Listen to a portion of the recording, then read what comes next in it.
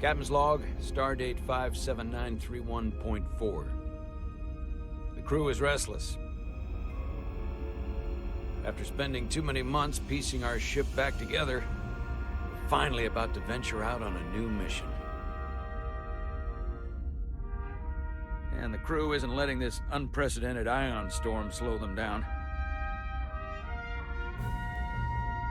They're ready for something different. I know I am. Perhaps more than any of them. Fortunately, nothing ever stays the same. It's entropy, the nature of the universe. Change is inevitable. And while entropy says order gives way to chaos, in this case, change is good.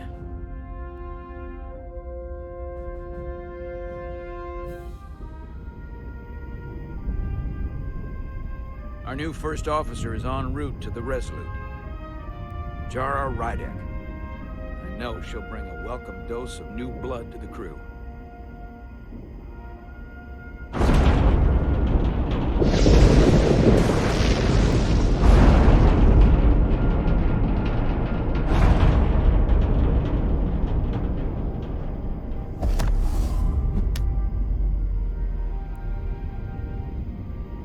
Thanks.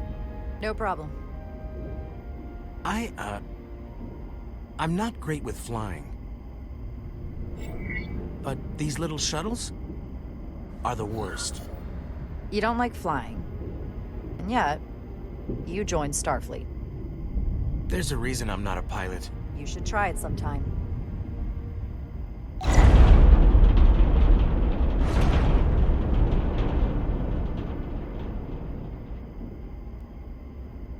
Sorry, I'm a little anxious. I hadn't noticed. I'm on my way to my first assignment. When we get to the Starbase, I'm transferring on to the Resolute. So am I. It won't be easy for Jara to step in at the 11th hour like this. But if she's half the officer I knew she could become when she was a cadet at Starfleet Academy, she'll be the XO this ship needs right now.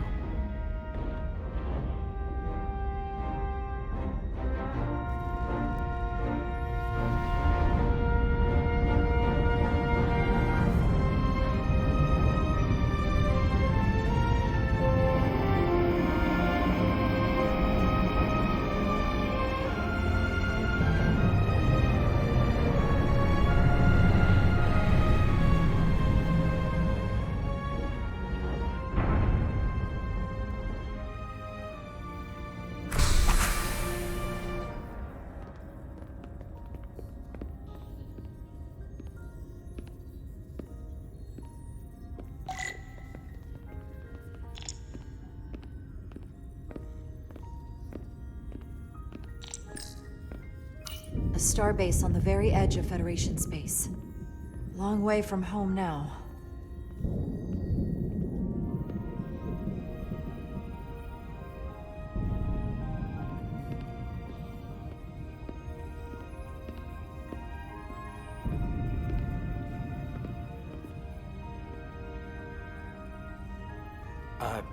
Commander? I'm not usually such a nervous wreck, by the way. I actually did well at the Academy. Oh yeah? Maybe you've heard of the Torvalin test? Sounds familiar. It's a tactical simulator that makes the Kobayashi Maru look like a picnic on Pintaris 5. Anyway, I finished in the top 20. Not just in my class. I mean, all time. In the history of the Academy. Really? That's quite impressive. Thank you. It was tough. But you know, I set my mind to it and it paid off.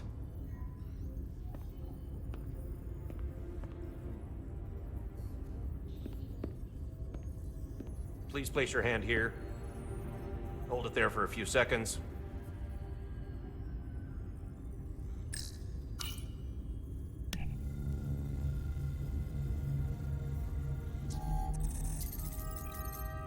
Welcome, Commander Rydek. Wait, you're Jara Rydek? You absolutely crushed the Torvalin test. You finished in what, like the top 3? That would be me. Now I'm really... It's an honor to meet you, Commander. Sorry, I didn't realize before. I just came off the shuttle and was glad to be on solid ground. The pleasure is mine, Ensign. Paul Calloway. Good to meet you. I believe Commander Ermot is expecting you. He's in the concourse just ahead. See you on the Resolute.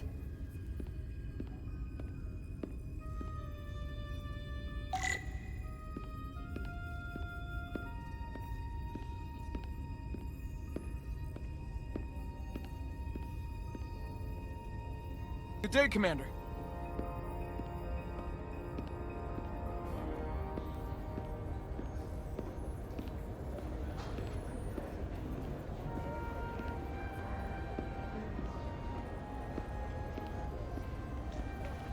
If I remember my briefing, Commander Ermot is a Bolian, so I'm looking for someone with blue skin.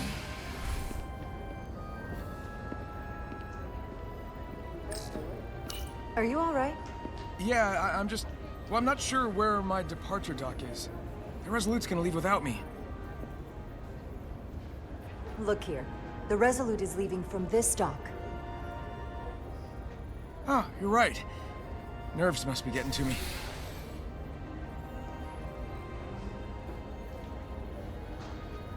Thanks so much, Commander.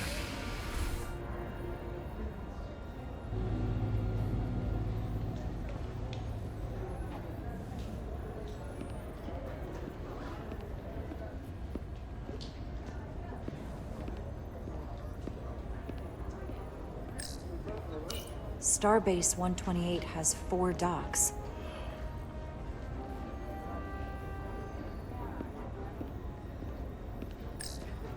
Excuse me, have you seen a Bolian around here? Yes, sir.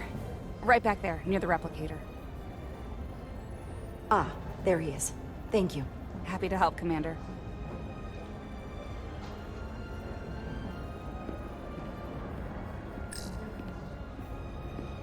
Excuse me.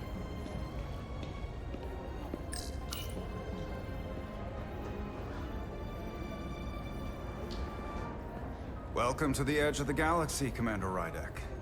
I'm Commander Jan Ermot, Operations Officer on the Resolute.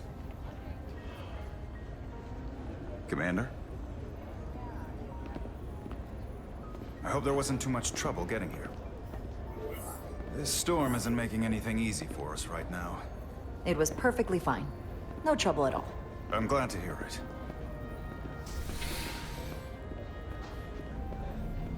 We're grateful you were able to come fill our first officer vacancy at such short notice.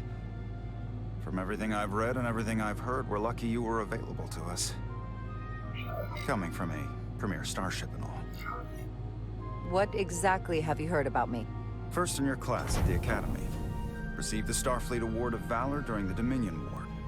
Most recently, Tactical Officer and Chief of Security on the USS Endeavor. You've done your homework. Like I said, we're very lucky.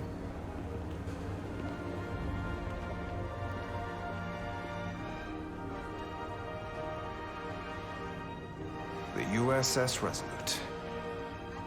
She may not look like much compared to the bigger ships, but as far as science vessels go, she can more than hold her own.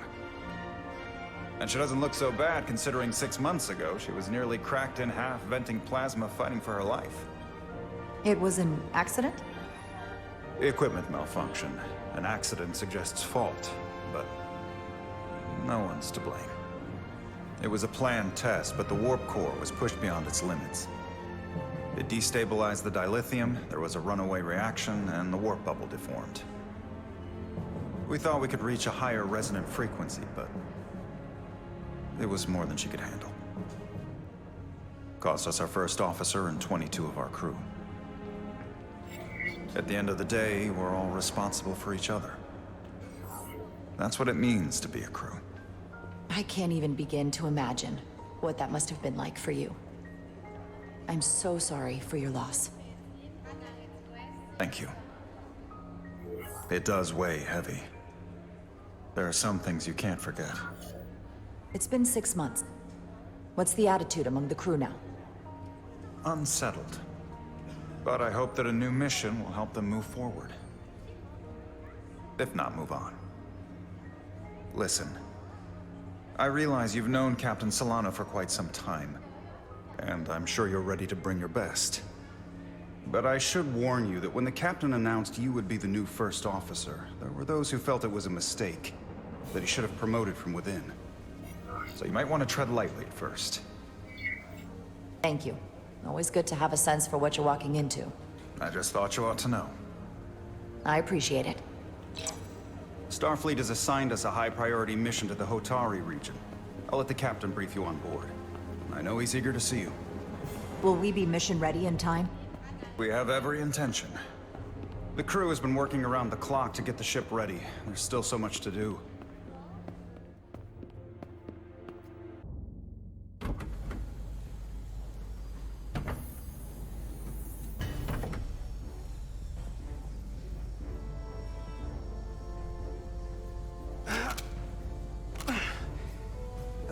Stuck.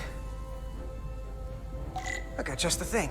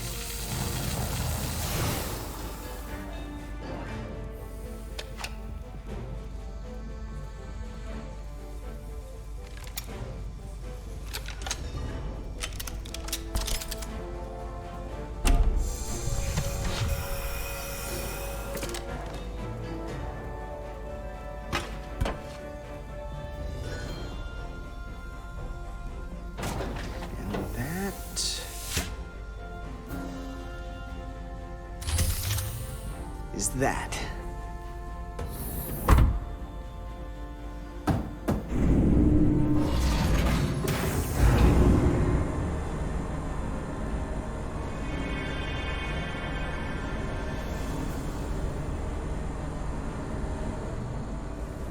I thought the thing was totally fried.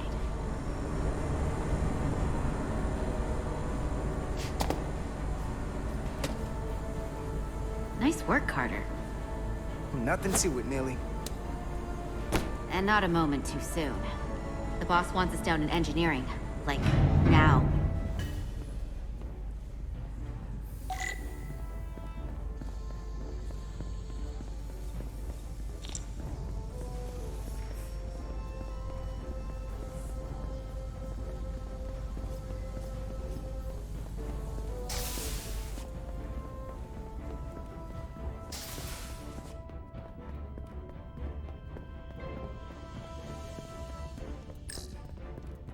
Good to see her fully operational again.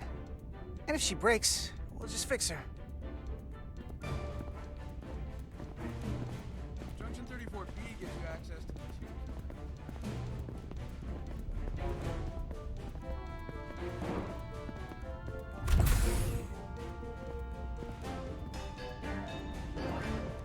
Engineering. I heard the new XO just arrived. Won't be long before we get underway.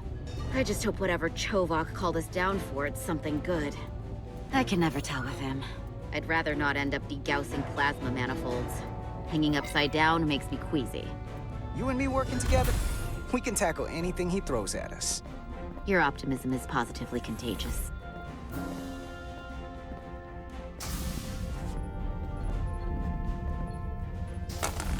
Looks like we got here before. Lieutenant Commander Chovok. We were just looking for you, Commander. Petty Officers Ed Solar, Diaz. I was beginning to think you would be late. We are all hands on deck right now, which means if you are not at your post at the appointed time, I do not have someone to replace you. A point I have been forced to make to Petty Officer Edsolar on repeated occasions. Apologies for the delay, Commander. I do not want your apologies. Simply see to it that it does not happen again. So, I don't suppose you wanted us down here to check in before we go off duty? Equip yourselves in EV suits to work on the exterior of the hull. I need you to tune the structural integrity field for optimal performance. The subspace distortions and ionic interference we are experiencing are preventing the proper calibration. But this ship must be ready to depart shortly, despite the storm. The precise nature of these disturbances are not fully understood. But many systems have been affected by the wide band of emissive activity. Whatever it throws at us, we'll be ready. We've got the best chief engineer in the fleet. I am a Vulcan, Mr. Diaz. Flattery is not necessary. All that I require is that you do your job. Right now, that entails critical preparations, because long-range sensors show that these disturbances will be more severe at our destination, the Hotari system. You have your orders. Do not delay. Yes, Roger Commander that. Chovak. All hands on deck. What's that? All hands on deck. That's what Chovak said. You know what that means? It means this ship isn't ready to go out, and the brass know it. So they're throwing every warm body at it. And they're going to leave on schedule. Consequences be damned. It all comes down to us, Nilly. We're the ones who will get it ready. I know what we can do. But this isn't just any old refit or any old relaunch. Oh, whoa. Excuse me. A lot of new faces coming on board. It's gotta be tough coming as a replacement. That's for sure. They seem all right. Something that happened 6 months ago while they were off on another ship? Well, that's nothing to hold against them. Yeah, you're right. I guess getting a little new blood on board doesn't hurt. Hold on. Now there's an old face I didn't expect to see again. Hey, Miranda! You weren't gonna leave without me, were you? Miranda, you're here? We thought you were staying on the Adirondack. Transfer came in at the last minute, so I figured I'd slum it on this bucket of bolts. Looks like you got her back together pretty nicely. I wasn't sure what to expect. I'm gonna take the high road here, pretend you didn't say that, and welcome you aboard. He's a better diplomat than I am. He still owes me a bottle of Saurian brandy. Don't think I forgot. Oh yeah, it's coming back to me now. Maybe Carter can rustle up that bottle and we can give you a proper welcome. As soon as we wrap up this quick little spacewalk.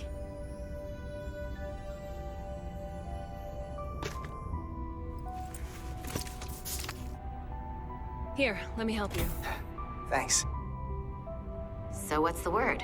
Are you back in the security rotation? Yep. Still running with the usual suspects. Whoa! Good to go.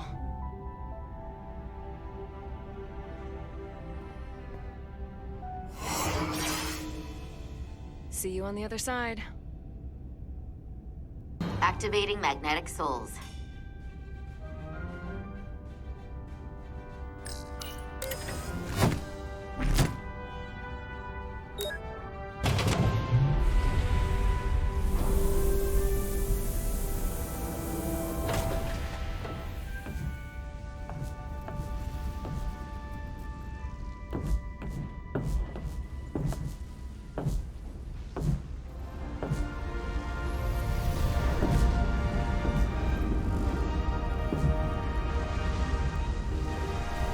That view never gets old. Let's go.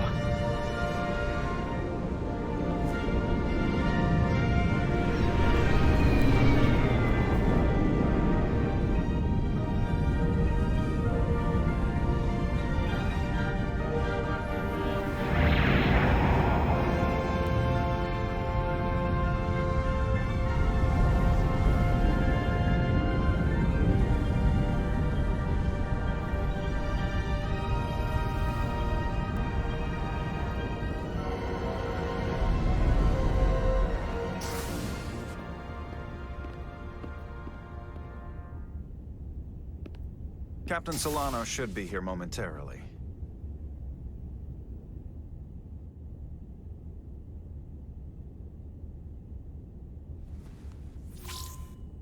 You'll have to forgive me, I don't know much about Kobleods. But my understanding is you need a steady supply of duridium to keep your cell structure stabilized, or bad things start to happen. And we have plenty of duridium in sickbay, so there's no risk of running out. Thank you. Feel free to make yourself at home. And help yourself to whatever you like from the replicator.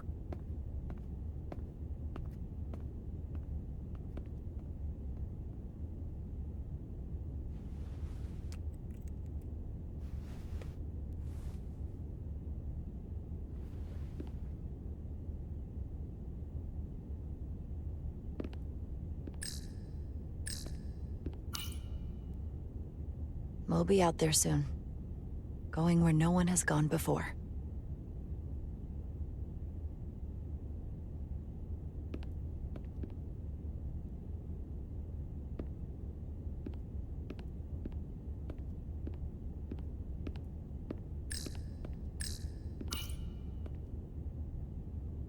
The first mineral Captain Solano ever discovered. Always was the nostalgic type. Jara Rydek. Last time I saw you, it was graduation from the Academy. You'd already secured one of the most prestigious assignments possible. And you were burning with enough ambition to fuel 7 trips around the Necrid Expanse. It's good to see you again, Captain. I could not be happier to have you on the Resolute. My only regret is that we couldn't provide you with a warmer welcome. The arrival of a first officer to her new ship deserves a bit of fanfare. That would be totally unnecessary. I don't need any pomp and circumstance. You've been here all of 5 minutes, and already you're trying to make us more efficient. I like it. As I'm sure you've heard, we've had a rough go of it these last 6 months. The ship suffered some damage, but not nearly as much as the crew. I assume you mean the accident. That's right. The tragic accident, really. We were on the verge of a major scientific breakthrough. A quantum leap forward in warp core technology. 10,000 teradynes per second. The ability to travel at a sustained rate of speed longer and faster than we ever dreamed. What would have been the crowning achievement of my career. Right there, within our grasp.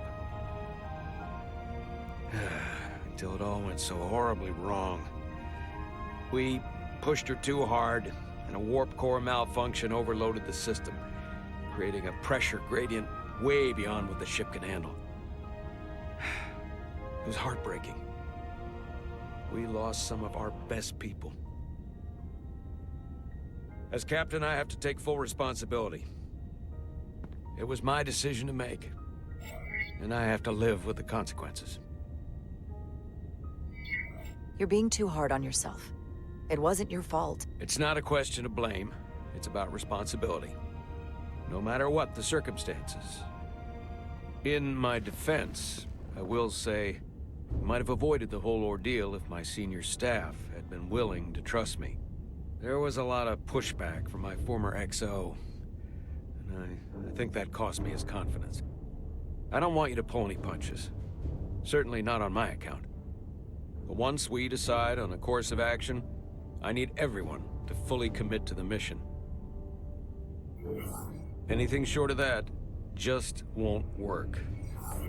And that's when things start to go sideways. Whether I agree or disagree, I can promise that I'll be honest to a fault. Good. That's exactly what I'm looking for. But at the end of the day, it has to be my call. Look, I'll be blunt. We can't afford another mistake. Or at least, I can't. I feel like my career is hanging in the balance here. We need a win. Something to restore the crew's confidence. I understand. On a more positive note, Starfleet has tasked us with what they're calling a mission of the highest priority. Escorting a senior diplomat to Hotari space. 2 previously peaceful and otherwise non-aggressive civilizations now find themselves on the brink of all-out war. So it's a peacekeeping mission. I see it as a golden opportunity to not only prove what the Resolute and her crew are truly capable of, but also A mission for which we're uniquely qualified. This ionic storm. Our long-range sensors suggest it's several orders of magnitude stronger than anything on record. A total anomaly like nothing we've seen before. And you'll never guess where it leads. Hotari. Exactly. Very nearly in the precise location where we're headed. Where I imagine the interference will be exponentially greater. But the diplomat will brief us on the details at the rendezvous. Who is the senior diplomat we're escorting? That I don't know. Starfleet hasn't said. But I don't want to get ahead of myself. I expect we'll have some rough sledding when we arrive, so I need you to prepare the crew for the worst. There's just one more thing I want to clarify up front. The metric that for me will be the ultimate measure of your success. What is it? If after serving as my first officer, you don't one day find yourself with a ship of your own, then I will consider it my personal failure. When that might happen is entirely up to you. But it goes without saying, you have my full support. It's been a dream of mine since before I can remember. So I would be honored to become a captain someday. As long as you're willing to do the work, you have my promise. I'll do everything in my power to see that it happens. Thank you. Come, let me introduce you to the crew.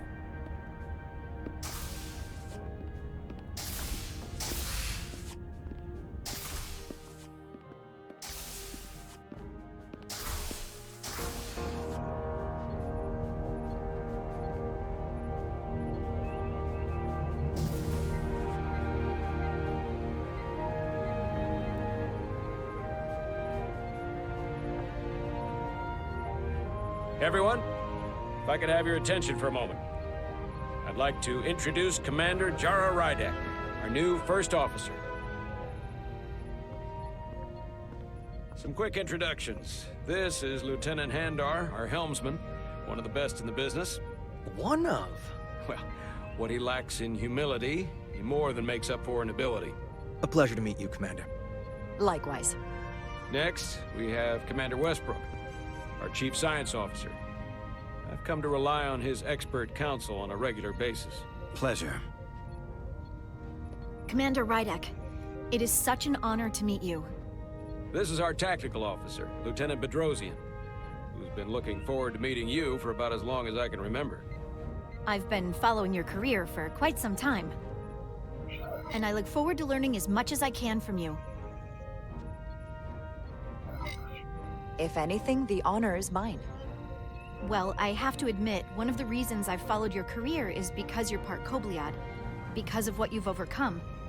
Starfleet stands up for people who can't defend themselves, and you were one of those people once.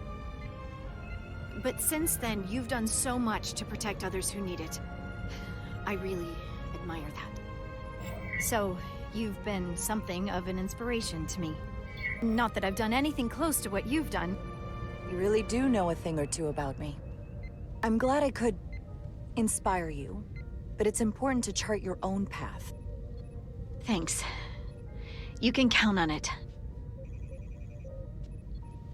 And then, of course, you've already met Commander Ermont.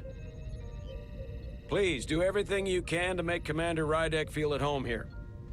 I'll be on the Starbase. Have an urgent meeting with the Starbase commander to get our authorization to get underway.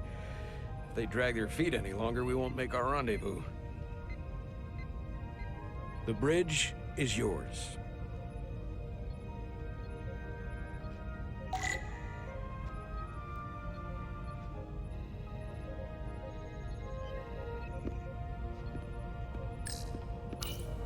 Communications. Keeps us in contact internally and with other vessels.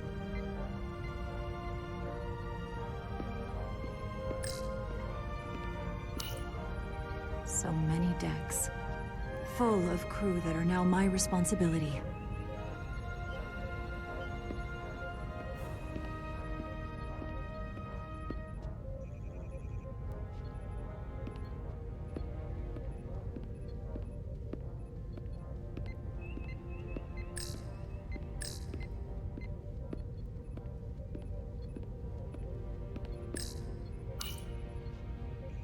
Impressive range of view.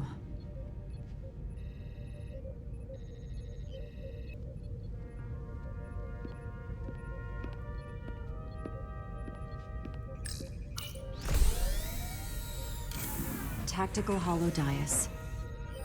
Just like they've got on the Excelsior.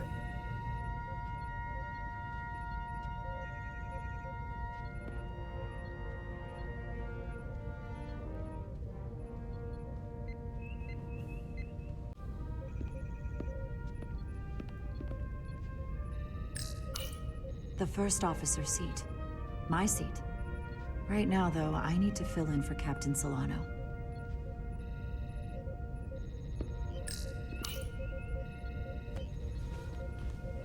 Commander, Chief Engineer Chovak needs to lower the structural integrity field. He's sent a crew out to recalibrate the emitters in response to the danger posed by the storm. We just need your go-ahead. Permission granted. Lowering structural integrity field, now. Entering maintenance mode. Condition blue.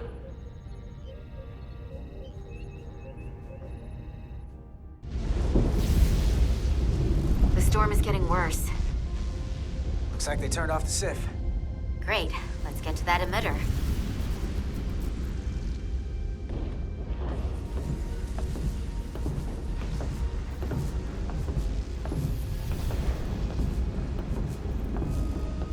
Every time we're out here, I half expect to see her in pieces again.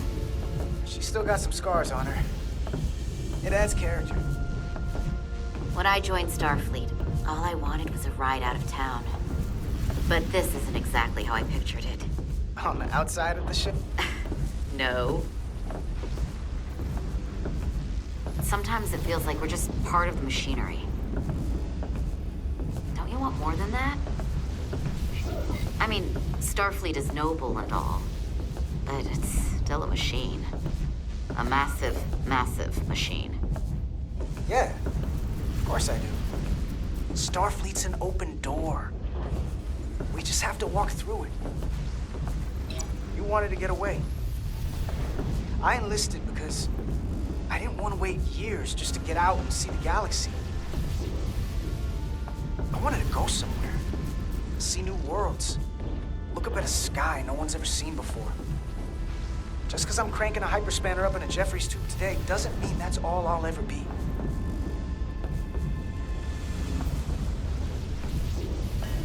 Diaz to Commander Chovak. We are at the SIF emitter. Acknowledged. You may proceed with the recalibration.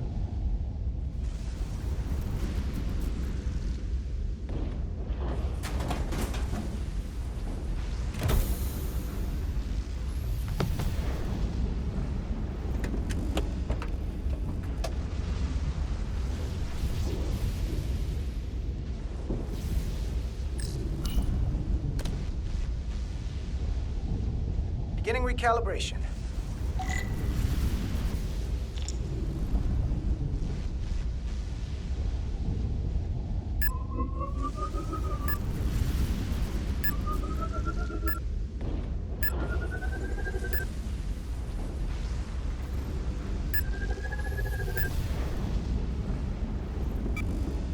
Looks good. That wasn't so hard.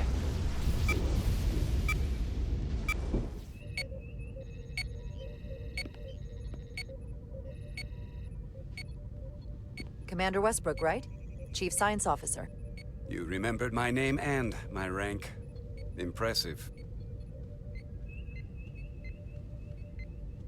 Yes, I'm the Chief Science Officer, and I have the dubious honor of being the most senior officer on this bridge. I know this ship inside and out. Better than just about anyone. What a very impressive list of credentials. This is a research and discovery ship, first and foremost. Now with a former tactical officer as its new first officer. I'm curious, though. A Kobliad, or half in your case, is an odd choice for first officer, given your vulnerable condition and all. But if, as an example, we found ourselves in a hostile situation, and you were suddenly incapacitated because you needed an infusion, what would happen then?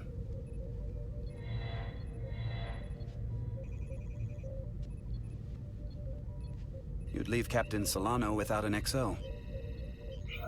Granted, that would be a worst-case scenario. That's very kind of you to be concerned about my well-being. But you don't need to trouble yourself on my account. I'll be fine. Well, I wouldn't say I was concerned, just curious, that's all. Listen, can I be blunt, Commander? I see no reason to stop now. Commander Sutherland, your predecessor, was one of the best first officers in all of Starfleet. His record was impeccable and his reputation was without equal. I mean no disrespect, but the shoes you're stepping into are almost impossible to fill. He was loved by the crew. And he was one of my closest friends. Hey, we just met. You might like me after you get to know me. They say familiarity breeds contempt, but who knows? Seeing as Captain Solano is on the Starbase, let me give you an update on this ion storm we're flying into. It's unusual, unlike anything I've ever seen. At the moment, I can't tell you if the Resolute will shrug it off or if we're putting ourselves at risk. However, if we learn more about its patterns, its nature, we can come up with a scientific countermeasure. Just a moment.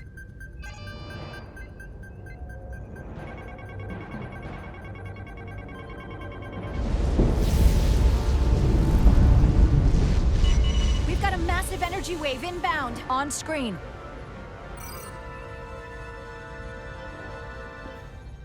Tracing its trajectory. Starbase docking clamps are holding. The storm's emissions are fluctuating, coming in waves.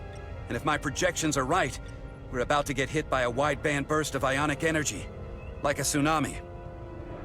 I'm reading power abnormalities. Red alert! Aye.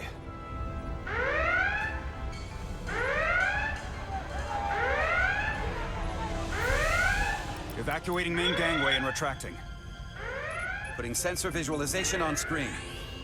With the structural integrity field shut down, we can't take a direct hit. Time to impact. 1 minute. Shield systems are severely impacted. We have limited protection. I need every available solution. What are our options? We can weaken the impact of the storm with a deflector pulse. There's a better way. I'm sending all auxiliary power to the deflector dish. Send the aux power to the shields. We can't reactivate the entire shield bubble, but it's a directional threat. So we can orient all we have towards the wave. You have to believe me.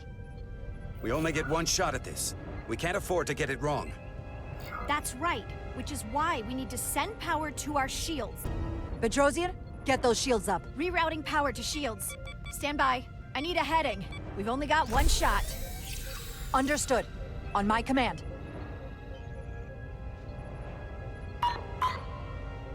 Heading locked. Raise shields.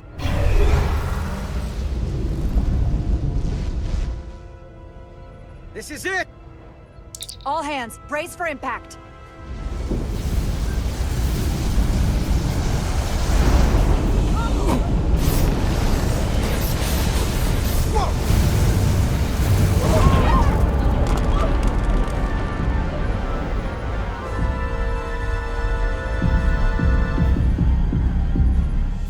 What happened?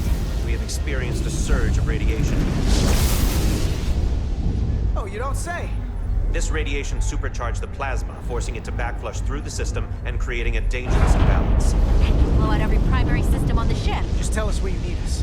I need you to traverse the hull to the access port to recalibrate the port nacelle plasma regulator.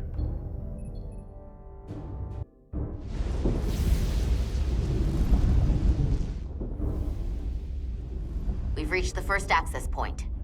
Understood. Do you see the override for the level 1 failsafe circuits?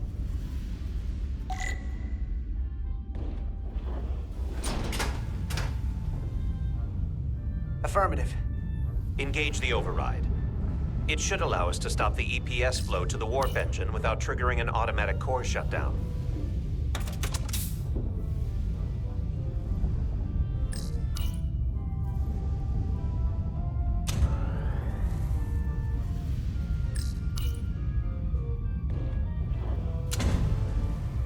Failsafe override engaged.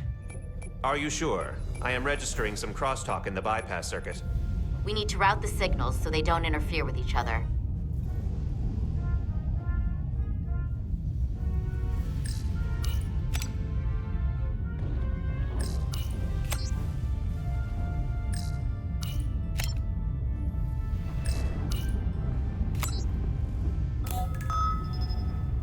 Diaz to Resolute. The failsafes are temporarily disabled. Moving on to the EPS regulator. Heads up, Carter. What is that? One of the discharges coalesced. It's coming right toward us. I'm gonna try to disrupt it with my phaser.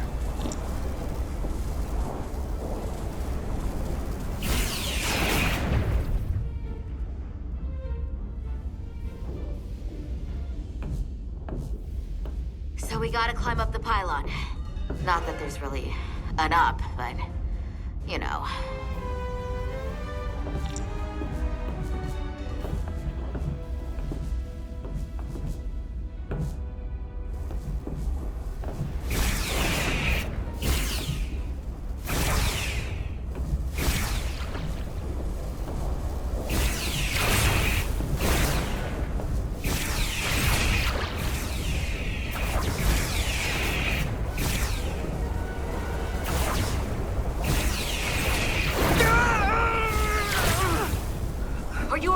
Yeah.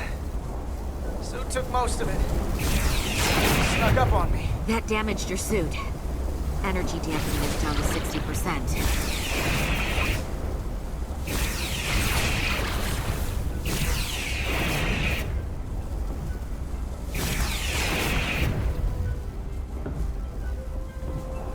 We're almost to the regulator.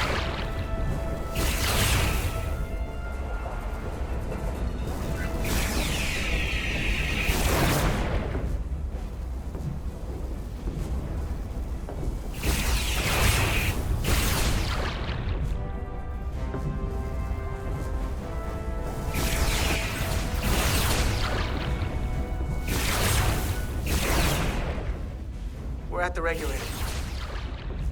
Opening the access panel. I am now halting the EPS flow to the port nacelle. We have little time before it causes an overload in the engine. You must work efficiently.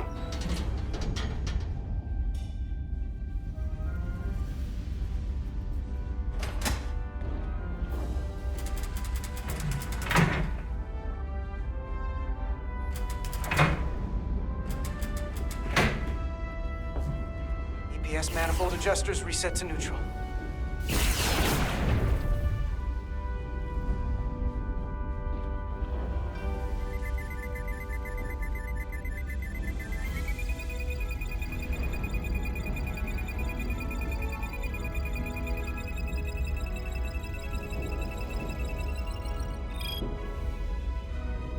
The EPS lines to the port warp engine are back in balance.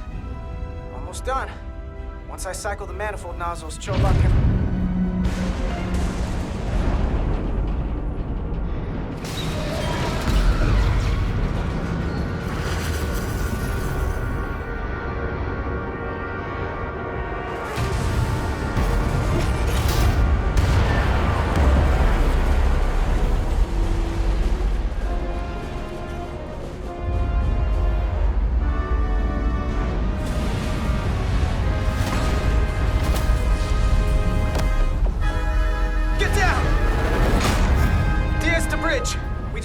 docking clamp. We've got a lot of debris coming down. Hull vibrations, too. We can't finish the EPS regulation in these conditions. Please advise. We have to release the ship from that other docking clamp or the hull will be ripped apart. There's a problem. The clamps are supposed to disengage automatically in an emergency, but it's not working. Not working? What are our options? The docking clamps are fitted with exploding bolts for an emergency release. We've got crew out there. That'd be like setting off a bomb next to them. Maybe there's another way. Starbase is hailing us. Put him through. Resolute, the remaining mooring arm is failing. You need to disengage from the Starbase now. The damage to the station will be catastrophic. We have crew outside and are looking for the We safest have way to... people on this station. If that mooring arm breaks, we could lose dozens of crew. Commander, hear me out. Reverse the polarity of the hull, which theoretically will repel the docking clamps. And repel the engineering crew right off the hull into the storm. This is Captain Solano. Put me on screen. Go ahead. Captain, we have a situation. Commander, what are you doing? Blow the bolts on the docking clamp. The captain doesn't know the whole story. I'm giving you an order. Chara? Yes, sir. Disengaging the clamps. They're gonna get hammered with debris out there. The captain made himself quite clear. Reverse the polarity. There is protocol. And there are lives. What is the holdup? Starbase, stand by. We're gonna flip hull polarity to disengage the clamps. Yes, Commander. What? You just said you disengaged the clamps! Captain, I have to do this.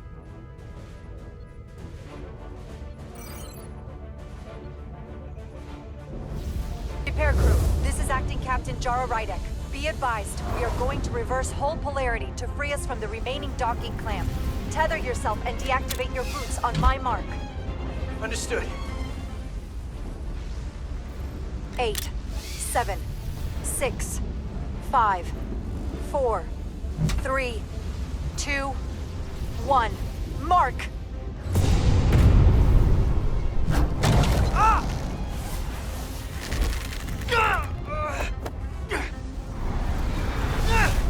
Grab my hand! I got you.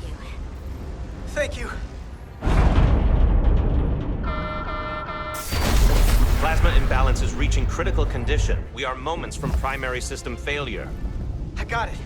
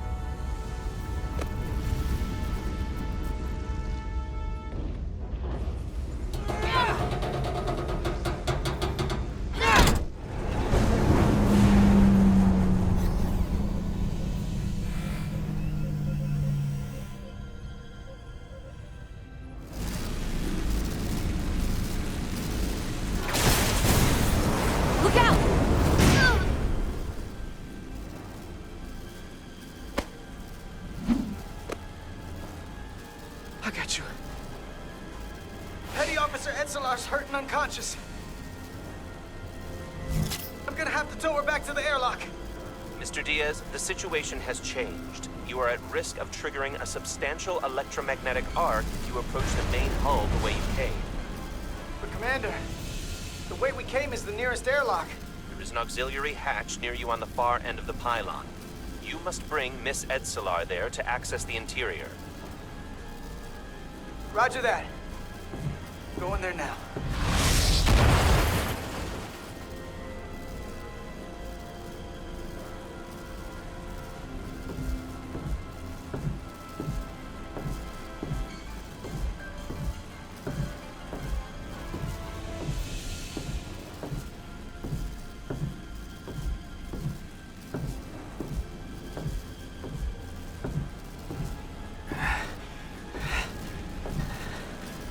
I'm at the auxiliary hatch.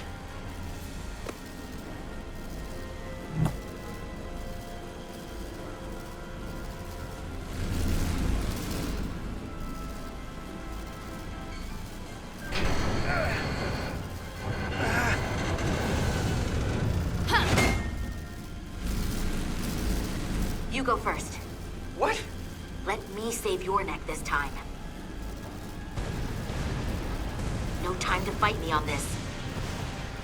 Get in there! Not on your life. Let's not let it come down to that.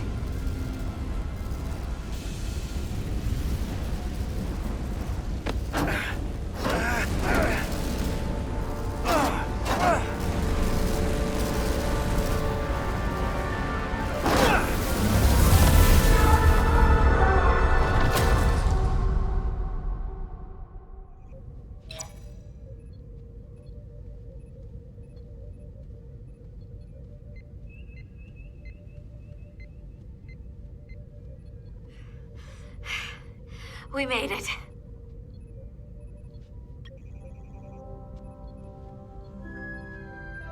They're safe, bringing the SIF fully online. Do it.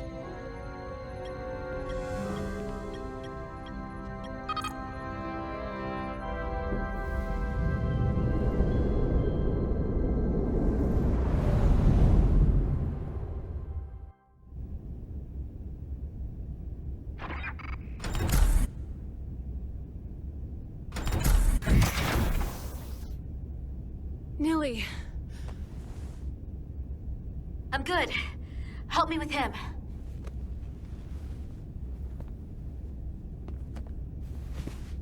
Let's get this off. Medical. Got one wounded at my location. Carter. You don't look so good.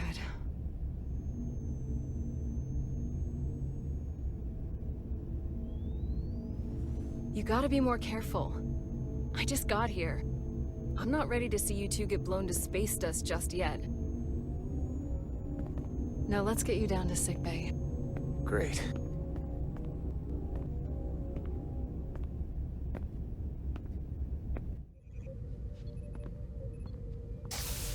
Status report. The repair crew made it inside.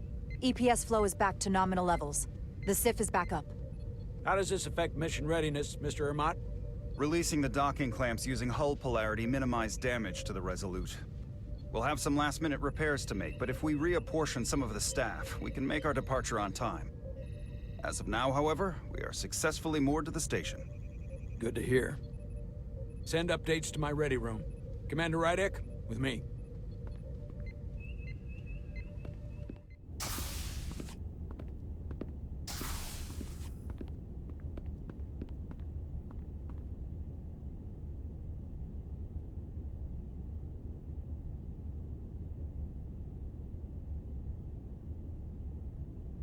You disobeyed my orders. Well? Respectfully, Captain, I made the right choice given the information I had. You disobeyed my orders! And not just in front of the bridge crew, but the Starbase staff as well. That's going to get around. My name's already tarnished around the fleet. But what is it going to do to my credibility on this ship? From the top to the bottom. Bridge to lower decks. Captain, I told you I'd be honest, so here it is. Maybe I shouldn't have disobeyed a direct order, but you were wrong. You weren't on board, and you didn't have all the information. So I made the right decision for the ship. If you're worried about your credibility, put your ego aside and trust your crew. Trust me. You might have won some fans on the bridge with that stunt, but not everyone. Lieutenant Commander Chovak has already bent my ear. I'm sure he doesn't take it personally. He'll get over it in time. Mr. Chovak is more complicated than he would want to admit. I guess we all are. And, if I'm being honest, I'm not sure what I would have done in the moment either. You never really know if you weren't in those shoes. So, let's just boil it down to, you did what you had to. Thank you for understanding, sir. I'm sure no one knows the burden of command as well as you do. I'm sure you will, someday. Despite it all, we got our final Starfleet clearance to depart. So if you'll fetch Mr. Ermot, we'll knock out the final details of any outstanding repairs, and then we'll set out for Hotari. Yes, sir.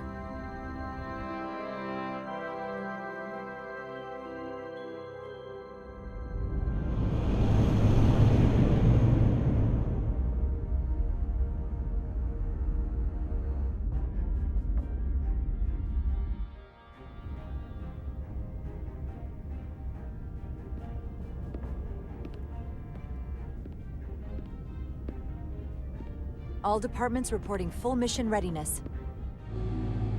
We've got our full complement on board. This is my favorite moment, right now. The start of a new mission is always full of possibility.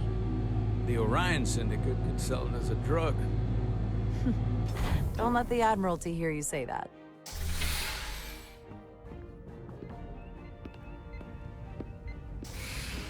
Captain on the bridge. Sit. Sit, everyone. You all know, I'm not big on speeches. We're embarking on the first mission since our refit. Let's make it a good one. Disengage docking clamps.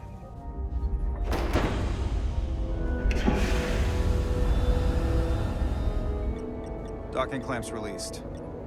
Thrusters ahead, Mr. Handar.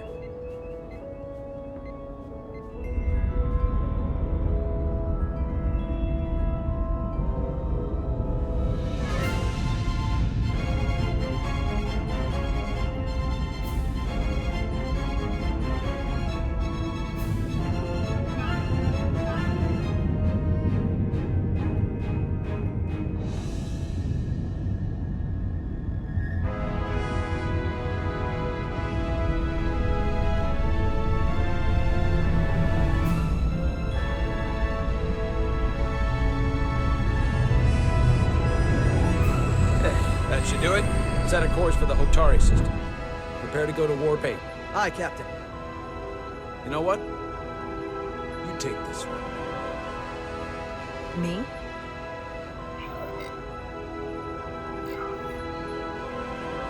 Engage.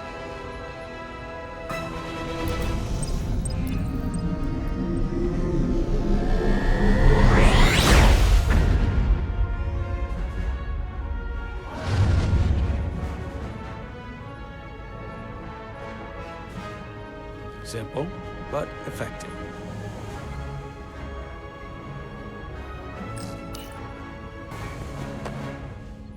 Easy. Thank you. I'm fine. Really, You don't look so good.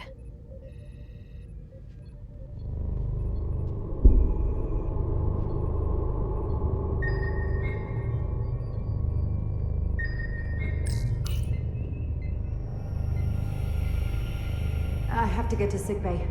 Go.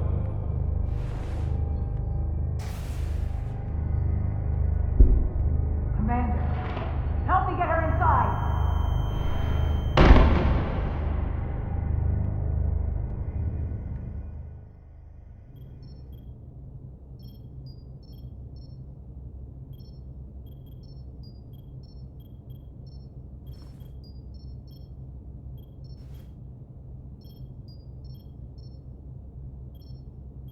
Well, that was quite a scare. A few minutes more and it would have been one of the shortest tenures on record for a first officer. Is that the engineer that was out on the hull? That storm did a real number on him, but he'll live. Just needs rest. You should worry about yourself. Your duridium levels got dangerously low and destabilized your cell structure. This is definitely one of the more memorable first days I can think of. My name is Dr. Aram Duval, Chief Medical Officer. To be honest, I've never met a Kobliad before. You're... rare. I know. I was going to say special. Your people's numbers have dwindled, despite the Federation's efforts to find a more readily available alternative to the duridium you need to survive. Yet you joined Starfleet, and managed to thrive. I imagine the responsibility must be overwhelming. Maybe even a burden at times. I know what it means. And I know the responsibility that comes with it. But I can't be anything more than who I am. And if someone has a problem with that, or expects something else, then that's their problem, not mine. That's exactly right. And don't worry, I won't treat you like a science experiment. I just do the science and leave the experiments to Solano. You don't agree with his methods? I don't agree with his definition of acceptable risks. Not when the lives of your crew are at stake. My professional opinion is that the accident took a toll. More than he's willing to admit. He's overstressed, operating in the pressure cooker of his own mind. Which is never a good headspace when the lives of your crew are at stake. What concerns me is that now he's even further away from the thing he's been chasing his entire career. Breakthrough discovery. The major innovation. Something he can put his name on. I hear you. But that's my job, isn't it? To make sure that doesn't happen. And we don't lose sight of the bigger picture. Which is exactly why I'm so glad you're here. We need you now more than ever. And I have to give you credit for what happened on the bridge. It took guts to defy a direct order. Huh. I guess word travels fast around here. It's a small ship. And everyone's curious about the new XO. Fortunately, your cell structure is almost completely stabilized. And I'll spare us both the lecture, but I do feel it's my responsibility to remind you, without regular infusions of duridium, you will not live. It's as simple as that. Understood. Then, my work here is done.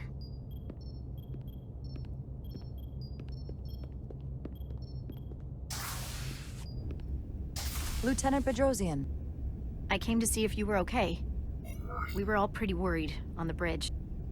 No one knew what was happening. I'm feeling much better. Thank you. It's just part of who I am. You don't have to explain to me. I understand. I'm just glad you're okay. You trusted me earlier with the shields, and I appreciated that. I want you to know that I have your back. Thank you.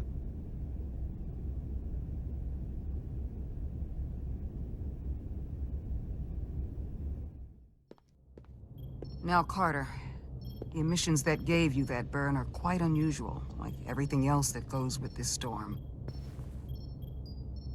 That's the combination of hyronolin and lectrazine to counter the radiation effects. That should help speed your healing. She's come by a couple of times to see you already. Be brief. It's good to see you awake again. I was starting to get worried. Not that you aren't in good hands with Dr. Duvall. You did take one hell of a shot, though. I hear you've been checking in on me. Thanks for that. One of the benefits of working a security rotation. Lots of opportunities to walk by sickbay and stop in. Millie was looking in on you too, by the way. But since it's just us right now, I had a chance to think about this while I was away. And I thought it was important that I just come out and tell you, instead of tiptoeing around it. It's okay, Miranda. You can tell me anything. I know that. Then come on. Just spit it out. I'm trying. Let me talk. What I'm trying to say is, we've been really good friends for a long time. But I got back here and I couldn't ignore it anymore. I want to see if there's more between us than just being friends. You don't have to explain it. I feel the same way. There is something between us. So, do you want to find out what that something is? If it's there for you, and it's there for me, why not give it a try? Are you kidding me? I just said yes. I wanted to be sure I heard that right. Sorry to interrupt, but the patient needs to rest if he wants to get back to his old self. Of course. I'll see you again soon.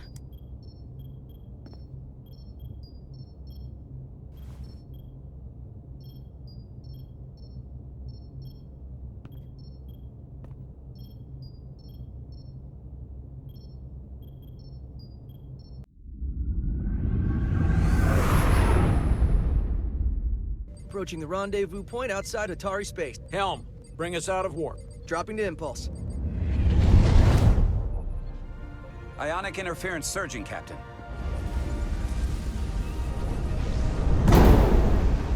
Shield integrity holding. We can take it. We are at the correct coordinates to meet the shuttle. Commander Rydek, find us our diplomat, if you will. Aye, Captain. Let's reduce the noise. Filter out environmental signals. I can manually tune what's left for Federation signal types.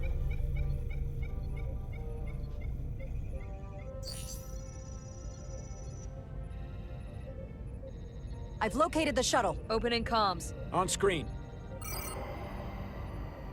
Shuttle to Resolute. Shuttle to Resolute. Debris field. Lost maneuvering. Losing. I can't get it any clearer. It won't get a transporter lock. It's just not happening. Power up the tractor beam. We'll pull them directly into the docking bay.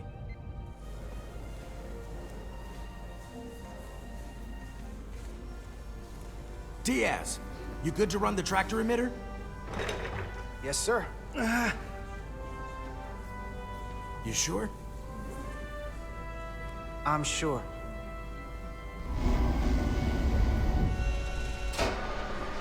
Come on, Diaz.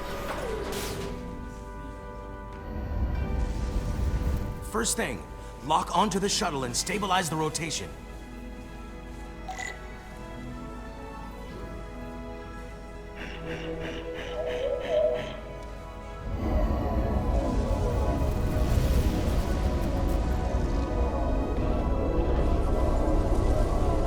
We're pulling in debris.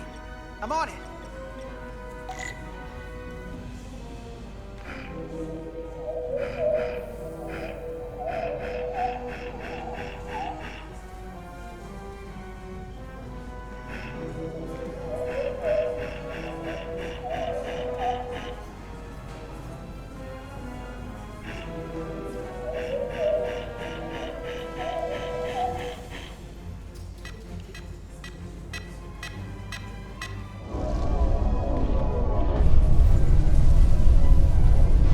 gonna take out the shuttle. Diaz, the bridge. There's a large piece of debris headed for the shuttle. The tractor beam can't handle it. Can our shields take it? I believe so. Commander Ryder, plot an intercept course. On it.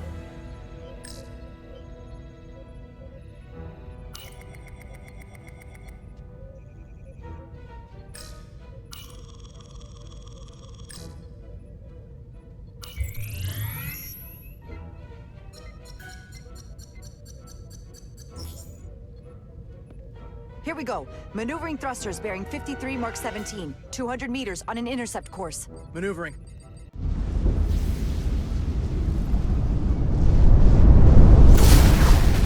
Got it. Whoa! Someone's working hard on the bridge.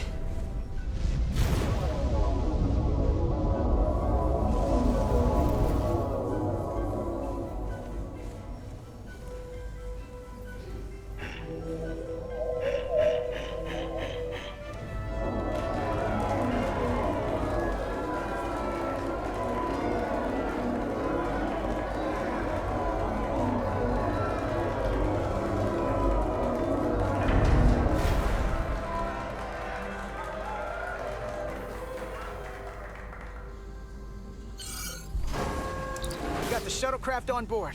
Good job. We're on our way down to meet them.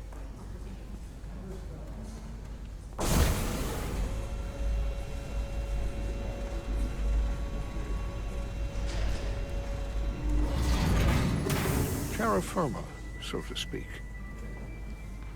Ambassador Spock.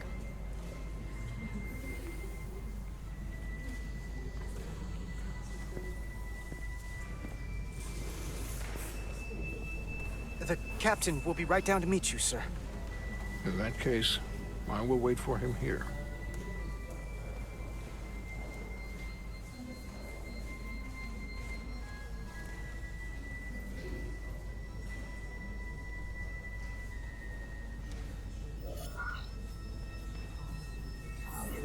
Well, let me be the first to say, welcome to the Resolute, Ambassador.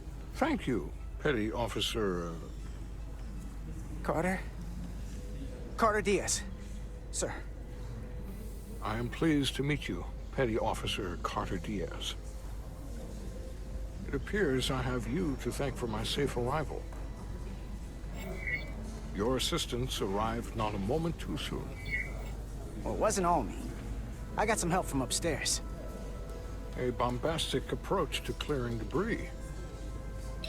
We thought we were prepared for our arrival in Hotari space, but it is evident my craft was not sufficiently robust for such intense ionic activity.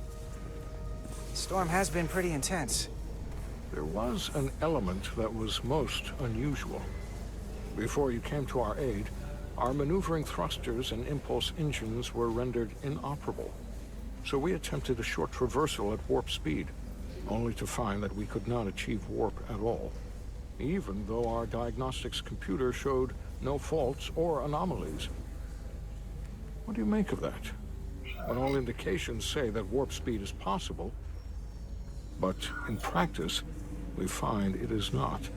Well, this storm is one of the strangest phenomena we've ever encountered. It's disrupted other systems. Who knows what it might do to a warp drive? Yes, it would seem further investigation is called for. Take readings, run some additional diagnostic checks, and we'll get to the bottom of this. Quite logical, Petty Officer Diaz. Thank you. Ambassador Spock. Excuse me. I'm honored to have you aboard. I'd like to get right to it. We're already behind.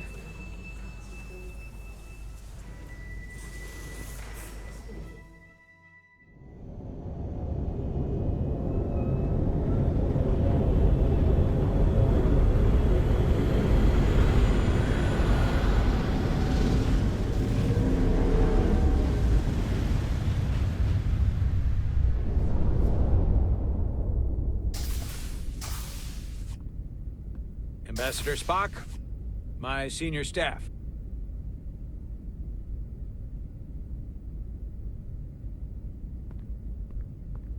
It's not every day that a captain gets to welcome a Starfleet legend aboard. You flatter me, Captain Solano. But legend implies the past tense, whereas I am very much focused on our present circumstances. I didn't mean to suggest you were stuck in the past. You're right, Ambassador. Not the most diplomatic choice of words. You are a legend, Ambassador. There's not an officer in Starfleet that doesn't know of your career. I would never assume that to be the case. We were hoping you could fill us in on the details. We got the basics from Starfleet. Two formerly peaceful neighbors are now on the brink of war. Indeed, and the tension between them grows fiercer by the hour.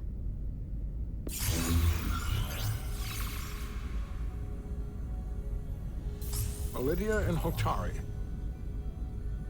Elydians are the more advanced species. They made first contact with the Hotari over a century ago. This is Tau, the Hotari moon. It is rich in dilithium, and for decades, the Hotari and the Elydians have shared a mining operation there. The Elydians provide the technological resources, while the Hotari have served as the labor force. The stability of that arrangement was the source of their peace, until recently. The Hotari have suddenly and forcefully seized control of the mining operations and expelled the Elydians from their system. That is the official story, as told by the Hotari when they requested Federation mediation. But the details remain scant. Communications between all parties have been limited by the ionic interference. How is it the Hotari were able to turn the tables and take the mines against superior forces, especially after decades in this arrangement? Unclear. The answer to that question may be the key to a new, lasting peace, and one that I hope we can uncover during these negotiations. But it is unlikely the relatively primitive Hotari forces would stand a chance against the Elydian fleet if this escalates to open war. Left unchecked, this conflict will result in more bloodshed, which is what we are here to prevent. And the dilithium trade hangs in the balance. Clearly, the Hotari have been exploited in this relationship. Maybe we can persuade them peace is the more profitable alternative for everyone. They both profited from the mines. And for the Hotari, something is better than nothing. Peace is our objective, after all. We can call it profitable or mutually beneficial, but at the end of the day, the Hotari are still being exploited for their own resources. True peace is not merely the absence of war. And as such, this conflict will surely come again. Neither the Elydians or the Hotari are members of the Federation, so we can't make them do anything. There is an additional complicating factor I should mention. In the past, the Federation has relied on the Elydians as a source of dilithium. That certainly changes things. The Federation sources its dilithium from a lot of places. Yeah, and this is one of them. So we've already played a part in this. Unfortunately, that is indeed the case, Commander Rydek. We're morally obligated to make this right. Hold on. Our only obligation is to negotiate the peaceful resolution of this conflict. Given the Federation's involvement in the Elydium dilithium trade, Captain Solano and I must make every effort to appear neutral in these negotiations. What worries me is if this whole thing unravels, and we're at the mercy of the storm at less than full strength. We can't let it come to that. Considering what the Ion Storm has done to our ship, and the Ambassador's shuttle, we have to assume the Elydian fleet has had problems with it as well. This recent surge in the energy disturbance temporarily levels the playing field. Commander Westbrook is correct. The energy anomalies around the Hotari systems have been noted in the past. If it's keeping the two sides talking instead of shooting at each other, that actually helps us negotiate a peace. And we'll take advantage of that as long as it works in our favor. And when it doesn't? All the more reason to learn as much about it as we can while we are here. We do not want to be caught unprepared, should the energy anomaly continue to fluctuate. So I trust we understand our circumstances. We're operating on a strict timetable here, and we're going to be leaving for the negotiations shortly. Commander Westbrook, I want you to leverage our systems to investigate the anomaly from here while we're gone. Aye, Captain. Thank you all. Dismissed. I want to speak to both of you privately.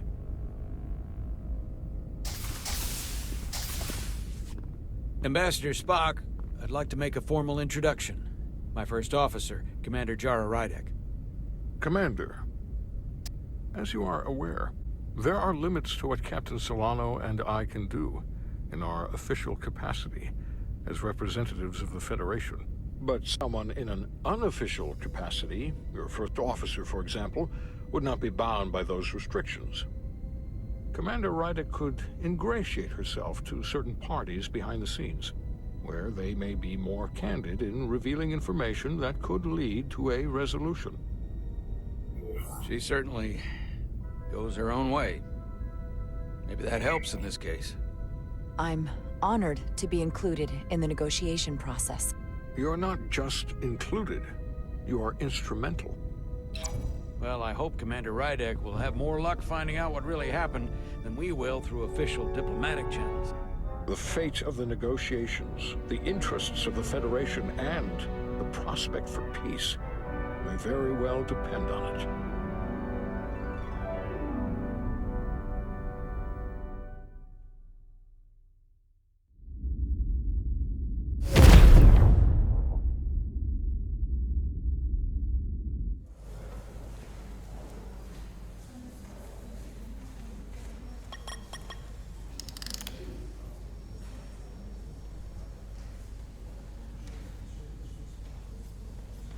Mr. Diaz, I understand you have already discussed the warp drive failure with Ambassador Spock? I have. It is imperative that the Ambassador's shuttle be flight ready. I need you both to ascertain the root cause of the system failures he encountered. I'm surprised, Commander. I thought you would have wanted to work on Ambassador Spock's shuttle yourself. I respect the Ambassador and his many accomplishments, but I do not derive any satisfaction from interacting with his shuttle as if it were somehow transubstantiated through its association with him. Especially when I have the entirety of this starship to concern myself with. I am not the chief engineer of this shuttlecraft. The Ambassador asked me to take a look, and I'm ready to crack this thing open. Good. You could learn from Mr. Diaz's focus. I'll take notes. Then I will leave you to it. Make note of any abnormalities in your report. Carry on. It seems like he's warming up to us. Yeah. Even Chovok has to look at that face and know you've earned some real respect. And I have to admit that I owe you one. You were right to make me go first. I don't know what I was thinking. You've pulled me out of trouble how many times? Call it even. Okay. At the very least, maybe I can track down that bottle of Saurian brandy you're still on the hook for. But first, we have work to do.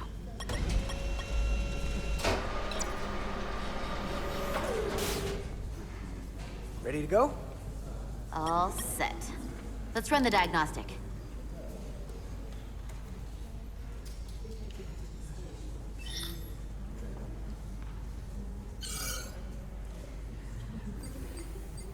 So, I know about your talk with Miranda.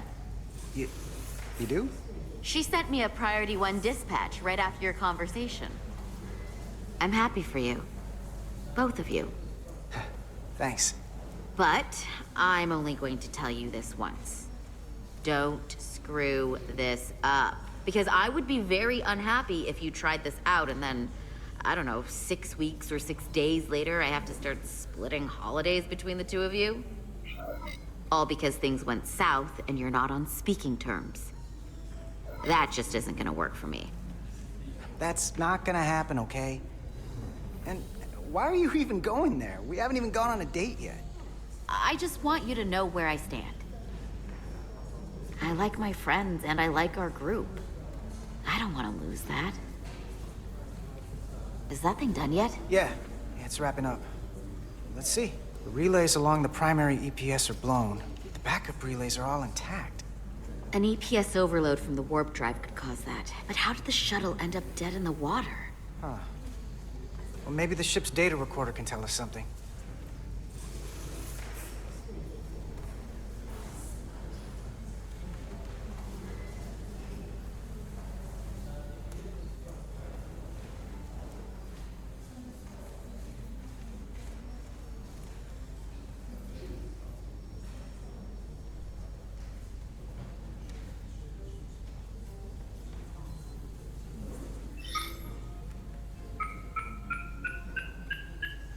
Here. They were only about 8 minutes from their plotted warp point. No faults, just those warnings. What are they?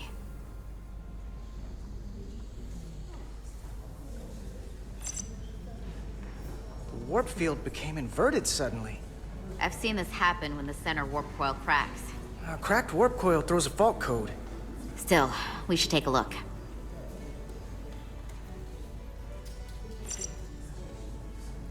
There was a complete warp cascade failure.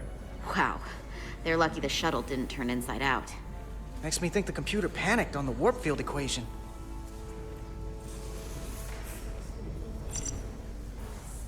Subspace variance out of tolerance. What does that mean? It means the main navigation array lost sight of space somehow. Will the array going offline cause that? Yes, but it should have also thrown a fault code. Any one of these failures should have thrown a fault. If it was caused by a system failure. None of this caused the relays to blow. Roll forward to when that happened. Yes, ma'am. So here, they take a moment to get their bearings and they attempt to re-engage the warp drive. There. That's the relays blowing. And look, there's another warp system alert. They're all the same. Subspace variance out of tolerance, or warp inversions. Finally, there's a complete warp cascade failure. Then it's one of two things.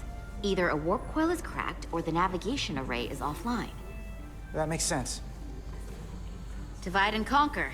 You want to check the warp coils or the navigation array? I'll check the other.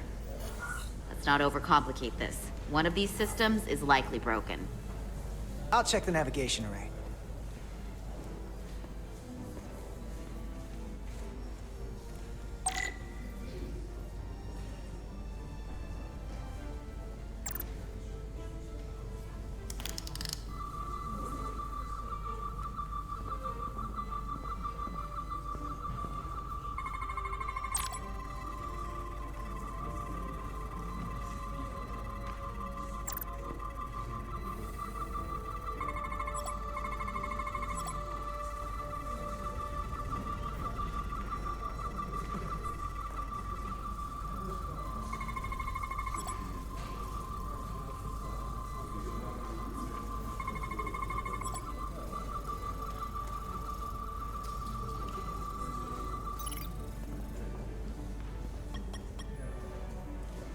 Navigation array checks out, so it must be a coil. Except it's not. Checked and double-checked. Well, the readings don't lie. Here comes the security detail for the way team.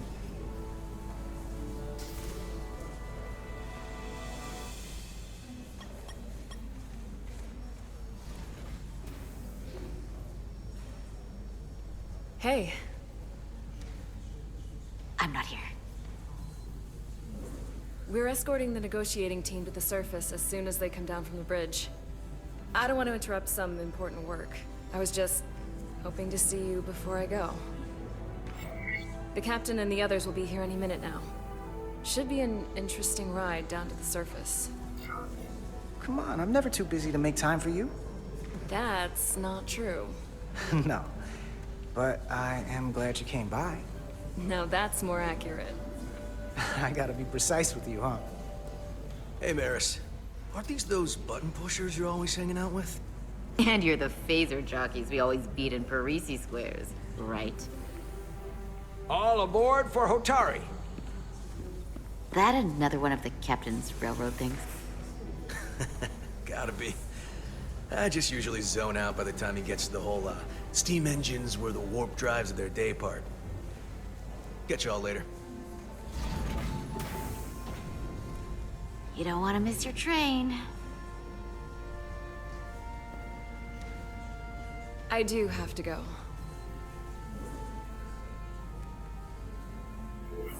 Not gonna lie, I'd rather not leave right now.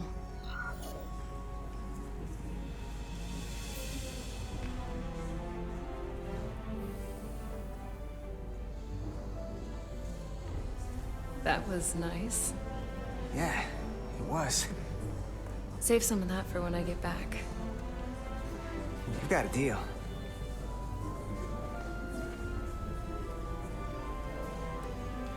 Be seeing you.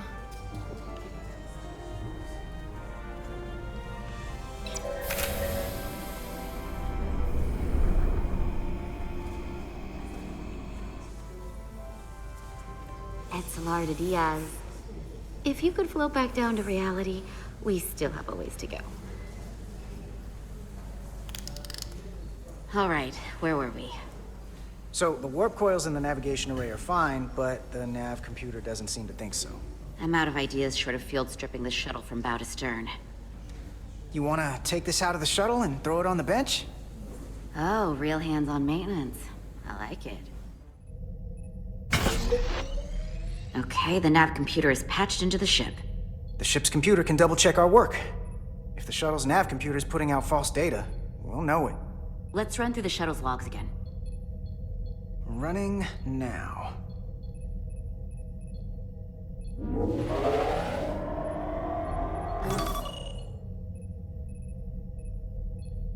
Same. Warp field inversion and a cascade failure.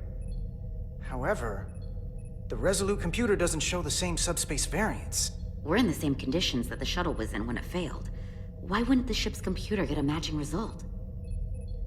What if the subspace variance was a momentary occurrence? That's a possibility, and it would explain why the simulation under our current sensor readings failed to reproduce the issue. But a subspace anomaly strong enough to cause a warp field collapse would leave graviton ripples for days. Let's run with the momentary subspace variance theory for now. Roll forward to the shuttle's attempt to re-engage the warp drive. We need the conditions of space around the shuttle at the moment of warp failure. Resuming simulation.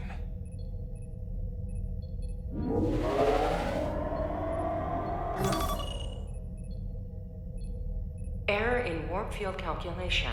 Cochrane formula variables are out of range. That right there. Take the shuttle sensor data from that moment. Computer, why did the warp field calculation fail? Warp field pressure returned non-orthogonal. Results are undefined. That doesn't help. Wait, what if we use a different ship? Put the Resolute into the simulation instead of the shuttle. Yeah, it should warp just fine. Unless... Computer, run the simulation with the Resolute. Resolute simulated. Computer, give me manual control on the warp power. Static field intensity, warp 1.1. 1.2. 3. Warp pressure is destabilizing. Error in warp field calculation. The warp drive has experienced a system-wide cascade failure. Warp field collapsed. Subspace variance is out of tolerance. Cochrane formula results are undefined. Bingo. What-o? The same moment when the shuttle failed to warp, so did the ship. Whatever happened to the shuttle just happened to us. The Resolute will not sustain warp. We can't leave Hotari space.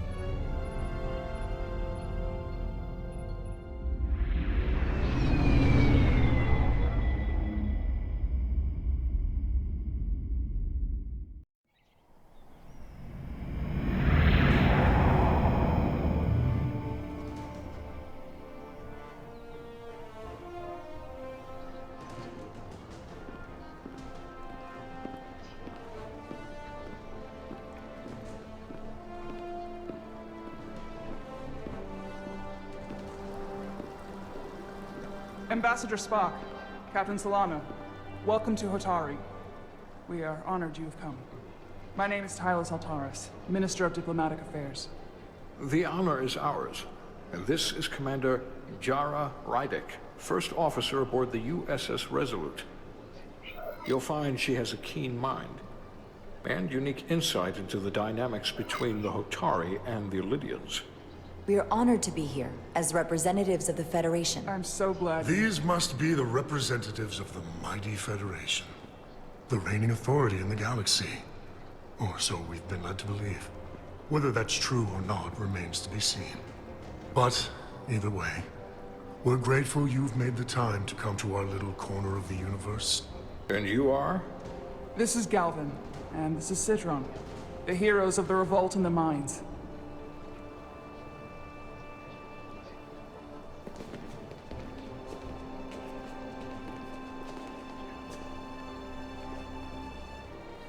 Let's hope this is the last time we ever have to come here. If you'll excuse me.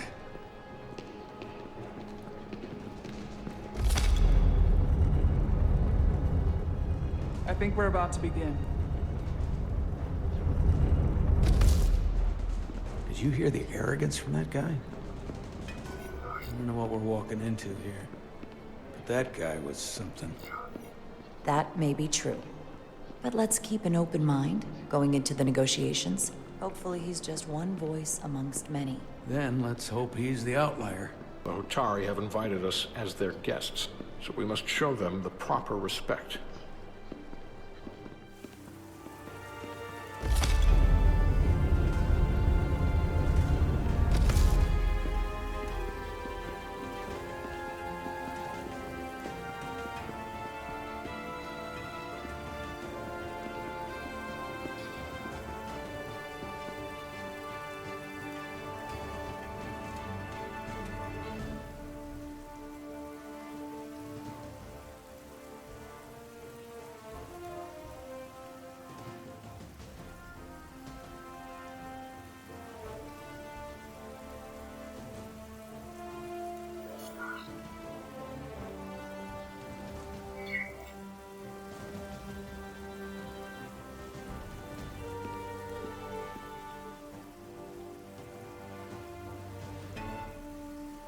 Ambassador Spock, welcome to Hotari Prime.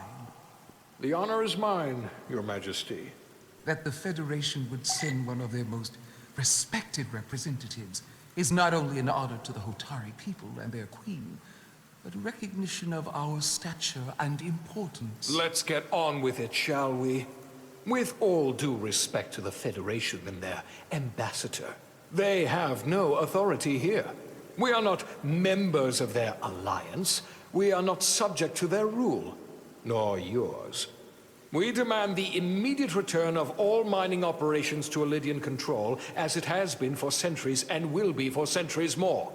That has always been our understanding. That understanding has changed. Then you invite war! And if you cannot remain silent, you will be silenced.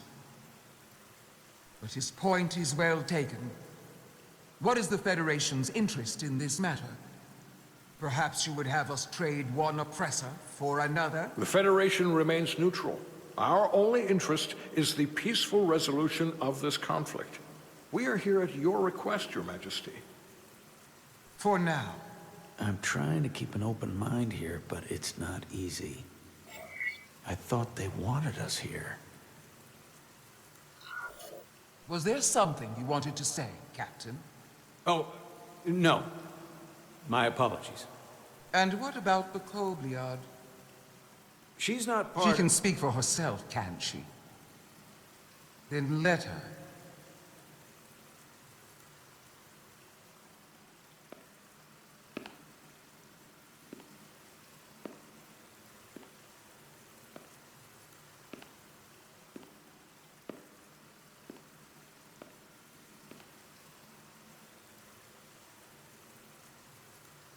Now then, what is your name? Commander Jara Rydek, Your Majesty. Being a Kobliad, you would know better than anyone. Your people suffered brutal treatment at the hands of the Cardassians. Their injustice towards the Kobliad is as unimaginable as it is unforgivable. Not unlike how we have been treated by the Illydians. As much as they'd have you believe they are the victims here, remember it was the Hotari who attacked us. Hundreds of innocent Illyrians were slaughtered without mercy in those mines. The blood is on their hands, not ours. Quiet! If after all the Kobliad suffered, you finally had the chance to right that wrong, to get out from under their control, would you take it? Or would you negotiate a peace?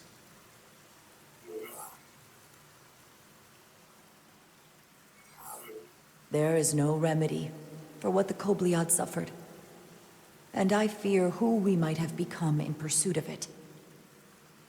There is no justice if the oppressed become the oppressor. So I would willingly accept a peaceful resolution if it were offered. That is the real opportunity.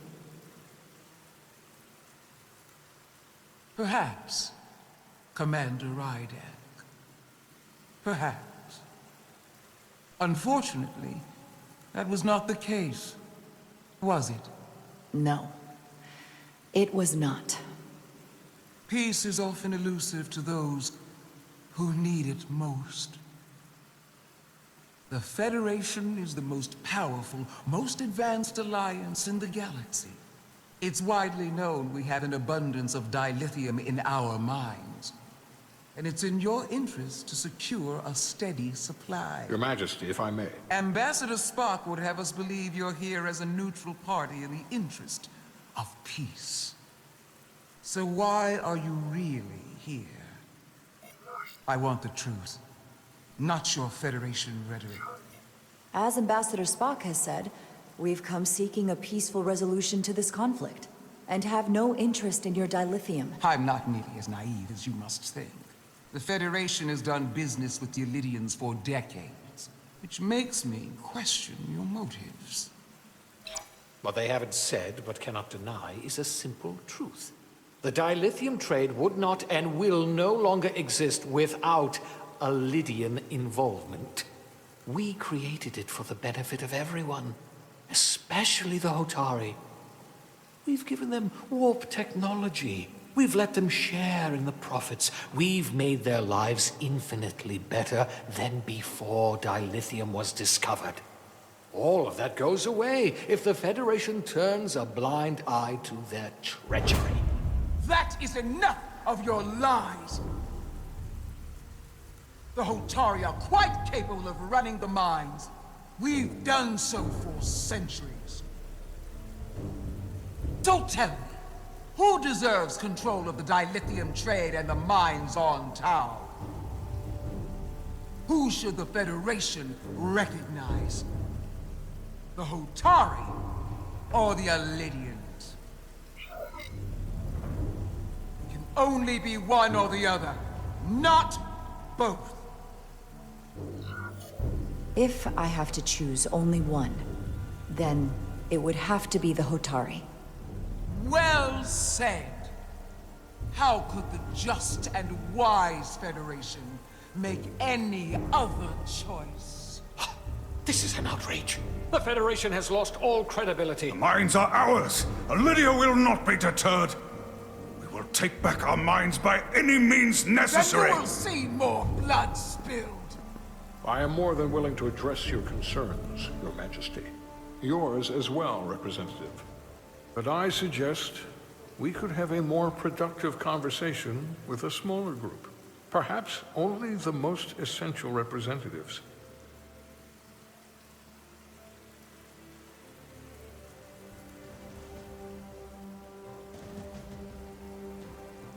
I suppose there is some sense to that.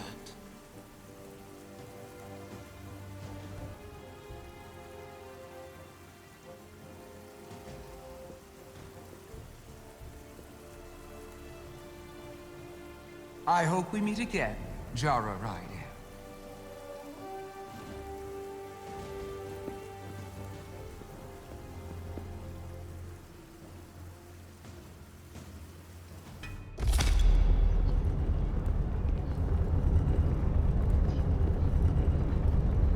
Spock and I will cover everything on the diplomatic front. You make nice with the locals and see if you can get some answers. We need to find out why the Hotari are so willing to risk war. What happened in those mines?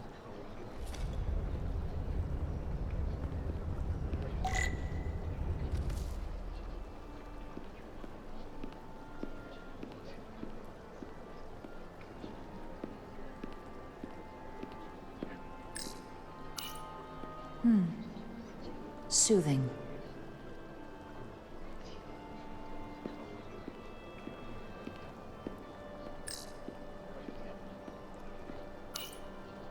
Commander, I'm glad you've chosen to side with the Hotari. I knew the Federation would see through the Elydians' baseless claims and protect the interests of my people. To be clear, I'm not on either side of this conflict. Our only interest is peace. I will keep that in mind. I assume you were there, the day the mines were seized from the Elydians. Not seized. Reclaimed. And restored to their rightful owners. Yes, I was there. We had to be decisive. Before the Elydians could even realize their worst nightmares upon them. Did you have help from someone else? Hotari stands alone against the Elydian forces. We don't need help from anyone. They respect one thing above all else, and that is force. The greater the force, the more certain the outcome. Any talk of making peace is just that, and worth little without the strength to secure it. Which makes me wonder about your ship, the Resolute. Undoubtedly the Federation's finest warship. Ready to contend with anything the Elydians might have in store. Or is that not true? Maybe I've misjudged it. It wasn't designed as a warship. More for scientific research and exploration. But the Federation must have ships designed for war. Technically, they're Starfleet ships representing the Federation. But yes. I see. Sidron. A pleasure meeting you, Commander. I'm sure we'll cross paths again.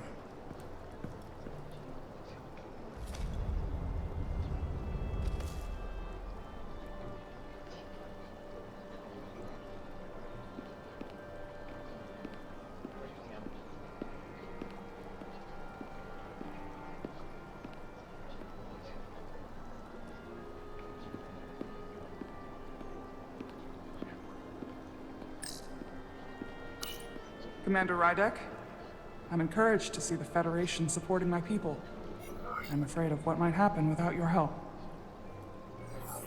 If anyone deserves thanks, it's Ambassador Spock.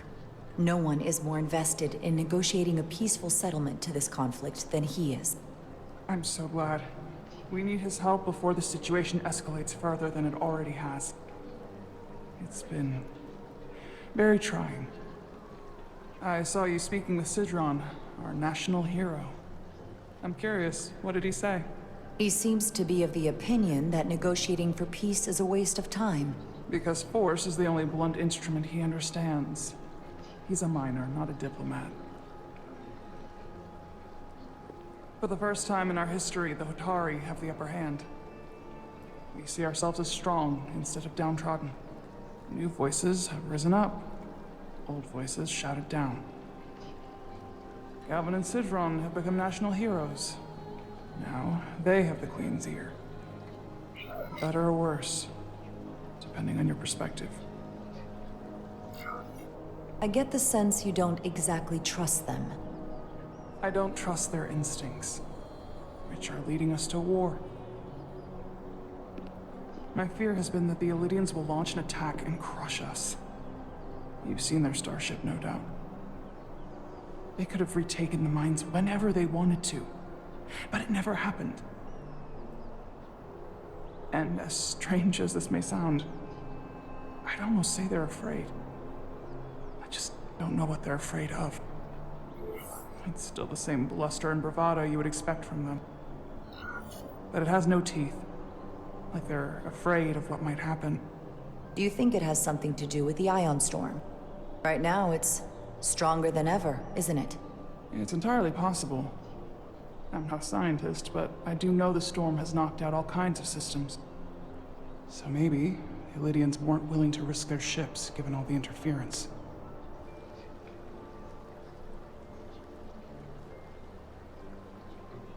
Since the day of the revolt, Galvin has seized control of the mines and restricted all access. No one's allowed without his personal authorization. And they've taken over a section of the palace with just as much secrecy and security. I'm told it could be something they brought back from the mines. I've made inquiries, but everyone pretends it doesn't exist. I strongly suspect they're hiding something. Why would they do that? I don't know. But that's what concerns me. Whatever they're hiding, it can't be good. How can we know?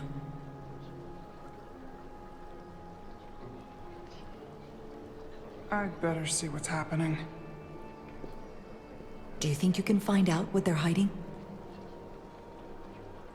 I need to see proof of something before I can make my case to the Federation. I can try, but even if I found it, I might not know what to make of it. Take this. You can use it to capture whatever you find, and then send it to me.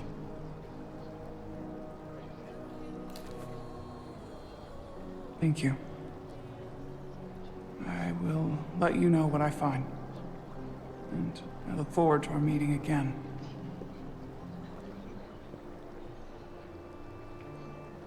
Sorry, I couldn't help but notice you were speaking with the Hotari this whole time. I figured in the interest of fairness, I should offer another perspective. Of course. I'm probably not telling you anything you don't already know, but these negotiations rely on the Federation's neutrality, as does any hope you might have for a supply of dilithium in the future. So, why you would choose to side with the Hotari escapes me. Without Elydian involvement, there is no dilithium trade. We are and will remain completely neutral. Our only interest is the peaceful resolution to this conflict. As is ours. Of course, the question is, at what price? Major Salit Arminta, Special Attaché, Elydian Armed Forces. Pleasure to meet you, Commander. I have my issues with the Hotari, but I have to give them some credit. They know how to seize an opportunity. Inciting an uprising the same day as a massive, once-in-a-lifetime ion storm. Our assumption was that this storm was just an anomaly. Yes, a very convenient anomaly. At least, that was what we were told. Of course, I wasn't there. But who am I to say otherwise? You sound skeptical. Well, the official story is that it was the storm that enabled the revolt. How else do a bunch of unarmed, unorganized miners seize control of an entire moon, much less thousands of mine? But I've talked to people who were there. They tell a different story. They say they're lucky to have escaped with their lives, that it was more than just the storm, that somehow the miners were able to harness the energy from the storm. I know it sounds crazy. I'm not even sure I believe it myself. You just answered your own question. How do a group of miners do something that in theory can't be done? That's how. Harnessing the storm. But even if it's true, how does that even happen? You tell me. If you'll excuse me, Commander Ryder.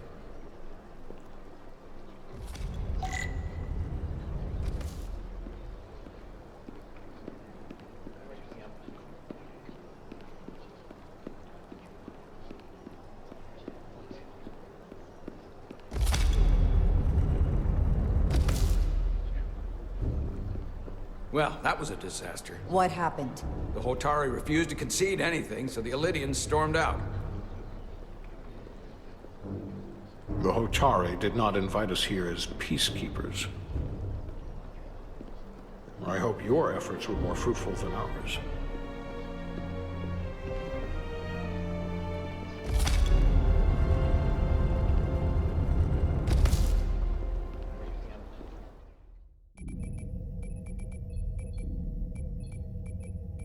Gravitational harmonics failing to resolve. Warp bubble stability degrading. Increase output to maximum. Increasing warp output to maximum. It's happening again.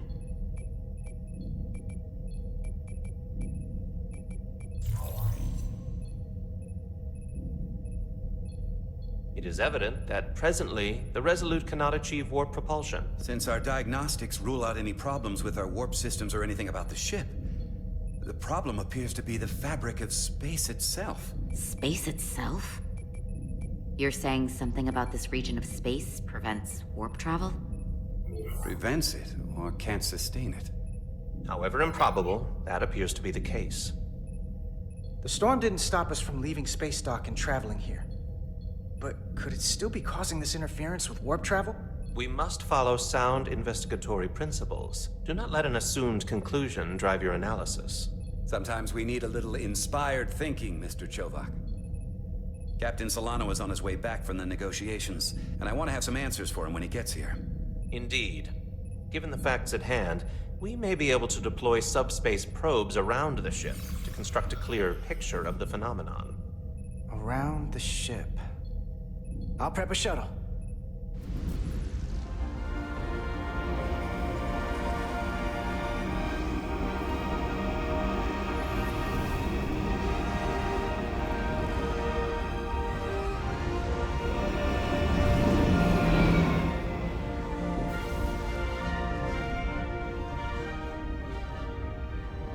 I'm setting up a waypoint at a distance roughly corresponding to the edge of our warp field.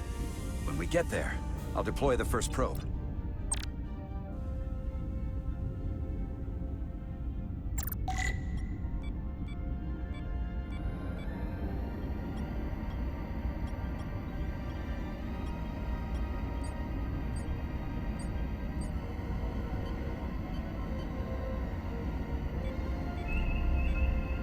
Commander Westbrook, the Resolute systems are calibrated to receive the probe's readings. We are standing by to reproduce the warp field collapse after the first probe is deployed. Thank you, Mr. Chovak. We'll be in position shortly. And, Mr. Diaz, do take care in piloting the shuttlecraft. Now is not the time to indulge in the human penchant for joyriding. Chovak probably isn't such a fun guy to work for, huh?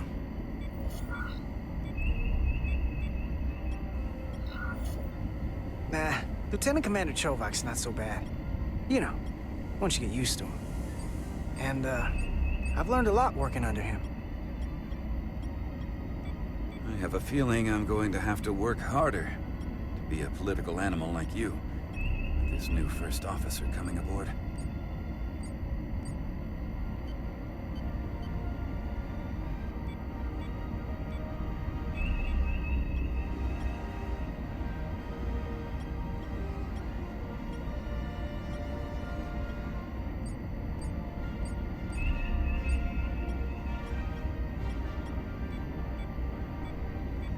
This is far enough.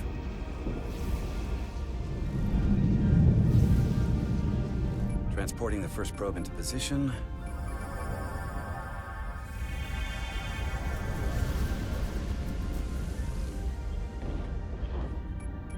Westbrook here. The first probe is deployed. Understood. We are reading it. We are about to replay the simulation.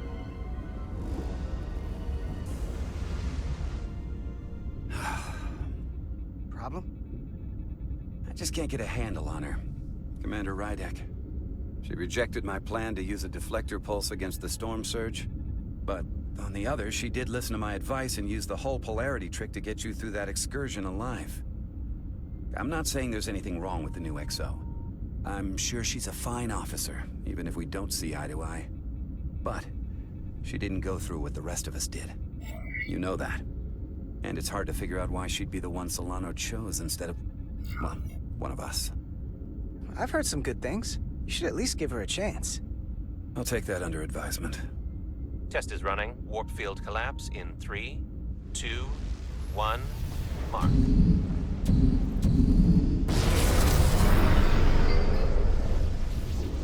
Whoa. All right, that is definitely a problem with the fabric of space. We need to get another probe out there.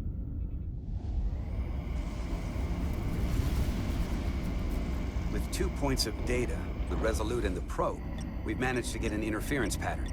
I'm setting a waypoint to a particularly strong area of interference. We'll deploy the second probe there.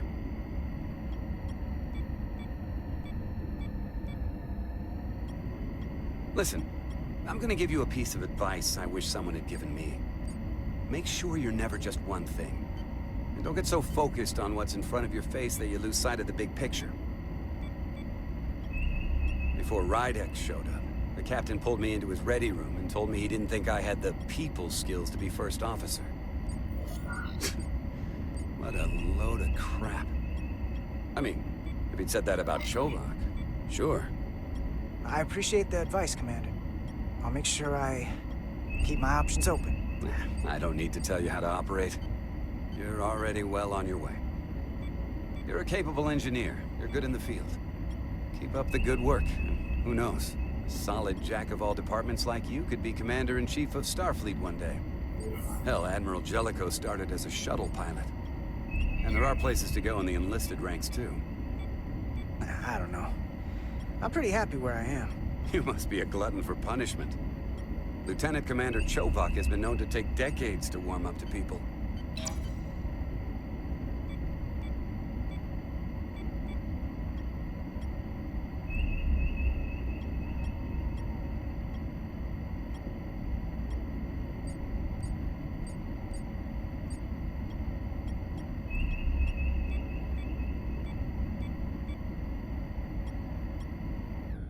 Here, this is close enough. Stop the engines. Deploying the probe. Westbrook to Commander Chovak. We're ready for another sampling of data. Very good. Running the simulation again. Warp field collapse in 3, 2, 1. Launch. There it is again. I saw it. It seems to be directional. Well, what about the scans? Anything?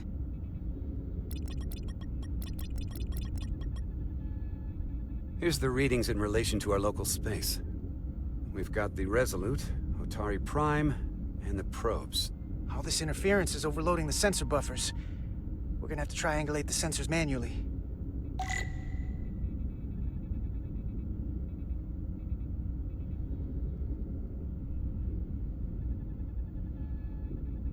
We got something. These markers indicate peaks in the gravimetric interference patterns. Let's see if I can find some more.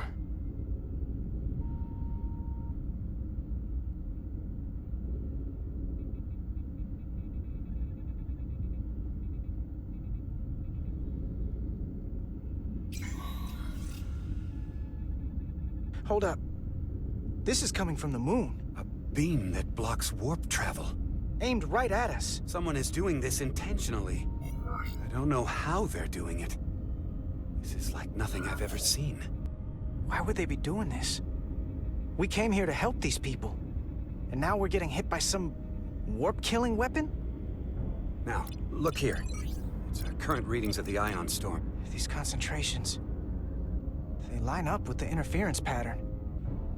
The storm and this beam, they're coming from the same place. Carter, whatever petty local conflict brought us here, it's just a small part of something much bigger.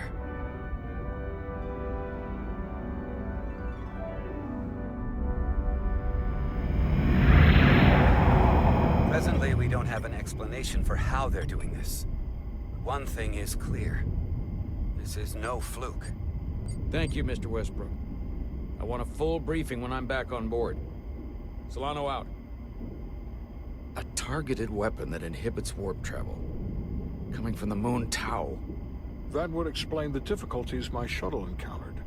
More importantly, the tenor of the Hotari during the negotiations.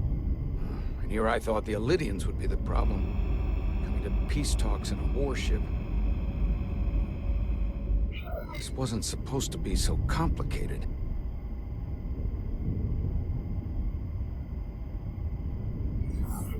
I don't know why the Hotari wanted us here, but it wasn't to negotiate. Clearly, peace is not their intention. Then what is? Why go through this charade? Tylus, the Hotari representative, said she thought they found something in the mines. Galvin and Sidron brought it back to the palace, but they're keeping it under tight security. She's going to investigate it. I gave her my tricorder. I expect she'll contact us soon. You found an ally. Why would Tylus help us? Go behind her people's back? It's a fair question, considering. Out of all of them, she's the one who seemed to genuinely appreciate that the Federation was involved. She believes in us, and I think we can believe in her. That may be true. She's certainly more likely to help than the other Hotari we've met. That raises another question. Specifically, what do the other Hotari have to gain in bringing us here, only to make this hostile maneuver against us? There must be some motivation. Unless they changed their minds between when they asked and when we got here. Sidron was very curious when we spoke outside the Queen's chamber. He wanted to know all about us, our ship, the Federation. He wasn't giving any answers. He was looking for them. Well, I'm sure you didn't tell him too much. I don't think the Elydians know what's really down on that moon either. Major Armintas said the revolt defied explanation. That the Hotari miners somehow harnessed the energy of the storm. Harness the energy of the storm? Doing that is beyond even our capabilities. So is a weapon that disrupts warp travel. There have been civilizations and entities, both past and present, far more technologically advanced than the Federation. The Elydians and Hotari don't fall into that category. But that is all the more reason to investigate further. Commander Rydek, sorry to interrupt. We've received an urgent call from Hotari. The Queen's advisor, Tylus, has asked to speak with you. Put her through.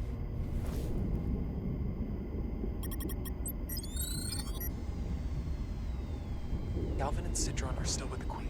I've enlisted help to gain access to the room they have under guard. I don't have much time. I'm not supposed to leave my post. It's only for a moment. I so appreciate your help.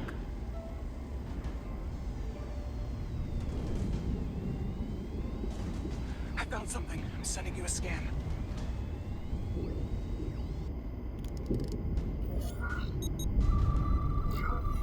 Got it. Tylus, if we needed to gain access to the mines on Tau, is that something you could help us with? I suppose it wouldn't be easy, but I have to go.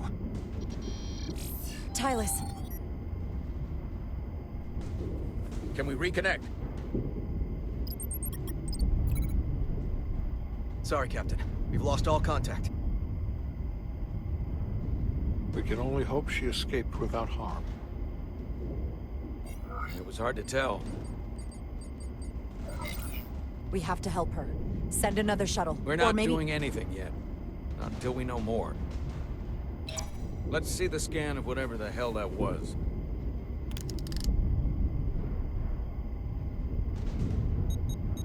Tylus suspects this came from the mines on Tau. It appears to be of ancient origin, but the markings are unfamiliar. We can run a full analysis when we get back to the Resolute. But if this came from the mines, then it might be the key to how they got the upper hand against the Elydians. Then we have to go into the mines. The Federation would not allow that. We were, after all, sent here to be a neutral party in a peace negotiation. However, we could demonstrate that the Hotari have acted in bad faith, which would enable us to investigate the mines on Tau with full justification. But of course, we would need conclusive proof before taking action. Otherwise, it could put us in a difficult position.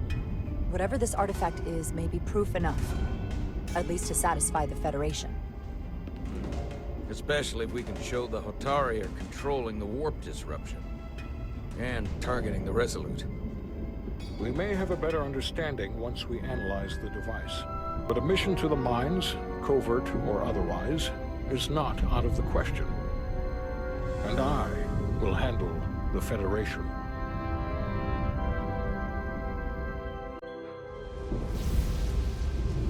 As I was telling Carter, I want all the data I can get on this warp problem. And the negotiating team's shuttle has been recording data all the way back from Hotari. Even better than our probes. So pull the sensor and engine ISOs from the Melville when it sets down. Will do. I'll join you and Chovak down in engineering to run another analysis after the briefing.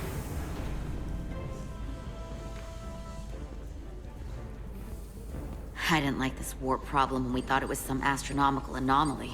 And I like it a hell of a lot less now that we know someone is doing it to us. How does it work? What do we even do about it? What do you say we pull these chips and find out? Took some damage on the way.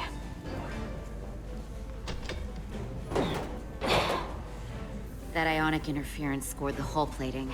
Might be some micro welds. Let's try pulling together. All right. 3, 2, 1. It won't budge. Gotta be the storm damage. We need to... Welcome back. Any excitement down on the surface? Excitement? No. Nothing like that. Hey, can you hand me the EJ7 interlock? From the toolbox. I don't know what that is. Not much use for one on a security detail, huh? Carter? Yeah, I'll get it.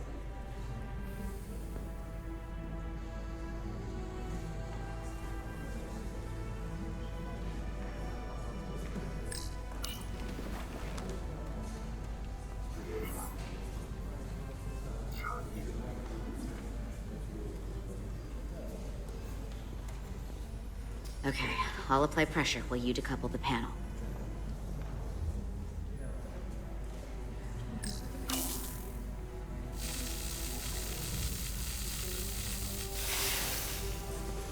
Here, I'll help.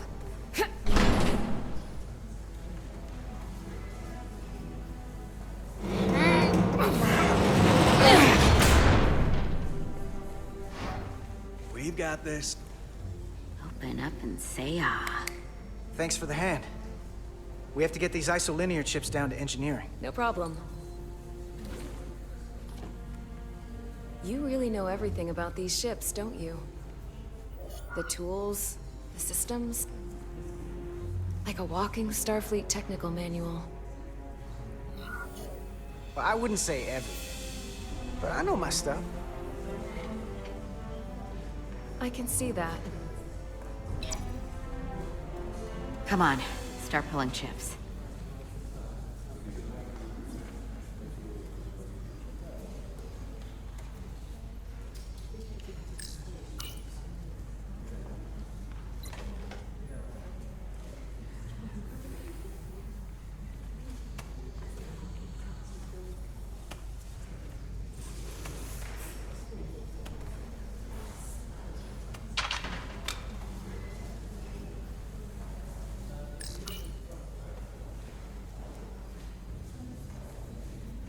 What's this? Some kind of crystal formation?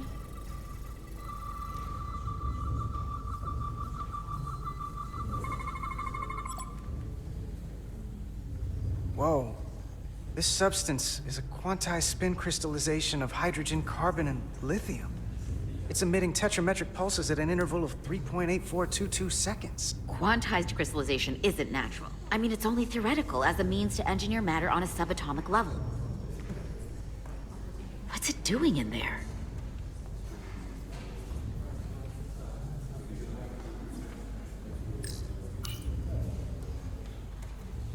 Wait. Regulation 364, subsection 9. What?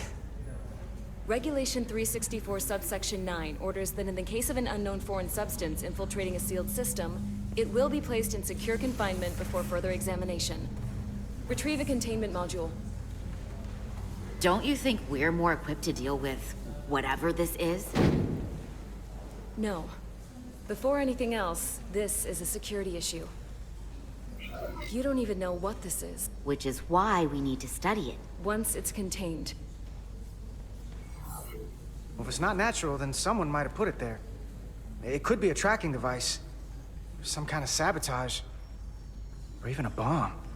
Which is why we need to get it to the containment lab. Come on. I can't make an exception. Not even for you. I'm still going to report these crystals to Commander Westbrook when we send the shuttle data. And I will inform my superiors. I'm taking this just as seriously as you are. But I overheard talk about the warp disruption on the shuttle. Now these crystals? Maybe this situation is more than we can handle with just a science vessel. We could trigger a distress call, get Starfleet to send more ships. Or I could send a message to my old CO on the Adirondack. Get some combat-tested vessels. We're at the edge of the quadrant. Help isn't just gonna pop over like we're in Sector 001. Wouldn't hurt to try. You talk like you've never had your backs up against a wall before. This is Starfleet. We solve our own problems.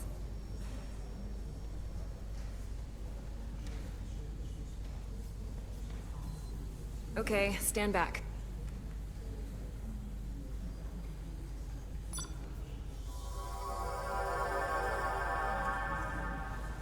Get this to the containment lab. We'll get it set up for you. I'll let you know when it's safely confined. Oh, we'll be there. Last thing you want is to study this down in main engineering and have it explode next to the warp core.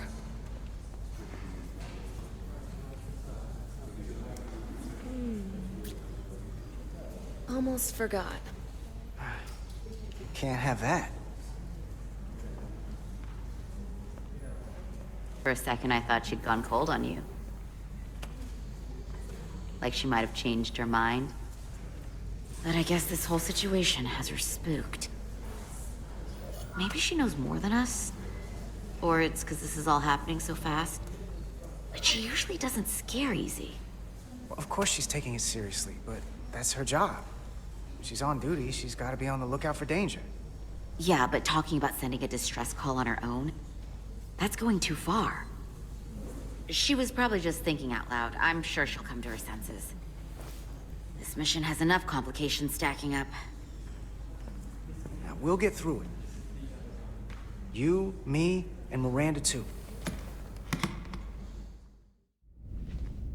Commander Rydek was able to work behind the scenes during the negotiations and made contact with a representative from the Hotari delegation named Tylus. She mentioned an unusual artifact of unknown origin being held under tight security within the Hotari Palace, which she believes came from the mines on Tau. Now, this artifact might have a connection to the revolt, to the storm, and to the warp disruption we now know has been targeted at the Resolute. Commander Rydek, if you want to take it from here. Of course. Tylus managed to infiltrate the heavily guarded location within the palace and sent us these scans using my tricorder. It appears to be some sort of control panel, possibly connected to the warp disruption weapon originating on Tau. Of particular interest is this symbol, which we couldn't identify the origin of. The Federation database has records from a vast number of civilizations. If anyone from Starfleet has come across this before, the system should recognize it. Cross-referencing with Federation records.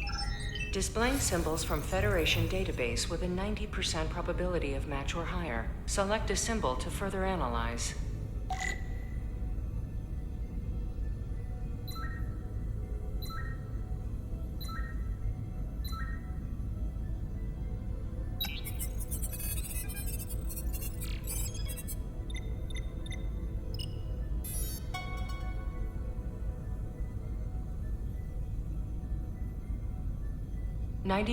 .2% match. Got it.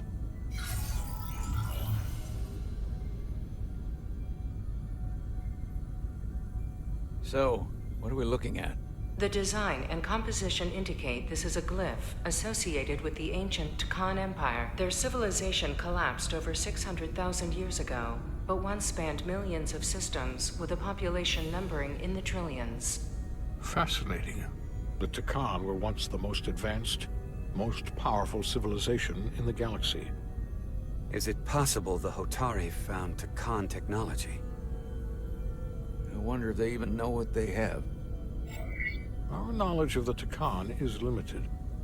I have only encountered passing references to them. Actually, I've heard of the Tacon. You have? Quite impressive, Commander.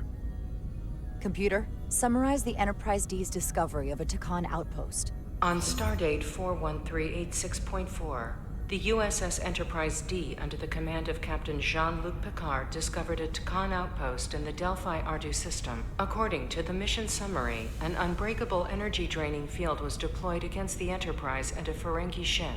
The Enterprise was only able to escape after negotiating their release with an entity known as Portal 63, Guardian of the Tacon Empire. Unbreakable energy draining field. It starts to make sense. What else is there? There's a lot here.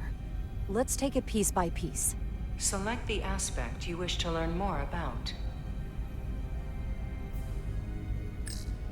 Someone from the Tacon Empire is actually still around. Or at least was, 16 years ago. Computer, what other information do you have on Portal 63, Guardian of the Tacon Empire? The entity known as Portal 63 is of an unknown nature. A biped humanoid, he was unaware that the Tacon Empire no longer existed at the time of the encounter. He was able to control the crystal-based technology of the Tacon outpost through apparent telepathic means. It was by his choice that the Enterprise was released from the energy draining field after Commander William T. Riker of the Away Team argued on behalf of both Starfleet and the Ferengi. Telepathic control of their technology. As I have said, they were the most advanced civilization in the galaxy.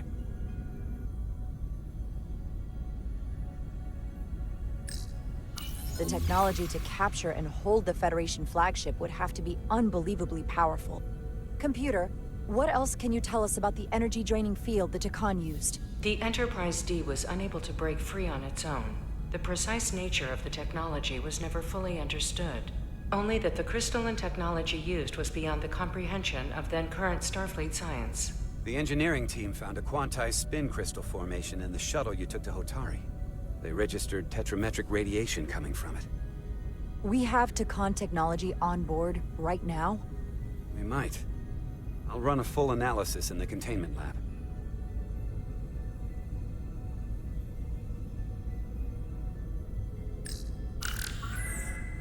There appears to be some sort of restriction order from Starfleet. Computer, explain this restriction.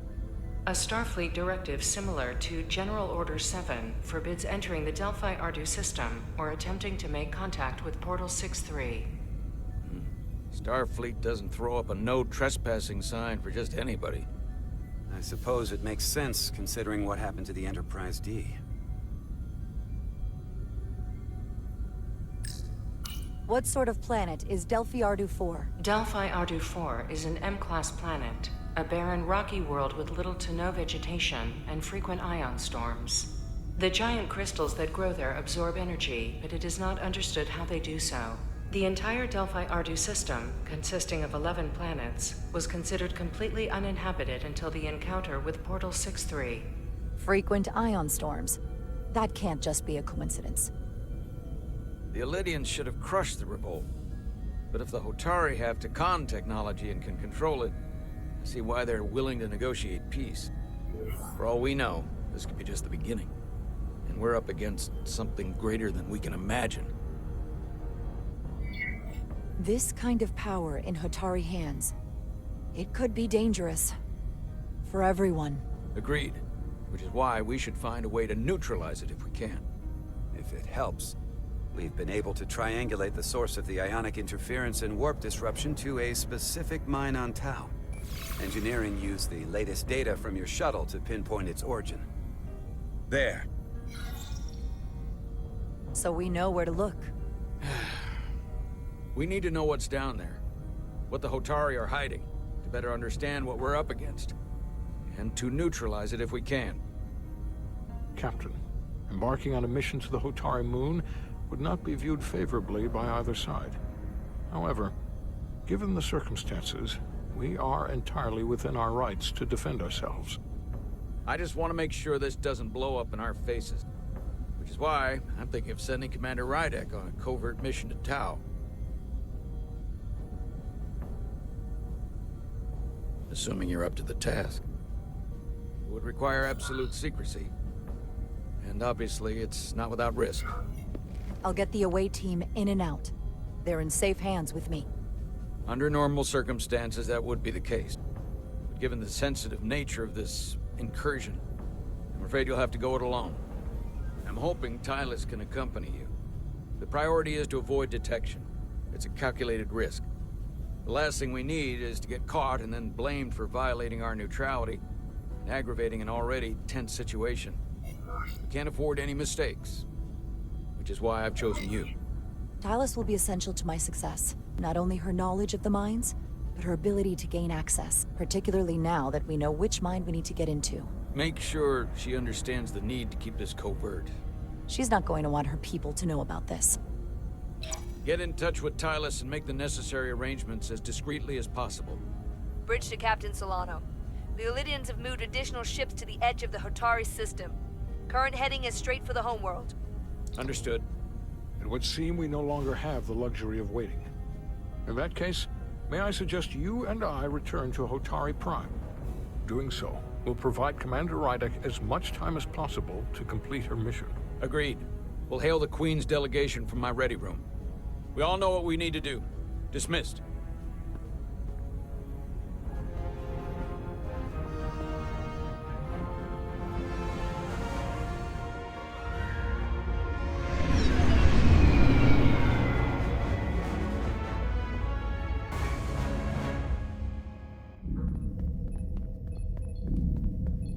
Petty Officers Diaz and Edsolar, where is the crystal formation that you found in the shuttle? I have tasked Ensign Calloway with performing a full analysis of the tetrametric pulses. Security brought it to the containment lab. I was just there. They don't know anything about it. Security never checked it in. Miranda never got there? She's the one that had the crystal formation? Yeah, her and the rest of the security detail from the negotiations. Diaz, Tamaris. Try her again. Commander Westbrook to Petty Officer Miranda Maris. Respond. Something's not right. She's still on the ship. She has to be. Computer, locate Petty Officer Miranda Maris. Petty Officer Miranda Maris is in the isolinear storage array on Deck 5. I'll go find her. Good. I am sure Mr. Diaz can attend to this on his own.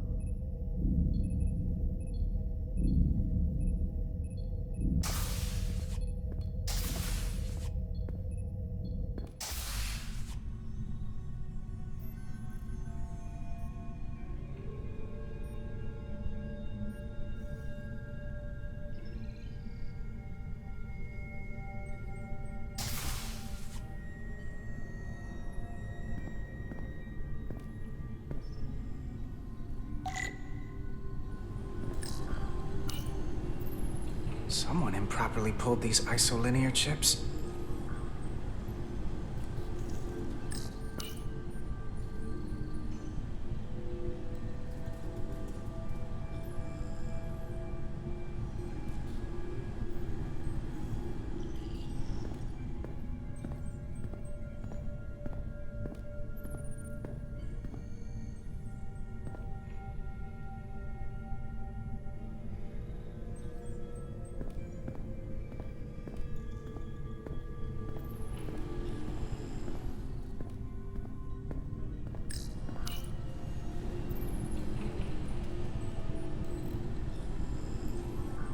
This.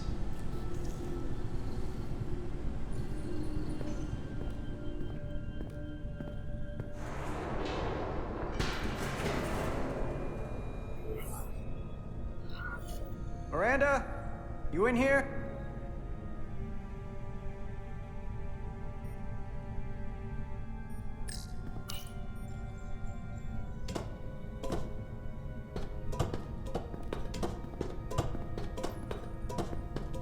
Hello?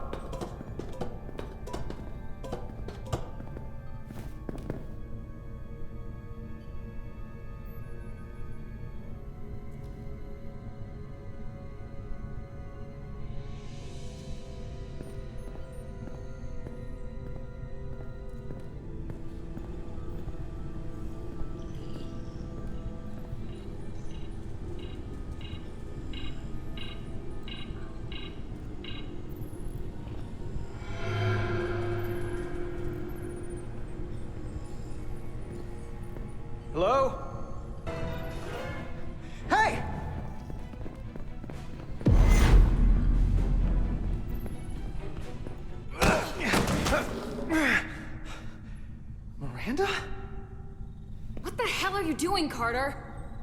You almost knocked me to the lower level. What's wrong with you? What were you doing running from me? I didn't know it was you. There's no reason for you to be in here. Commander Westbrook said the crystal formation we found in the shuttle never made it to the containment lab. I don't know why he'd say that. I brought them there myself. Whatever he told you, he got it wrong. All I know is where I left them. Why didn't you answer when I tried you on the comm badge? Or when I called out to you in here? I guess I was caught up in my work. Now, if we're done here, I have to go. Do you mind? I'm in the middle of my shift. I saw the data terminal and the isolinear chips. Were you copying data? There's no one else in here. I wasn't. I was performing a security sweep of the area. And you didn't see the open terminal? I want a straight answer, Miranda. What are you doing here?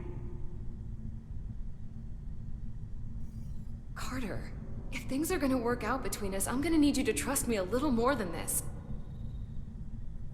Because this is not a good start to a relationship. And I don't get why you're acting this way. It's hard to trust you when you aren't acting like yourself.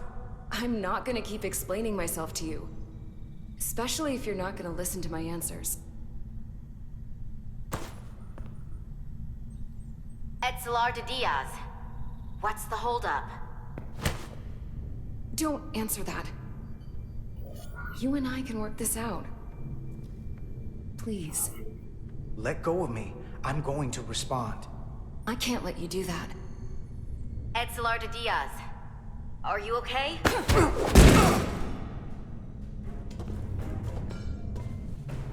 Diaz to Etzelar. I need some help.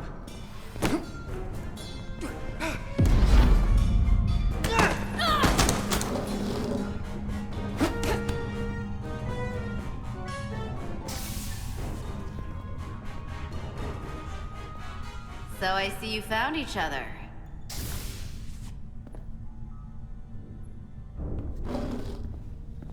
You were taking so long, the commander sent us to see what the problem was. And you said you needed help while we were on the way. Diaz, you were sent here with specific orders, and fighting your crewmate wasn't one of them. What the hell is going on here? Let's just let them explain. I'd like to hear that, because I know what it looks like. She attacked me. That's ridiculous. And tried to get away with this. She was copying data onto it. I must have interrupted her when I came in. This drive is unauthorized. There are ISOs all over the floor. And that's why I was in here, investigating this situation. And when Carter came looking for me, we got our wires crossed. It wasn't anything more than that. Check the data on this drive. I'm sure it'll show her access codes were used. And there were probably files copied while I was still with you two in engineering. That makes sense. Then get someone down here who can prove that. But until then, I have to go. I don't know what's going on here, but I think we need to call it into security. She can explain herself in the brig. Hold on a minute. We don't need to put this on anyone's permanent record. Miranda, maybe you're feeling out of sorts and we should head to sickbay so the doc can check you out? Yeah, I haven't felt right since I came back from Hotari. I think I should see the doctor. You two know her? If you really think she's not well, we can take her to sickbay first. But what I know is this is a security breach, and we should treat it as such. Please, just let me go see the doctor. She did have a bumpy ride back on the shuttle. Come on, Carter. We should get her taken care of. This is Petty Officer Diaz. I need a security team to Deck 5. This is unbelievable.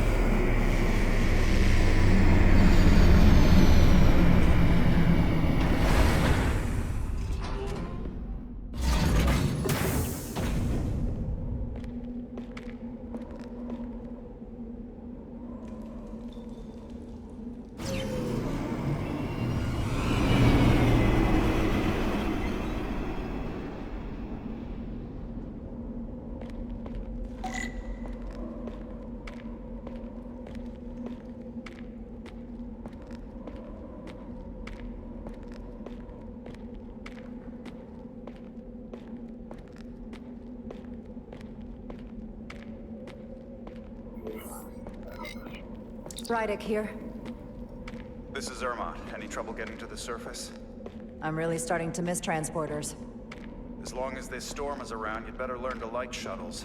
But if you can find the cause of the interference, we might be able to get back to transporting. As if I needed another incentive. We both know there's a lot more than that riding on this. Fair enough. You'll need to get in and out of the mine undetected, so I hope Minister Tylus can help in that regard. So do I. And to keep this covert, we'll refrain from contact unless absolutely necessary. Understood. Rydick out.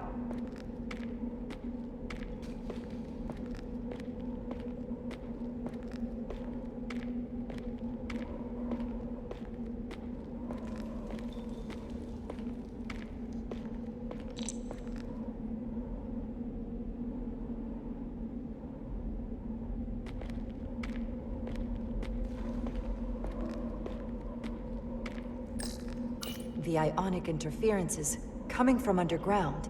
I should find a safer way down there.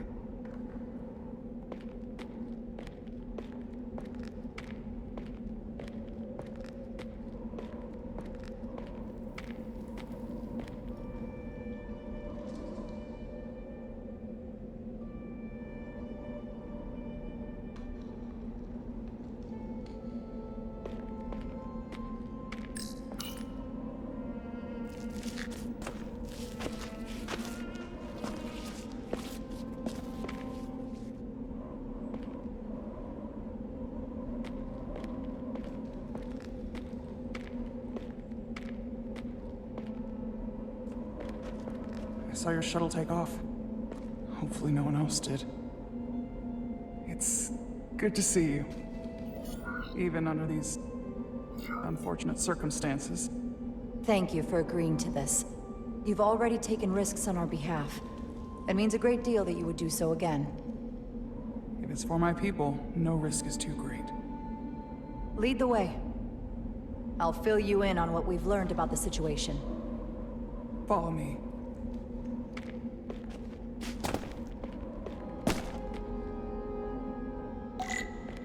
The device Galvin and Sidron brought back from the mines is being used to control some sort of warp disruption weapon that has the Resolute trapped in Hotari space.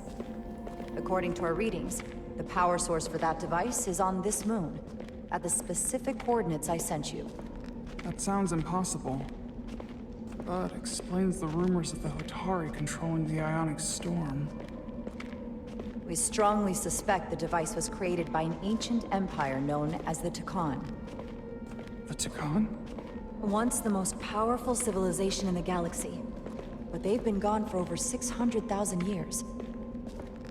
It's hard to believe there's something like that on Tau. Which is why I need proof.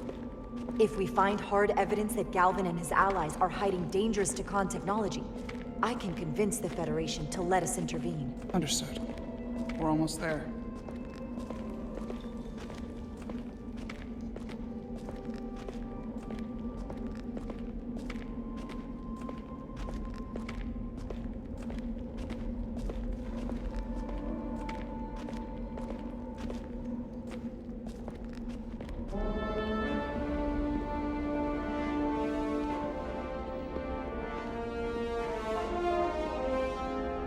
That's the mine?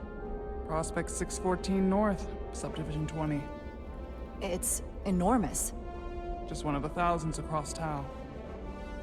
The pride of Hotari. How do we get inside? The structure that circles the mine has entry points for transporting equipment into the lower levels. They're guarded, but nothing I can't get past using my authority. Well, that's good to hear. As long as you can avoid being seen, I should be able to talk my way past any miner. And provide a little distraction for you in the process. How do I avoid being seen? You don't use the door.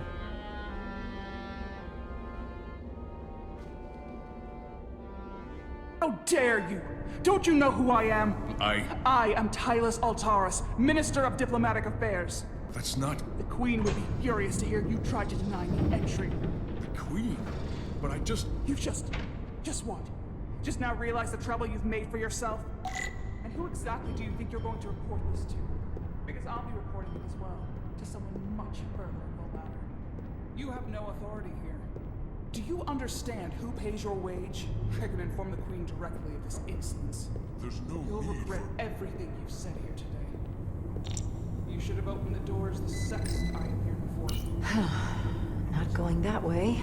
I didn't know Each second you delay my entry will be recorded, processed, and permanently marked on the record. Force field. Looks like it was installed recently. No safe way around it. How could a fellow Hotari not understand this? You're digging your own grave. I've reached the end of my patience. Escort me to the Okay. Let's get a look inside you. A woman's choice. Lead the way. Be quick.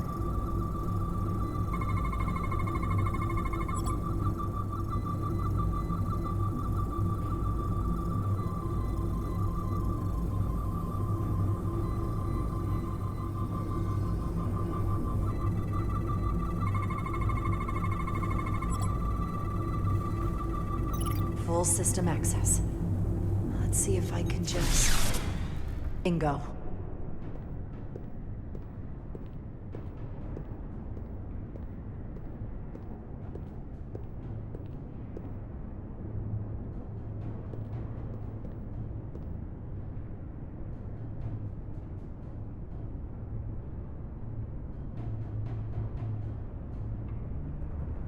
Better hurry.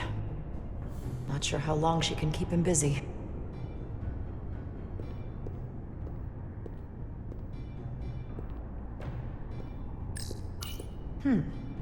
Might be rigged to only open for registered users. No control panel here.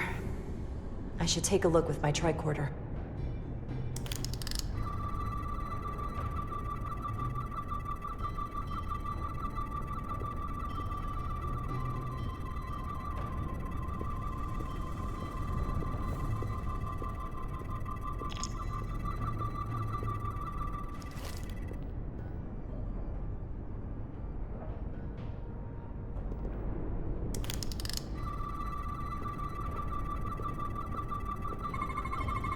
Something in here is keeping that door closed.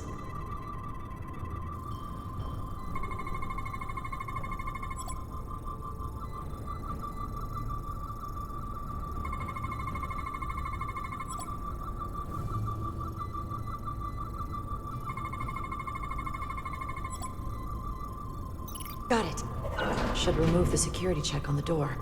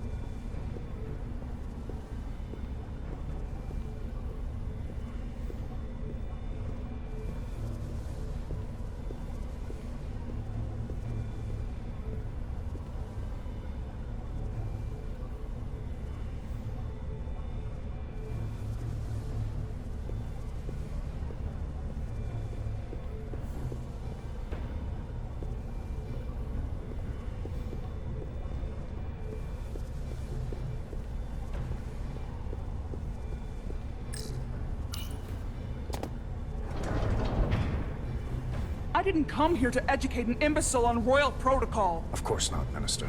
So I will be about my business here, and you will take yourself out of my sight.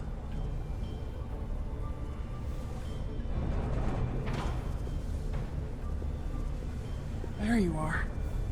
You really let that guy have it. It worked, didn't it? I'm used to having to throw my weight around. Hard to get anyone to listen to you otherwise. It worked, but it seemed a bit harsh. I didn't realize using your authority meant throwing insults. We Hotari are stubborn. We've had to be to survive. If I'd have shown any weakness, we would have been found out. But I'll make sure his cooperation is noted when all of this is over. The catwalks were booby-trapped. Galvin and Sidron have gone to great lengths to keep out the uninvited. Well, we're inside. Where do you want to start? The ionic interference is coming from below us. We need to go deeper. That lift goes down, at least to the changeover station. But we can't use it without DNA authorization from one of the guards. I have an idea, but we need a few samples of DNA from the miners who work here. Samples? Fingerprints, sweat, blood. Which will trick the machine and get us control of the lift. That's the theory. Let's test it.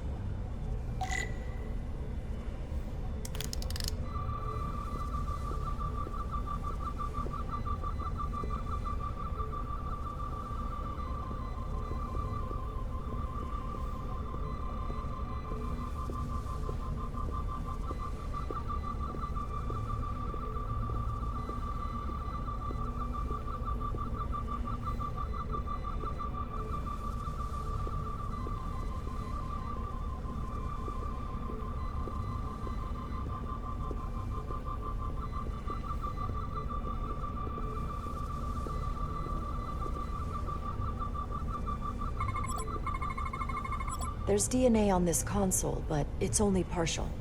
I can't use this. Maybe because we're outside. The weather out here could dilute any DNA samples. What about inside that structure? That's where the workers spend most of their time. Good idea.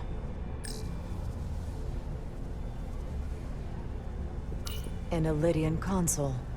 All the managerial technology in the mines is Elydian. So they can keep an eye on their investment. That's how it is.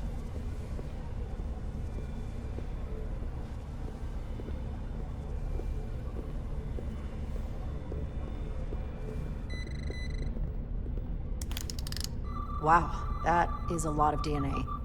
I should look for the most concentrated spots. I can use this.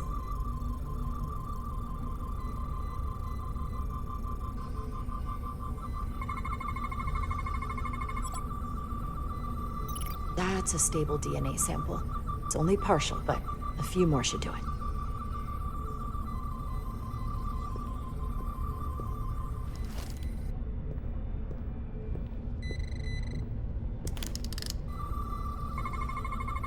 This'll work.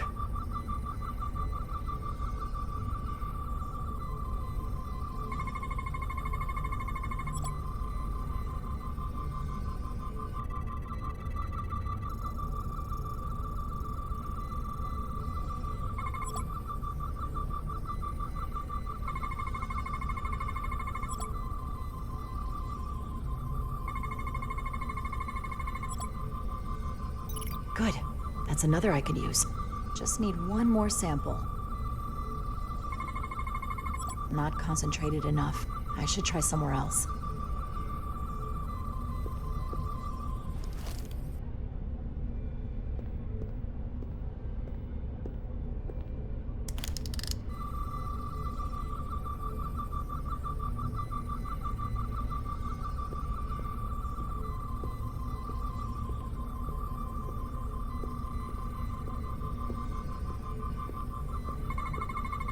Not enough. Gotta keep looking.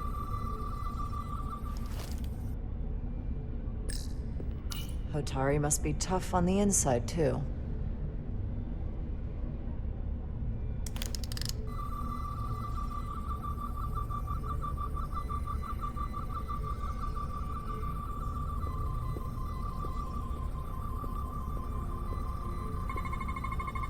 There's gotta be stable DNA here.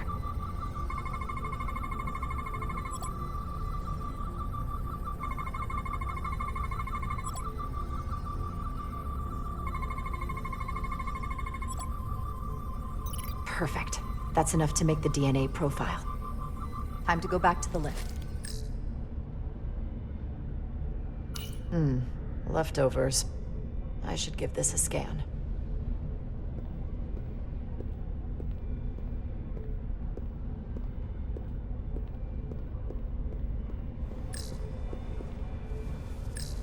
You're not coming inside? There are some things I'd rather not smell. Ah.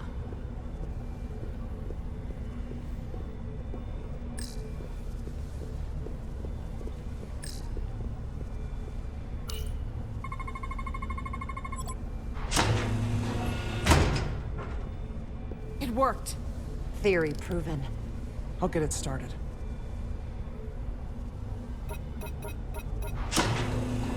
Ready?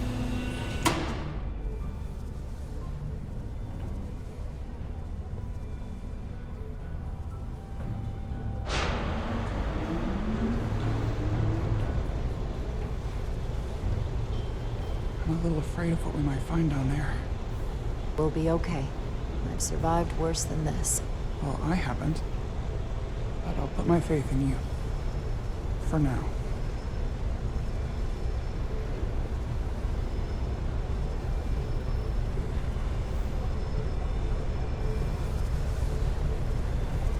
Jara. No, stay back. There's a guard at the station. You'll have to hide.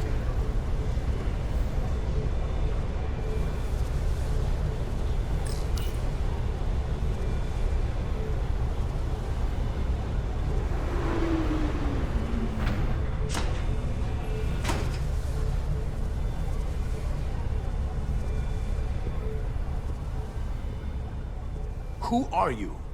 What are you doing here? You watch your tone with me. I'm Tylus Altaris, Minister of Diplomatic Affairs. I speak for the Queen herself. This is a restricted area. No one gains access without the approval of Galvin or Sidron. Wait. Jues Gawad Abowinchuk.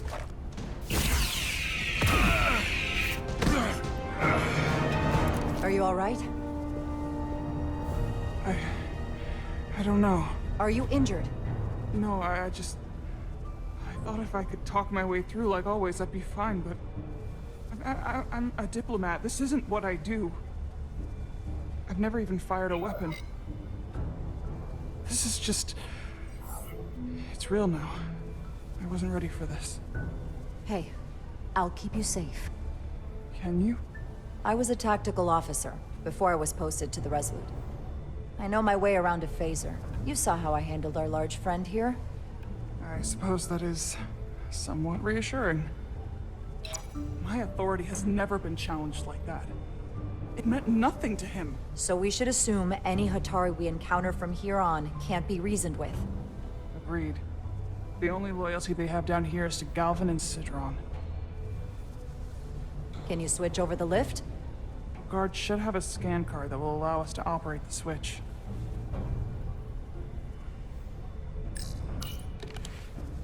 Got it.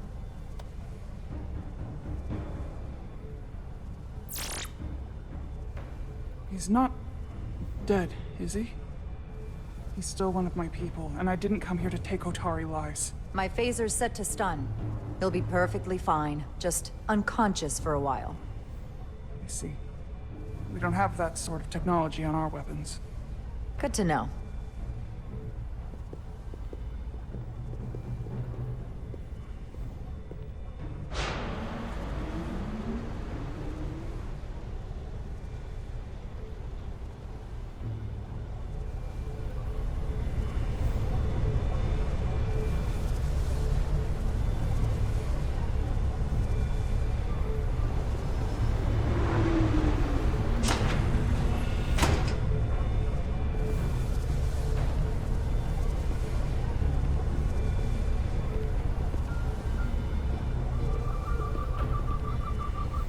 The energy readings are emanating from this tunnel. It's sure to be guarded in there. Stay low and follow my lead.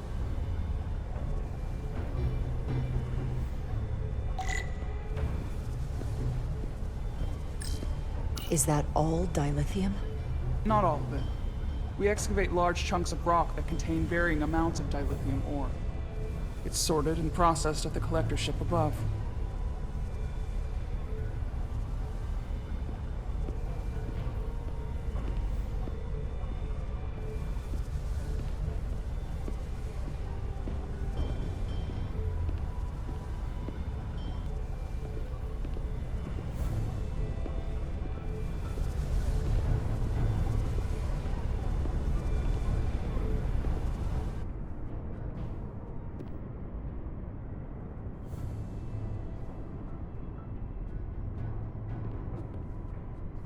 More guards. I take that as a sign we're getting close. I'll get a closer look.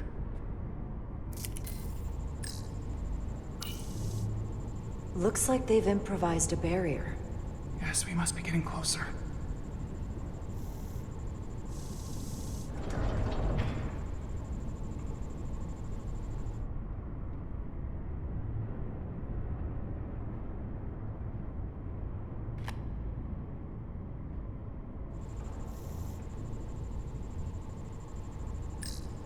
We need that particular card, don't we? I'm afraid so.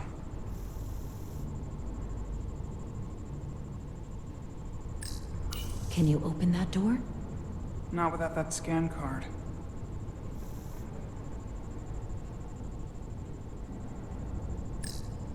We don't have time to wait for them to finish whatever they're doing. We'll have to try to keep low and sneak past them. I'm starting to see the utility of a phaser.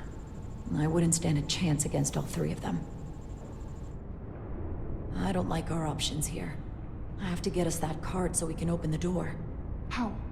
If they detect you, Galvin and Sidron's followers are clearly willing to kill to protect whatever's in this mine. Hey, I'm trained for this. I'll be fine. What should I do? Avoid being seen. Stick to the edge of the room, and meet me at the door.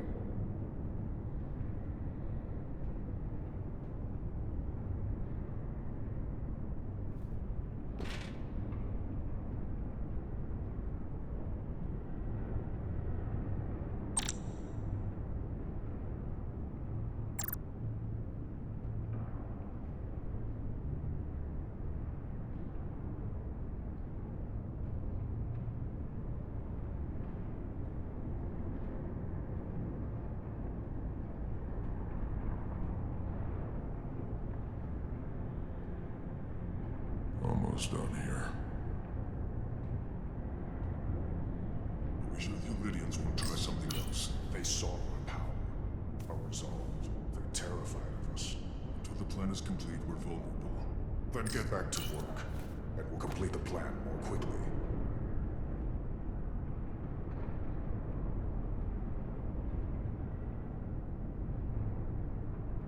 Processing.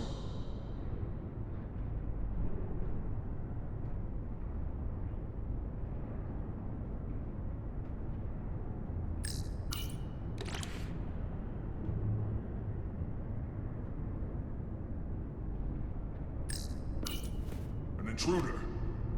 How long is Galvin going to make us wait? I'm not worried. I'd melt if I went through there. It's Keep moving. We've been waiting for so long. Patience, brother. We'll get our chance. It's inevitable after all. Then it is.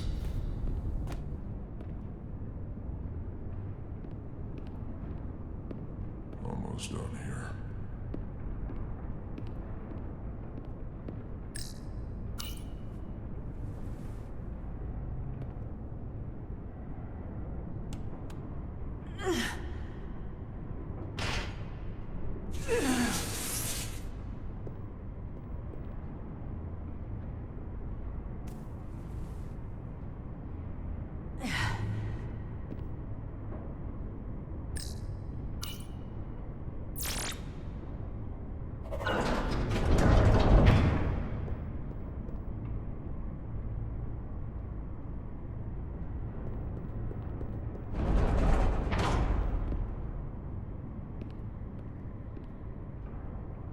Stay close.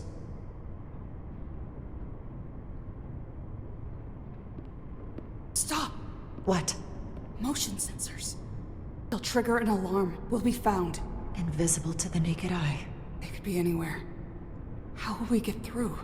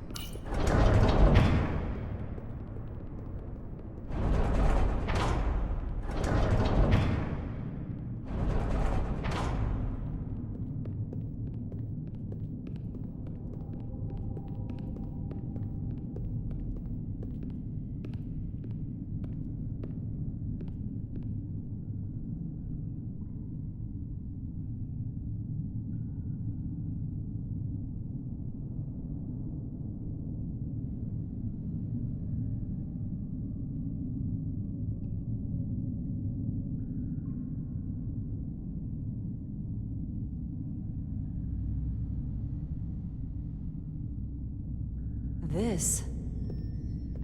It's where the uprising started.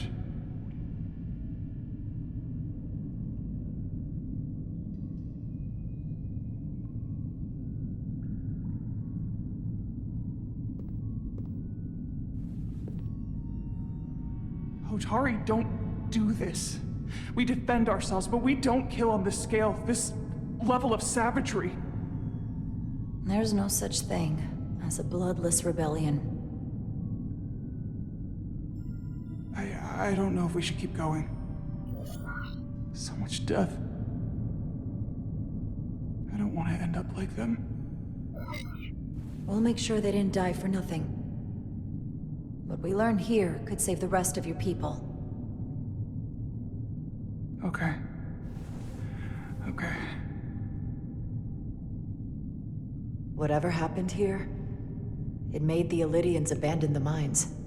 Let's find out what they're so scared of.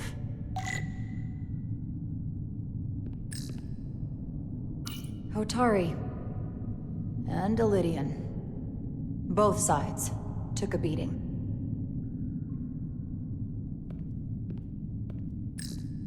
The Hotari fortified the side of the room opposite the door. It's a good tactic, but a few crates aren't going to stop fully armed Illydian soldiers. How did they win?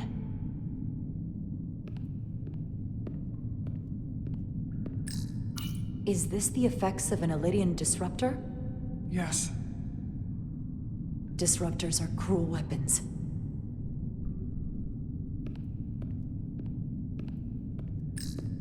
These crystalline particles, they're not dilithium. Are they common in the mines? Not that I've ever seen.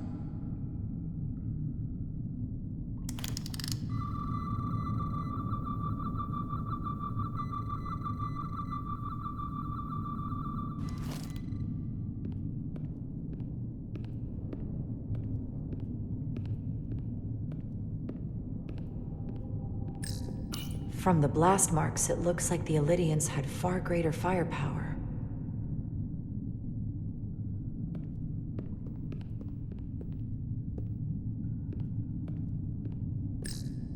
Footprints. Illydian boots. Running back the way we came.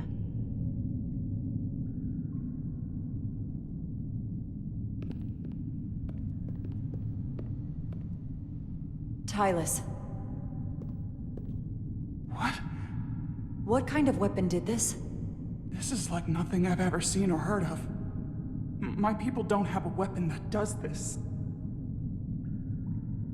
What else can you tell me?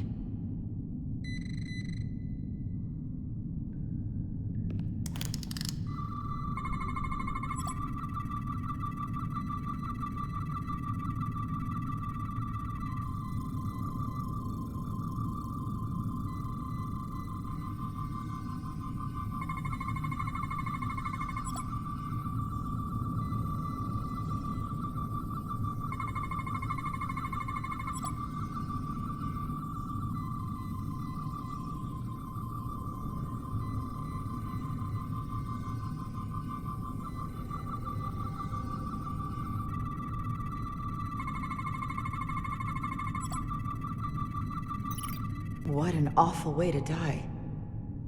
This must be why the Illydians are so afraid. Technology that surpasses their own, in the hands of the Hotari that they've lorded over for centuries. Where did this weapon come from? Well, the crystals are giving off tetrametric pulses. If I set my tricorder to search for that frequency, it'll lead us right to the source.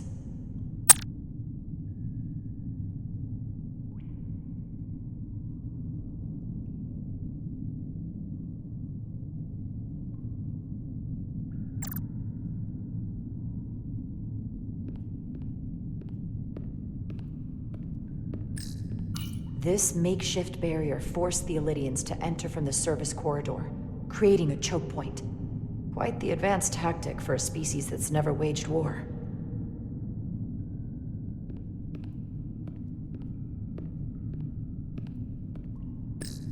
This Illydian tried to run. They didn't let him.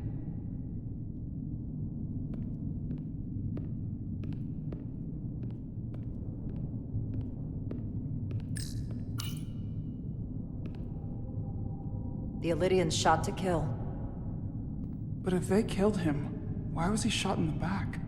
Huh, you're right. The shot came from the side the Hotari were defending. We don't kill our own. And he wasn't just caught in the middle.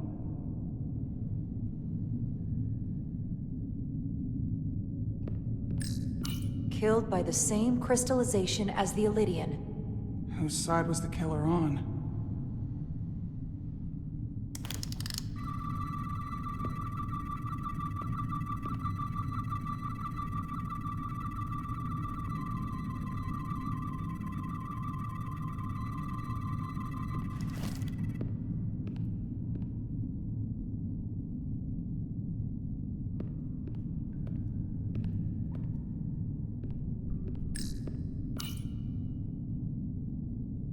Tylus, you may not want to look down there. I've come too far to... What is this? They've been dumping bodies down here.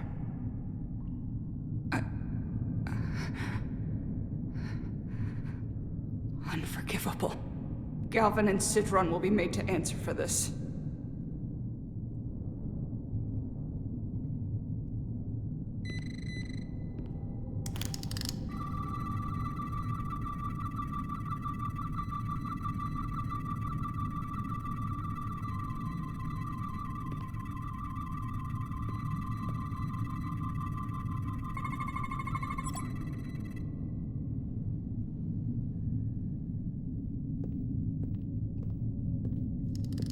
Think they parked this here on purpose? One way to find out. Need any help? I've got it.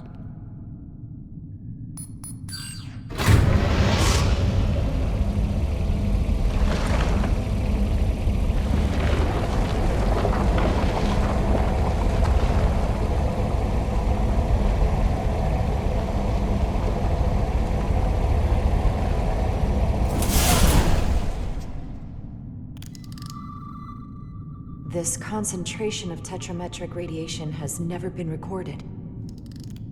Whatever they're hiding, it's right through here.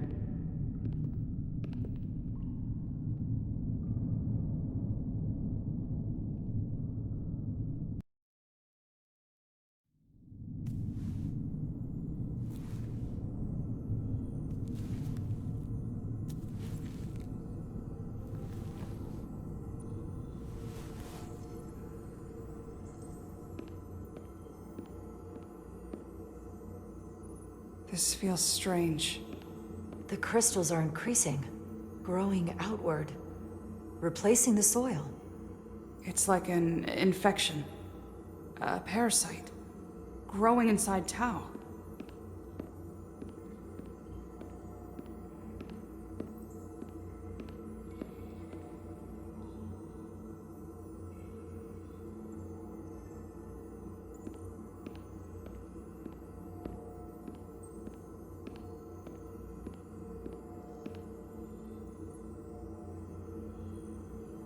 Incredible.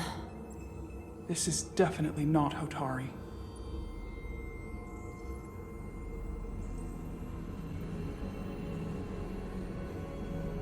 It's the remnants of the Tacon Empire.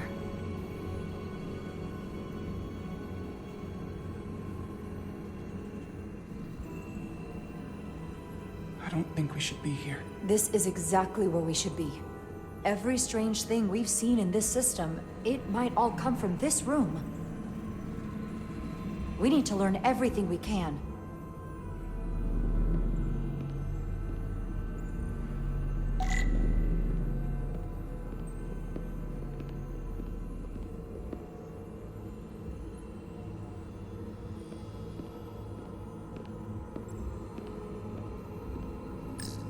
Somewhat resembles a transporter pad.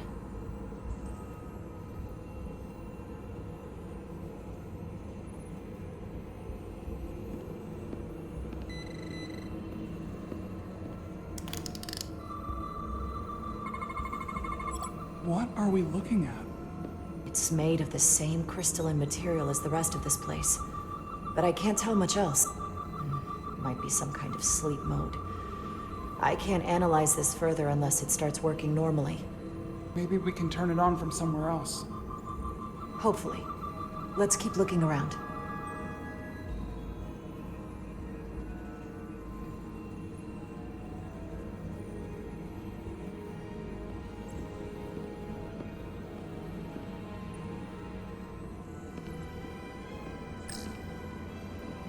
How are you holding up? I knew Galvin and Sidron were dangerous. Now I know they're more powerful than I could have imagined. But the worst of it is knowing they got there by turning our people against their own.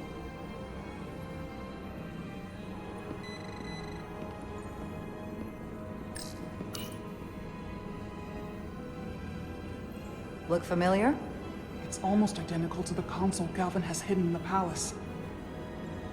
It looks like a control surface.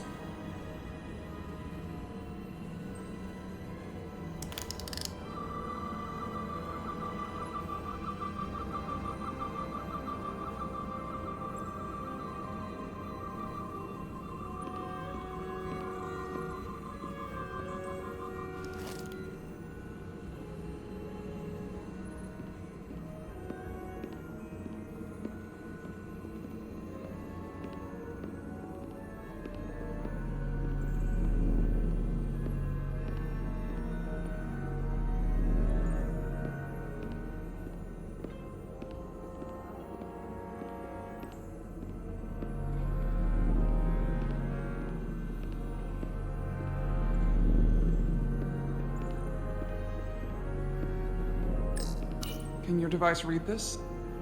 It can roughly translate the words, but we don't have enough Taconian language on record to understand how it's structured. Oh well.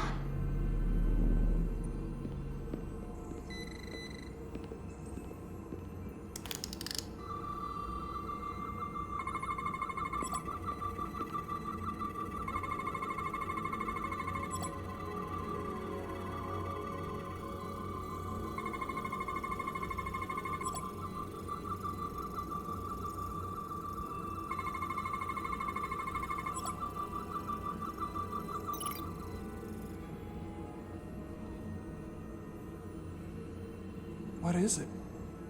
The device's primary function is to transmute lithium into this quantized crystalline compound. Possibly for the creation of weapons. Do you think one of these was used on that Ilidian in the tunnels? Such a cruel weapon.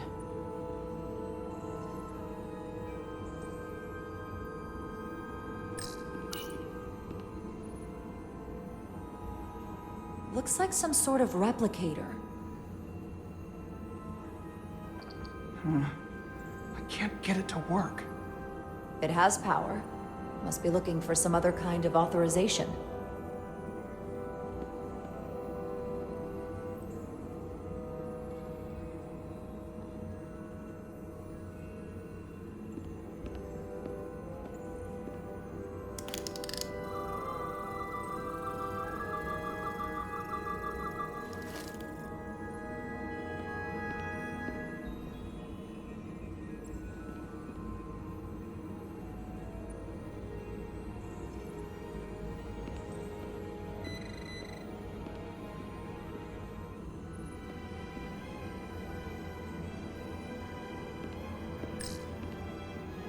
This place feels wrong. I'll get what I need, and we can get out of here. Thank you.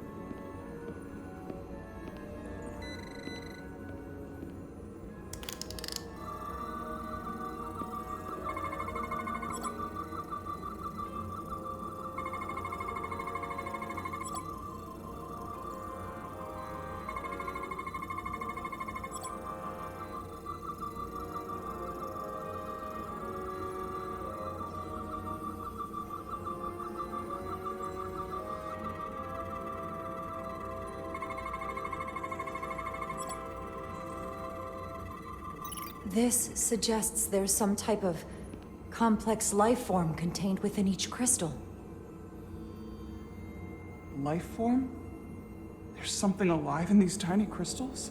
That's what it says, but hard to imagine how that's possible.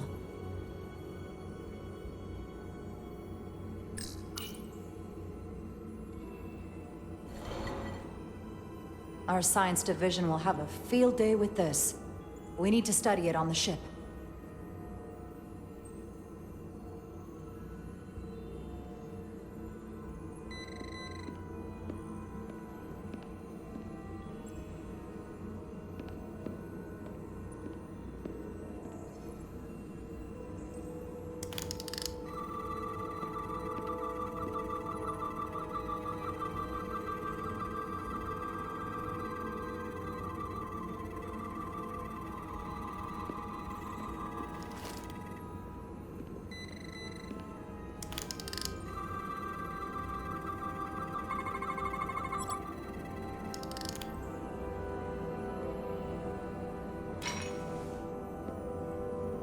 Crystallized lithium compound. Its internal structure is extremely ordered.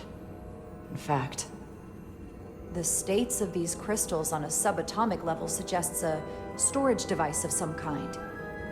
Energy levels are both stable and ordered, like information. Some of them appear to be depleted. What kind of information would you deplete?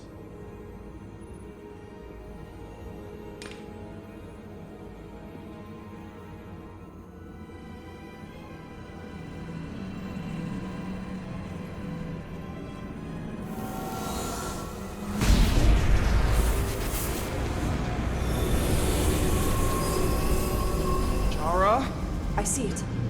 What's happening? Someone turned it on. There's no one here. Or maybe the device I saw in the palace can send a signal? If that's the case, we may not be alone for long. Let's hurry.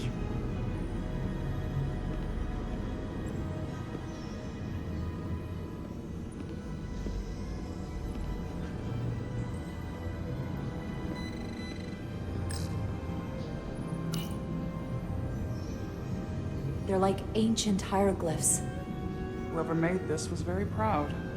You don't make a monument to the past unless you thought it went well.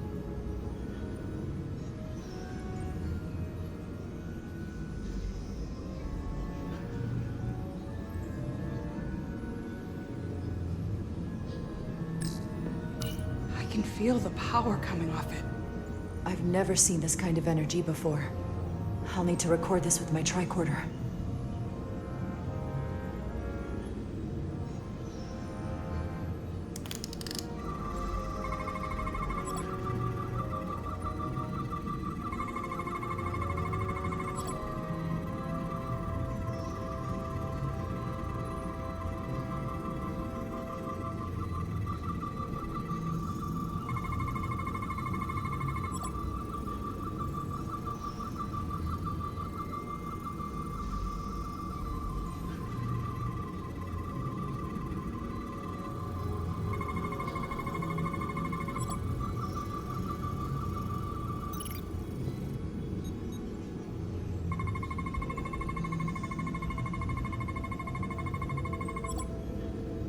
This can't be right.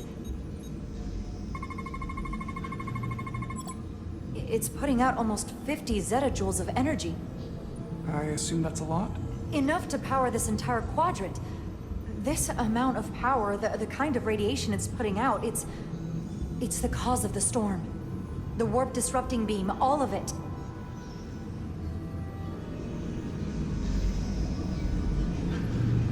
What do we do now? We get back to the Resolute. They have to know about this. Come on, let's...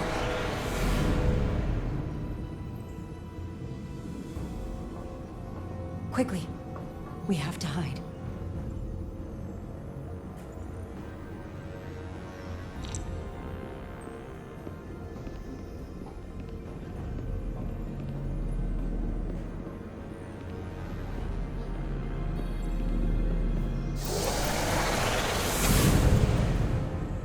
This is outrageous! I demand you let me go! No need to complain.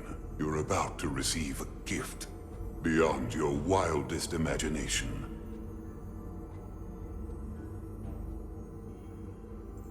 If anything, I consider it an honor.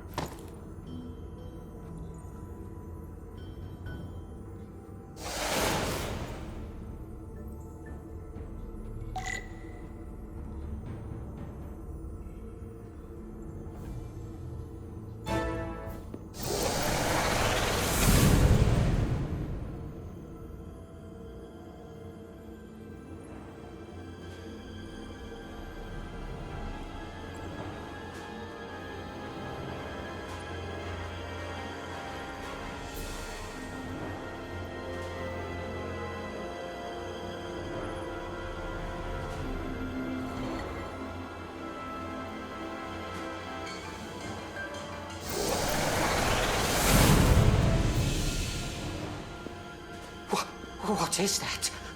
What are you doing? You'll see soon enough. I can influence the course of the negotiations. I can make sure the Hotari get the better end of the bargain.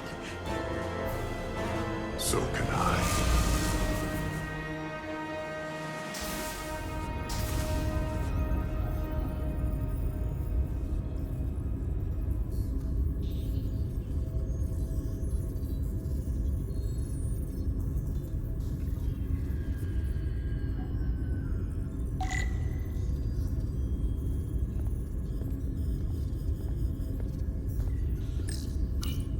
Said anything?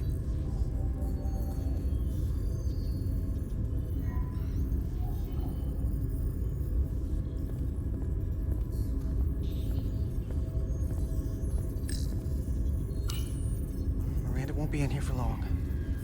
Just gotta sort this all out.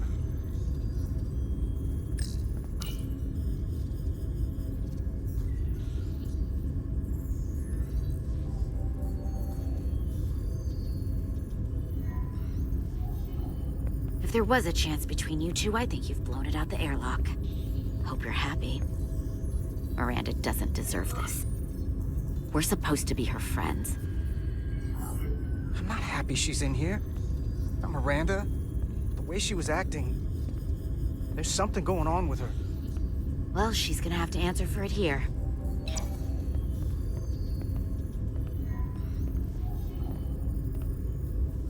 We were at the start of something good.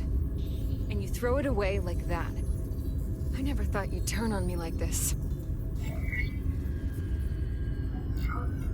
I didn't turn on you. You brought this on yourself. Unless you have some kind of explanation. You think I owe you an explanation? Starfleet and its never-ending search for answers.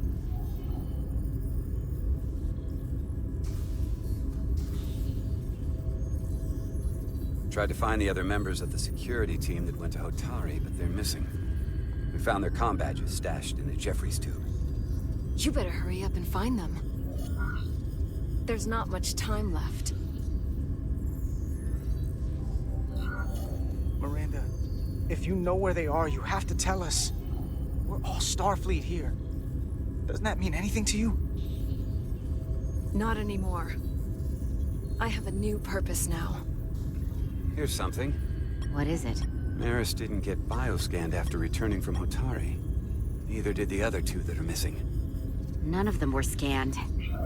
Which should not have happened. So all this could be happening because she's contaminated. She caught something on Hotari. It's possible. Pathogen can cause all kinds of behavioral issues. I'll scan Petty Officer Maris and get some data to cut through all this speculation. I think it's better if I do it. Open up too.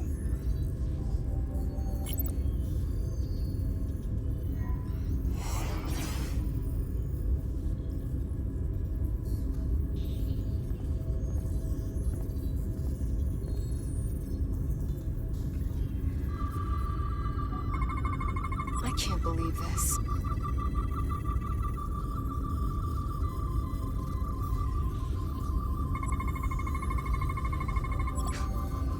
Ridiculous.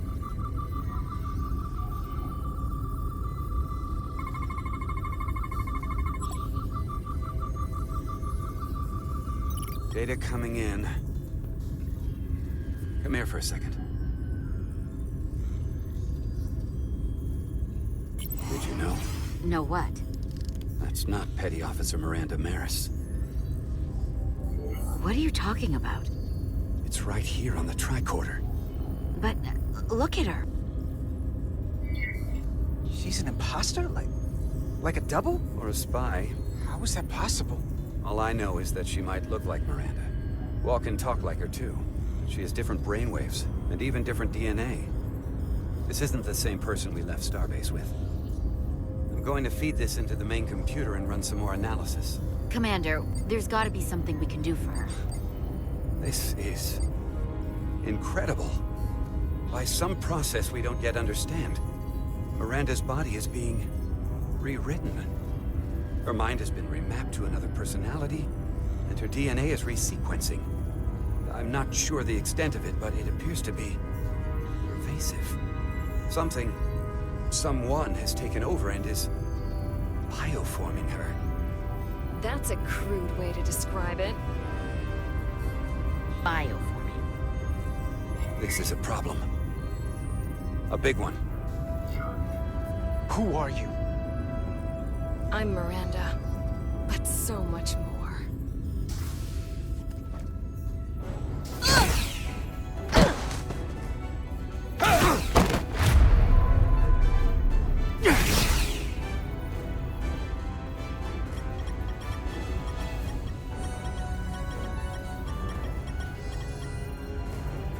Don't let them get the storage drive!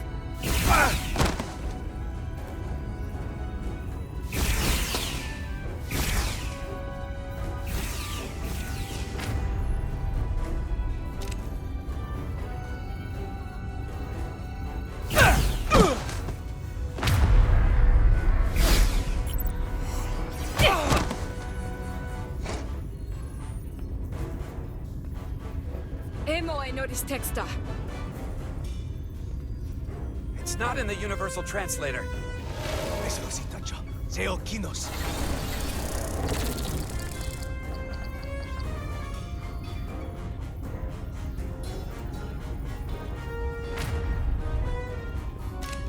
Who the hell are you? We are the Scions of the Flame. Stop her! They're getting away!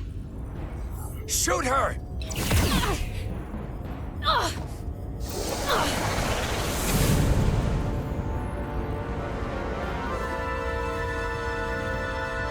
Scions of the Flame? I don't like the sound of that.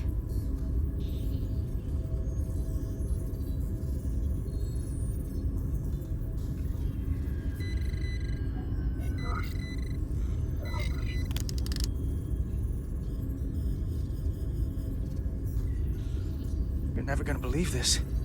The reason the Universal Translator didn't recognize that language is because it's only ever been read. It's the Tacon language.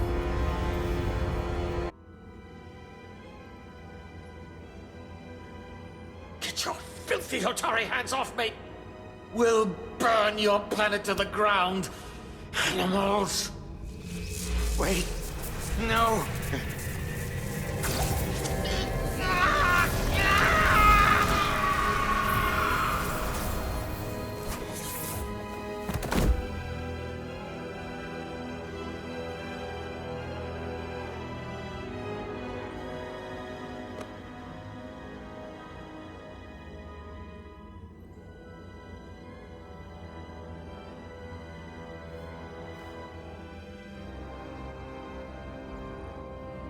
Rise, brother.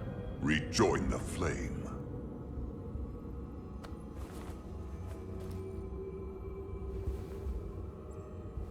This can only mean our time has come. I'm only sorry I couldn't find a more suitable host for you. All in good time. This is only the beginning. They're working together? An Elidian and a Hotari? They did something to him.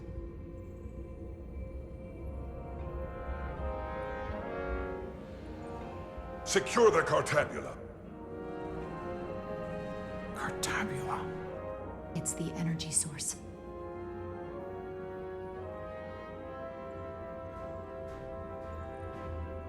Spread out. Search the vault. Go back through the mine. Cut off their escape. Find them! Time to go.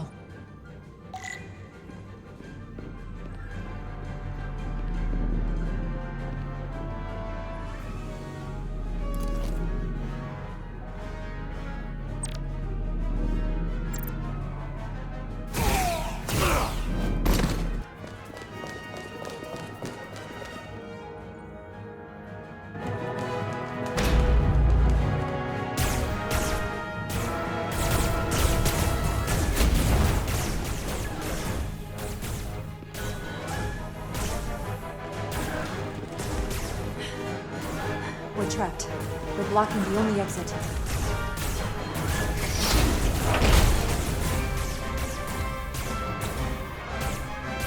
Maybe not. Can you buy me some time? For what? This vehicle looks a lot tougher than that barrier.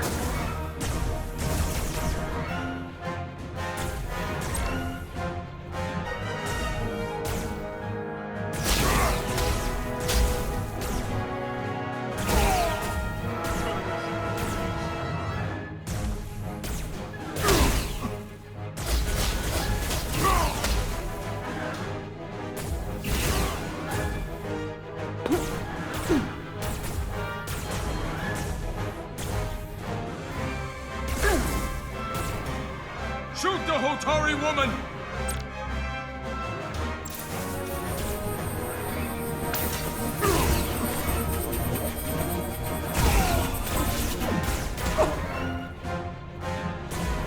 Concentrate fire!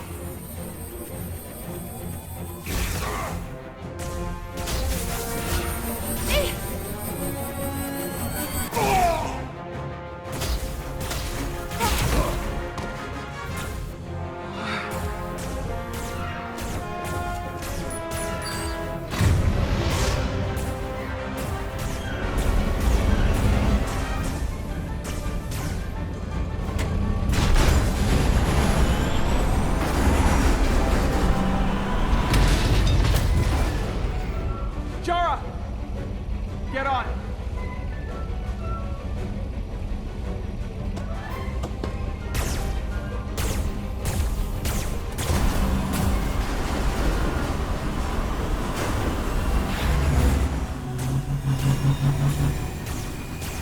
Hold on to something.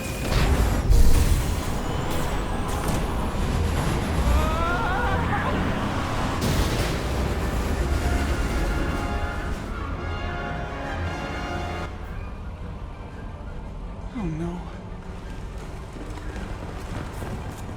Don't stop. I'll handle them.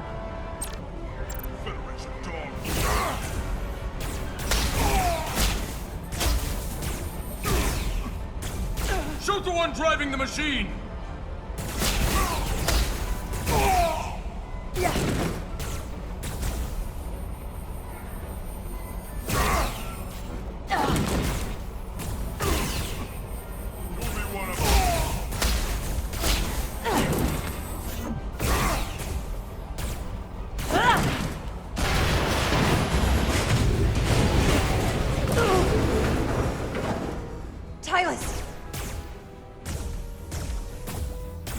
We're surrounded. I'll get it working. I just need some time.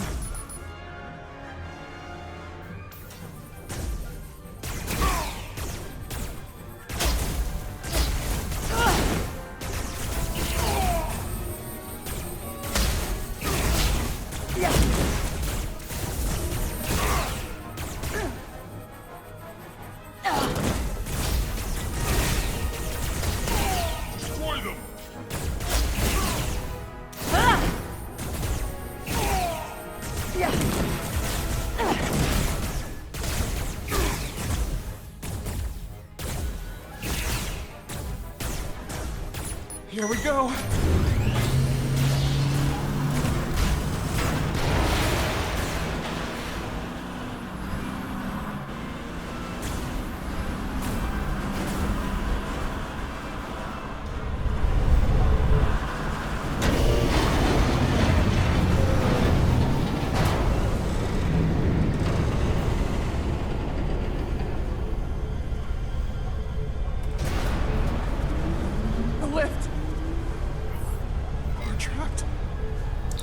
Resolute, 2 to beam up immediately.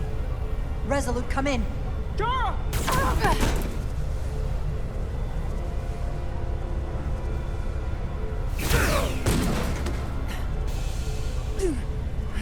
Are you all right? I think so. It hurts.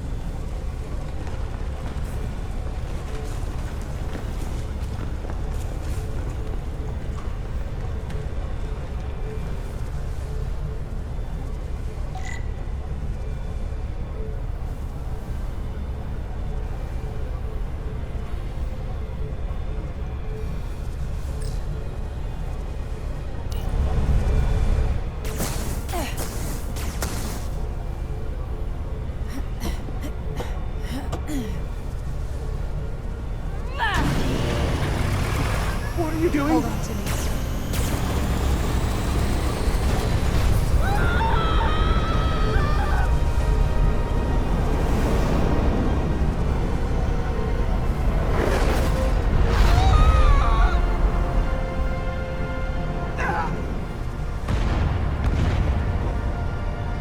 Commander, we read you, but there's too much interference. Transporters still can't get a lock.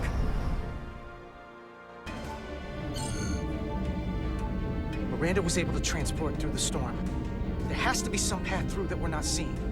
Tetrametric radiation is saturating our sensors. There is too much interference to pick up the residual transporter signature. Wait.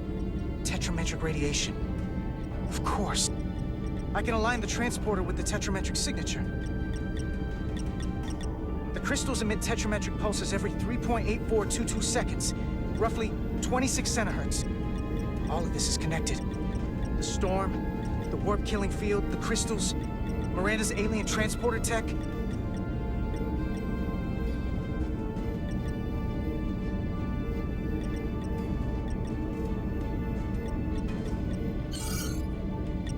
Okay, I've got the transporter in calibration. There are a lot of biosigns in that mine, all stacked on top of each other. I need something to identify the commander signal. Something loud, energetic. Understood. Commander Rydek, we have penetrated the storm's interference, but we are unable to pinpoint your signature. We need you to generate a high-energy event to help us... High-energy event. Got it. Tylus, are you still with me? I am. Good. I'm going to shoot my phaser at some dilithium to cause a piezoelectric rupture. What? Why? Signal flare.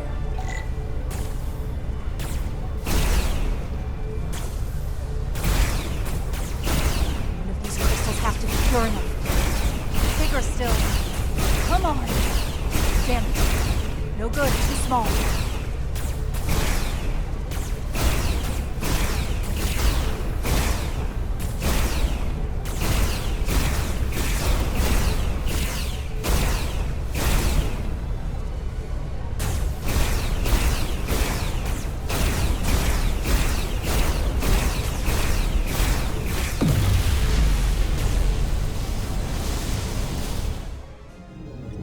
Dilithium explosion. Is that energetic enough? More than enough. I can lock onto their biosigns now.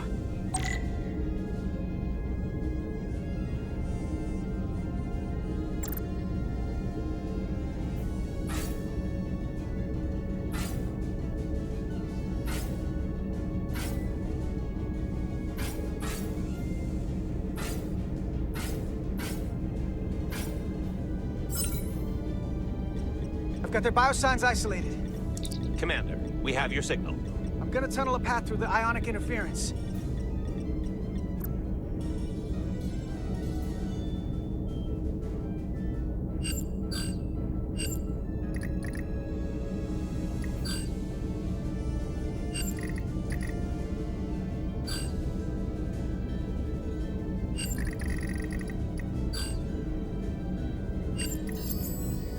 I've got a path.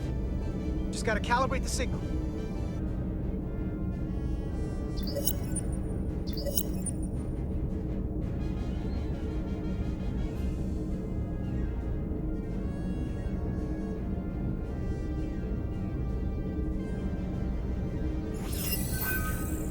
I've got a lock. Energize.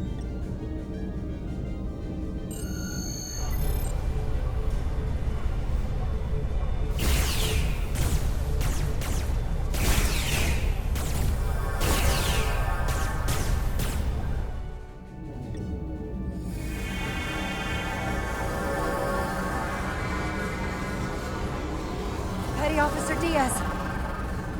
We're losing her. The pattern is degrading. Can you hold the signal? I'm trying.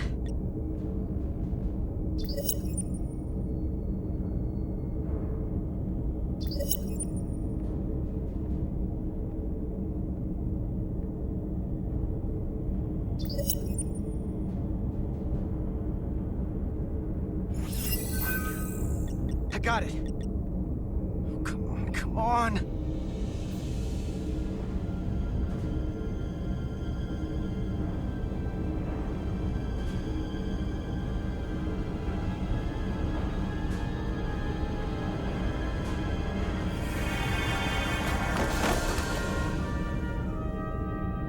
Yes!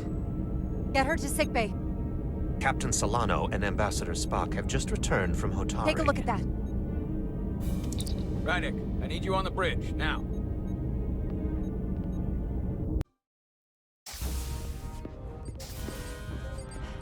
I'm here. The Elydians are preparing to attack Hotari. Status report. The systems are now fully powered. All torpedo tubes open. They're preparing to fire. We should hail the Elydian flagship, Captain. Readying phasers if you want them. Stand by. Await my order. Recommendation, Commander? Hail the Elydians. Maybe we could talk some sense into them. Hail them. No response. Try it again. Still nothing. The Elydians. They've powered down their weapons. Odd. You sure about that, Mr. Amant? They're venting some kind of gas from their ship. Hold on. Now all of their systems have shut down. That's unexpected. Commander Ermont, scan them again. We have to be sure. No mistaking it. They're dead in the water.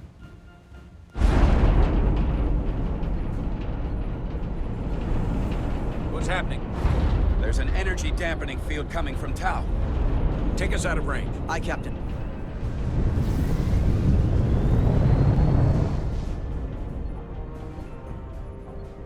Captain, the flagship is hailing us. On screen. Zedly to the Starship Resolute. Our main power cores are completely disabled. The more power we give, the more it takes. Running off batteries. Life support systems have failed. Unable to ventilate contaminated atmosphere. Admiral, you are about to launch an attack on a defenseless planet. Cobliot, you sided with the Hotari in the negotiation, but that does not matter now. My crew is going to die. Please, I beg of you. You must render assistance. System failures are compounding around my ship. We'll help you. Yes, we will. Thank you.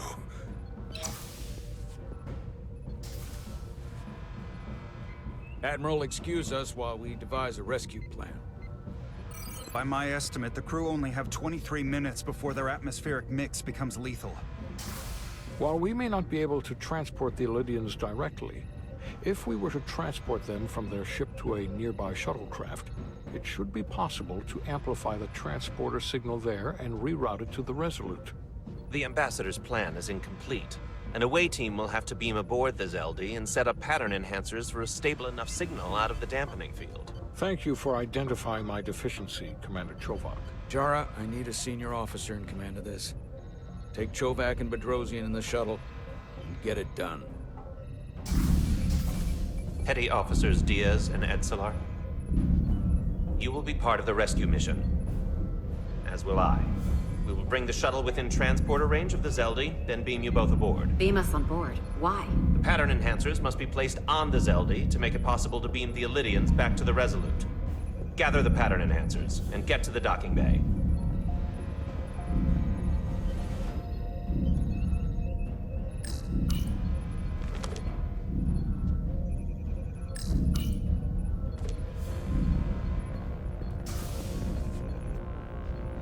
We're going on the wrong mission. What's that?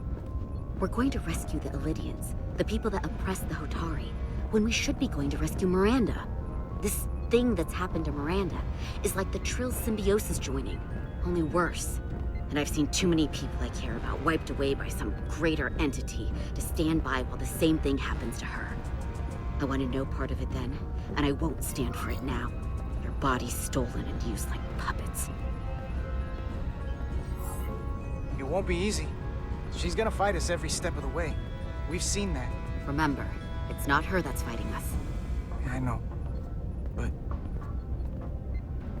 right now, we've got other lives to save. Yeah.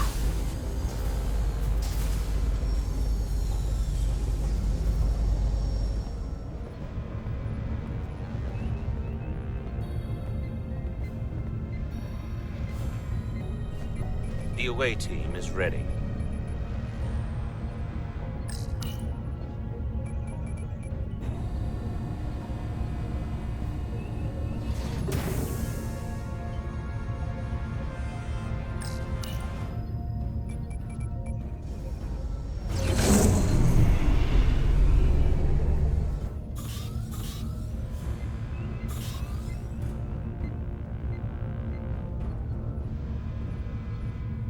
Resolute to Shuttlecraft Melville. You're cleared for takeoff. Acknowledged, Resolute. Melville taking off.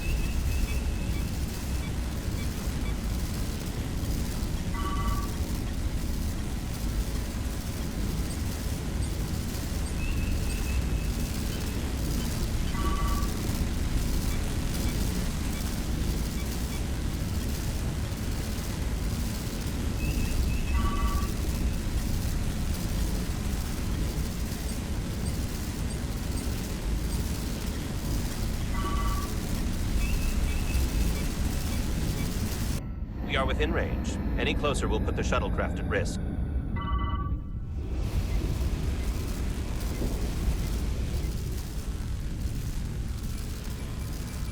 The Preparing to transport the away team. Energizing.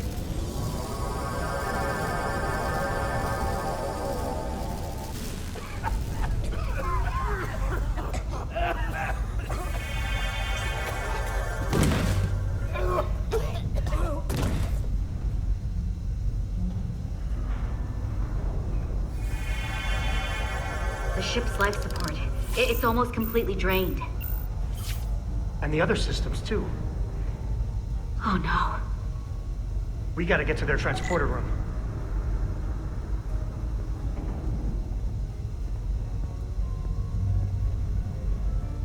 The atmosphere in here is turning to poison.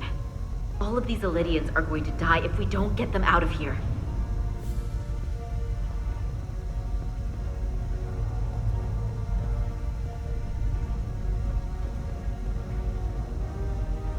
These must close in case of emergency.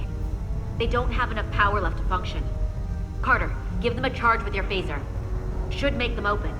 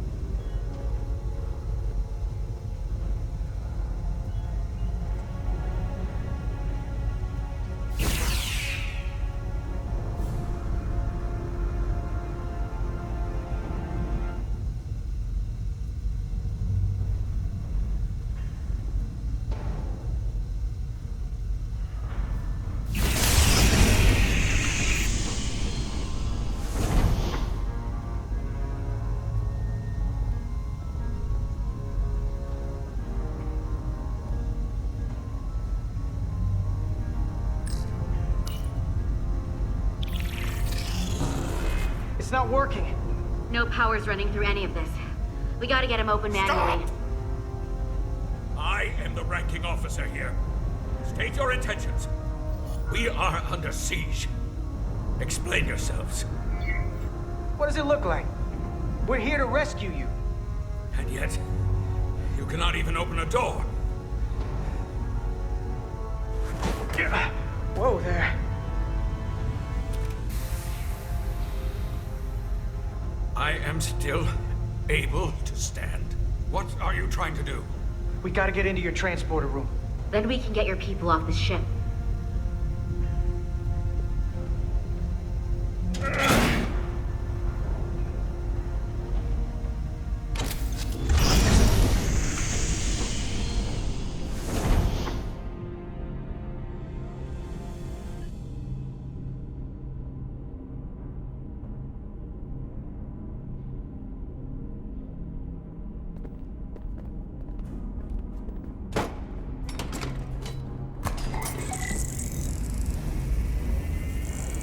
Make sure they're evenly spaced. We need to manually adjust beam trajectory so they connect. I got this one. You get the others.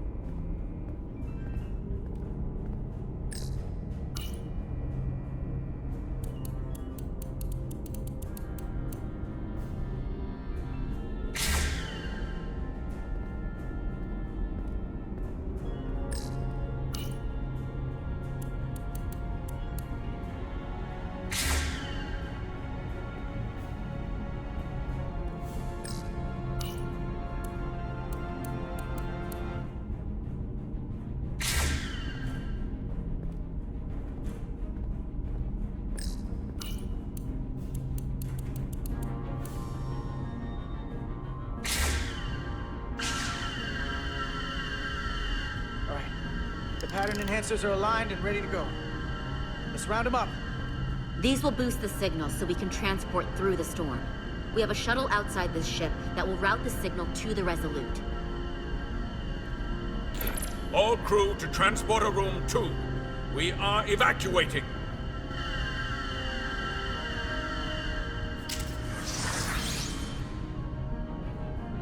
We're live.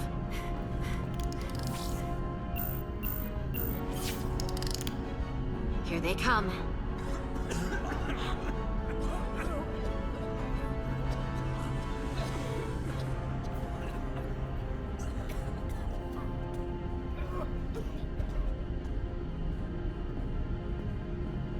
Okay, coordinates. Beam status. Energizing controls. Please step on the platform so we can evacuate you, Admiral. The crew goes first, Hunter. Sir. I mean it. You! Get on the platform already! Okay, the interface is in Ilidian, but the layout is the same as a Starfleet transporter. I just gotta do what I did before. Select the people to transport.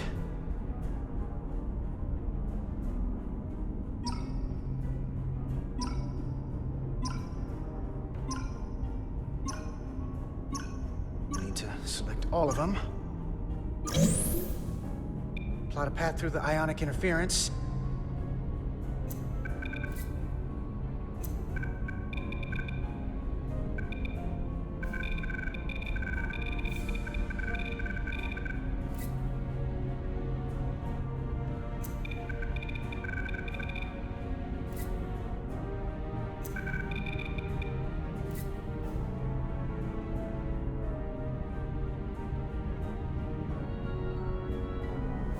Path goes through too much interference, it won't work.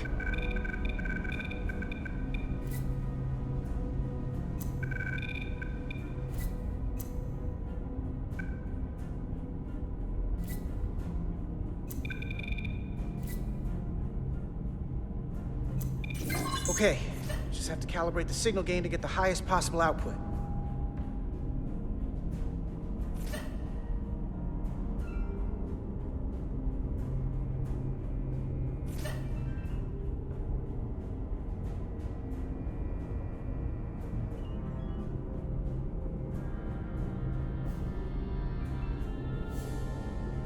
Wasn't enough power. Need to look for the place where the waveforms are farthest apart.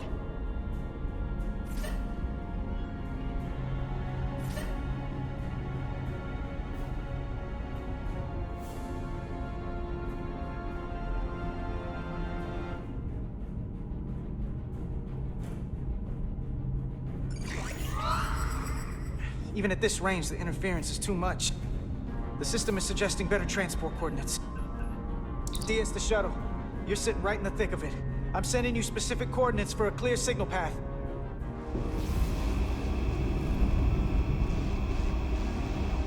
Waypoint's been added to the navigational computer. There, Commander. Give or take 50 meters.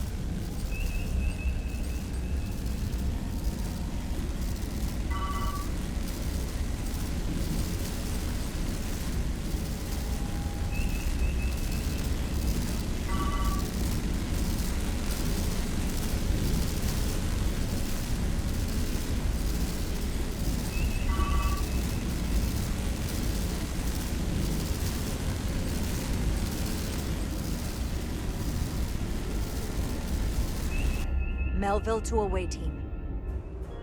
Energize.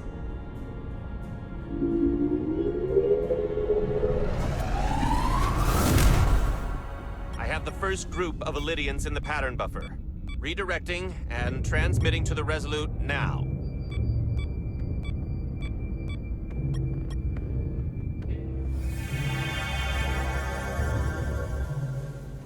This is Resolute.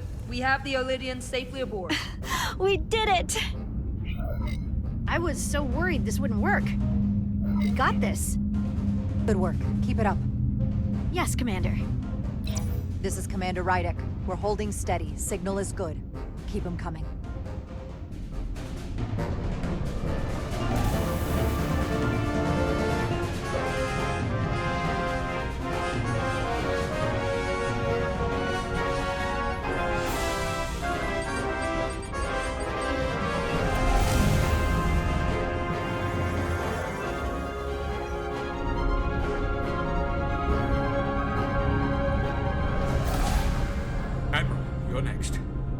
I've made it clear.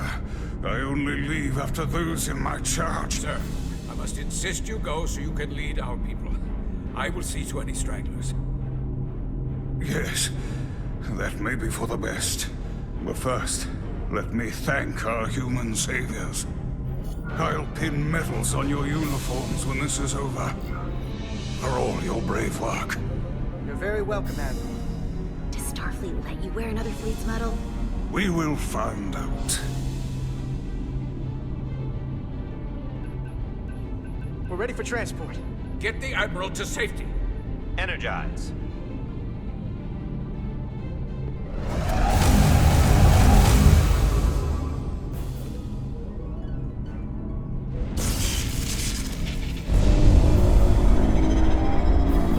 Massive power surge! Sending available power to the annular confinement beam. I have the Illydians in the pattern buffer, but I cannot resolve their signal to send them through to the Resolute, nor can I materialize them here. We need a better position with the Resolute.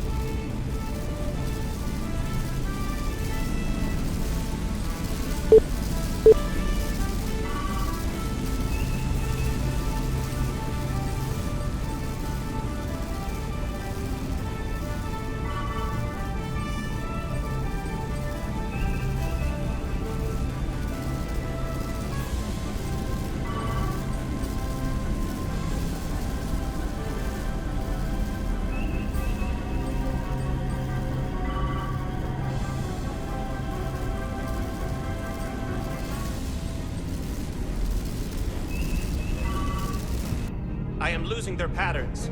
I need more power, but internal relays are not functioning. I'll do it manually. Do it! I am trying.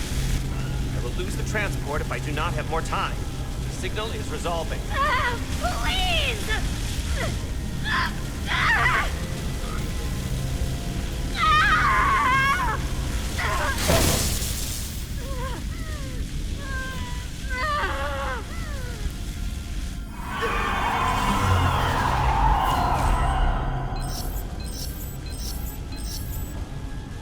We have lost the 15 Illydians in the last transport.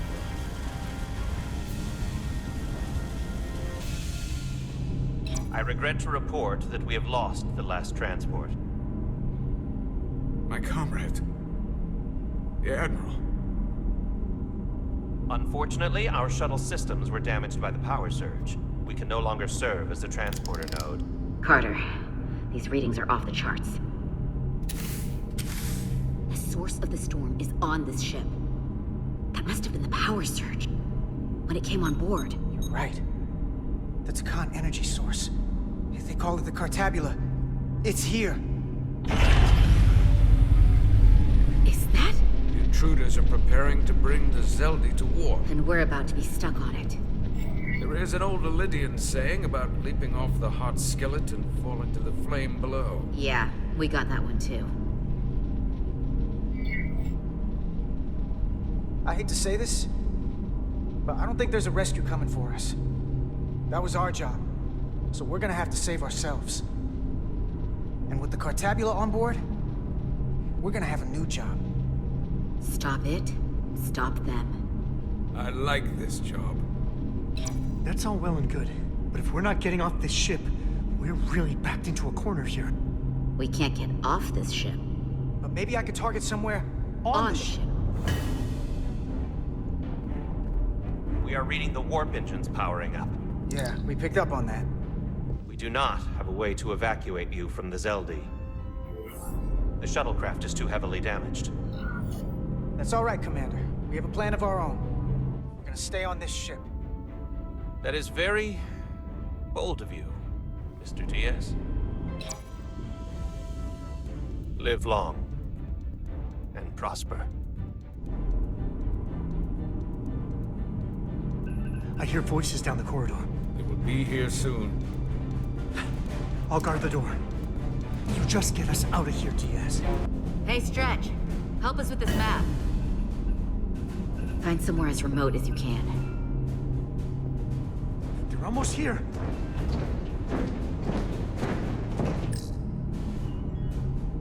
Meso. Too exposed. Bridge? The first place intruders would fortify. There. The aft cargo bay. That is acceptable. Sounds good to me. Whatever you're doing, do it now!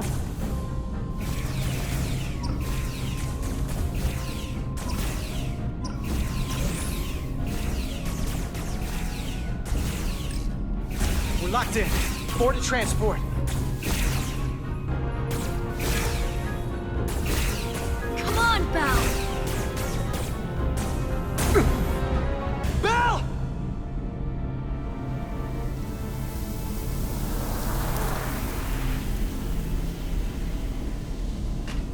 It's too late for him. Carter!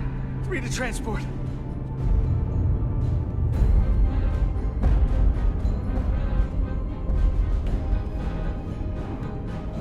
Energize.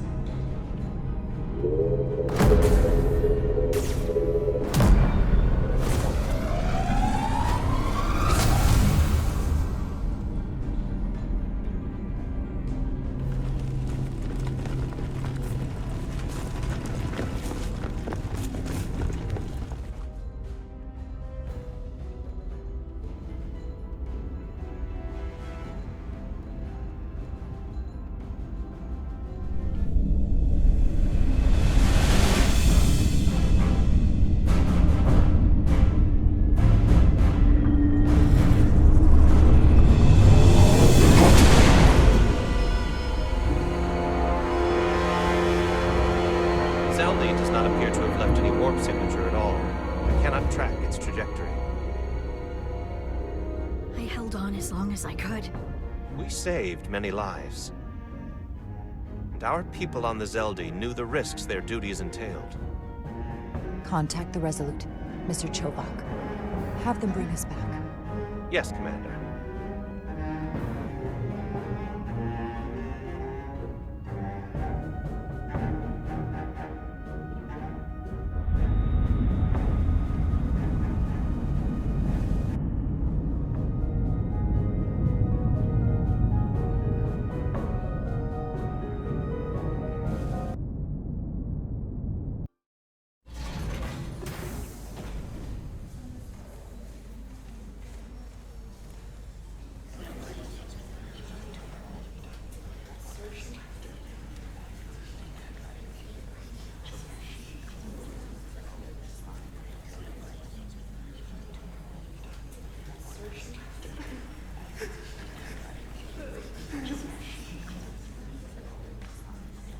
saved as many Elydian lives as you could. And more importantly, you looked after your crew. That's what counts. You have to look out for your own, first and foremost. That doesn't change the fact 15 lives were lost out there. True. But 5 times more than that were saved. It's all a matter of perspective. Unfortunately, the Admiral was among those who didn't make it. I'm sure it's a huge blow to the Elydians. I hope they don't blame us. We suffered our own losses as well.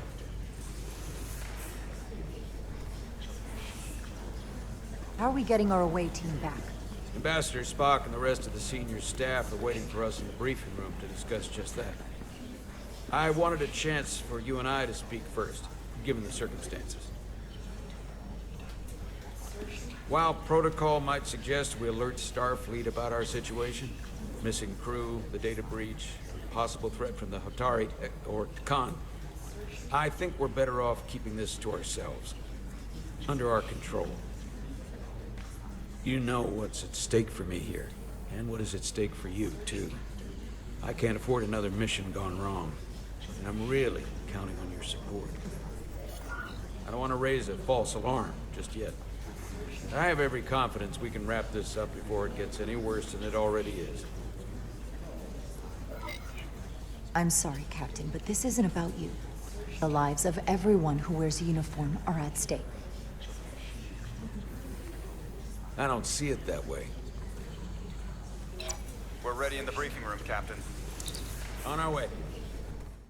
Is there any update on our efforts to trace the Zedly's warp signature? Unfortunately, no. Somehow they were able to mask the signature and block our ability to track their trajectory. I'm also concerned about what went with them. A Taconian energy source. Sidron referred to it as the Cartabula.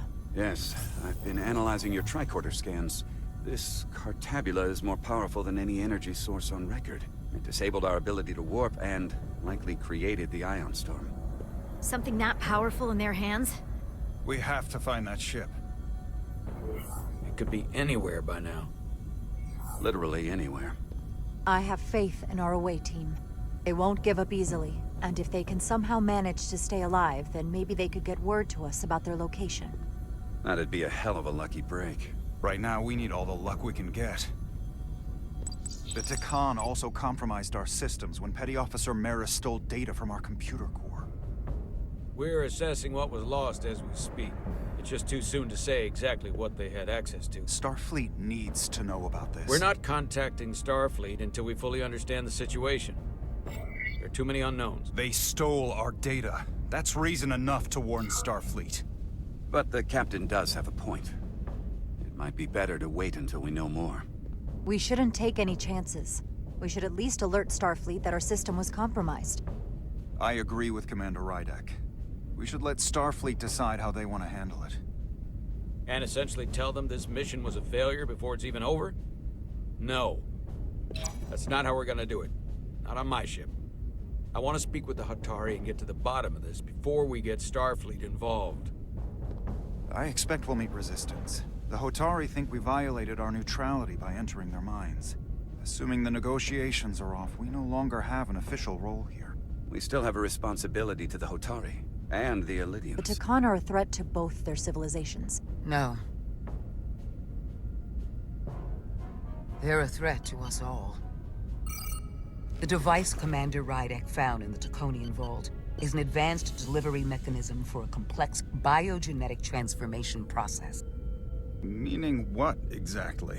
Not only are they bioforming innocent hosts, transforming them into Tacon, they're taking the DNA and engrammatic data of a specific Taconian and displacing that of its host. It's a hostile takeover on a cellular level, bringing individual Tacon back to life, one by one. Is there some way it could be reversed? That's exactly what I've been trying to find out. So far, it appears the answer is no. Once the Taconian takes control, the displacement of the host is irreversible. And the bioforming appears to be permanent. Petty Officer Maris called herself a Scion of the Flame, but the computer had no information about it. She also shot the hell out of my ship as she escaped and nearly killed a few of our crew. So we know this about those Scions. They're dangerous. The Tacon have crossed a line. That much is certain. However, meeting with the Hotari could offer insight into their true intentions, under the pretense of an apology for betraying their trust and trespassing on their territory. Given the options, this might be our best chance to find out more about what they have planned. I couldn't agree more. With the Cartabula gone, I can confirm we have regained warp capability, and the use of our transporters. Excellent. Commander Ermot, see if we can arrange a meeting on Hotari as soon as possible. As Ambassador Spock suggested, under the pretense of an apology. Aye, Captain. Nice work, everyone.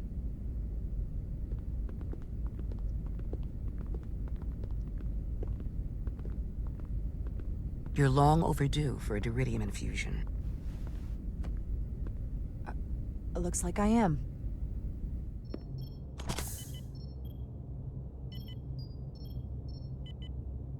Aside from almost running out of Duridium, you're in good health. Nice to get some positive news for a change. You I don't worry about. The Captain, however... Go on. You see it, don't you? He's desperate. Withholding intel from Starfleet just to save his reputation. That's not normal behavior for a captain. I was relieved you called him out on it. You've spent enough time with him now, seen enough of how he runs this ship. If there's something wrong, as the ship's doctor, I need to know. Don't sugarcoat it. You know I wouldn't. To be honest, I'm worried about him. Seems like the stress of this mission is getting to him. He has so much riding on its success, and I am concerned he'll do something rash to ensure it. Good to know we see eye to eye on this. And I want to be clear, I care about Solano, I really do. I've been his doctor for years. There are more important things at stake than offending an old friend. If it gets any worse, you know where to find me. Jara. Monitor your Duridium levels. I'll be right back. How's your wound? Like it was never there. I feel lucky you were there with me. Without you, I'd be, well... Thank you for saving my life. Even with the wonders of your technology, it wouldn't have mattered if you'd left me for dead. I should be thanking you. You took that disruptor shot for me.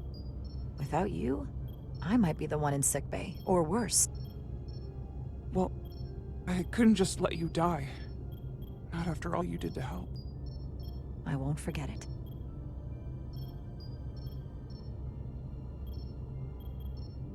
We saw the truth down in those mines. What Sidron and Galvin really are. Who they've become. The lengths they're willing to go to. What they did to that Lydian. It's hard to accept. That everything I thought I knew, so much was a lie. The horror of that underneath our feet the entire time. What we learned down there will help us win this fight. Truth is power, and we'll use that to stop Galvin and Sidron. If you're right, then it was worth it. I truly hope you're right. Commander Rydick, you're needed on the bridge at once. What is it? The Hotari have agreed to meet.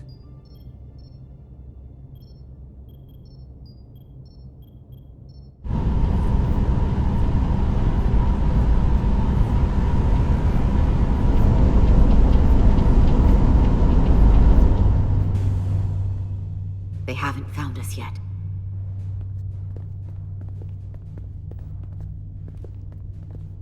Can't just wait to be rescued. We have no idea when or if the Resolute is gonna catch up. But if we can get access to the Zedly systems, we might be able to figure out what the Tacon are up to. You got somewhere we could do that?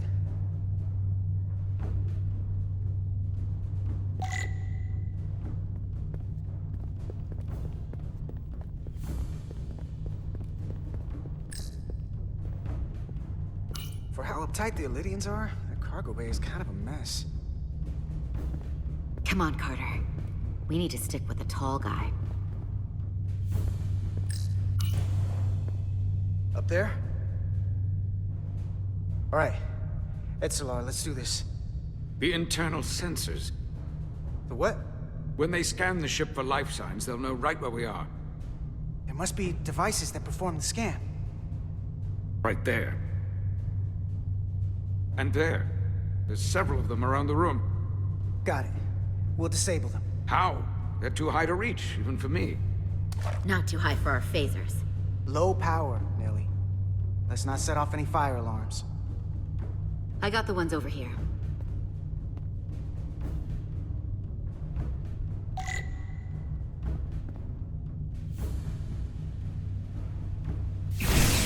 Got one.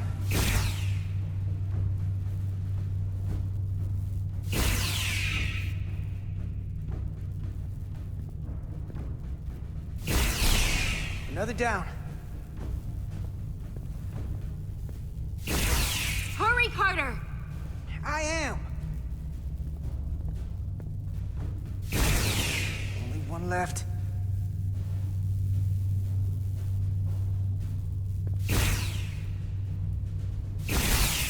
Here it comes.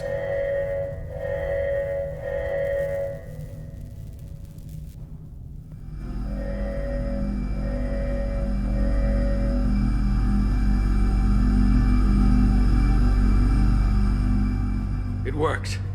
They won't be able to detect us. That buys us some time.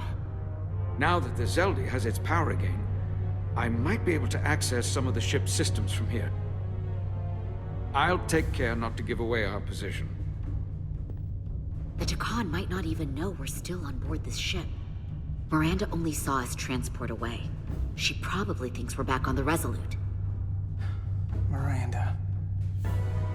Don't give up on her yet, Carter. For all we know, she was trapped, watching it happen. Fighting it the whole time. The person who shot at us wasn't Miranda. Don't think for a second that she turned on us. Because I don't. Neither do I. I know it seems like we could never trust her again. But maybe there's a way to turn her back and Miranda could help us stop the Tacon. Here, on the ship. Just because the Trill joining is permanent doesn't mean the Tacon bioforming has to be. I've heard enough of your prattling on about your friend. You have to think like a soldier. She's our enemy now. She'll be dealt with like the rest of the Tacon. My friend Miranda is not responsible for what she's doing. The Tacon have taken control of her mind. We certainly can't kill her for it. Speak for yourself. If anyone threatens the Empire, they are the enemy. It's just one life, and it's already been lost. You don't get to talk about Miranda. You don't get to ignore the truth. We don't like this any more than you do. The Tacon are a threat to all of us. They turned our crewmates too. Do you really think they're gonna stop there? All I know is that more of my people have been lost to the transformation than yours. Not to mention my Admiral and the others who didn't survive your rescue attempt. Our losses are mounting. Yours are just beginning. We're stuck on this ship, same as you.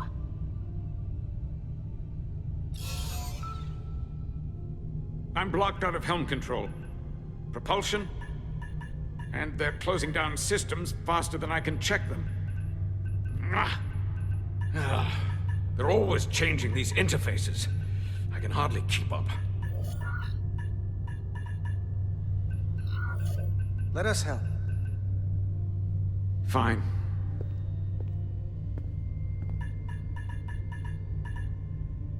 They're using a senior officer's access code to lock down our systems from the bridge. The Tacon must have turned someone in command. Here's something. I can see the course they have plotted in. The Lydian fleet has explored a lot of systems, but it's all in the opposite direction of where we're going. The Zedly, that's where we are. That's not exactly news. Long way from Hotari space. I hope the Resolute is all right back there. We're headed to the edge of the galaxy. Nothing but uninhabited systems along the way. And if we keep going, we'll leave charted space. A lot sooner than I like to think about, too. That can't happen. We need to take control and turn this ship around. Get back to the front lines of the battle for Elydia. We are on the front lines. They're going to do this all over the Quadrant. The whole Federation is at risk. That is a possibility, but it's already a reality for my people. I'm sure it's pretty damn real for the people who are trapped in their own bodies controlled by the Tacon. You can't just turn your back on them. I'll take this ship without you if I have to. And I'll bring it back to Elydia, or I'll destroy it. I won't let it stay in the hands of the enemy. Think strategically. We stand a better chance by working together. You're right to be angry. But it doesn't do any good to turn it on us. Fair enough. The most important thing is that we get control of this ship, so that we don't end up so far away that the Resolute can't ever catch up to us. And if we control the Zedly, that also means they can't use that Cartabula thing. I'm not sure we can do much more from here. What's this? It's a data stream. It looks to be a two-way communication. Let me see if I could put it through a demultiplexing processor. Can you get that clearer? I'm trying.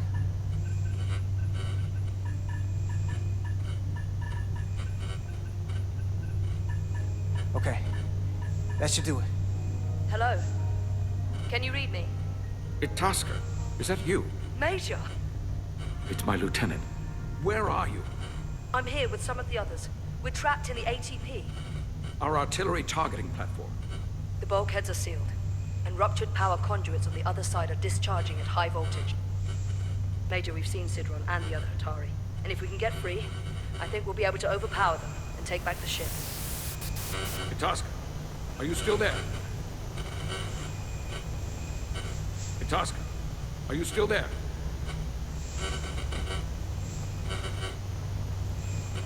You shouldn't trust anyone else you meet. The Hotari have been transforming people on this ship. We've seen it happen. Bioforming. It's only a matter of time before any remaining crew are turned against us. You have to come and help us. I gotta ask, are you sure that's really your comrade? It's Itasca. You're going to have to trust me. I know Lieutenant Itasca well. That's her. Clear and not under duress beyond our current circumstances. I'm sure of it. I can do that, Major. Then we don't have time to lose. We'll make it to you undetected, and we'll free you from the ATP. We'll be ready and waiting, sir. I may not know the computers very well, but I know every inch of this ship. I can get us there, safely, through the back routes.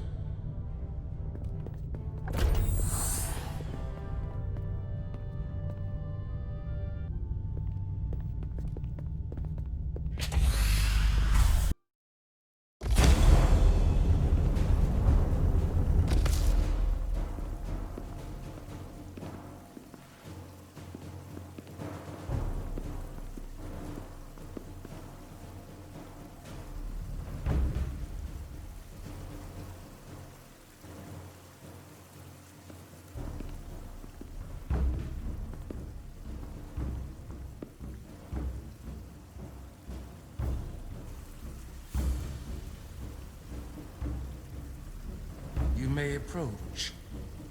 Your Majesty, an apology is in order.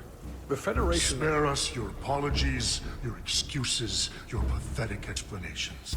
You said you were here under the pretense of peace, yet you trespassed into our minds. I should have known you couldn't be trusted when you sided with the Elydians. Your intentions have been clear from the start. I take full responsibility for my actions, which were entirely my own, not the Federation's. How noble. Your Majesty, if I may. Her actions nearly caused a war. I was addressing the Queen. Galvin speaks for the Hotari now. Fortunately, we were able to resolve this ourselves despite your interference. The Illydians have agreed the mines will remain under Hotari control. We now recognize the Hotari as the sole authority in this region.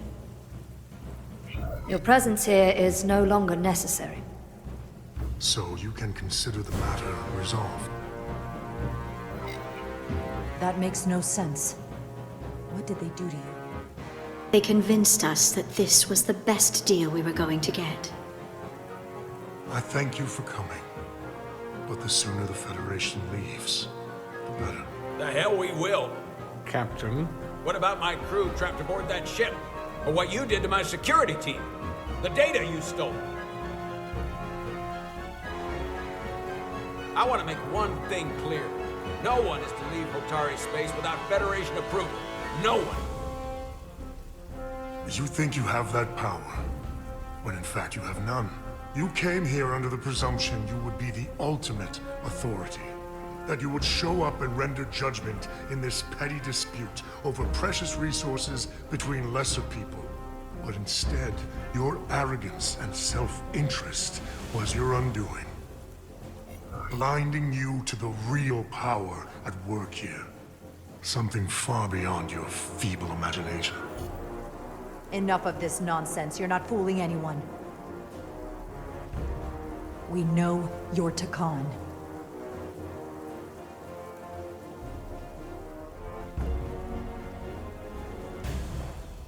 Tacon. A word I haven't heard in a very long time. At the height of our power, the Tacon Empire spanned hundreds of thousands of light years, and trillions of Taconians. An empire that encompassed what is now considered Federation territory. What's yours was what's ours. So it feels only right that we reclaim what was lost. Everything you hold dear will be gone. The first of many painful losses to come.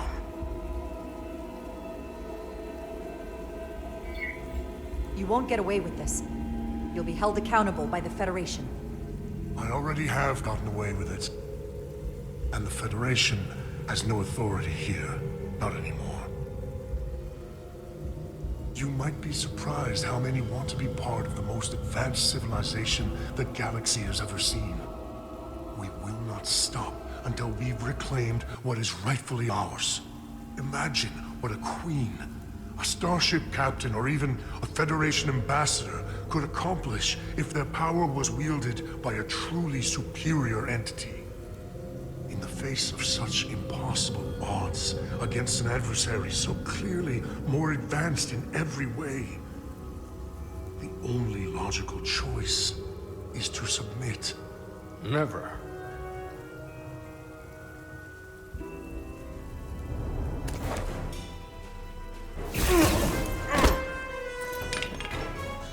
Seize them. Get us out of here, now! Ride it to Resolute. Beam us out.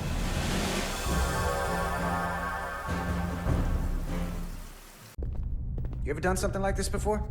Close quarters combat? Infiltrating an enemy stronghold? Something like that. I once spent 6 days crawling through sewers during the siege of Tofar Ket to retake the citadel there.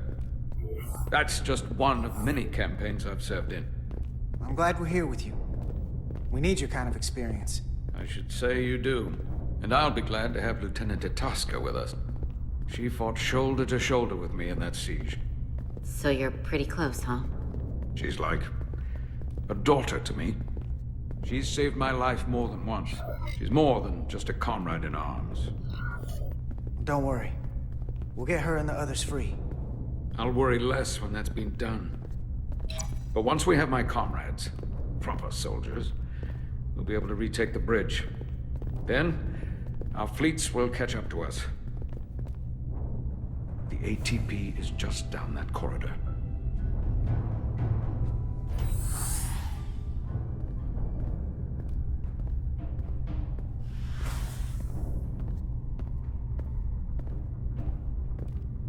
Is this the artillery platform? This is the power distribution for the forward armament cluster.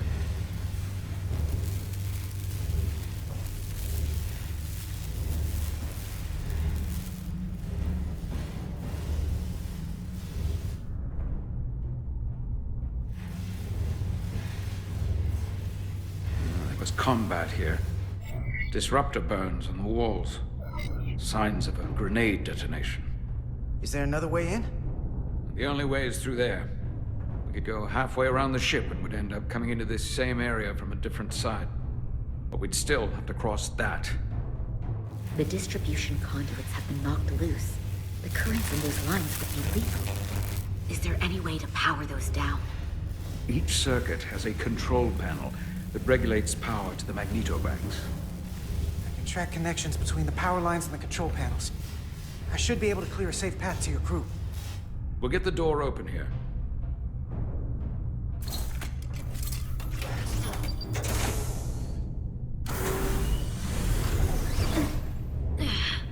It's heavy.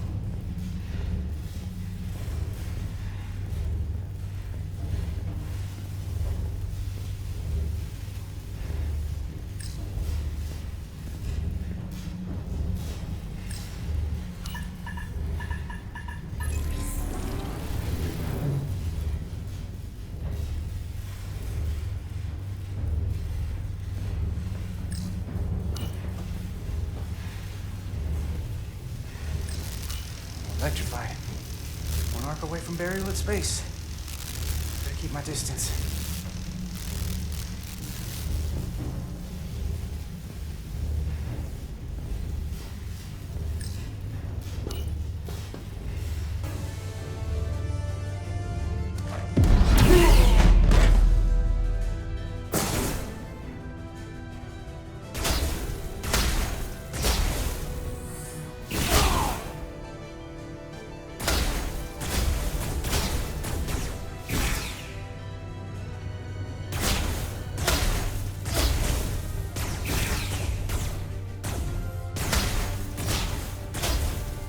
Destroy them!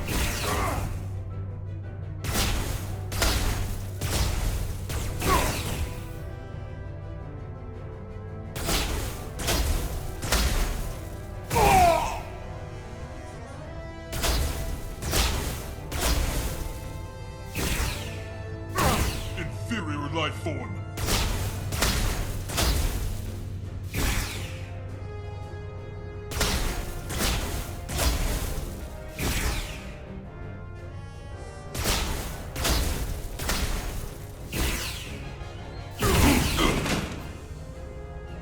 You! Federation, you made it. Barely. There's a lot of collateral damage out here. They backed us into a corner. We did that to drive them out. Put some space between us and the enemy. They're here. Get down! I think they've given up on capture. We'll never make it if we go back that way. You! Give me a hand with this!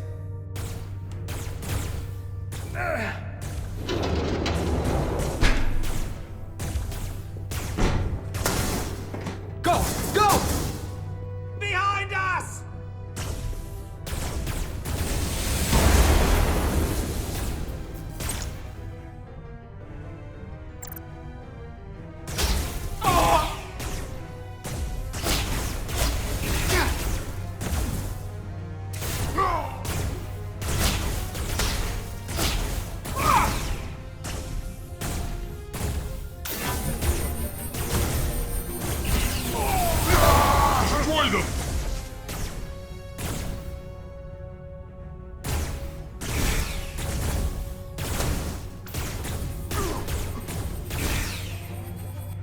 Now, Federation!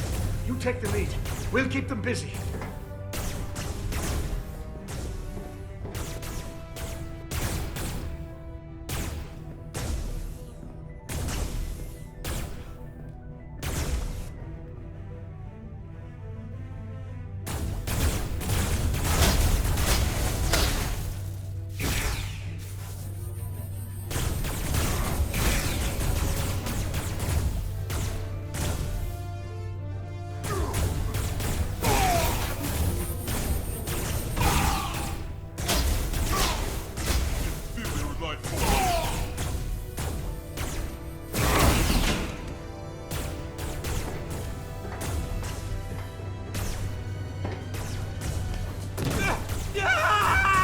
Fall back!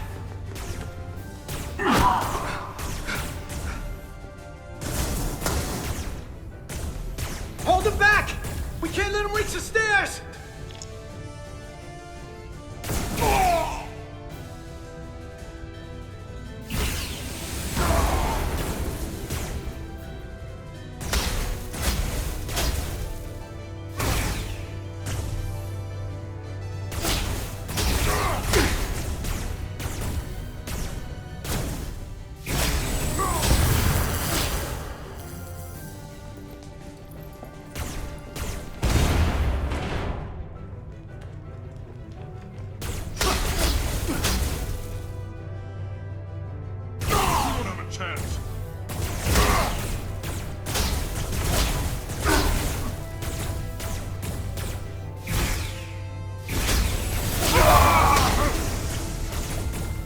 Come on, hurry! No!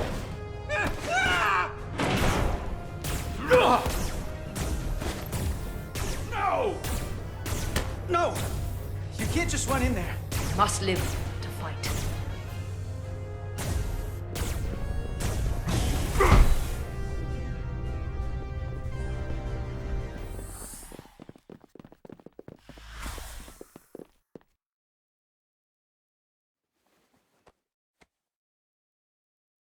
We let the enemy take them.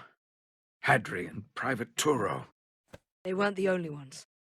But if we hadn't, it would have been all of us. I'll have to live with that, and I'll answer for it when I die. It's not the Elydian way to leave one of our own behind. It's a sin to do so. We're not gonna die. Not if I have anything to say about it. It's more important that we win. When we were in there, trapped, we agreed that we had to live to fight. Hadri agreed. We said, if one of us was taken, the others wouldn't stop. We'd keep going, make our way to the bridge. They died so we could fight on. The Tacon don't want them dead. They want to steal their bodies. And steal their minds. The Tacon knows everything the host knows. That means they know our plan. They know we're heading to the bridge.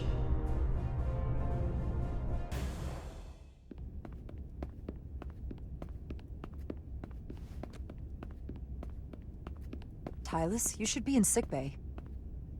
I'll finish this. I couldn't just lie there knowing the entire fate of Hotari hangs in the balance. How did it go? You look exhausted.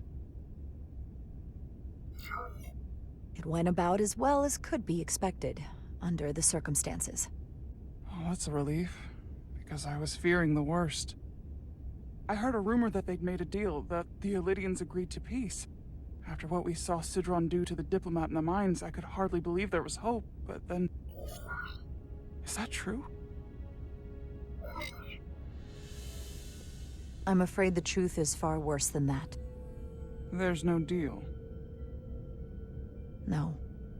They're all Tacon now. The Hotari, the Elydians, everyone. No. That can't be true. I'm sorry.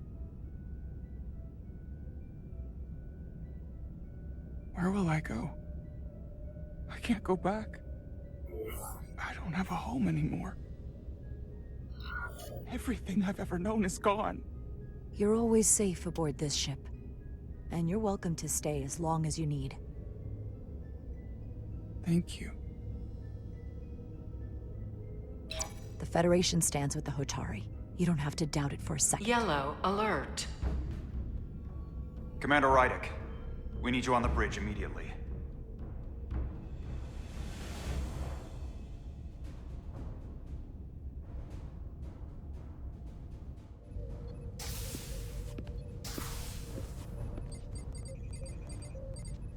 We've got an Elydian ship, the Veskar, rapidly bearing down on our position. Or what was the Veskar?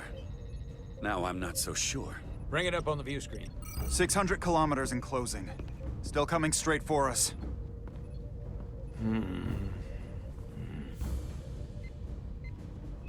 Commander?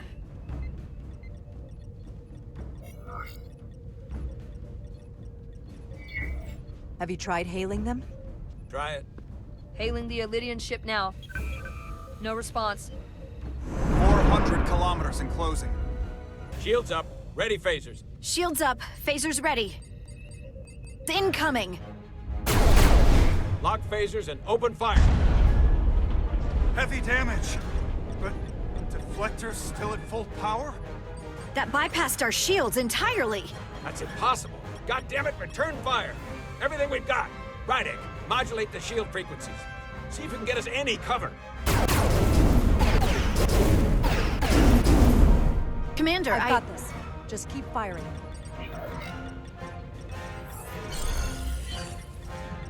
Shields still have no effect. That doesn't make sense. I'll try another.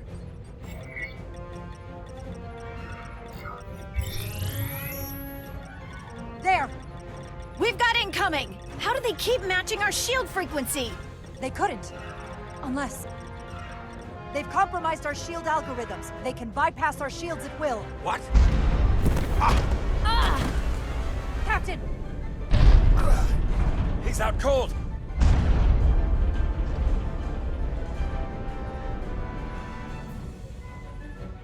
Why'd they stop? Damage report. Running on emergency power. Major hull damage on decks 4 through 7. Warp core is stable and intact. We're completely vulnerable. Commander, we're being held by the Veskar. It's Galvin.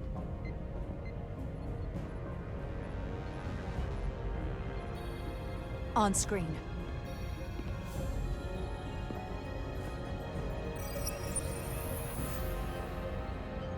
Commander Rydick, where's your captain? Not dead, I hope. At least, not yet. You're dealing with me. Is that a problem? One inferior life form is as good as another. I have to give you credit, Commander. You survived longer than I thought you would. But make no mistake, your shields are useless, your weapons ineffective, and there's nothing you can do. I could destroy you at any moment. But I'd rather hear your pleas for mercy first.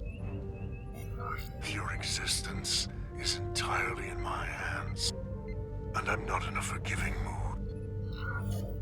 It's entirely possible you could destroy us. But the truth is, we're worth more to you alive than dead. Better if we report back to Starfleet about the power of Taconian technology, and the futility of fighting it. There might be value in that. I've been thinking about what you said, Commander. You claimed I would be held accountable, and here I am. Hold me accountable. The Veskar's weapons are powering up.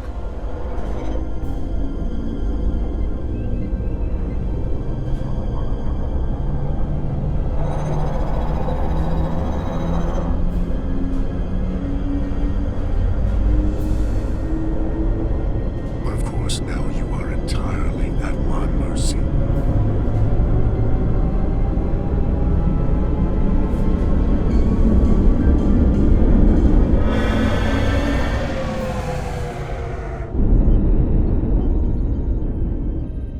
So I've decided to let you live.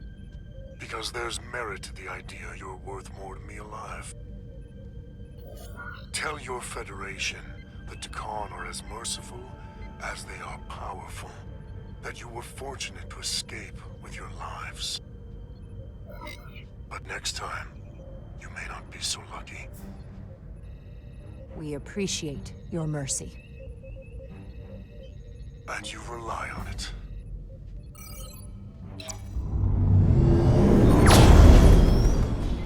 I've lost their signal. Can you track their warp signature? Nothing. It's untraceable, just like before. Notify Ambassador Spock. I want everyone in the briefing room to discuss our options. What's the status of the repairs? Hull breach should be patched up in a matter of hours. Impulse power is at 67%. Should be fully restored soon. Still no luck tracking Galvin's warp signature. They've all but disappeared. Keep trying. Finding that son of a bitch is the best shot we've got. Commander Rydick, you had the con after the ship was attacked. What is your assessment, given our current situation and the losses we have suffered? I think we don't know enough. We need more information. In that case, we might have an option. Portal 6-3, Guardian of the Tacon Empire. If anyone could find Galvin, it would be him. That's assuming he's willing to help us. True, but there's only one way to find out. Wouldn't we need to secure authorization from the Federation Council to contact him? The nearest Federation outpost is Angoria. I can travel there by shuttle and inform them personally of the threat from the Tacon.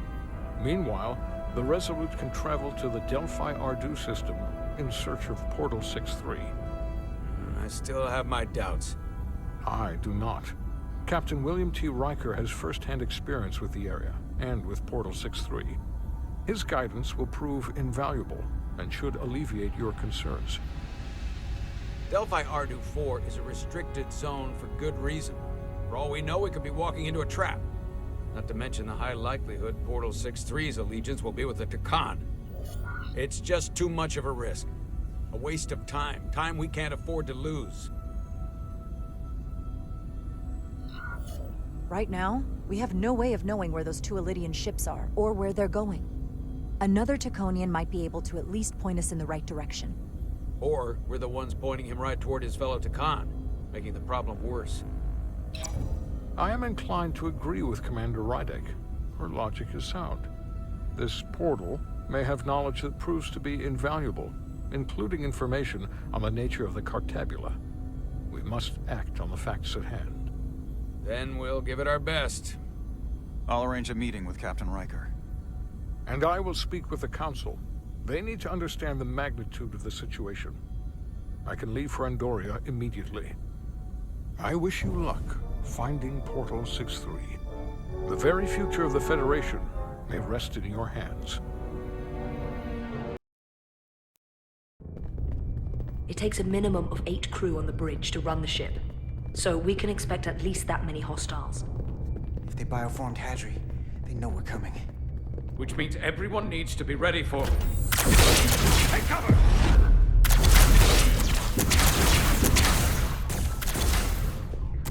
Now what? We need that door sealed. We can handle that. Where do you need us? There's an access panel there. You should be able to patch into the local systems. We'll be shot getting there. I'll cover you. On my signal. Now!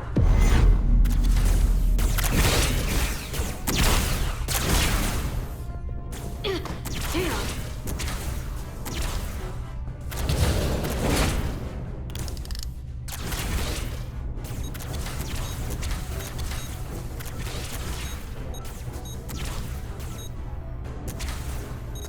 Looking for the bridge doors. Wait, what's this? Got something? Gravity. If I invert the artificial gravity inside the bridge, that'll throw anyone on the bridge right up into the ceiling. He'll never see it coming. Itasca, get ready to charge! Charge? Reversing gravity polarity. Now!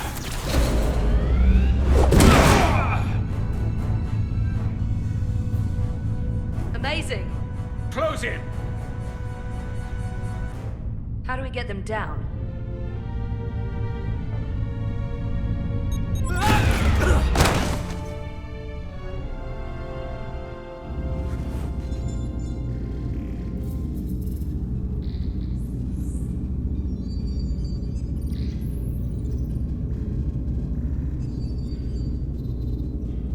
What are we gonna do with them? We don't have time to take prisoners.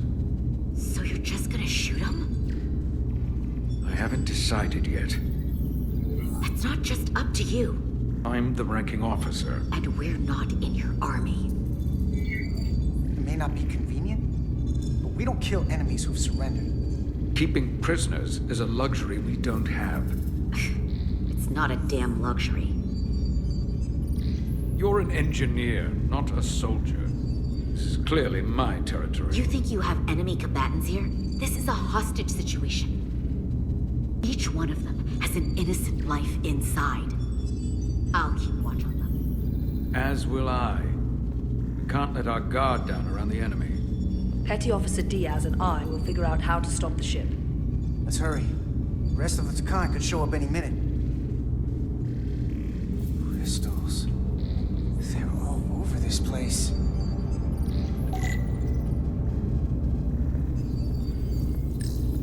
Look here. It's navigational data. We saw that already.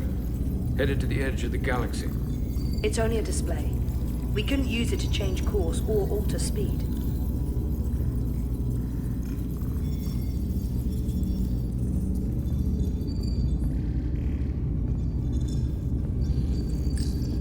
This console looks unaffected.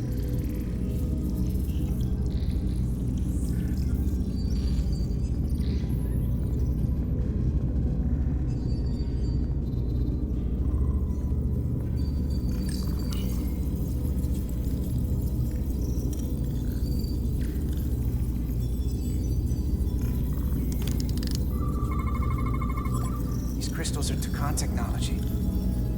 They seem to be active, just like the rest of their tech. Tetrametric pulses. Tetrametric? It's the energy signature of Tacon technology. Everything they make gives off this type of radiation. They're blocking the inputs. It's not responding at all. Everything I try, it just ignores me. Maybe we should try that other console. Good idea.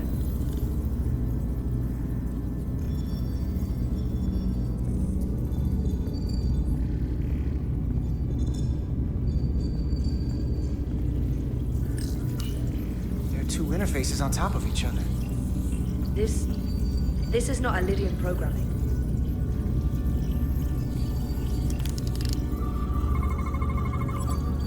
It's the Tacon language. From what I can tell, the ship's systems are actively responding to input. Which is the opposite of how most bridges work. They usually send commands, not receive them. It's from an intrusive program. This control station won't do us any good either. What have they done to this bridge? Consoles running themselves, some clogged up with crystals that are sending off tetrametric pulses. But none of this is sending signals outward. It's receiving. Flying the ship from somewhere else. That should be impossible. But it explains why there's less than a full bridge crew.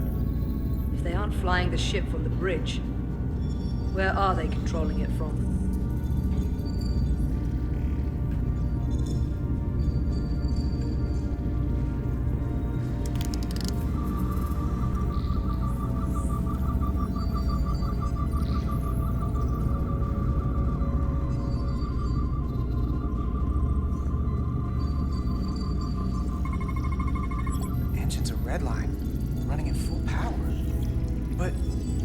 Drive manifold is spiking way over nominal levels. Very dangerous.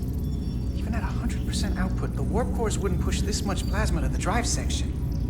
That much reactor output would drive us past the theoretical top speed of this ship. So how fast are we actually going?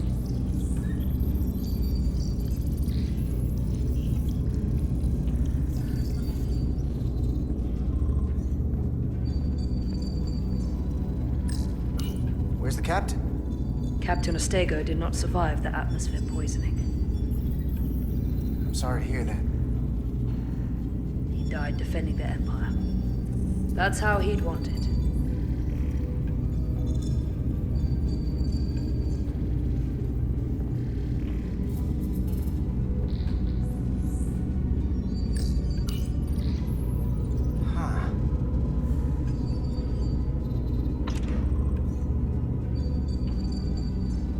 Careful where you point that thing. It's not active. I can't see any way this would work as a weapon. It's dead. Out of ammo? I'm not sure.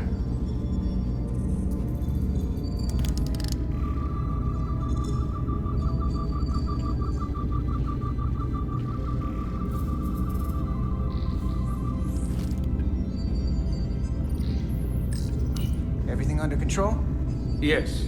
These Tacon haven't made a move. Yet. And what you're doing is working. There's plenty more I can do. But it doesn't have to be that way. As long as they behave.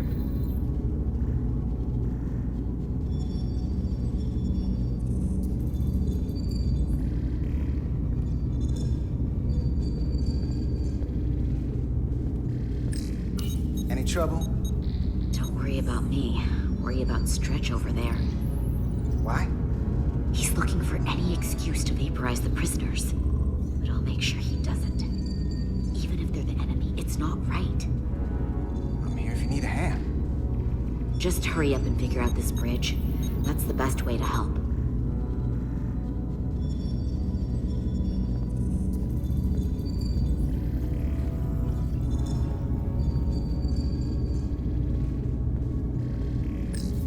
Gotta figure this out before we get wherever we're going.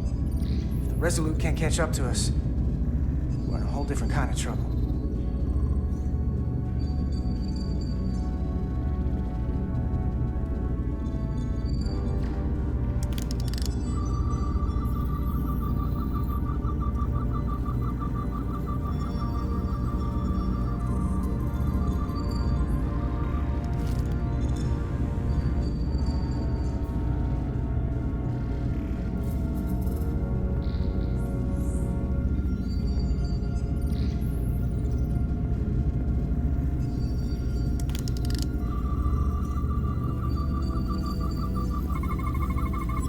We're gonna be there in less than an hour. Can't let that happen. Hold on, it would take days to go this distance with our fastest ship. We're traveling at a warp factor many times greater than this ship should even be capable of. Even with the engines pushed as hard as they are, they wouldn't produce this speed. Whether it's these crystals, or the power from the Cartabula, the Tacon have found a way to increase the engine output and top speed. We have to find a way to hit the brakes before we outrun anyone who could help us. We stop it, so they can't get this ship where they're going, and enact the next phase of their plan. That is, if they don't destroy us all first. I would have thought this ship would disintegrate going this speed. But somehow, that hasn't happened yet. So what is their endgame? They've transformed individuals, they've transformed this ship, in a way. How far will they go? As far as we let them. Their technology certainly doesn't seem to have limits. I hate to think what the Cartabula could do if it was plugged into something it was meant to power. That's everything. We got some answers. I don't like what they tell us, though. If we can learn nothing else, then what's left is to make these Tacon talk. And if they don't, we'll dispose of them. Hey, that's not how we do this. That is enough from you.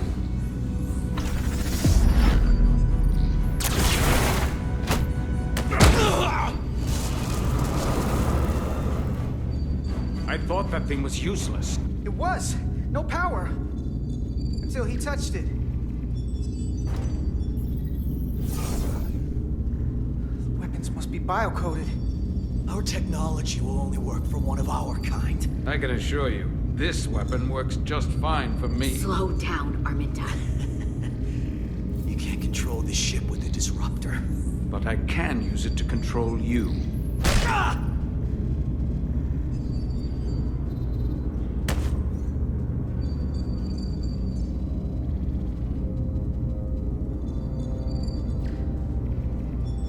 Let's talk.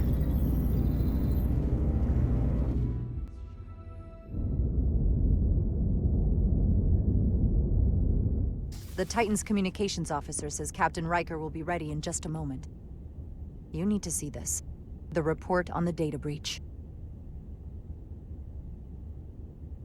Damn. It's worse than I'd hoped. They didn't just compromise our shields. They stole the shield algorithms for all of Starfleet as well. Meaning every ship is potentially vulnerable to attack, making this so much worse than it already was. So we're completely defenseless against the Tacon. It looks that way, yes. I have Captain Riker for you. Let's not mention any of this shield business to Riker just yet. Put him through. Captain Riker, this is my first officer, Commander Jara Rydek. My pleasure. Sir. I wish we were all meeting under better circumstances. So do I, although you and I have actually met before. We have? I was a young lieutenant on the Potemkin. You were first officer on the Tuckerman.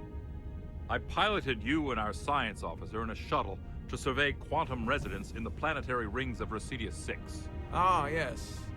Now I remember. You know, he gave me some good advice that day about a very difficult job. Yours. Well, I'm not one to turn down some words of wisdom, sir. And let me ask, as first officer on a starship, where does your responsibility lie, first and foremost? To the captain, the crew, or the ship itself? Oh, this old chestnut. I am curious to hear what she says, though. Ultimately, my responsibility is to the crew at large. The needs of the many. You have been hanging around Ambassador Spock. But the truth is, it's a trick question. Every situation is different, and there are no easy answers. And in some cases, it might not be any of those three. It could be the prime directive. Or the mission. Yes, so perhaps we should get to the matter at hand. When you were with the Enterprise, you encountered a Tacon entity known as Portal 6-3. The Enterprise was held captive in orbit until you were able to convince him to let the ship go. All of which is detailed in the mission report. What we want from you is what we can't get from the report. What can we use to get Portal 6-3 to help us? I've often thought about that over the years. How a small difference in the encounter could have led to disaster. The most important thing is, don't let him push you around. He can appear as a man or as a godlike projection. He'll test you. But don't be overwhelmed by the pageantry and theatrics. From the report, it seems he wields an incredible amount of power. More than you can imagine. He's able to reach out and grab hold of starships like that. And let them go, just as easily. Portal is full of bluster and bravado. But he can be reasoned with. And that's my other piece of advice. You want to appeal to him rationally. You don't want him thinking you're acting out of fear. But we are afraid of the Tacon, and with good reason. He's not the sort to suffer fools. And he'll lose interest if he feels his time is being wasted. I suppose that's one thing we have in common. Do you think he knows that the Tacon have returned? He didn't even know they were gone when we went there. But the moment the Enterprise dropped into orbit around Delphi Ardu 4, he downloaded the entirety of the ship's computer. So I'd expect the same when you get there. What if he won't cooperate and we have to face these Tacon ourselves? Then we have a much bigger problem on our hands. What I mean is, in the 16 years since you discovered this outpost, there has to have been research. Battle plans for what to do about the Tacon if we encountered more of them. I need to know what they are. If I had that answer, it would have been the first thing I told you. We both know Command has had their share of hidden plans in the past. Like Admiral Hansen and Captain Shelby's Special Projects Division at Starfleet Tactical, devising new ways to take on the Borg. Trust me, this isn't some Starfleet conspiracy to keep you in the dark. But if you two don't think you're equipped to make contact, you need to tell me now. Because there is no silver bullet here. Now's not the time to hesitate. I need to know you're up to this. You're not the only one who's met the Tacon anymore. We've faced them in combat. We're not just the right ones for the job. We're the only ones. All right. Asked and answered. There was a special task force that considered the Tacon, and I was part of it. But because there were no other signs of the Empire, we determined the best course of action was to create a restricted zone around the Delphi Ardu system. I have my concerns, but I'll clear the way with the brass for your travel into the restricted space. Just remember what I've told you. And it wouldn't hurt to read some Sun Tzu en route. Or Marcus Aurelius. Anything else? Machiavelli? Thank you for your support, Captain Riker. I wish I could be there myself. But my first officer would probably see to it that I stay on the bridge while they get all the excitement on the away mission. The burdens of command. Rest assured, the Federation is taking this threat very seriously. You won't be alone out there for too long. Thank you, Captain Riker. One more thing. Ambassador Spock said that Tacon stole some data from your central computer. What's that all about? We're still assessing the extent of the breach. Nothing to report as of right now. That's it? Ambassador Spock suggested it was something more serious. Which is why I'm asking. One thing we know is that they stole Starfleet shield algorithms. The shield algorithms? That could jeopardize every ship in the fleet. We're still making sure our assessment is accurate. We don't want to raise alarms unnecessarily. This is as real as it gets, Solano. I have to talk to Starfleet Command now, so I think this conversation has come to an end. I really do hope you get Portal 6-3 and find those Tacon before this gets out of control. Riker out. I specifically said I wanted to keep this under wraps. I thought we had an understanding. Now all of Starfleet will hear about this. Considering this is new information Ambassador Spock doesn't have yet, I figured Captain Riker would be the closest to communicate directly with Starfleet Command. Now the cat's out of the bag. I have to think about the damage control of it all. You're dismissed.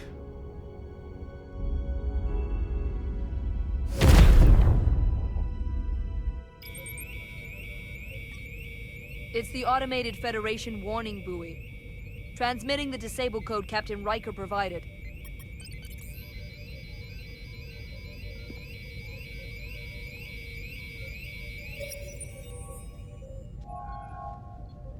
That was unpleasant. Commander Ermont, what are the conditions of our systems? All internal systems operational. Commander Westbrook, what are your scans of the planet? Nothing out of the ordinary. No sign of this outrageously powerful Tacon being? I'm running a magneton scan now, but so far, nothing. Where are you? Prep your way, team. We don't know if Portal 6-3 will cooperate. If he's not an asset, he's an enemy. So be ready for anything.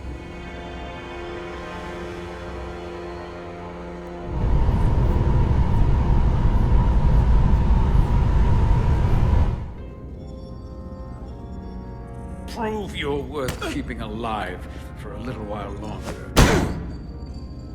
I cannot stop this ship any more than you could stop the tides. Not good enough. The impotent threats of a lower life form do not sway me. I will not bend to you. I was born 600,000 years ago. But a new age dawns today. Are you the Scion of the Flame? My name is Zan Udlosa, who was born in the final days of the Age of Makto. We are all Scions of the Flame. Every one of us who have traveled across the Bridge of Time to be here for the Great Awakening. We have all sworn ourselves to the cause. Eventually, one of you will break. You don't understand how overmatched you truly are. This craft was nothing before we imbued it with the speed required by our mission. And the Cartabula produces enough energy to drive an entire fleet of ships like this one. But when we wake the Ophelion, we won't need a fleet. The Ophelion? Only then will you understand the might of the Tacon Empire. Reborn in this time. And when you wake the Ophelion, what are you going to do with it? Anything we want. Come on! This goes from bad to worse unless you do what they say.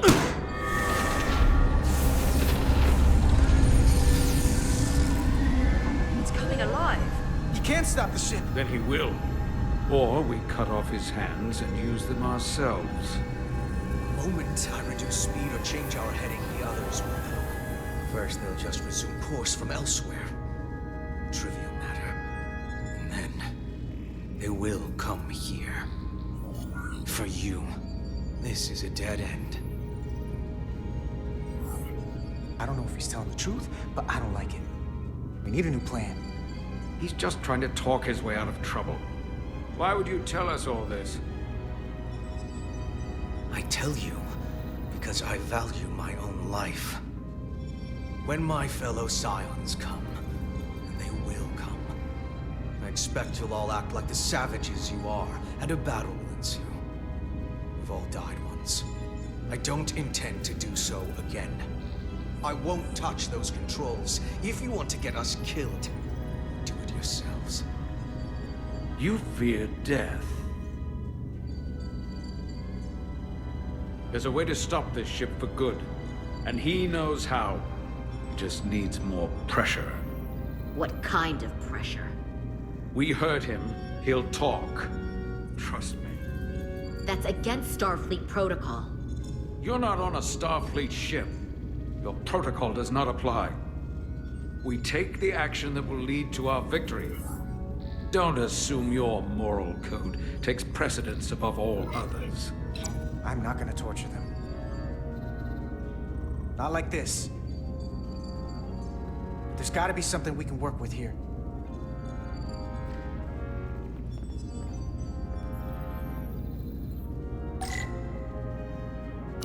This area here? Power generation. The warp cores. It's deserted. What's this? This display shows the location of the Tacon on the ship. This is where the infiltrators are, the central artery of ship systems. Sensors, propulsion, weapons. Doesn't seem to be working here. This is weird. Engine status. Right. The warp cores are still practically redlined. Going this fast, it would be too dangerous to force a warp collapse by cracking one of the propulsion coils. That could rupture the hull, end up damaging the Cartabula in the process. And that risks tearing a hole in space. We can't have that. However they've supercharged the Zedly, it still relies on existing systems. They just amplify the output? But the Tacon have already interfaced with those systems. The controls will be no use. So we'd have to find a way to manually shut down the warp cores. Might not be a manual shutdown as much as it'll be sabotage. No one appears to be guarding it. I think I can get us there. But once we're in, do you really think you can cripple my ship? Not something I'd normally ask. But I'm coming around to it. Well, usually I'm the guy fixing the things that go wrong on a starship. But I'm sure I could figure out a way to break it.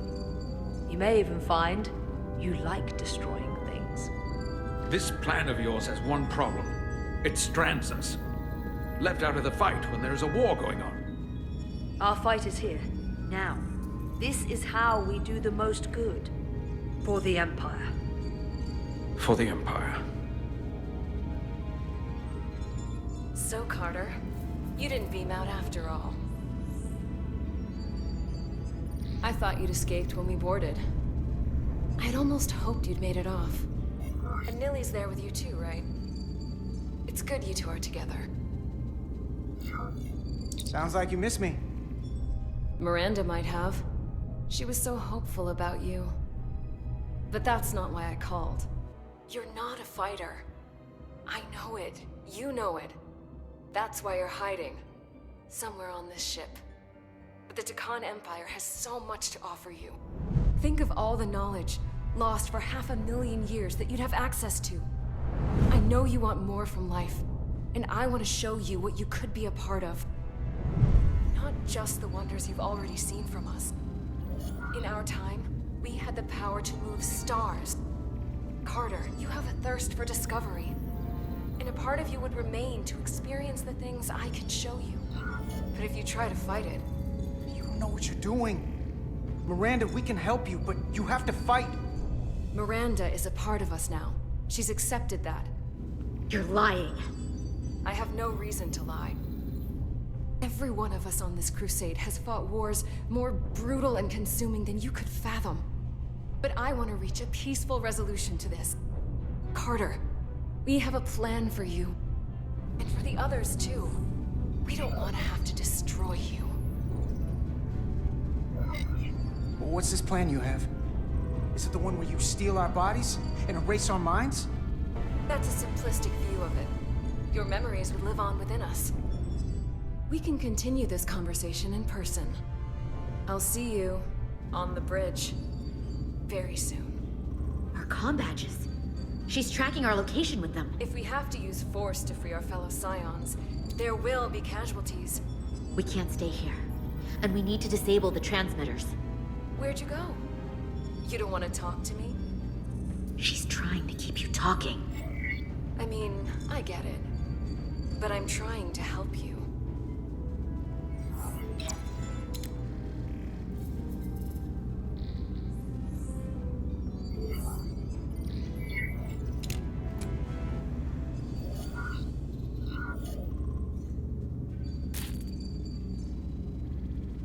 Got it. Mine's done too. Time to hit the road. You've forgotten something. They know where we're going.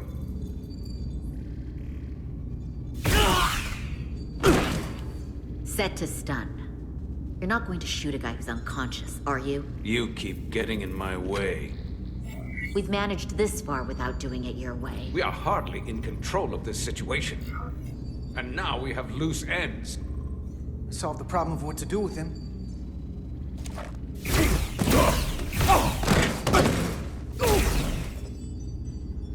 Now let's move it.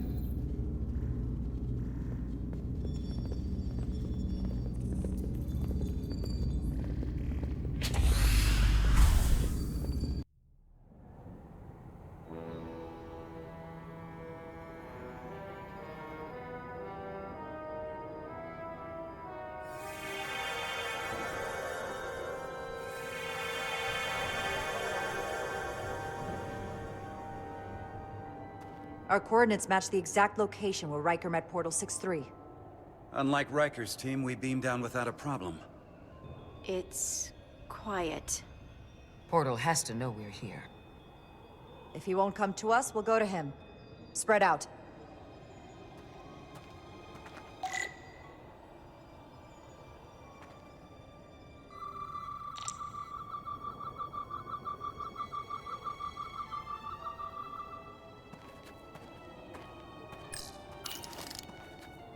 Already gave it a scan.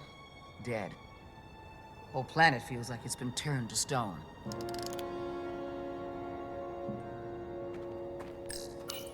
Doctor? Commander, keeping an eye on those Duridium levels? Good. Last thing we need are your cells destabilizing on a hostile alien planet.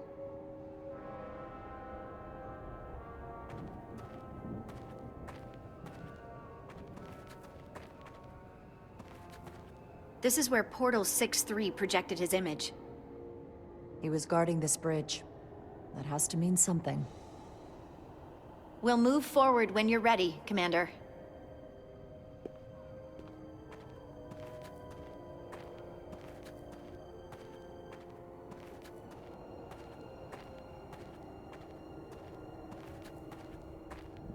Follow me.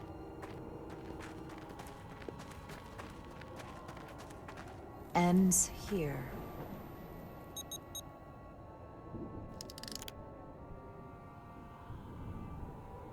Is it me, or did that path just disappear?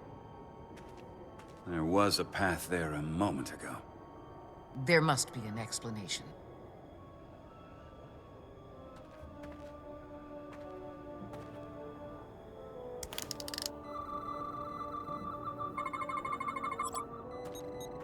Tetrametric pulses. Same energy as the other Tacon technology. Most of the crystals appear dormant.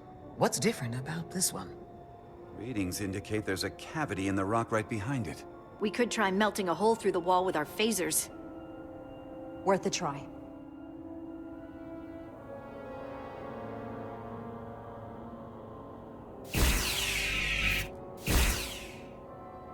Nothing. There's gotta be a weakness. Somewhere it isn't totally solid.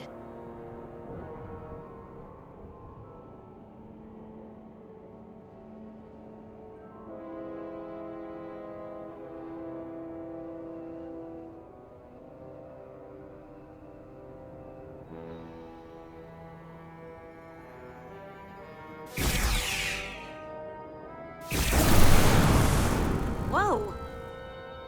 An illusion. I'm sure that wall was as real as the rest of them. I felt it. It's almost like our holodeck technology, but far more advanced. The crystals must be absorbing the energy from our phasers. I'm picking up something. A biosignature. It's faint, but it's there. With me.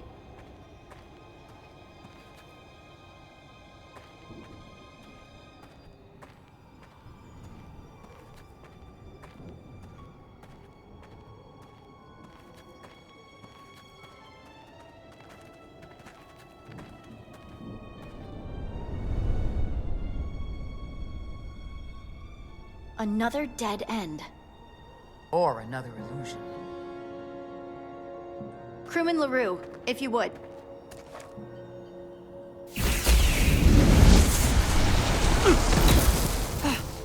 Duval to Resolute. Beam Crewman LaRue directly to medical. Is he okay? He'll live. Not all crystals work the same, it seems. Don't fire your phasers at any crystals unless we're sure they're putting out the same pulses as before.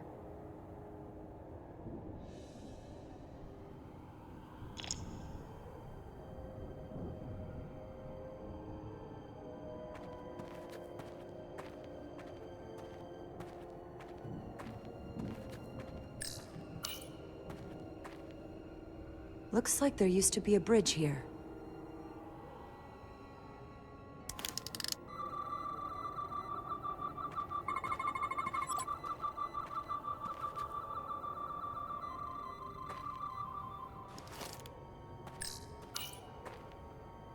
Aside from the breathable atmosphere, this is a remarkably inhospitable planet.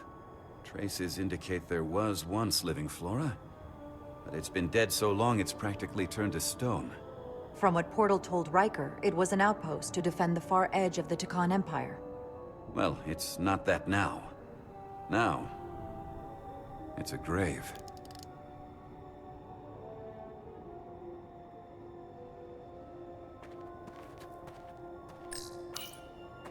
I wonder if this place was always so lifeless.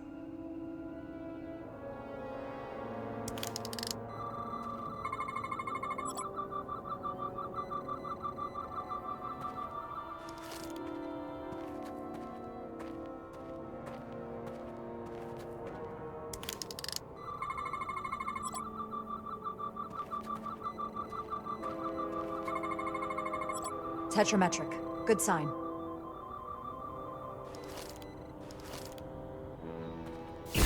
Commander! Look at that. Trust, but verify. Indeed.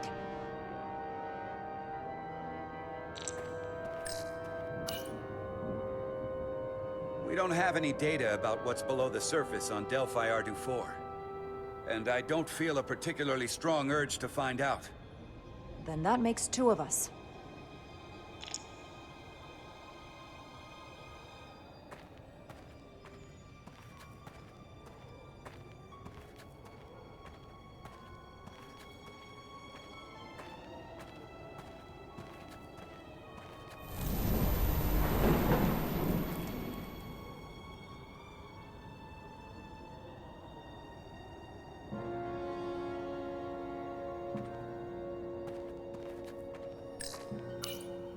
I assume you've noticed the bridge we crossed to get here is no longer tangible. Ah, bit of a problem. If logic prevails, there's a way to get it back by finding the right crystal to phaser. I'm getting some faint tetrametric readings from inside that mountain. Then I'll head over there. And I'll stay here, in case the bridge decides to come back.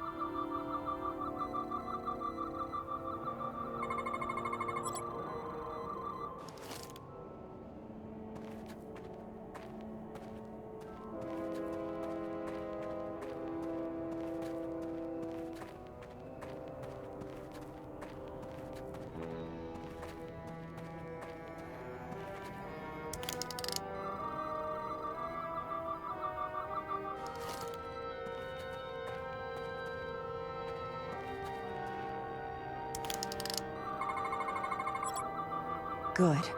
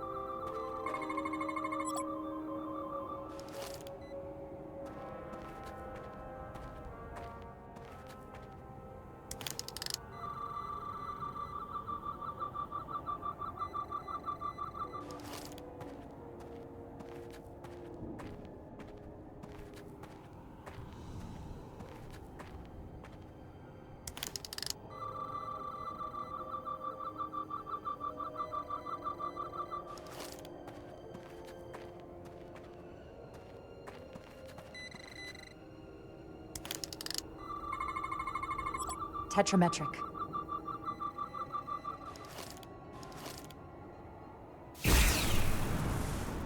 Better go see what's different.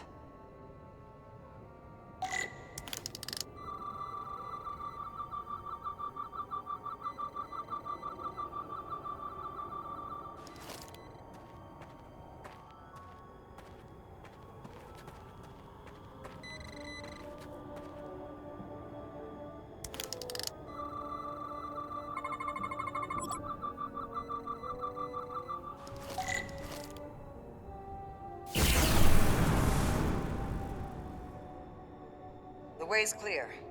Good work, Commander. We'll make sure it's safe.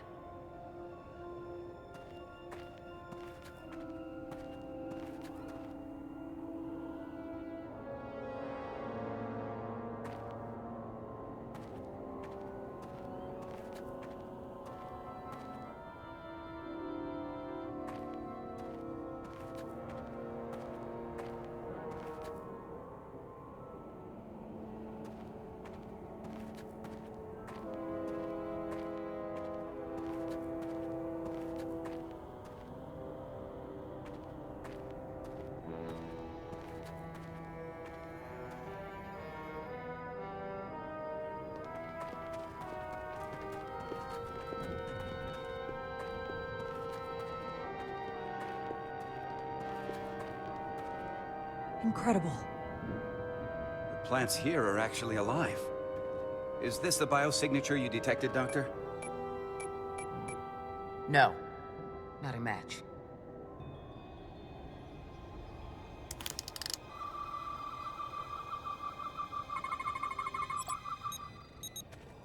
Tetrametric. Then it's creating an illusion as well. Based on the data we have so far. Only one thing left to do. Doctor, be ready to beam us out if it turns out we're wrong. Duval to Resolute. Lock transporter on away team.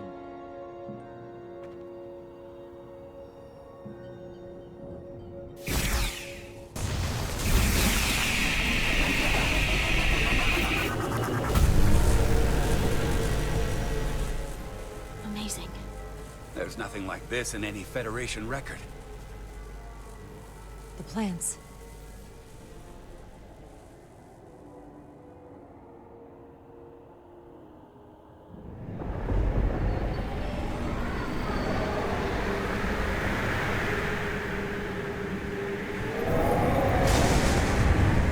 Barbarians. It's him.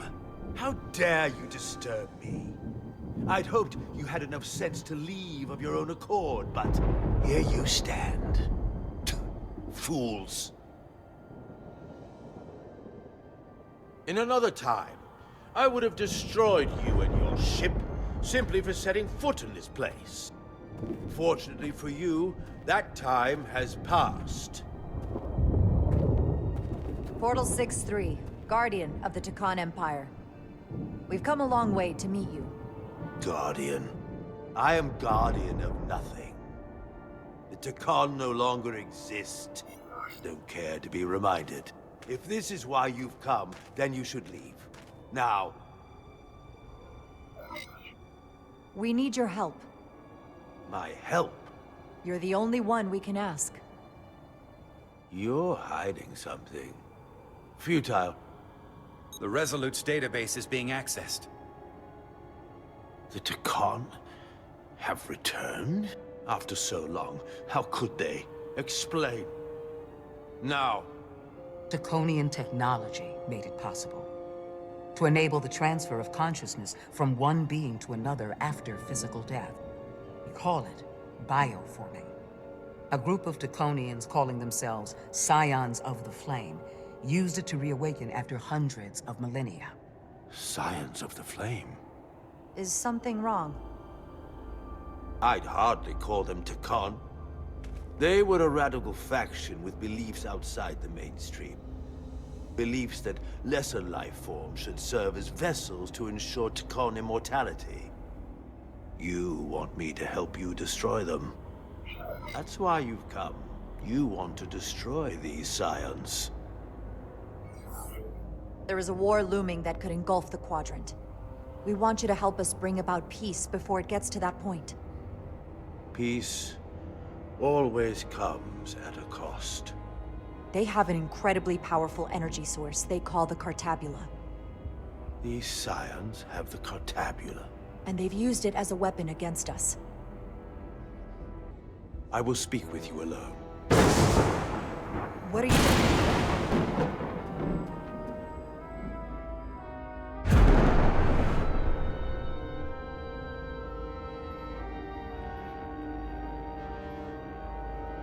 Where are we? Where's my team? They're safe where we left them.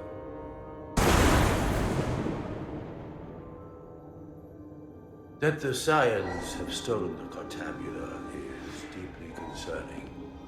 And to be honest, I'd rather speak with you alone, Charter Rydeck.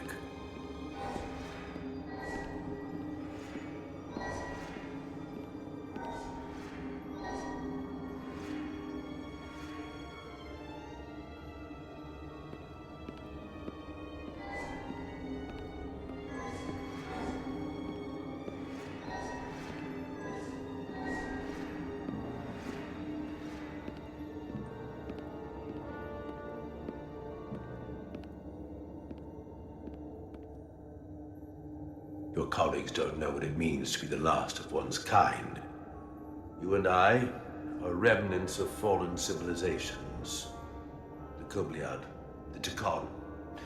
One dying, one dead.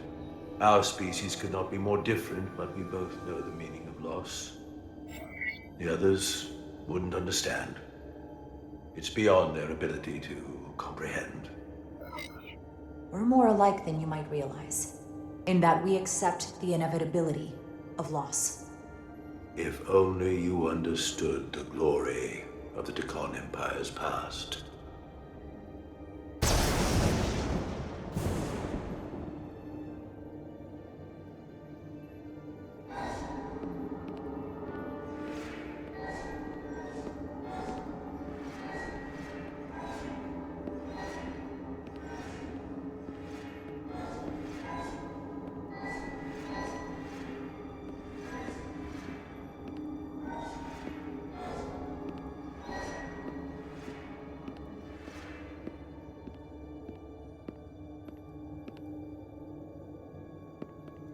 Tell me, why spend your days away from your own people when so few of them are left?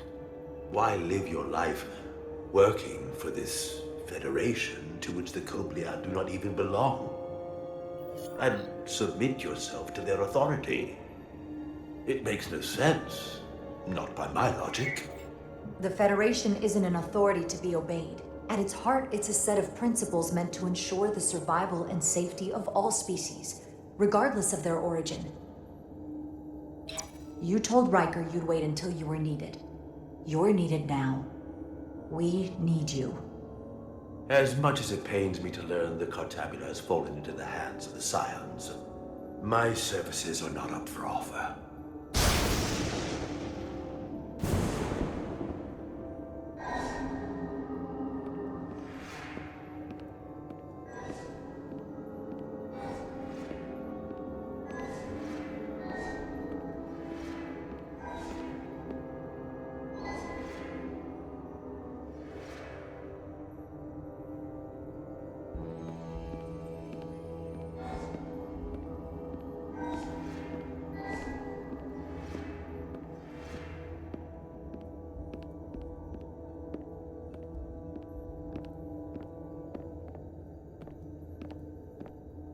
To be chosen as a portal was to give one's entire self to the cause of protecting the Tacon Empire.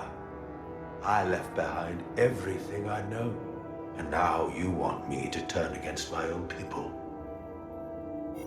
A betrayal of my oath, and everything I vowed to protect. These aren't the Tacon you knew. They're a facsimile. They're imposters. And they tarnish the Tacon name. We faced these questions in my time as well. What you call bioforming, we thought of as a marginal science.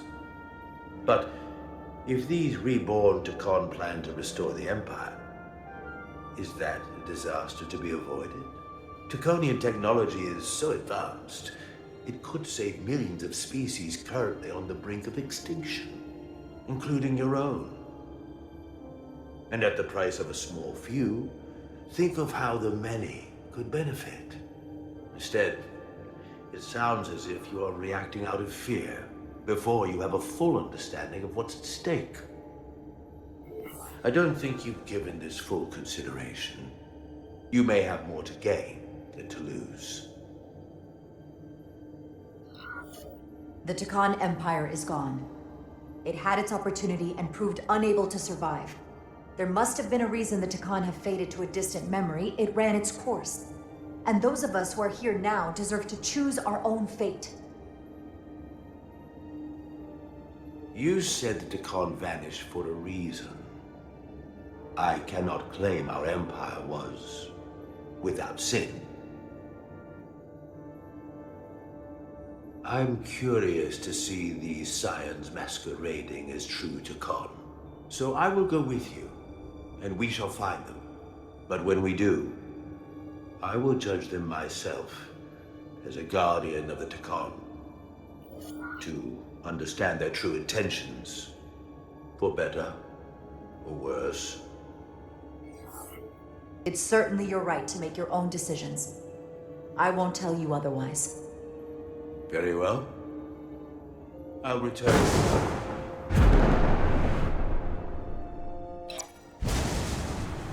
Commander!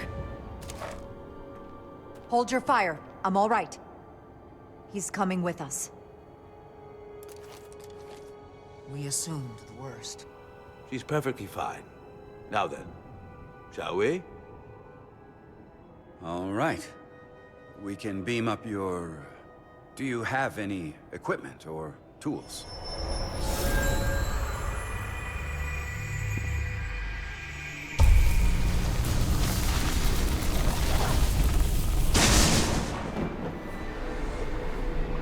Whoa. This is all I need. Away team +1, ready to beam up.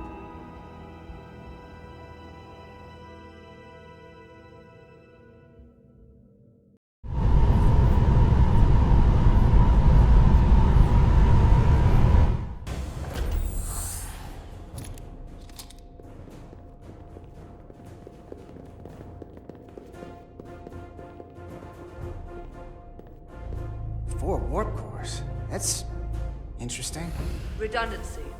If one goes down in battle, we can still operate. Makes this more difficult, though. This ship can maintain warp with half the cores offline. We'll need to disable 3 of them. Where are the engine schematics? Power flow routing charts. We're soldiers, not engineers. I thought you would know what to do. You're in good hands. We can do this. I trust that you can. You at least know where we should start? This way.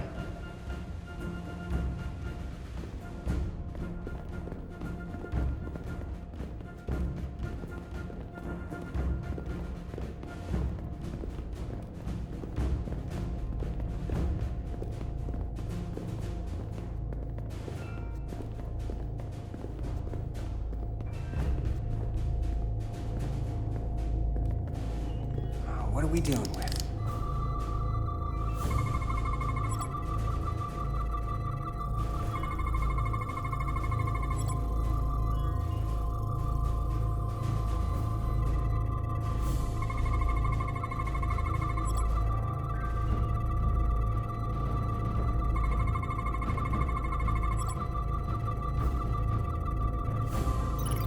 Cores are running really hot. Makes sense, since they've been producing at max output since we left Hotari space. No ship can run for very long like that. Not before a catastrophic failure hits. It's right on the edge. We just need to figure out a way to give it a push. Bet that console down there could tell us a few things.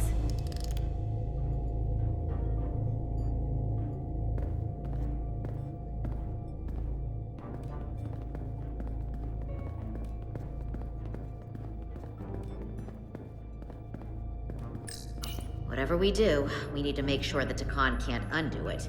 So we need a way to permanently disable the reactors that won't destroy the ship and kill us all in the process. You thinking what I'm thinking? Warp core ejection. So the question is, how do we make it happen? The reactor coolant system is operating at emergency containment levels. It's just barely keeping the temperature in check. Maybe we can use that. If it gets this high, their system considers a reactor breach imminent. Like we saw on the bridge, all 4 warp cores are operating at full capacity. The safety protocols don't look much different from the Resolute. Breach protection. Reduce output, command override. Cease matter, antimatter flow, command override. Emergency warp core ejection.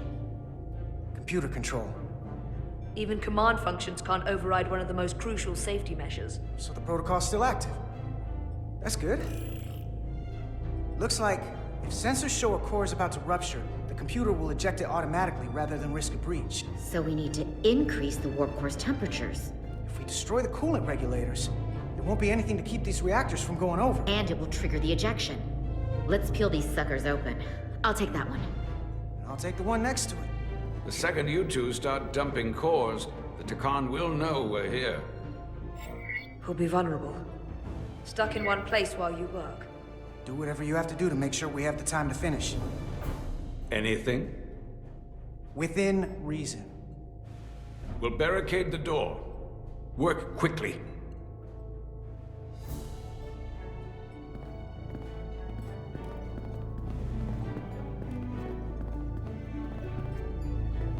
We might not have our tools, but our phasers can do this in a pinch.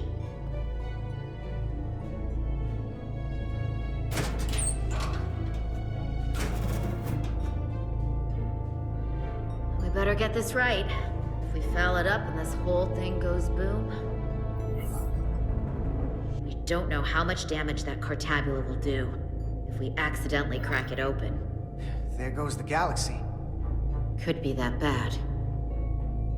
We'll get it right.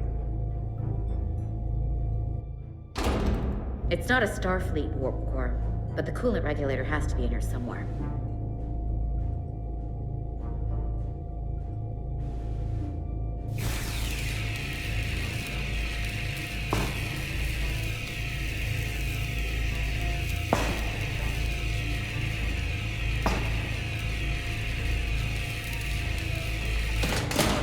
There you are. Time to heat things up.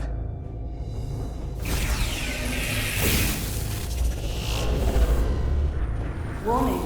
Warning. Warp core output at critical level. Ejecting core. Okay, now they're definitely gonna know we're down here. Warp core output at critical level. Ejecting core. Just one more to go. They're here! They're cutting through the door. We don't have much time.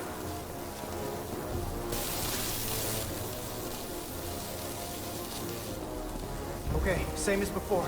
We just gotta...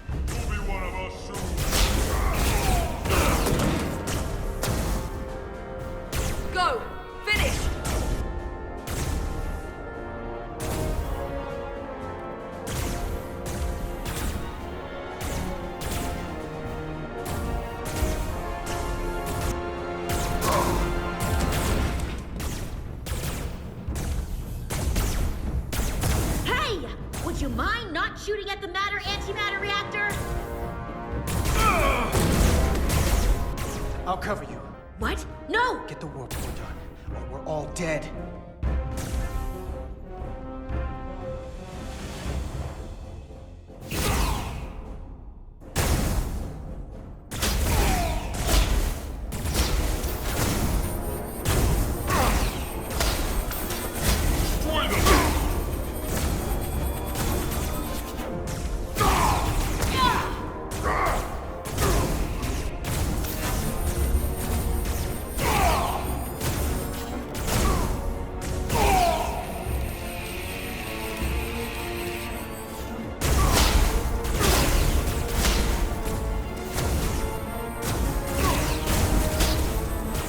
Concentrate fire!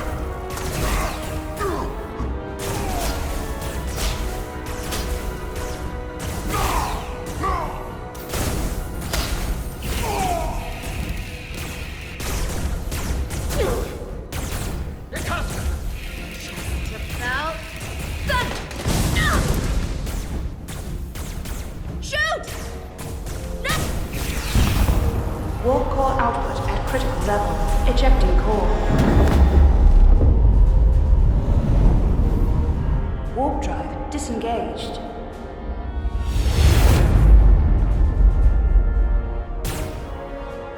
You did it.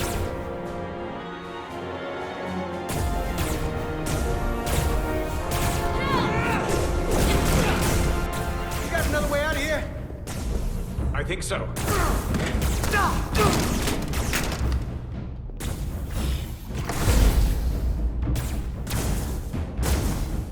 Tosca, can you climb?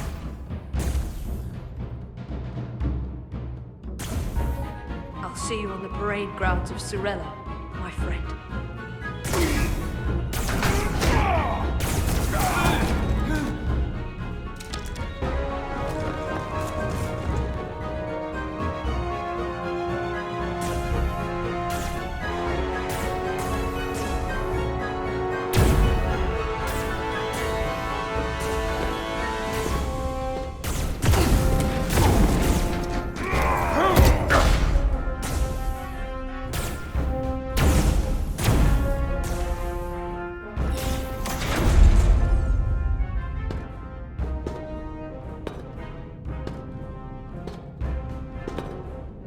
You want me? I'm right here.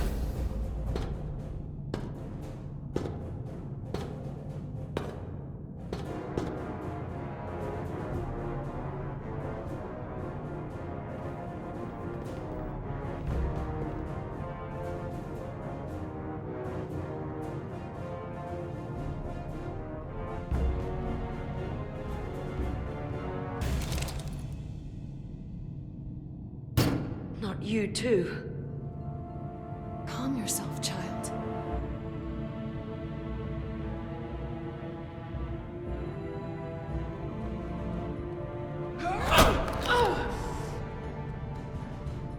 It will all be better soon.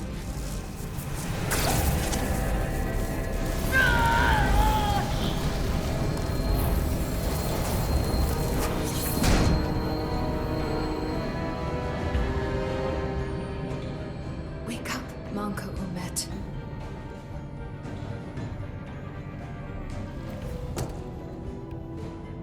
Return to us.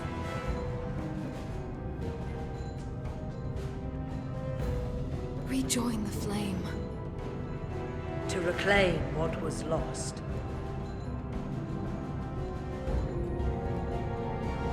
We don't need to watch this.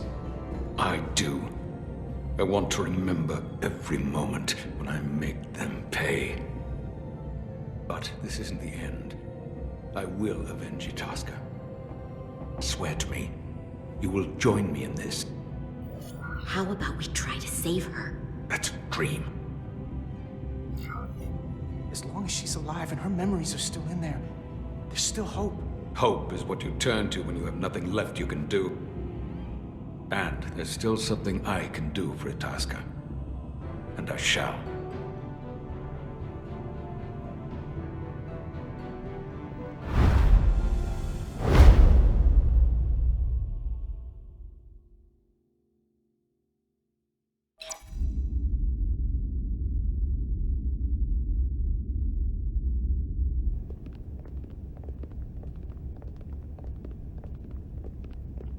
There's so much I want to ask you. There's so little I can tell you. I'm a portal, not a scientist, but I'll certainly do my best. I can only assume this is one of your older starships. One would think, given the importance of your mission, they might send a ship of a more recent vintage. The Resolute is primarily a research vessel, if that's what you mean. Not a warship. Although she has been known to hold her own in a fight. Against what?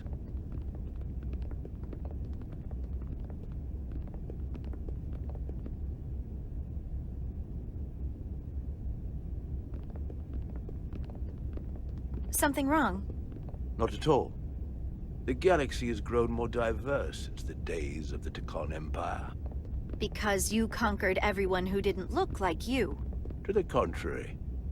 Most lesser civilizations willingly joined the Empire to enjoy the benefits of an advanced way of life.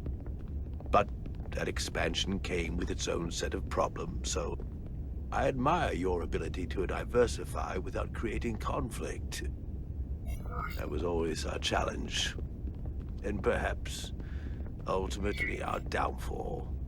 I can't say that we avoid conflict entirely, but we overcome our differences because of our common interests and a shared sense of purpose. A general belief we are better off united than divided. A concept almost Taconian in principle. We're more alike than you might think. If this is the best you have, then so be it. To locate this scion, Galvan, I'll need full access to your ship's systems. Full access? Huh. You must be out of your mind. No, I'm right here, completely in my mind. Given this is merely a research ship, I won't be able to find him without it. Perhaps I should have made that clear up front. I'll need to make certain modifications. I can't promise anything, but let me see what I can do. Just know, without it, I won't be able to help you. This isn't gonna fly. I'll see you on the bridge. Captain Solano, I'd like to introduce you to Portal 6-3, Guardian of the Tacon Empire. Pleasure to meet you, Captain. Likewise. I can't say I've ever met a portal before. There is no modern equivalent. Not within the Federation, at least. He's been kind enough to agree to help us find Galvan. I am at your service. To whatever extent I can be of help. If nothing else, I'm sure you're happy for a change of scenery. You spent 600,000 years at your post. That certainly takes an uncommon level of dedication. We all have our duty. Of course. But I'm curious. You were stationed there in preparation for what, exactly? Any and all threats to the Empire. An empire that no longer exists. Which suggests you weren't very successful. You said you needed my help. I didn't come here to be insulted. Perhaps that was a mistake. I'd be happy to return to Delphi Ardu at any time. Of course, the fall of the Empire had nothing to do with you. We know that. Do you? Because it seems your captain has a different opinion. I'm merely curious where your allegiances might lie. And clearly it's with the Tacon. Yes, Captain. You have found me out and exposed my true loyalties. To the Tacon, not to the Scions of the Flame, who do nothing more than tarnish us in name and reputation and don't deserve to be called Tacon. That's why I'm here. And if you'd be so kind as to give me access to your ship's systems, we can get on with it. And you can stop wasting my time. Access to our systems? That's completely out of the question. Tell me that's not what you promised.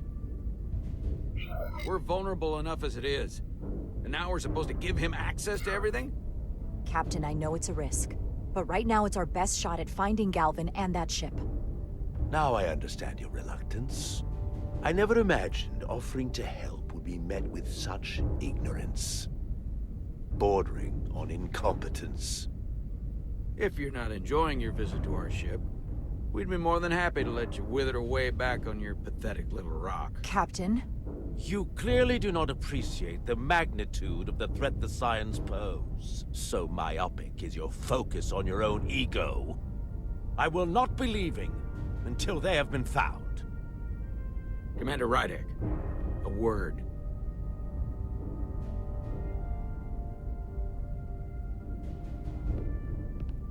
And to think, I waited 600,000 years for this. You realize that's supposed to be in an incredibly difficult position. I was against seeking him out from the start, but now, to give him access to our systems? It's insane. And you somehow expect me to believe his allegiance is with us? You heard what he said in there. There's no way we can trust him. I might otherwise agree, but you're missing the most important point. He's a Tacon, and he may be loyal to the Tacon, but not to the Scions of the Flame.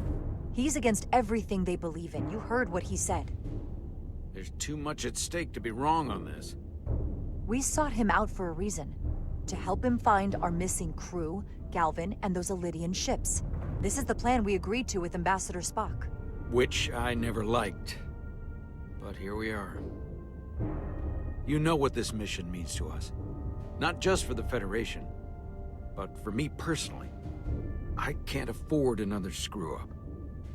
Losing the shield algorithms was bad enough. This could be the end of my career. I'm sorry, Captain. You know I support you, but millions of lives and the future of the Federation are at stake here. Both of which are more important right now than your career. It's not just mine. It's both of ours. Then so be it. I'm going to trust your instincts on this one. I just hope you're right. For both of our sakes. Let me know if you find anything. We're good. You may begin. I will, of course, have to make a few modifications. What kind of modifications? To find Taconian technology requires Taconian technology. If this Scion Gallivan modified his ships, then I must do likewise to yours.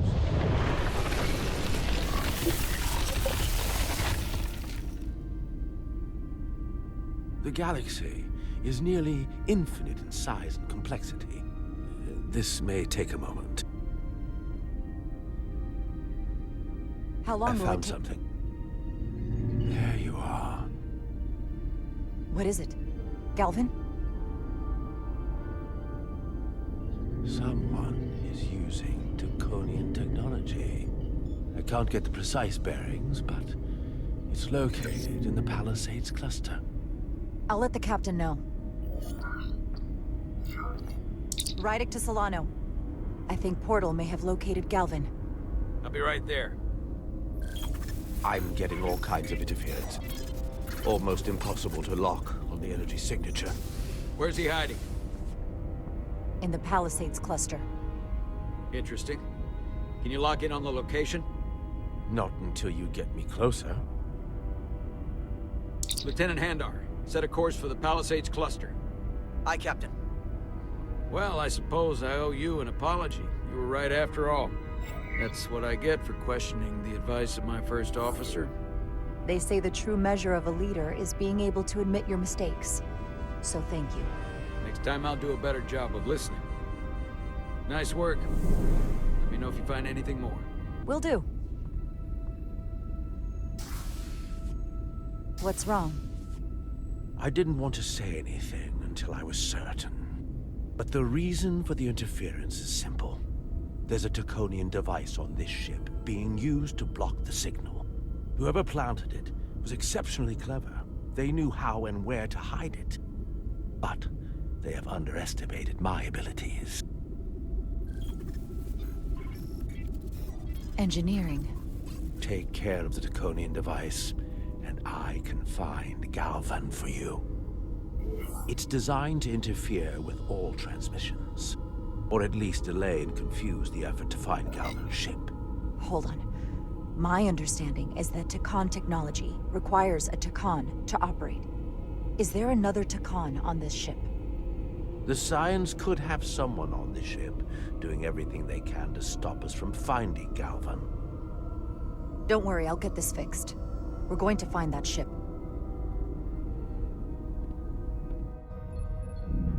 Engineers would have found this device already if it wasn't well hidden. Better to rely on my tricorder.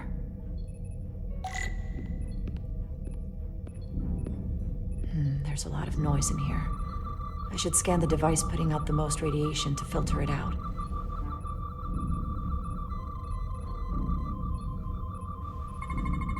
That's better. Most other radiation sources in here are well contained. There's definitely tetrametric radiation nearby. But even with the gain boosted, it's getting drowned out by other sources of radiation in here.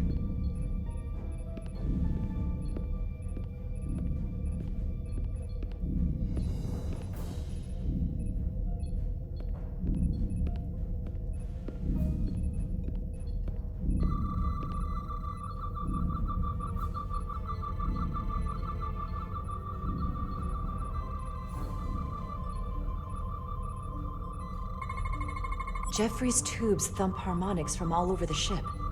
I'll filter that out. There's still something drowning out the tetrametric radiation. I need to find it so I could filter it out as well.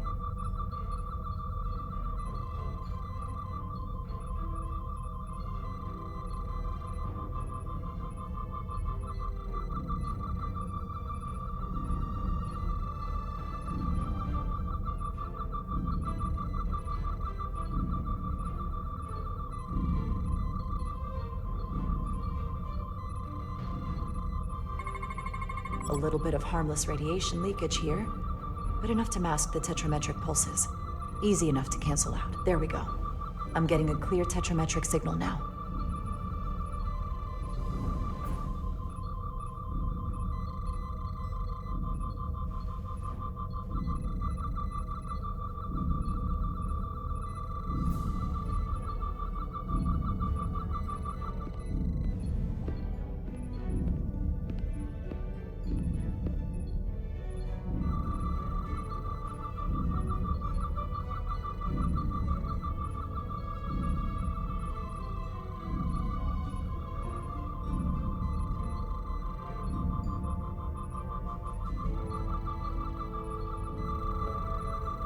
Found it.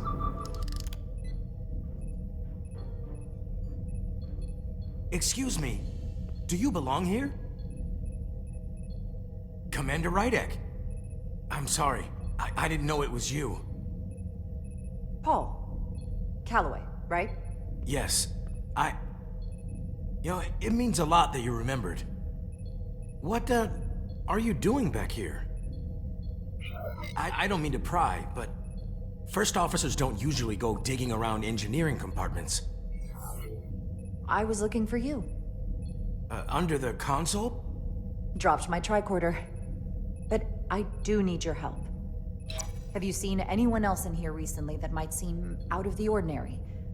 Maybe someone who doesn't work in engineering. Not that I can think of, but I can ask around.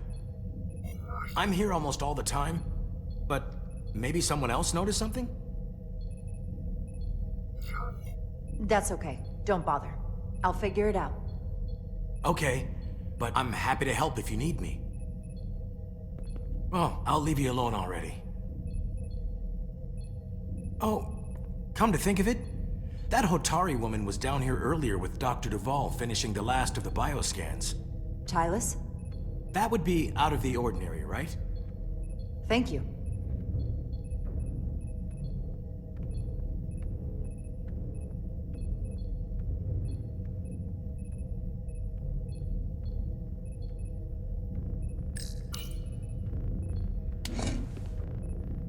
Maybe Tylus saw something.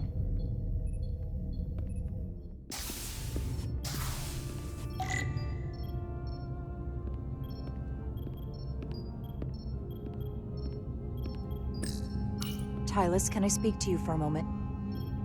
Of course. Is something wrong? There's something happening. I may need your help. This is important. How can I help? When you were in engineering with Dr. Duvall, did you notice anything out of the ordinary? Or anyone? Not particularly. Why? I found this, hidden in a compartment down there. That's Taconian technology. Does that mean there's a Scion on board? But Dr. Duvall bioscanned everyone. Every deck, every crew member, I've seen the logs. She couldn't have been more thorough. It's entirely possible it was Miranda who planted the device before we caught her. But we can't assume anything at this point. It could be anyone. That includes both of us. You want me to get scanned? Better to know for sure, right? I'll admit, I was around the Scions as much as anybody. I would feel more comfortable if you did. I understand.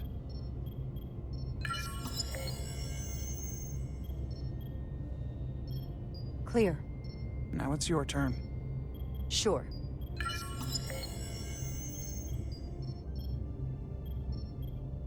Clear. Don't sound so surprised. You spend plenty of time with the Scions as well. You never know. Let's get to it. The search starts in engineering. Whoever planted the device most likely did it within the last few hours. So I'll start by running a scan, tracking everyone who came through engineering over the last day, in reverse order. This could take forever to sort through the number of people that were in engineering.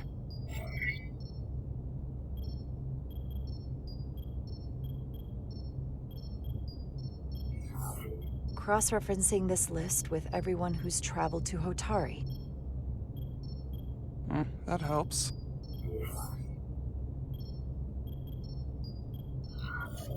Filtering for outliers. People who don't work in engineering. Now this is manageable. I'll filter out the duplicates. Let's see who's left.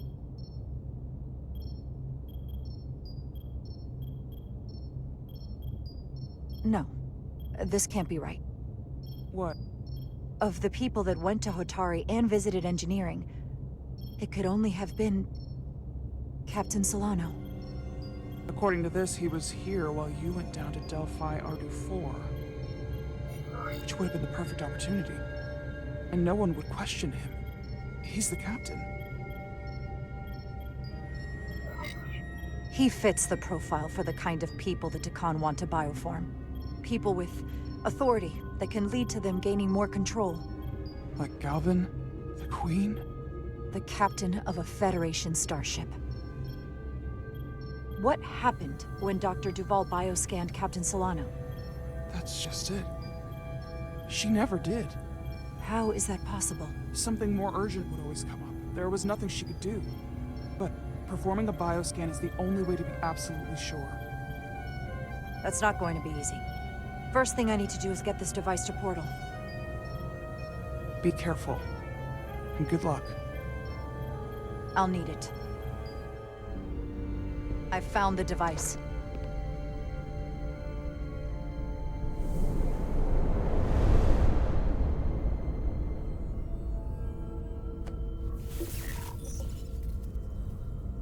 Interference is gone. I have located Galvin's ship more precisely. He's in the Usonia system. So then it worked. This whole region was one of the most sacred for the ancient Tacon. What many consider the birthplace of our civilization. See these comets and planetoids in the outer orbits? Based on their current trajectory, that's Galvin's destination. And legend tells us it's the location of what was once our largest arsenal. Not that we needed it in the late stages of the Empire, but it was there as a precaution nonetheless. We have to somehow intercept him. How long till he arrives? Oh, he's much too far ahead of us. We'll never arrive before he does. If Galvin and the other Scions secure the arsenal, they will become extremely dangerous. My people had such power at the height of the Empire. The Tacon were as gods, keeping absolute control over countless worlds. I must speak with them directly. However, the presence of this device is worrying. It's highly likely it was placed here by a Scion, hidden among your crew. And it is unlikely this interference device was the Scion saboteur's only trap. If we reach Galvin and the saboteur cripples your ship, we will be at their mercy. Even my powers will not be able to protect us. Do you know who it is? They may well do more damage if left alone. Time is not on your side. I'm fairly convinced they bioformed Captain Solano. I knew there was a reason I didn't like him. That explains it. Bioforming was so rare at the time of the Empire that I am not able to detect if it has taken place. Proof of your claim is something you will have to produce yourself. Then we have to bioscan him. I'll talk to Dr. Duvall. That's quite the claim. Told me you were worried about him. But I never imagined this was what was wrong. I wouldn't be asking you if there was any other possibility. That would explain why Solano has been too busy for a bioscan lately. As the ship's doctor, you have the authority to declare him unfit to serve. If you're right, this is the worst-case scenario. Challenging your own captain is a tall order. Are you sure you're prepared for this? If you fail, that's it. The end of your career. Maybe your life. I don't know if I would be on my own. But with your support, I'm sure we can do it. That smooth talking may come in handy. I'm in. But we can't pull this off with just the two of us. I technically have the authority to make Solano undergo a scan, but in reality, he can and will refuse to do it. We need at least another member of the senior staff to support your claim, or this could all blow up in our faces. You better think long and hard about who you can trust.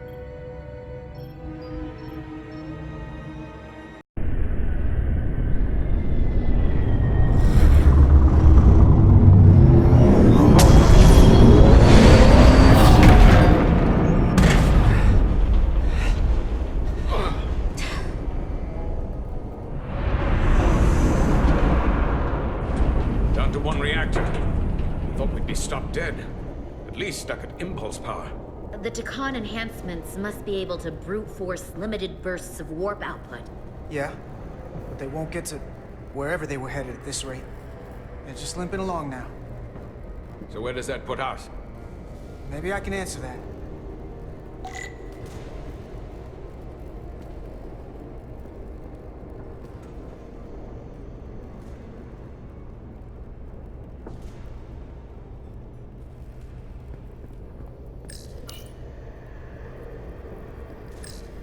I got the ship's heading. They've changed course. Drastically. Looks like they're headed here. The Usonia system. They might stop there. Can we use the Zedly's comms to signal your fleet? Comm systems are locked. Grab hold! Oh!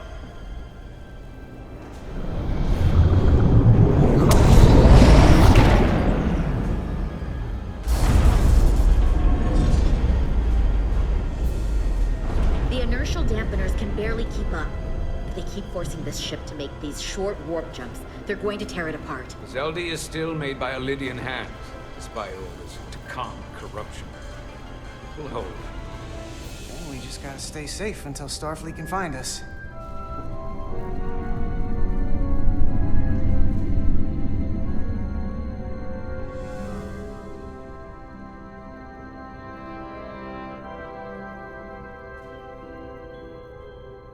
Your people, is there somewhere you go when you die? Life after death? No. On my homeworld, some people think they can cheat death in a way by joining with the Trill symbiont. But that's not a life to me. What about you? Is there another plane of existence for you? With every passing battle, as I get older, I think there's just no way for us to know what happens after we die. Really? Maybe there's something more, maybe not. But I can't discount the possibility. You can't prove a negative. then maybe you can understand this.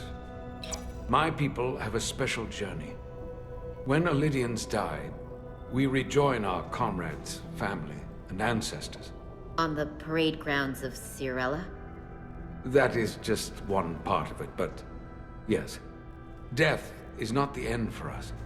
So, even if some part of Itasca remains, by letting the Tacon use her body, at best we are delaying the inevitable next step for her. At worst, we are leaving her as a prisoner in her own mind. You want to save the transformed. So do I. Now that I've seen it happen, does it make me a hypocrite to say he has a point? What if we can't get them back? We can't leave them like that, right? I think Itasca would want to be released. To think of what she could be going through right now. I know it's awful to think about, but if they're still alive, we can still try to help them. We lose that option once they're dead. I had a sister, a twin. It's very rare among the Trill. You never told me that. She was one of the youngest hosts to ever join with the symbiont. A sentient creature that lives in our body. It's considered a great honor. The symbiont can bring centuries of knowledge and wisdom to the host. But sometimes, the symbiont personality suppresses the host entirely. My sister was the closest person in the world to me. I knew she would be different after joining. But she drew more and more distant. The room we shared growing up was foreign to the both of us. And eventually she, or whoever she'd become, cut me out entirely. So I left for Starfleet and swore I'd never go back. I couldn't stand the thought of seeing her. Someone who looked like my sister. Sounded like her.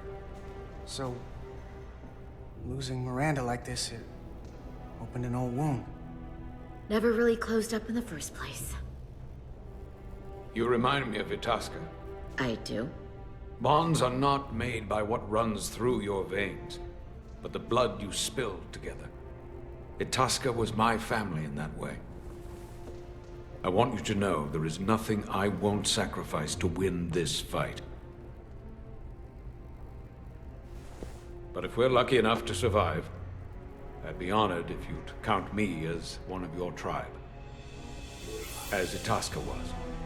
Even a couple of engineers like us? You are many things. I don't need to wait that long. We've bled together. No one else will know what we've been through. That makes us a tribe. Right here. I'll take that. Will they not cease this madness?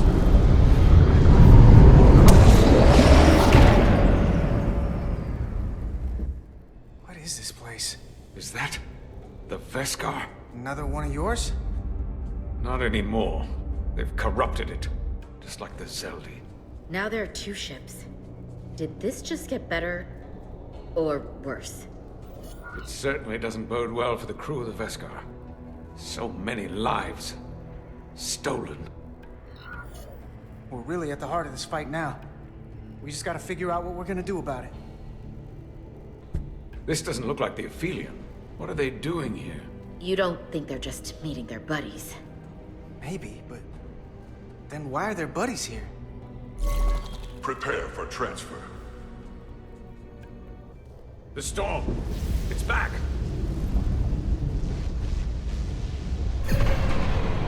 What happened? Hold on. Scanning. Metric radiation is dropping. The Zedly's dropped to minimal power levels. It's running off just the one warp core now. That means... They've sent the Cartabula to that other ship.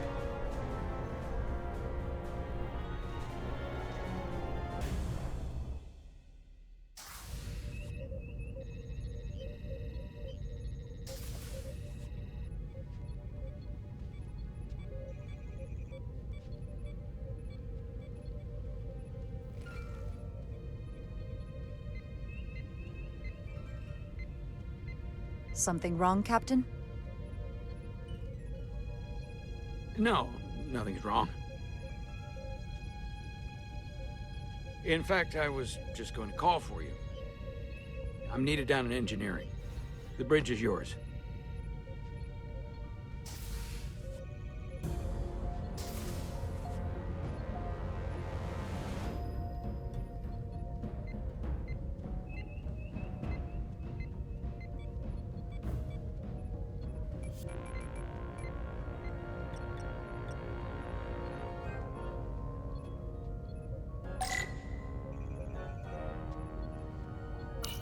Lieutenant Bedrosian, a word, please. Yes, Commander.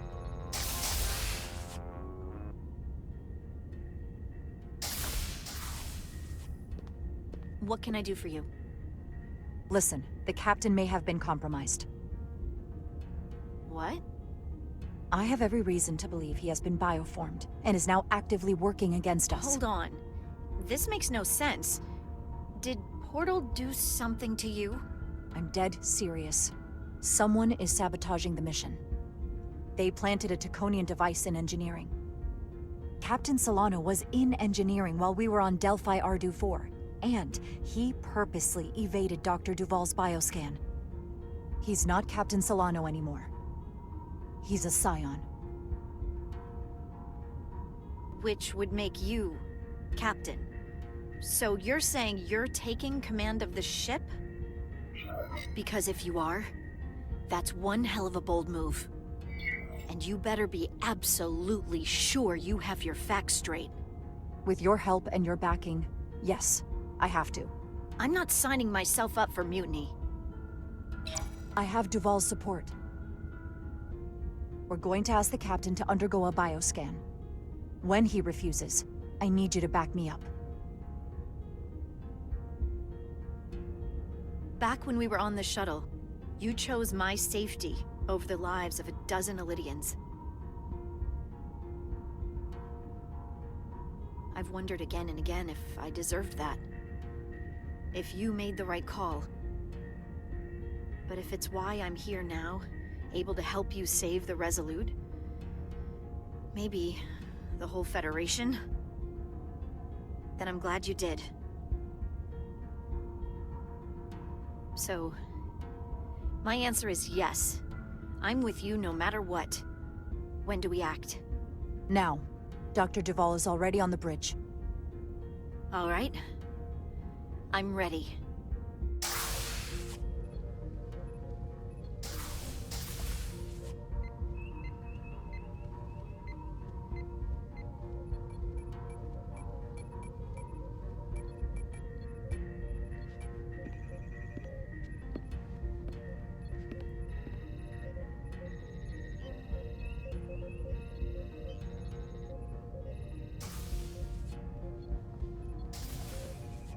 It's now or never. Captain Solano.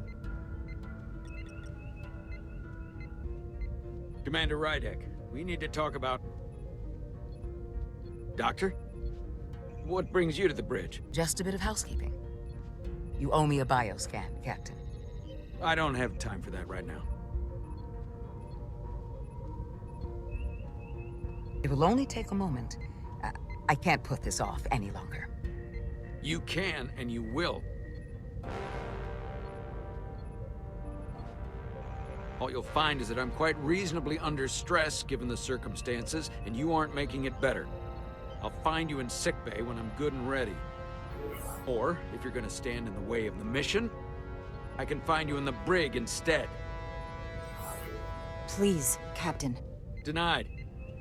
Remember your station. Commander Rydek is right, Captain. We all have to follow the rules. What is this? We need you to comply with the scan, Captain. That's enough. Drop this. All of you. I'm giving you a direct order, Commander Rydek. Stand down and go back to your post. Now. Do not make me tell you again. I've been a starship captain since before you were in the Academy. This is for your own good, Captain.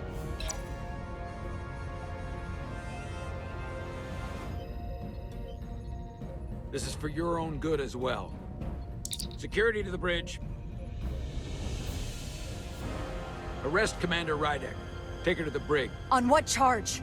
Conspiring with the enemy and mutiny. Get back. Give her a chance to speak. Let's hear what she has to say. That's enough, Lieutenant Bedrosian. Step aside or you'll join her in the brig. No. This is not Captain Solano. He's been bioformed. He's a Scion. You're out of your mind. She can prove it.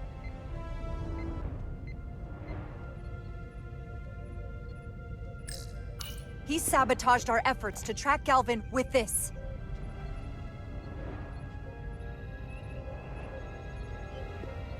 He planted it in engineering while we were down on Delphi Ardu 4. Lies! Perpetrated by the only Tacon in our midst, Portal 6-3. He's actively trying to divide us from within. Captain Solano has refused to be bioscanned because he knows it will reveal he's a Scion. Take her to the brig or I'll do it myself. Oh!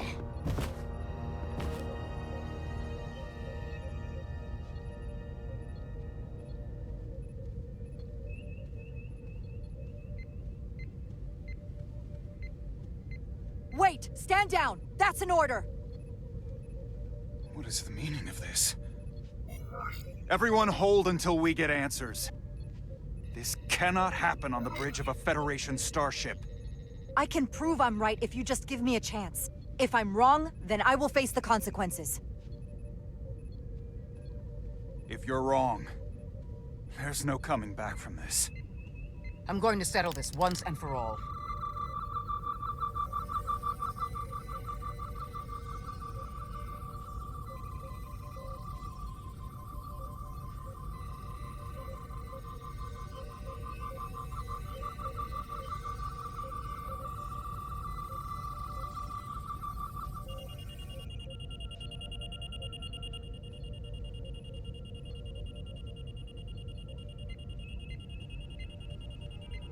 Commander Rydek was right.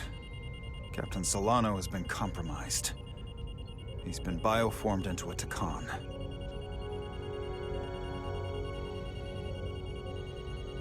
As the Chief Medical Officer of the USS Resolute, I am relieving Captain Zachary Solano of command. Take him to the brig.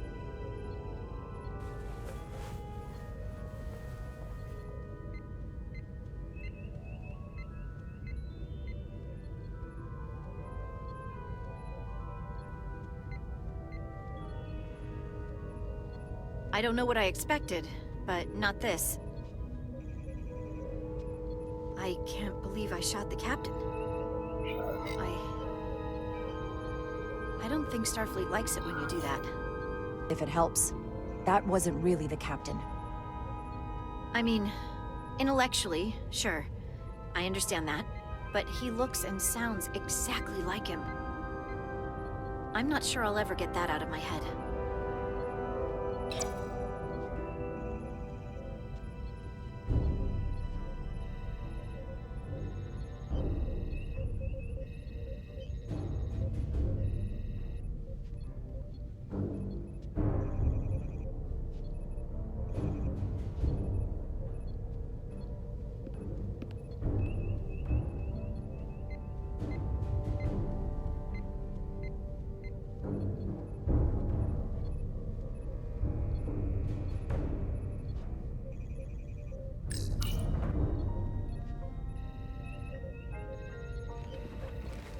set course for the Usonia system.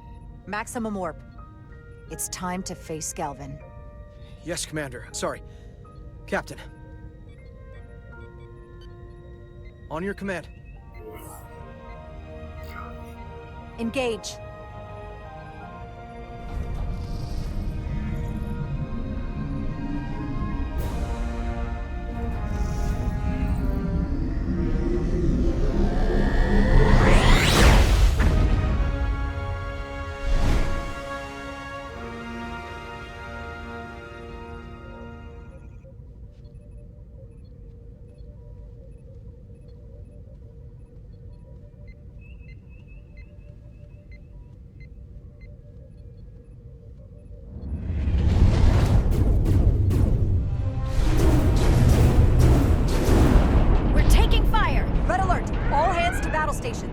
Shield status. Set to maximum, but with the algorithms compromised, they may not do much. Captain, that other Elydian ship is here. The Zedly?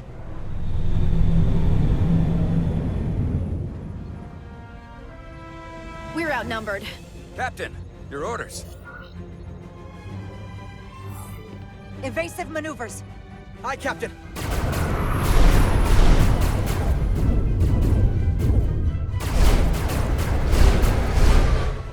The Veskar's warp engines are powering up.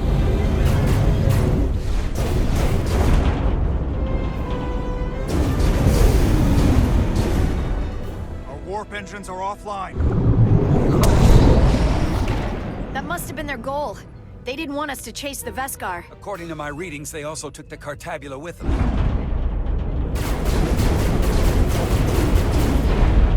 They're not breaking off. We have to destroy the Zedly before it destroys us. Diaz and Edsalar still over there? They'll need to evacuate.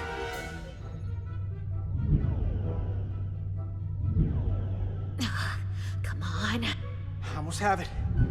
They gotta know we're here. Hurry! You got it? Got it! Diaz to Resolute! We read you, Diaz. This is Ermot. It's good to hear your voice. Is Edsalar... is she with you? Everyone wants to know. Yeah, we're both here. We're both okay. Very good, Petty Officer. Can you get us out of here? I can't transport you out while the Zedly's shields are up. Our phaser fire won't even get through.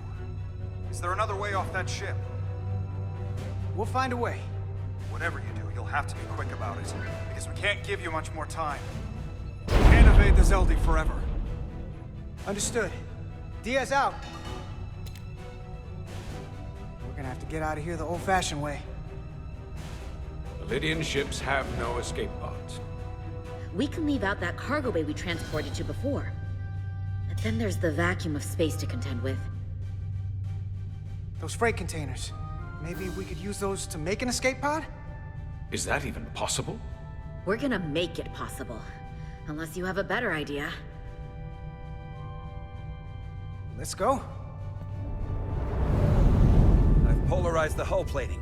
That should allow us to take a few more hits. Enemy phaser impact dissipated. Heading, Captain? Attack pattern Delta. Target ventral power couplings. Aye, Captain.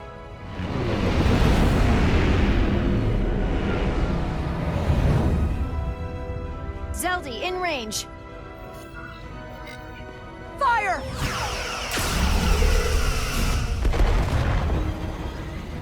Zedly's shields down to 82%.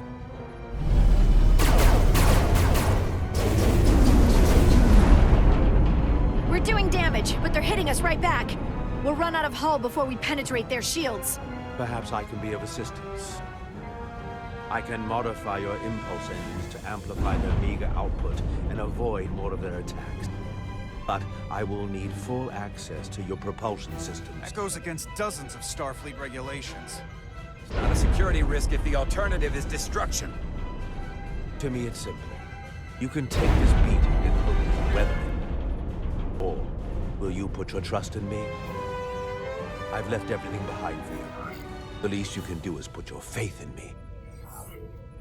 Commander Ermot, give portal access to the propulsion systems. You're going to have the ship in your hands. Don't let me down. This will take a moment.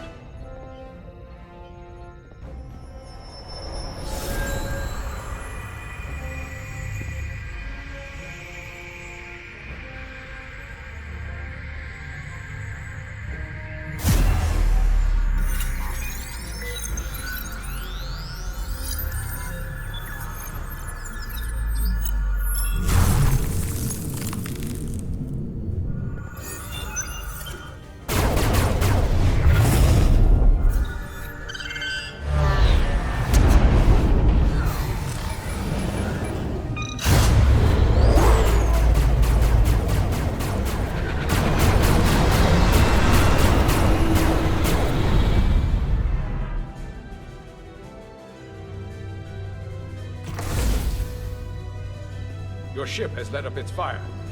That gives us some time. All right. One of these freight containers should do the trick. Be quick.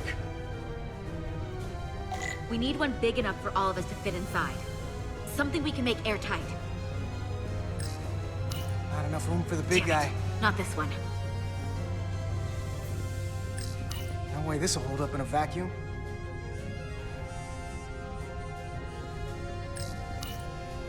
Here we go. This'll work. That's great, but it's not airtight yet. No problem. We'll just seal it up. This container is extremely heavy. Even with the containment field open, it won't leave the bay quickly. I'll find something to accelerate our exit.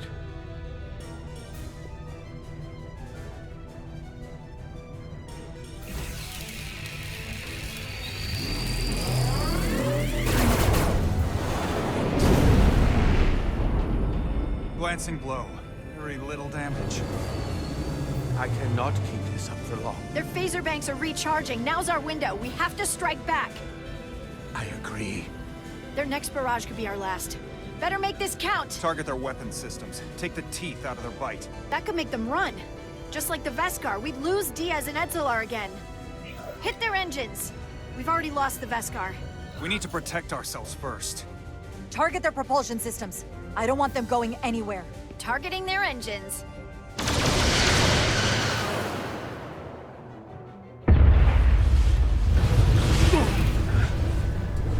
Whoa.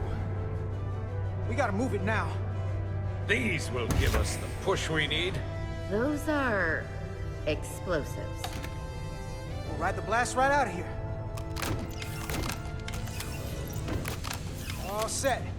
I'll set the containment field to deactivate, and then run back. We can detonate by remote. We'll need to seal the doors from inside the container once we do. Before all the air sucks out of the cargo bay.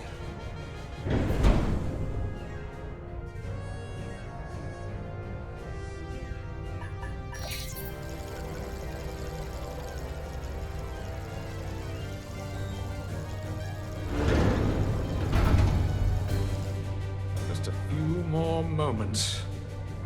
Hurry! What are they doing in there?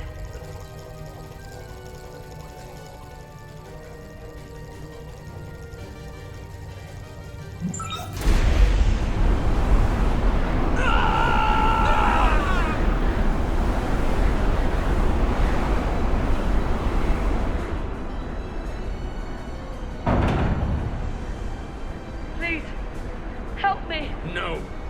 Let the Khan get what they deserve. Don't leave me to die. I don't know.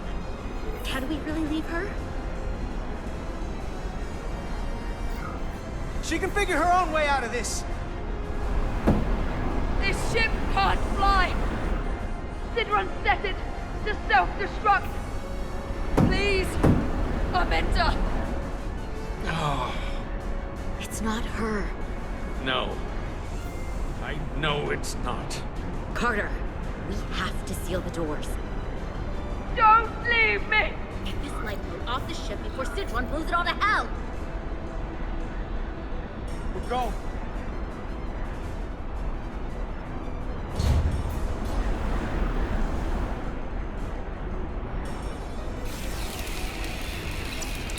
Etzelar to Resolute. I have the away team. Go ahead. We're about to exit. We see the cargo bay containment field is deactivated. Get that tractor beam ready. And you should know, the Zedly is set to self-destruct. If we do enough damage to the Zedly first, it'll prevent the self-destruct sequence from completing. We can't wait any longer. We have to fire. Captain, they're almost out of there. We need to act fast. Prepare all torpedo banks. Aye, Captain. Locked on and ready to fire. Fire!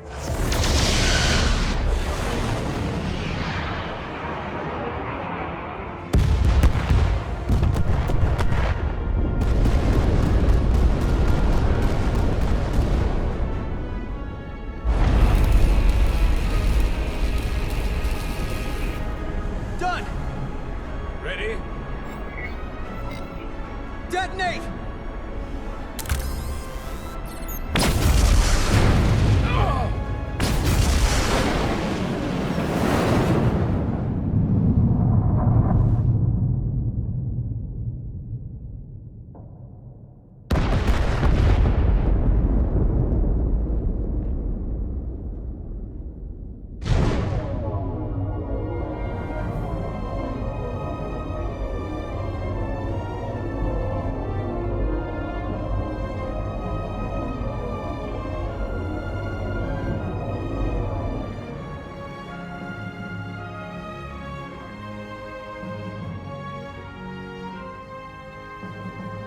Tractor beams locked on. We have them.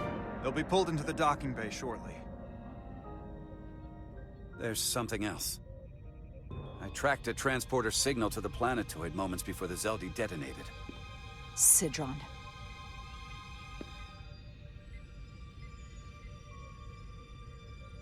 There's a Tacon structure there.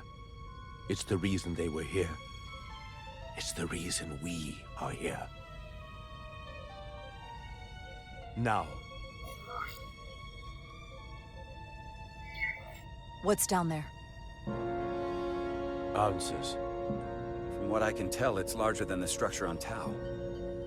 Is this the Tacon arsenal Galvin was after? Legend says this region once held the sacred mysteries of the Tacon Empire. Our greatest treasure. Our most fearsome technology. I want a full security detail. Westbrook, Bedrosian, you're with me. Mr. Ermont, you have the con. Wait. You're not the first officer anymore. The captain is supposed to stay with the ship. I'm surprised Lieutenant Bedrosian didn't raise that first. I thought Captain Rydek knew what she was doing. You're right.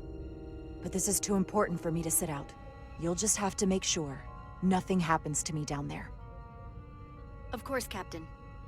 We'll deal with the first officer vacancy when we return. Until then, Mr. Ermont? Yes, Captain.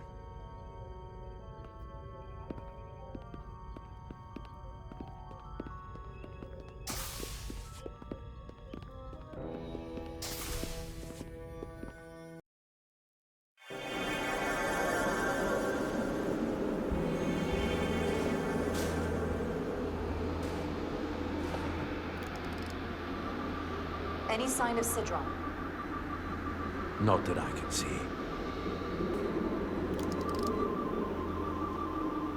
High alert, everyone. The enemy could be anywhere. Follow my lead.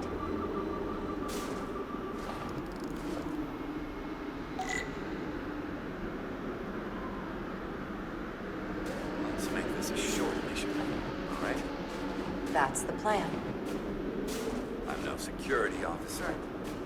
I'll do my best to make sure nothing happens to you, Captain.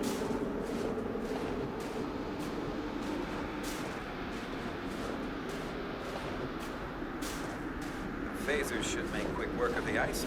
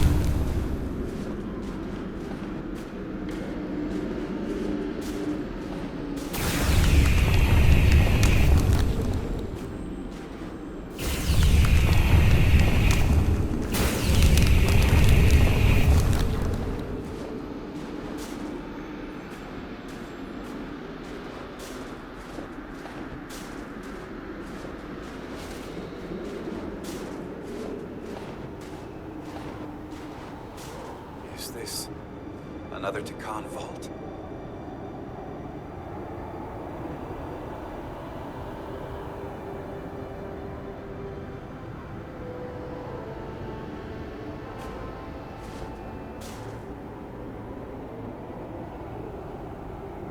I don't see a way in. The vault in the mines was already open. There must be some way to activate it. Portal, can you open it? It is a Taconian vault. I thought you'd never ask.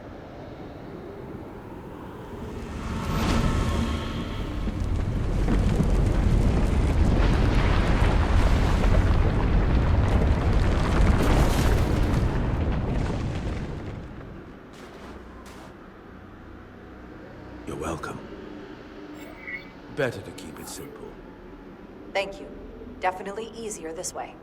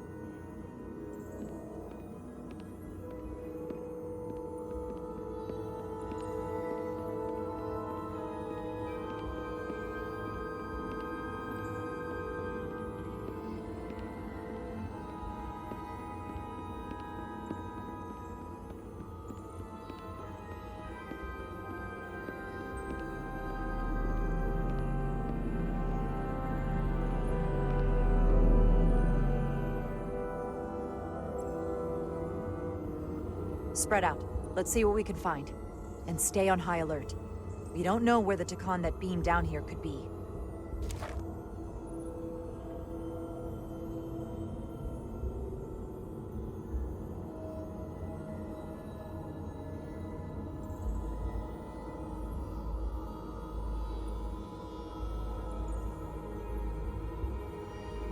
You will need my help, Commander. How so?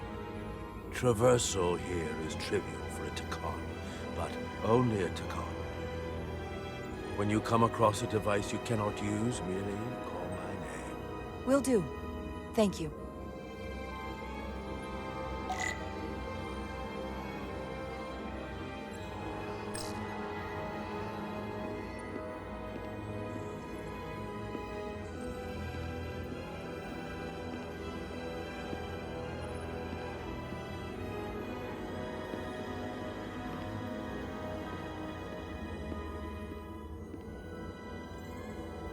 I should look elsewhere.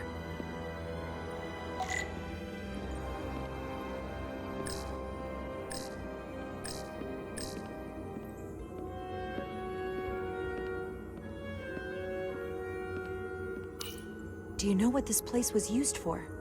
It feels familiar, but I'm not certain. The Empire was vast. I did not know every corner of it, and much was built after I became a portal. However, Tacon would not build such a place without something precious to protect. Whatever that is, we have to find it before Galvin does.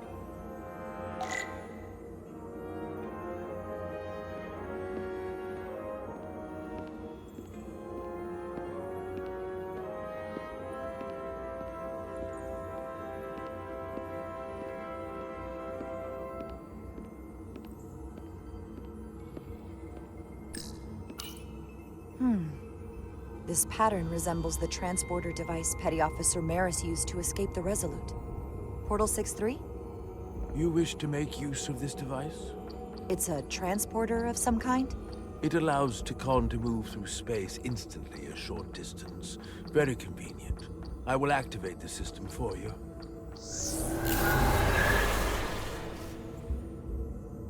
Where does it go? I'm not sure. The markings here must be from after my time. Well, only one way to find out.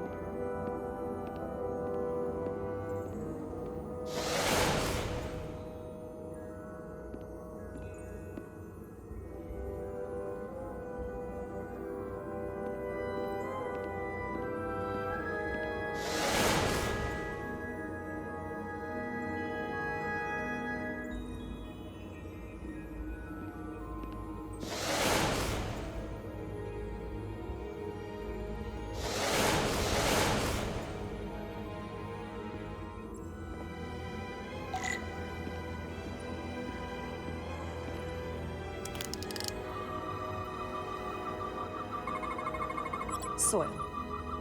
Just soil. It's not from this planet, nor any planet in the Federation database.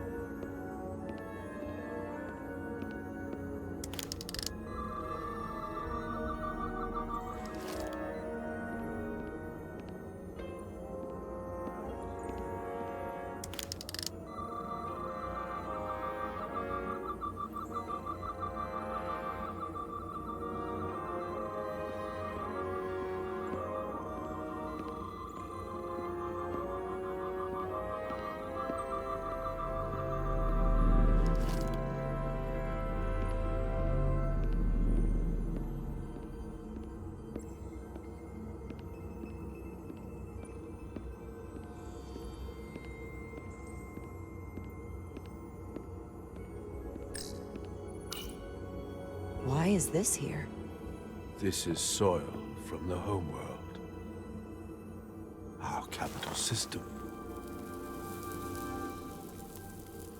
This isn't an arsenal.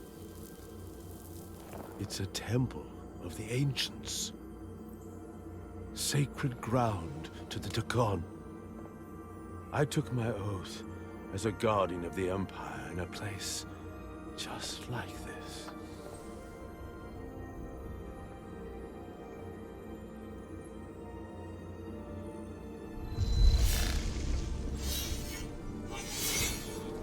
You cannot imagine the look of pride in my parents' eyes as they said goodbye. Forever.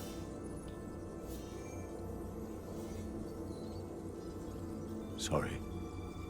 This is the first I've seen of anything new from the Tacon Empire in a very long time.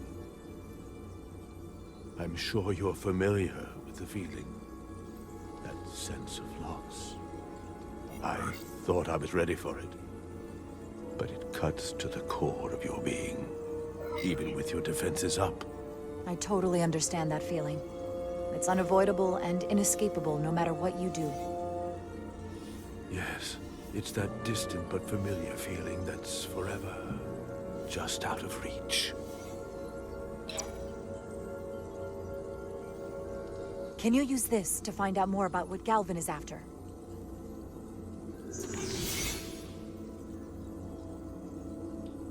The information's encrypted. I can only discern that it's a warship. No. It's the Ophelion. Perhaps the most powerful Taconian ship ever built. I can't access the full file, but looking through the ship's schematics, it appears to be equipped with some sort of experimental, highly advanced transporter technology. Transporter technology? For what? Captain, you better come see this.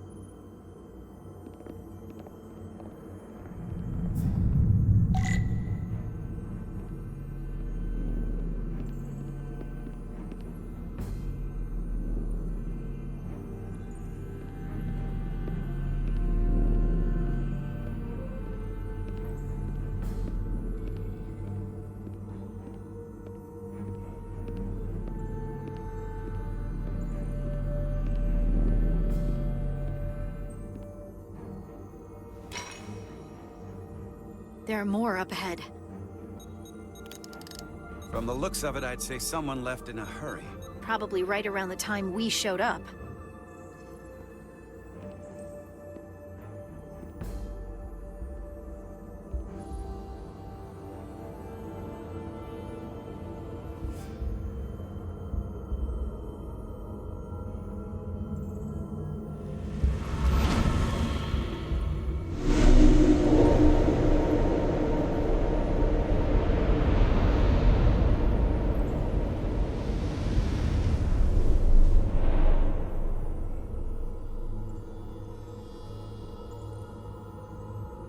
I've seen these before.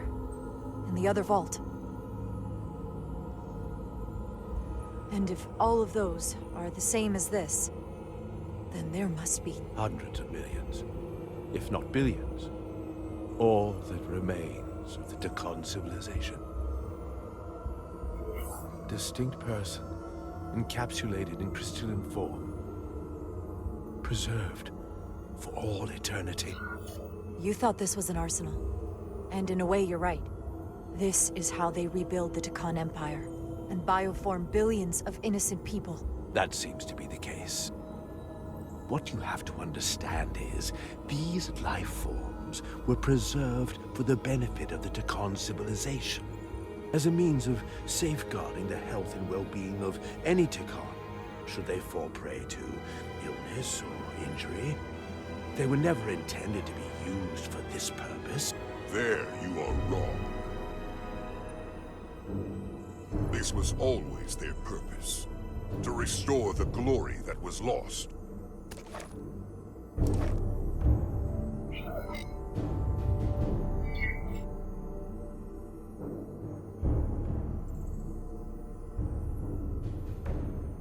Congratulations on your first victory in battle, Captain Rydek. You killed a great many of my compatriots, some that I've known for millennia. Are you proud of how much death you've caused? Each Tacon life is precious, irreplaceable. Centuries of knowledge and culture, lost with each one you murder. I was protecting my crew. It's regrettable to take any life. But when someone threatens galactic civilization, force is the correct response. And I suppose it worked. For now. Thankfully, I don't have to convince you of anything. We'll all be on the same side soon enough. You can't just bioform whoever you want. Not without a fight. Ah, but that's just it. There won't be a fight. In fact, most won't even know what's happened. One minute you're standing there as you. The next you're standing here as one of us. He's talking about mass transformation. That's what the Ophelion was built for. The transporter. It'll reconstitute your DNA and bioform you into a Tacon in the blink of an eye. This is what they'll use as ammunition. In a manner of speaking, yes. Of course, that's the simple version. But the end result will be the same. You're talking about a crime against sentient life on a mass scale. Or an evolutionary process, where the strongest and most capable survive. The Ophelion is on its way here as we speak. Now it's only a matter of time. You can't delay that which is inevitable. Which makes your next decision fairly simple, brother. You are, after all, a portal. I am. Your sole purpose is to serve as a guardian of the Tacon Empire. But you stand here surrounded not by your fellow Tacon, but by members of the Federation. By people who deny our fundamental right to exist. You swore an oath to protect the Empire. And I can only assume that's why you're here. There is only one true Tacon here, and that's Portal. You're a Scion, a disgrace to the memory of the Tacon, brought back through unnatural means. I only tolerate your presence so long as you continue to amuse me. Which side are you on?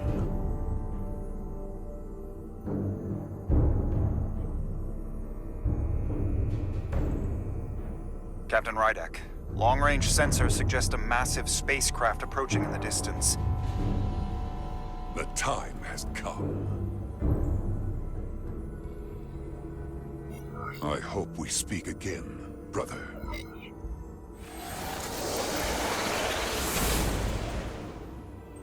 Estimated time to contact, 6 minutes and counting. We can't stay here. We have to get back to the ship. And we have to preserve these souls. We must take them back to your ship. Those crystals are ammunition to be used against us. We have to destroy them. Bombard the site from orbit. I'll decide, once we're safely aboard the Resolute. 4 to transport.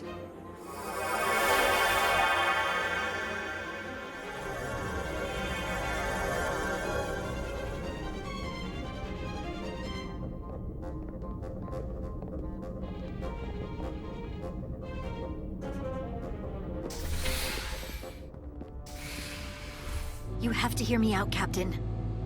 I've always stood by you. I committed mutiny for you.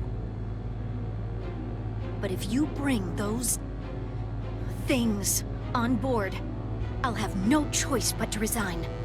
If they're taken to the Ophelion, they will be forced into new bodies, brought back to life in a way they never asked for. They're not living beings, but they're still dangerous. And if you don't make decisions to protect us, we're gonna end up like Solano. You, me, the entire crew. We're all next.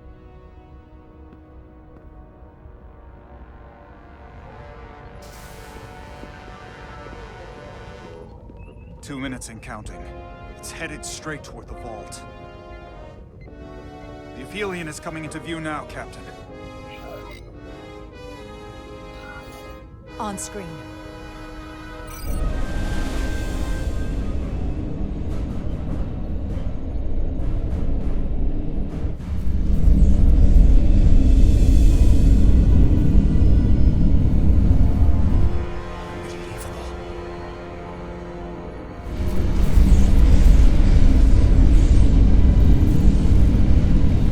Arrival at the second vault in less than a minute.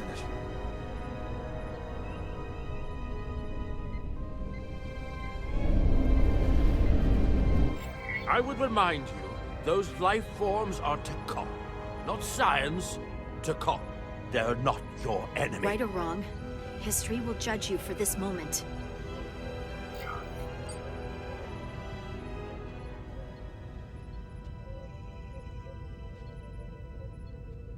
Transport the storage crystals aboard the Resolute.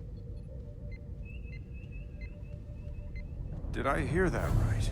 That's an order.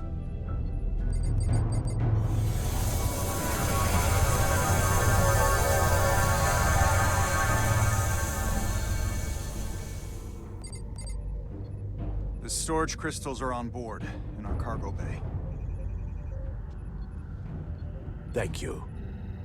I won't forget this.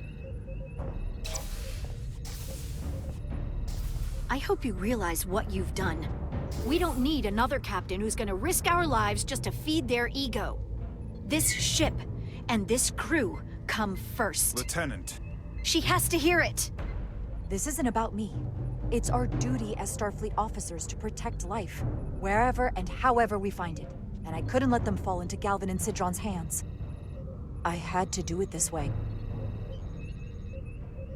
And to think, I used to look up to you. The Ophelion is targeting us, approaching rapidly. They hit us with that bioforming ray, and it's over. Maximum warp. Get us out of here. Where, Captain? Anywhere but here. Now!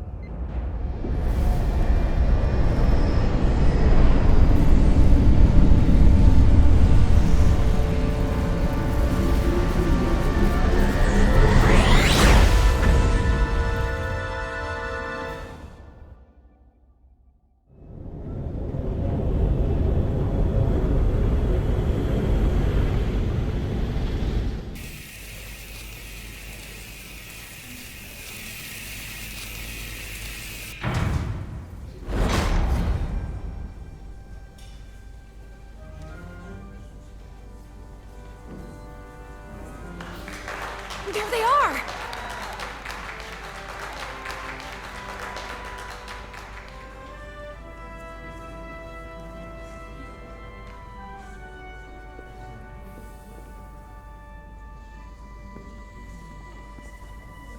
You did what had to be done with the Tasker.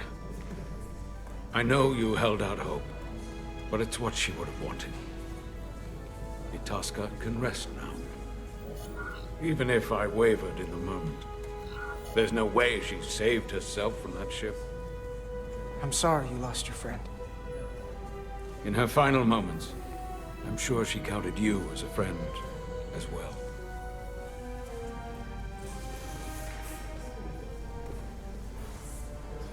Oh, no surprises here. But your shoulders separated. If you come with me to sickbay, we can get you fixed up in no time. Thank you. I'll find you afterwards. You two, check in at your stations. This thing isn't over yet.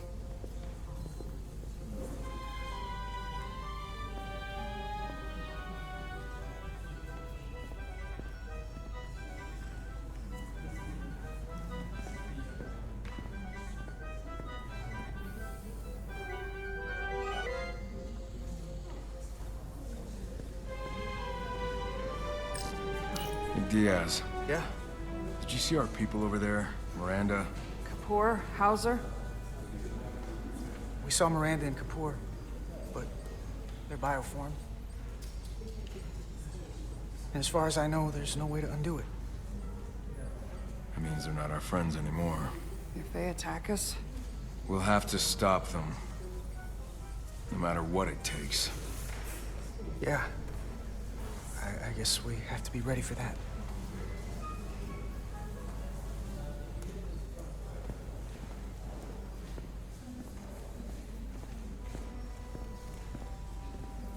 I can't believe it, but I'm actually looking forward to seeing Chovak. Not that I'd expect this kind of welcome from him, but I can just imagine the look on his face. You know what? I want to see him too. It'll be nice to get one piece of normalcy. I'm sure we can count on him for that.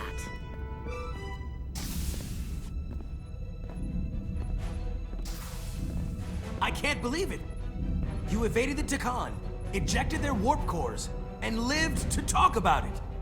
That about sums it up. They're gonna be teaching this at the Academy for years to come. I mean it.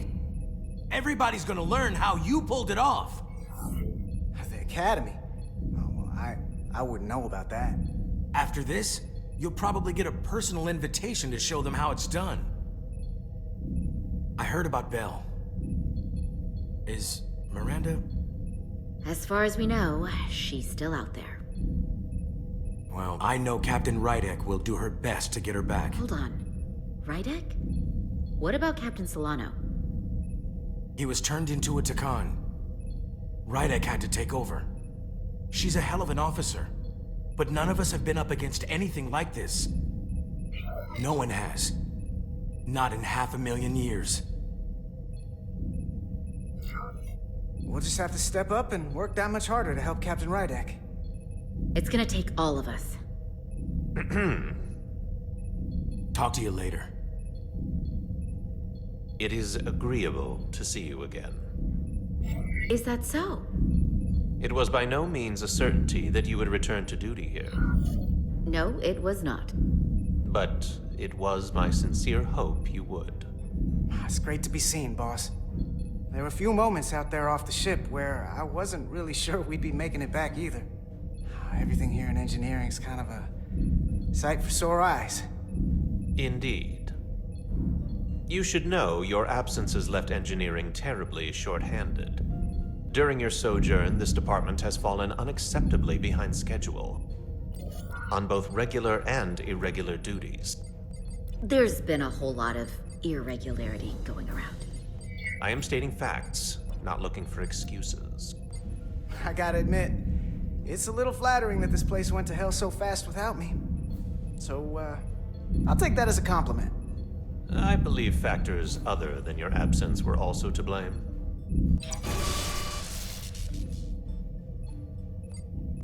Normally, I would assign you to one of the many pressing repair tasks. But, given your experience on board the Zedly, I have suggested you join the senior staff briefing as we determine our next course of action. You can commence your maintenance shift afterwards.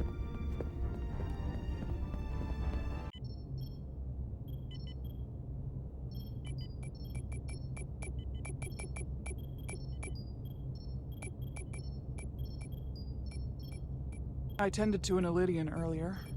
Major Sarlet Arminta. Ah, yes. I met him at the negotiations.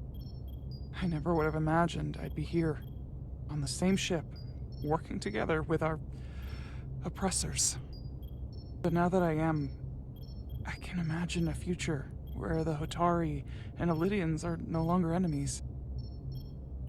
I'd always hoped for peace, but it seems so far away. There's still a lot of bad blood. Peace is often fleeting. If there's a chance, you should take it. Peace with our former enemies may be hard for some to accept, but it's what my people need. It's coming along nicely. Thank you, Tylus. I'll take it from here.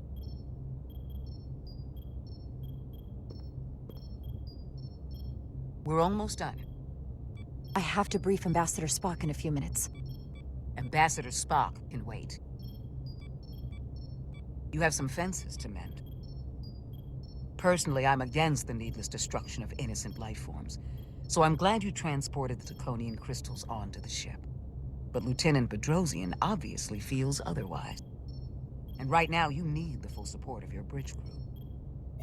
Being an effective leader requires trust. I don't expect everyone will agree with my decisions, and she's entitled to a different opinion, but I'll handle Lieutenant Bedrosian. You'll be fine, just as long as people feel like they're being heard. It's been a chaotic last few days for everyone. You need to name a new first officer in preparation for what's coming. You'll have to work to regain Lieutenant Bedrosian's trust, but if she's removed from consideration, it comes down to Westbrook or Ermont. Obviously, there are pros and cons with each, but ultimately, the decision is yours. Commander Westbrook has seniority and was hoping to be Captain Solano's first officer. Ermont has the knowledge and experience that makes him more than qualified. You really couldn't go wrong with either of them. At the moment, I'm leaning toward selecting Commander Westbrook as the new first officer. That would be an excellent choice, considering your history. The crew would respect the fact you chose someone likely to challenge your opinions and present a different point of view. You're as good as new. Thank you, Dr. Duvall. Always nice to have a captive audience. You really shouldn't keep Ambassador Spock waiting.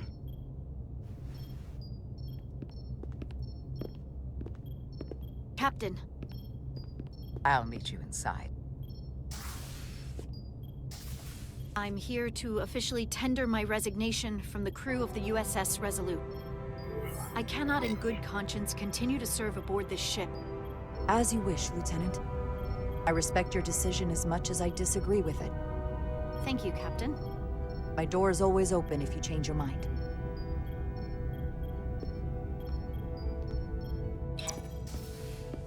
We'll have Ambassador Spock via subspace shortly. Thank you, Mr. Ermont. I'll notify Lieutenant Bedrosian we're about to begin. That won't be necessary. Petty Officers Diaz and Edselar have first-hand experience with our adversaries. I thought it advantageous for them to join this briefing. I understand this is unusual, but I trust you have no objections? Talk about moving up in the world. These are unusual times, Mr. Chovak.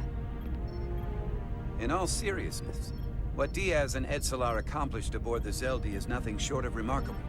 They're both to be commended, not only for surviving against incredible odds, but for helping our efforts against these Scions. You know, Carter deserves most of the credit. None of us would have made it without his help. We'd all be bioformed by this point. There were way more people involved than just me. Not only Petty Officer Edselar, but we had help from an Ilidian officer named Arminta as well. Interesting. Ambassador Spock is ready for you. Put him through. Captain Reindeck, your recent change in station certainly warrants mention, and I trust you to faithfully execute your expanded duties. Right now, we must keep our attention on the clear and present danger that lies ahead, the Tacon and their warship. The closest populations are the Hotari and Ilidian systems, and they are likely the first targets for mass bioforming. After that, lies Federation space. I have advised Starfleet Command to send an impromptu battle group to intercept and assist you, but that will take time. You are our first line of defense. And with our shield algorithms compromised, we are at a great disadvantage. Of course, you know that as well as I do. I'm glad to hear the battle group is en route, Ambassador. With what we're up against, we're gonna need all the help we can get. And you will have it. Remember, our strength is drawn from our ability to work together towards a common goal. Have we made any progress in finding a way to defend ourselves from the Ophelion's bioforming weapon? Currently, our shields will not protect us, but I am compiling all of the information the away team gathered on the Zedly and cross-referencing it against our own as well as Portal 6-3's methods. The away team is sitting right here. They survived without getting bioformed, so we know it's possible. So, what's the secret? How do we defend ourselves? Is there a weakness we can exploit? Something we can do to avoid getting bioformed? I wish I could tell you the solution. But the truth is, there is no easy answer. There's no defense against bioforming. One-on-one or on a mass scale. At least, not that I know of. You may not be able to stop it, but it might be possible to slow it down. It's too soon to say for sure, but we've had some promising indications that Duridium can delay the bioforming process. Duridium? It's not a cure. It's not going to bring anyone back we've already lost. But Duridium is a cell stabilizer, so it has the potential to slow down the onset of physical and mental changes, if not entirely prevent them. And we might be the only ship in the fleet with this much Duridium on hand. You say that it slows the process, but this doesn't actually stop the Tacon from taking over, does it? Correct. I can't be 100% certain, but it appears this is only a short-term solution. Also, it requires a much larger dose to be effective. We don't have enough Duridium on board to protect the whole crew. We barely have enough to protect everyone in this room. Sounds like it won't do us much good then. The use case I'd suggest is that it could buy a little time for an officer or a small group to complete a task or mission. But it has to be taken at the moment of exposure to the bioforming mechanism. Prepare a delivery method for this remedy. That raises the question, what is the mission? Assuming the Ophelion uses shields of some kind, I don't expect it will be easy to bypass their defenses. We may not be able to block the Ophelion's attack either. But if they do strike, we know their weapon uses transporter technology. We might be able to backtrack their signal path. Like we did to evacuate Captain Rydek from Tau. Exactly. We could send an away team onto the Ophelion. So we could destroy it from the inside. I'm not exactly sure how, but that's the idea. I think Portal could still help us. If he can't get a first-hand look at the Ophelion, he might be able to identify a weakness. After sparing the remnants of his civilization, I should hope he'd help us. He will. We'll need to prepare a boarding party, if it comes to that. Petty Officers Edsalar and Diaz are the logical choices to lead any away mission to the Ophelion. They have already crippled one enemy ship. If anyone can do so again, it is them. This isn't like the engineering mission that took you to the Zedly. Do you really have some special insights that a tactical team wouldn't? Doesn't the fact that we're here speak for itself? Just surviving won't be enough this time. We found that only a Tacon can operate their technology to its fullest. So, unless we want to try to do this with one hand tied behind our backs, we're definitely gonna need an assist from this portal guy. I like that even less. Like it or not, that's the truth. Yes. Portal should be part of the away team. There's no question in my mind. If this is the necessary course of action, I support it.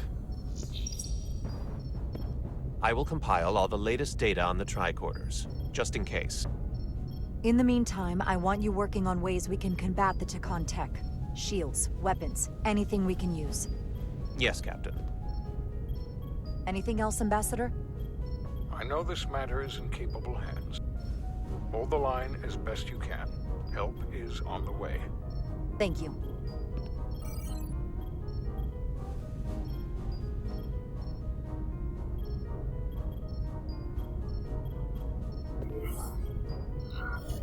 I have faith in all of you to meet this moment with the urgency it requires. I expect all of us to give it everything we've got.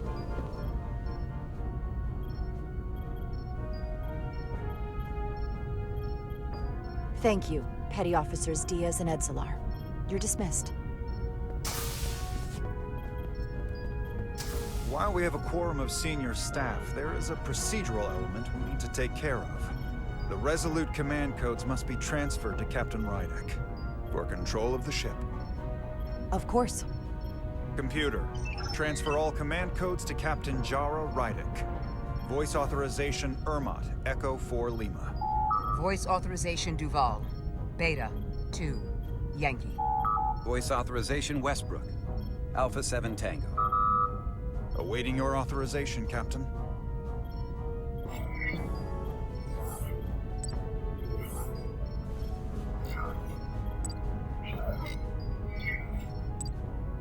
Voice authorization, Rydek. Bravo. 5. Yankee. Captain's codes transferred. The updated command structure is incomplete. Please designate a new first officer. Who is the new first officer? Please designate a new first officer.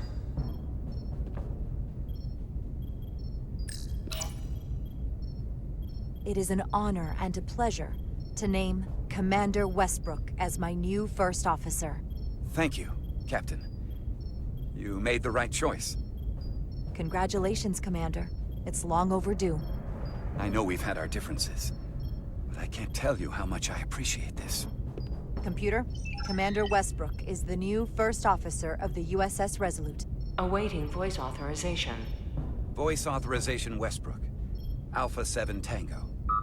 Authorization is now complete. Now, if you'll excuse me, there's work to be done. Nicely done. I think that went well. Captain, could I have a word with you? Give me a minute. Look, I respect your decision, Captain. Commander Westbrook has seniority, and I can understand why you might have felt pressure to promote him. But what I can't understand is why you would choose someone so clearly unsuited for the position. It's the very reason why Captain Solano chose you over him. Because he knew Westbrook as first officer would be disastrous. I know you're disappointed, but I trust his experience. And I need to rely on him now more than ever. But that's just it. We can't afford to make any mistakes. And that's my concern with Commander Westbrook. Maybe I've had it wrong this whole time. But I thought we've had an excellent working relationship almost from the moment you first arrived. Of course, I was insulted when you didn't trust me with the information about Captain Solano being compromised, but I've always supported you, which is certainly more than you can say about Westbrook. He was always against you, especially with regard to Captain Solano. I guess loyalty counts for nothing with you. Listen, I value your opinion more than just about anyone's. I rely on it. And if we're going to beat Galvin, I'll need your help now more than ever. So please, don't be discouraged. I'll be fine. Just give me some time.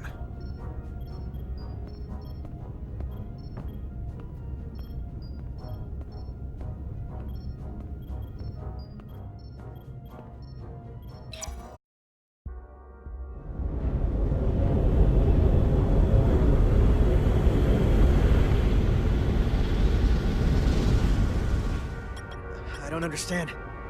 Giving everything she's got, but it doesn't make a difference. Something is actively slowing us down. Keep trying. What's the situation in engineering?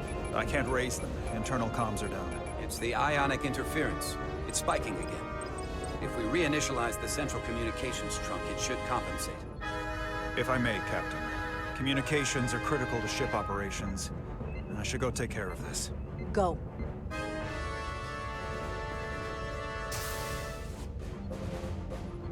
I was hoping we could buy enough time until Starfleet could send more ships. But it looks like we might have to face off against the Ophelion sooner than we might want. If it's just us. I'll consider any suggestions from my first officer.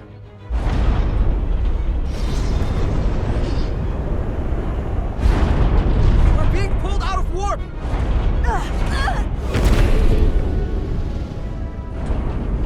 The Ophelion is closing on us, and fast.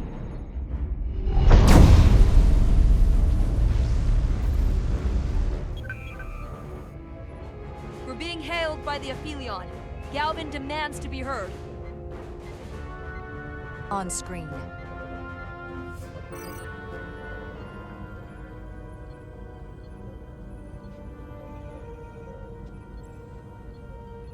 You thought you could run? That I would let you escape so easily after taking what's mine? How pathetic and predictable. At least you can take solace knowing you'll be a far braver Tacon than you were as a cowardly Koblian. Is it any wonder your people perished? If your every instinct is to run from a fight. You underestimate the lengths I'm willing to go to ensure you don't succeed. Sadly, this is as far as you'll get. We both know I hold your fate in the palm of my hand. That I could crush you in an instant if I so desired.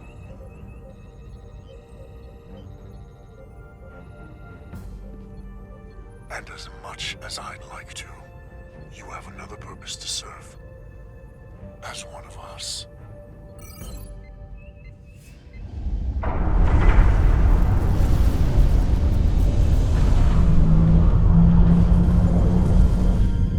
Red alert! Handar, get us out of here!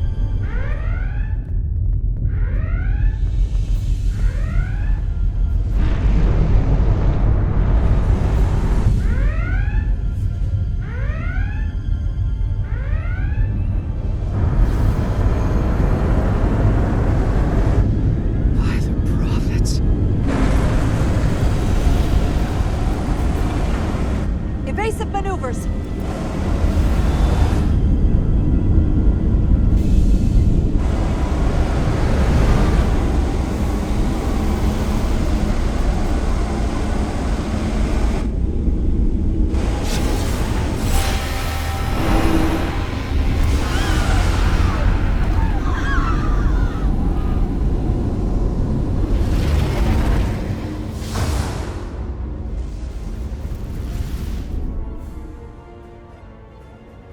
They've hit the engineering section. No systems or structural damage, though.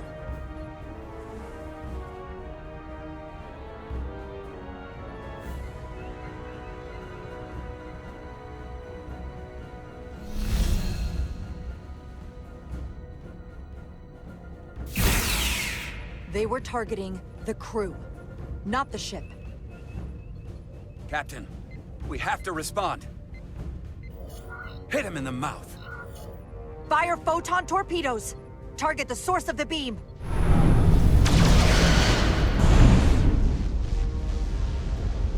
The Ophelion remains undamaged by the photon torpedoes, Captain. And its shields are fully intact. It's too powerful to take head-on. Damage report from the lower decks. I still can't raise them, Captain. Could be that the system's down. Well, that was the Tacon bioforming ray. And there's no one left down there to respond. The Tacon may already be on this ship. No way of knowing how bad it is yet. Where's Ermont with the internal comms? Comms appear to be coming back online. System reboot in progress. I'll keep trying to reach him. Good. Here are your new tricorders.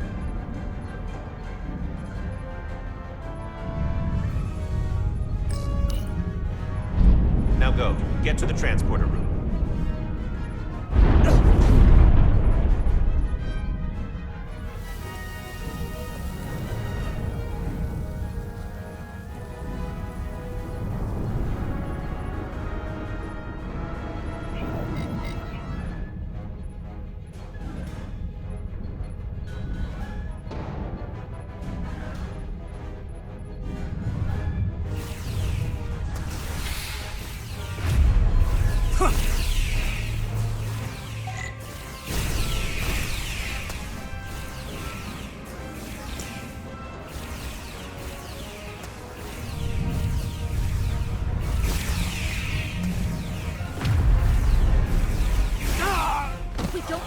what side, Carter? Come on!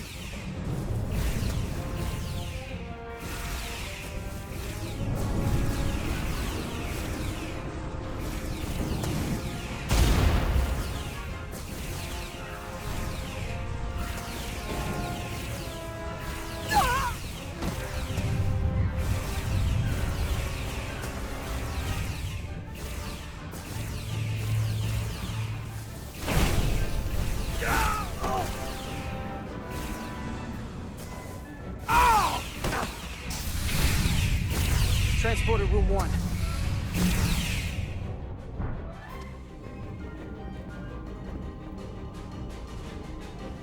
You're coming with us? A security officer told me your funeral, which I gladly accepted. These are concentrated deuterium doses. You need to take the dose as soon as you're exposed for it to be effective. Hell, take it right before if you can get the Tacon to wait while you do it.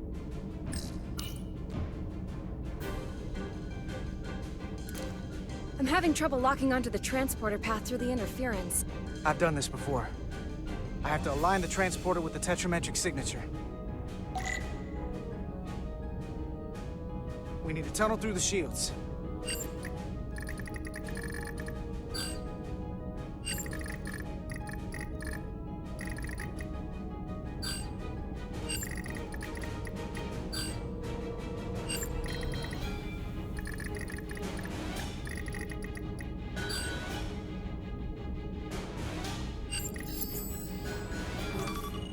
There's a problem.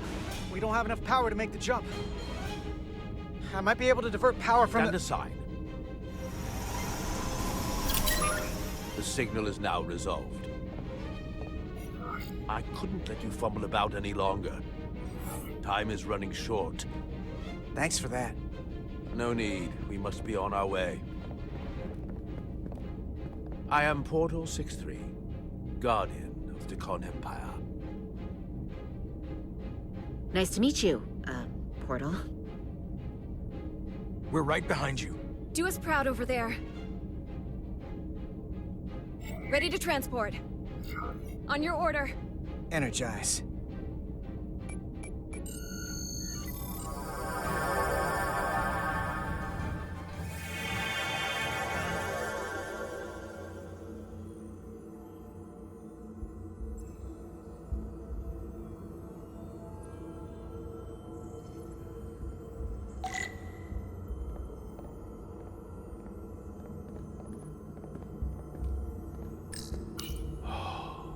Glory of it. This ship is a marvel. Even to me. It's almost a shame we have to scuttle it. The galaxy has never seen a ship like this. It is beautiful. I'll give you that. Resolute, come in! We're losing cohesion. I'm gonna try to use my tricorder as a pattern enhancer.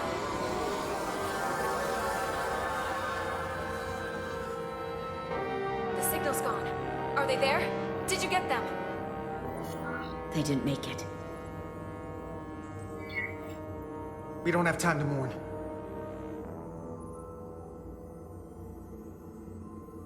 We have to get to the Cartabula and disable it. Hopefully before the battle group shows up. Get served up for the Ophelions' next meal. I am saturated in Taconian power readings. I can't feel the source just yet.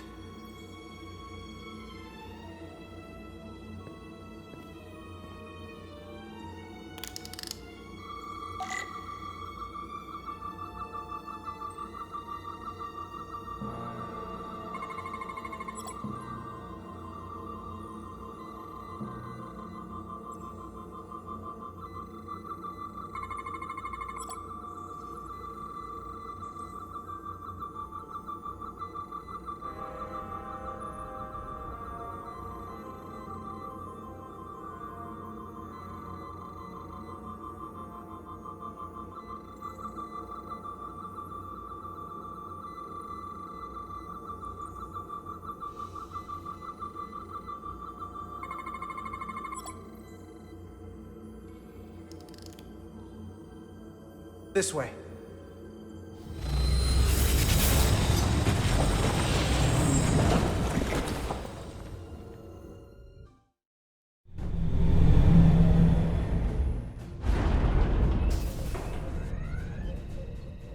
I can't reach anyone. At least not on the lower decks. It's like they're all gone. The comm systems seem to be operational again. That bioforming ray may have transformed dozens of crew members on the lower decks. This ship could be swarming with resurrected Tacon. It's only a matter of time before they come to their senses and take action. Which means we have a narrow window of time to cut them off before...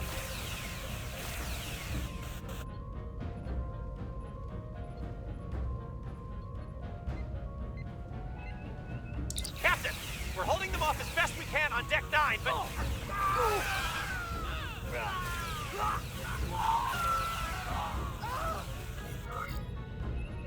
If they spread throughout the decks, we'll never know who to trust. Lock down the affected areas immediately. Close the bulkheads and erect the containment fields. No one is allowed in or out without my authorization. There could be crew members who weren't affected who could get locked inside. That's a risk we'll have to take. Initiating a lockdown now.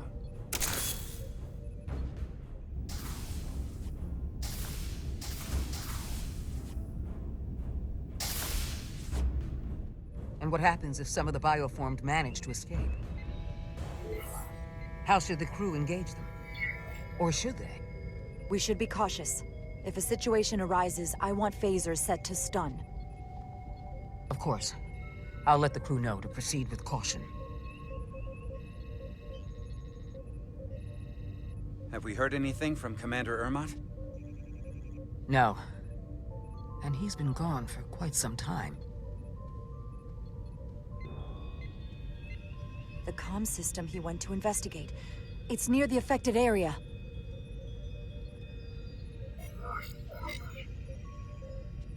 Commander Ermot. Commander Ermot, can you hear me?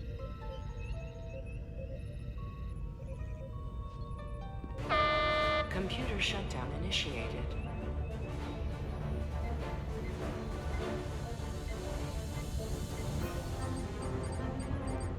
According to this, it was initiated by Commander Ermot. What?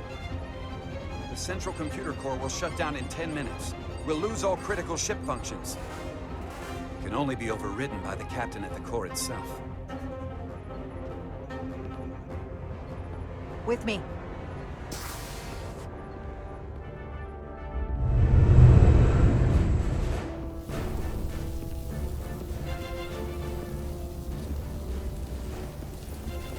Stop!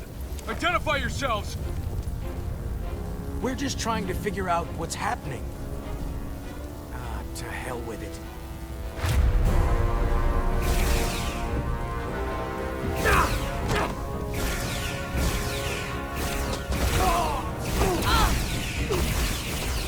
You have to get to the computer core! Go!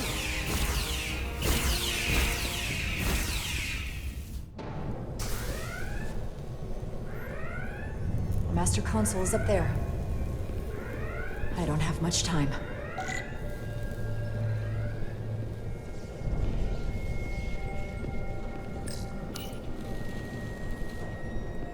Captain Rydick, it's me, Commander Ermot. First Officer Westbrook insisted I find you immediately. Let me get this door open. I think I remember the code. I hope you haven't been hurt, Captain. It's not safe here. Captain, don't do anything rash. Computer termination sequence in progress. Damn it!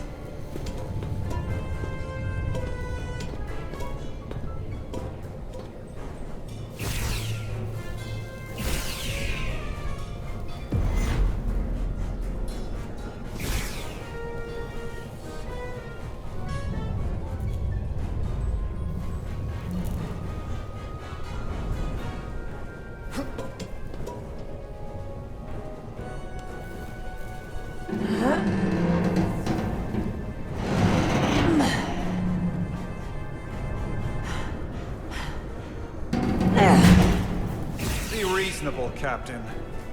There's a time to fight and a time to admit defeat. Computer Termination sequence in progress. Awaiting Captain's authorization.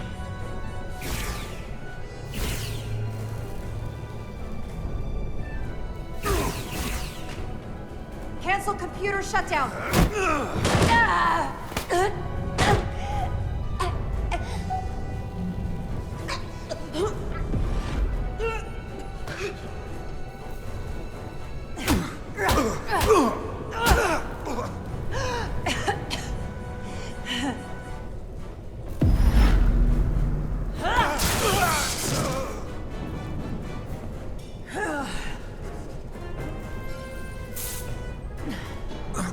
Okay, wait. Just hear me out. Listen to reason. There's no need to do anything impulsive. You just tried to kill me. I was only acting on orders. I didn't mean any harm. You know we'd rather have you with us. We can make a deal, right? Come to terms.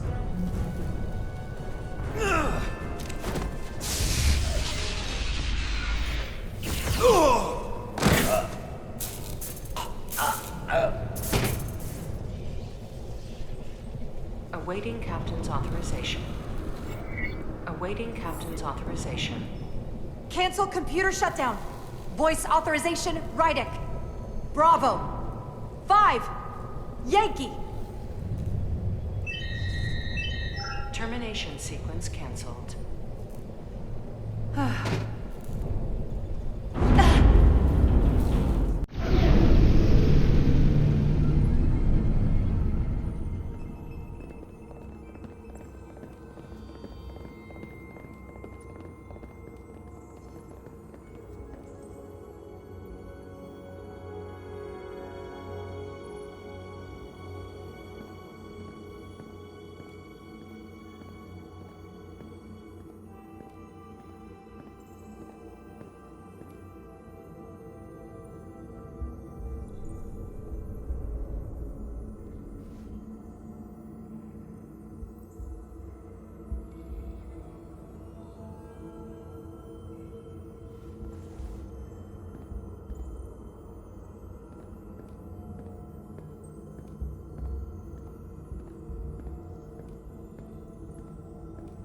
These are the arteries of power coming from the cortabula at the heart of the Ophelion.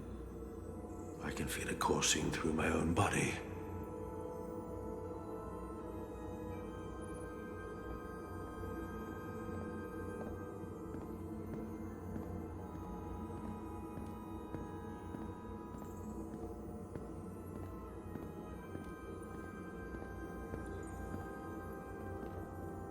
Look there. I cannot move as freely inside this ship. Those emitters are why. If they were deactivated, I could travel past this chamber without setting foot in it. Only Tacon can use Tacon technology. How do I turn them off? Place these on the emitters. It will suppress their effect. The guards none the wiser. Got it. I'm coming too. If we both get caught, it's over. If it's just me, you can try again after I fail. Well then, don't screw it up.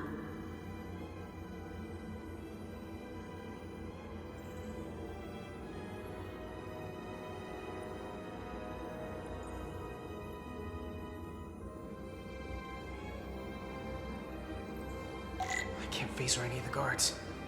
I'll alert every Tacon in here.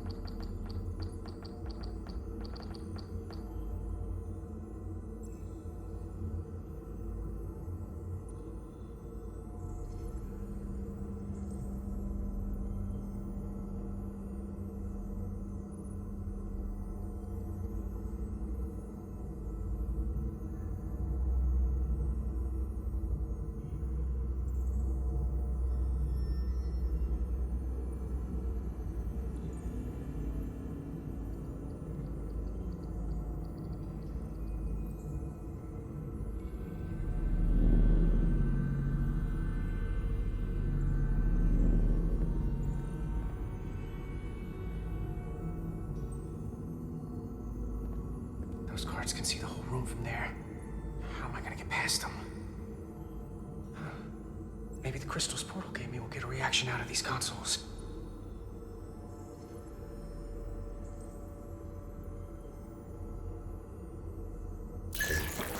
Worked! Better move.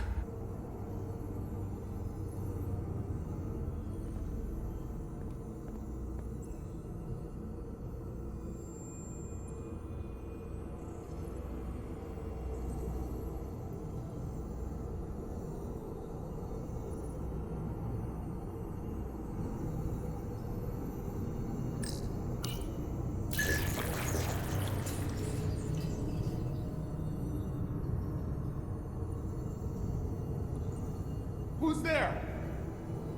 I must be seeing things.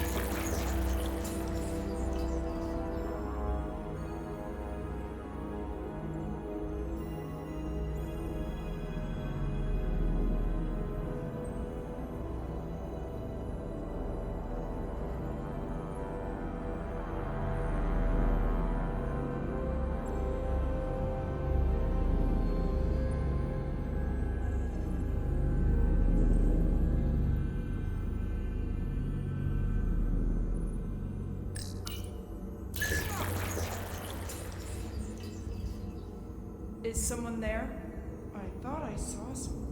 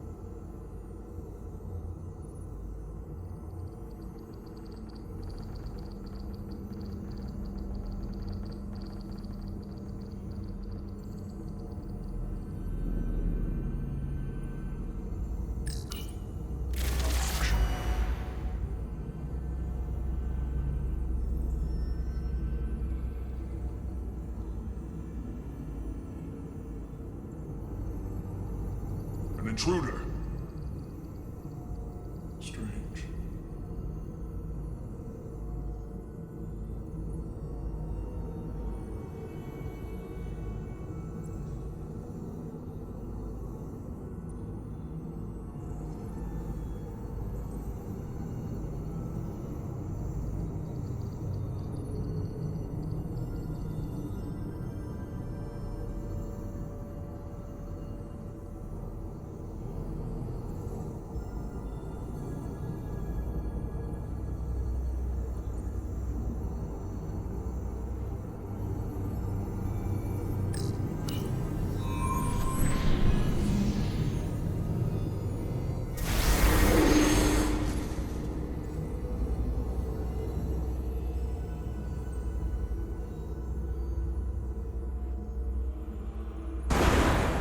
Well done. Let's get out of here.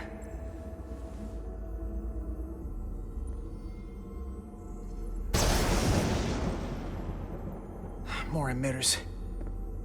Guess we can't teleport the rest of the way.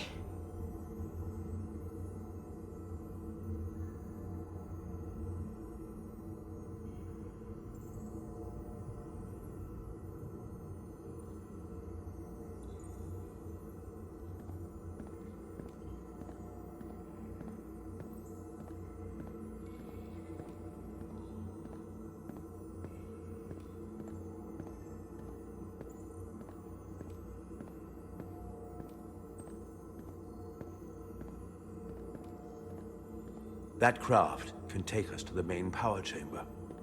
No way we can make that jump. When I was younger, maybe.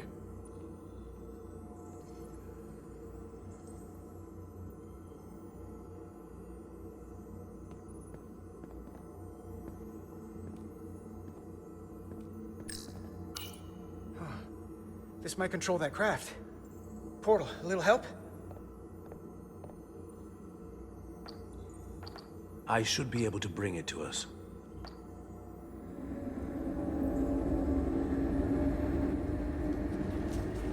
There!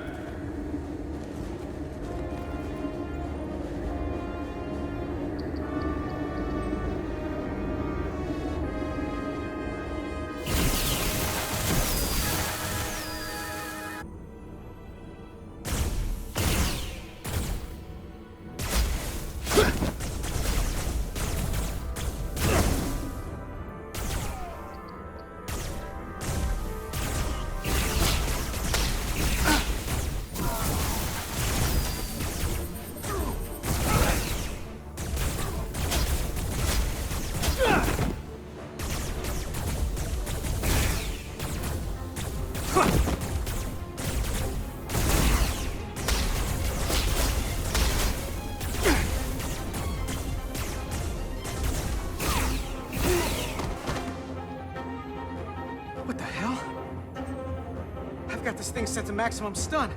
How are they getting up? Something's different about the Tacon here. Stunning isn't an option. Get in!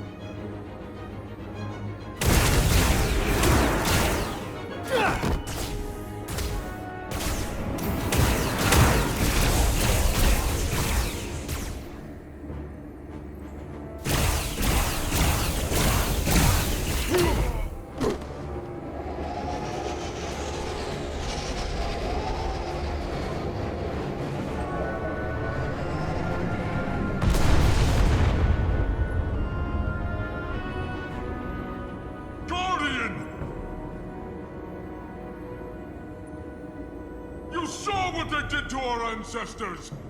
How do you stand with them?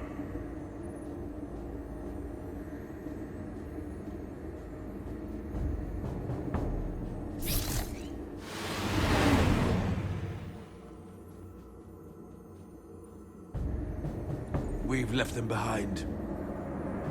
I've seen it with my own eyes. They're not real, Tacon. We were conquerors, not parasites. The souls I pushed your captain to spare will not be used for this end.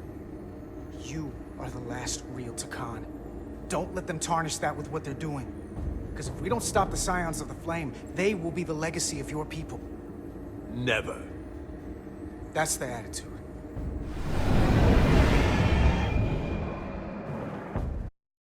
Doing everything I can, but I can't shake her!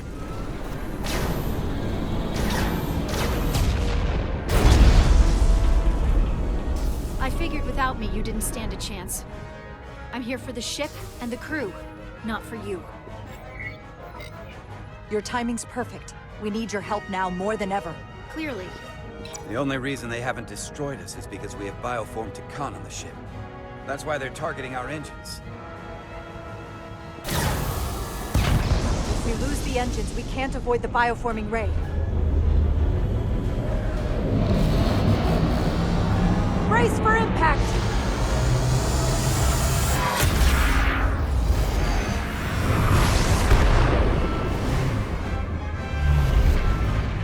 They're here!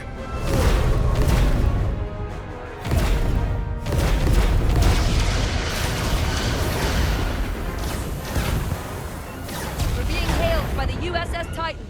Put them through. Sorry to keep you waiting, Resolute. We got here as fast as we could. We're damn glad to see you, Captain. We could use all the help we can get. I told you I'd be here. So, what are we up against? No. It's happening again. We have to warn them. Open a channel to all Starfleet ships immediately. Starting emergency transmission. This is Captain Jara Rydek of the USS Resolute. The ship we're fighting is armed with a bioforming ray that can transform your entire crew instantaneously. Avoid being hit at all costs. And remember, they have our shield algorithms, so take preemptive evasive action.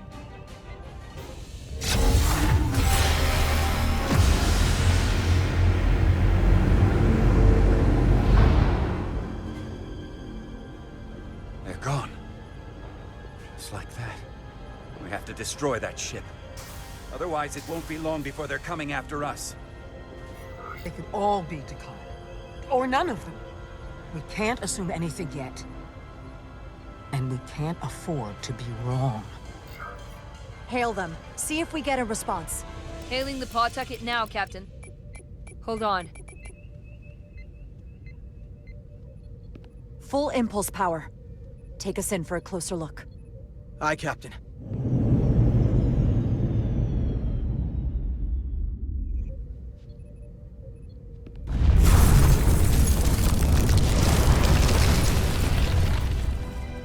That's not a Starfleet ship. The Tacon have it. Shields at full power!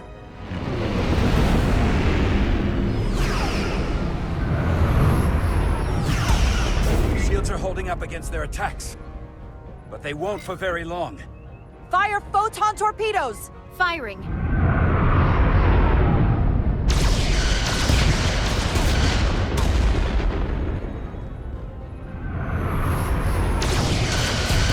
Shields at 60%. Heavy damage reported in astrometrics. Hit them with everything we've got. Aye, Captain.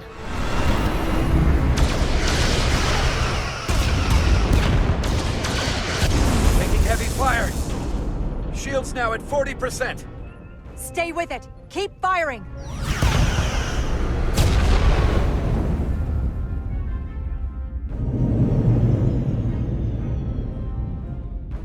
Their weapon systems are offline. Now's our chance. Finish it. We can send Galvin a message. Let him know exactly what he's up against. And that we're willing to fight to the very end.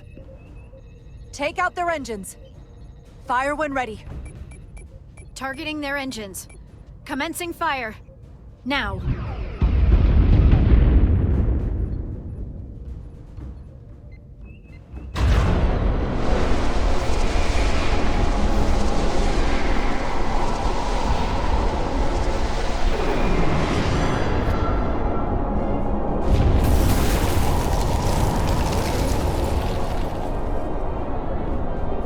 Captain Rydick, the Ophelion is too much for any one of us to take on alone.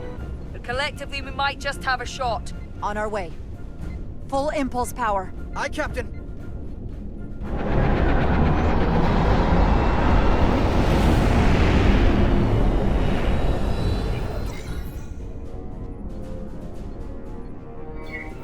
Target the bioforming ray. Fire photon torpedoes. Firing photon torpedoes.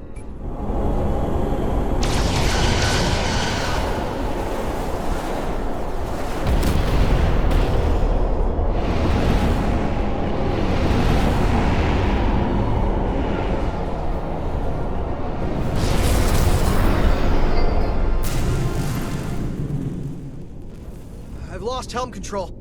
Trying to re-establish. Power levels are dropping all over the ship, but our engines are still running strong. This is what happened to the Enterprise. They're draining our energy. We're caught in it too. I hope the away team is having more success than we are.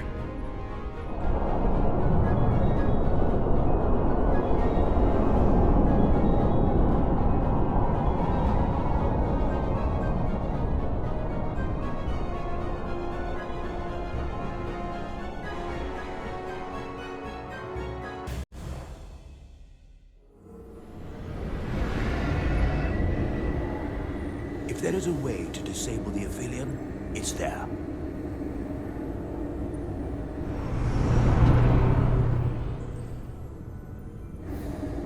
We strike at the heart.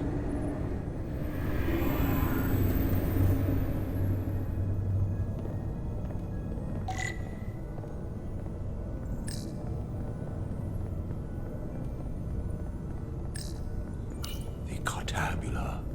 I can feel the energy. Don't get too used to it. We're gonna take that thing down.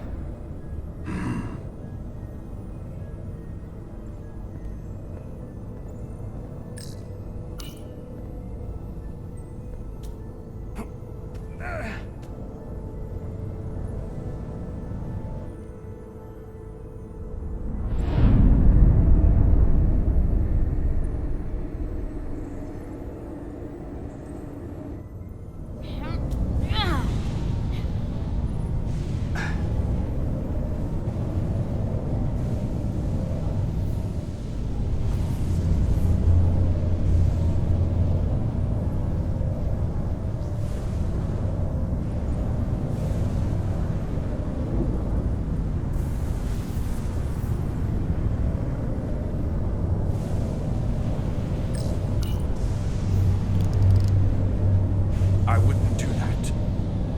We have to turn off this energy field to enter. I must do it. It requires the hands of a Tacon. Is it working? It started. Is the opening wide enough to get through? Well, is it wide enough? No, but I can see the Cartabula. What about now?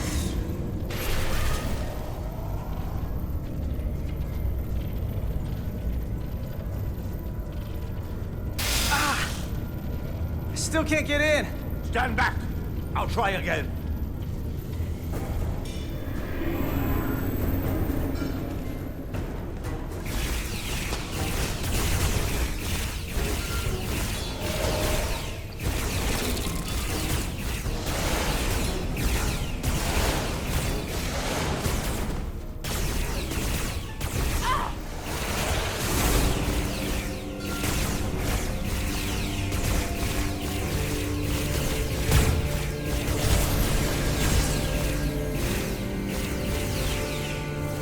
Portal 6-3! I'm not going to remind you of the oath you took. I want you to remember why you made it. Your bond to your people.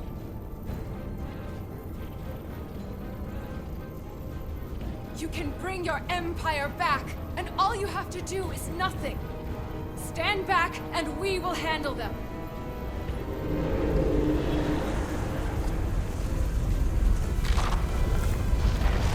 So much time doing nothing.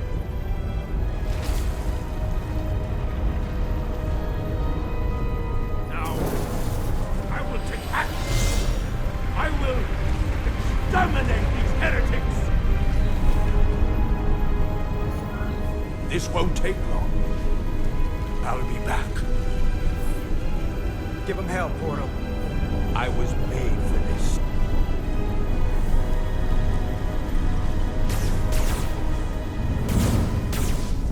If you can get to the Cartabula, don't wait for me. We'll hold the line.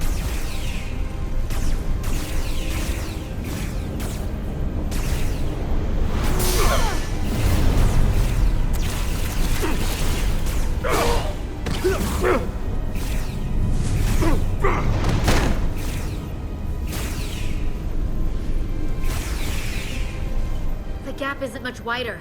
Can we get through? Maybe we can widen it with a containment field from the tricorder. Oh! I don't think we can crowbar our way in. It takes a Tacon to do it.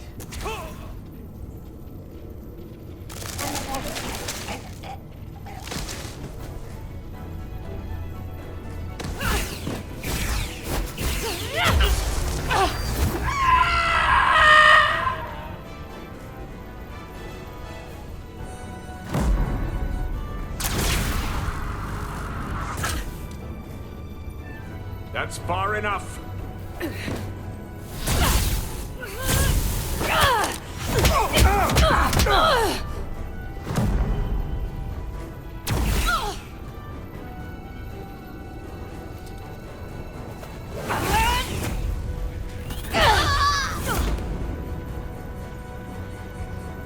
Carter, I could have killed you both, easily. But the part of me that is still Miranda won't let me. She compels me to bring you into the fold. I will make you one of us. Miranda wouldn't want that. You don't know her like I do.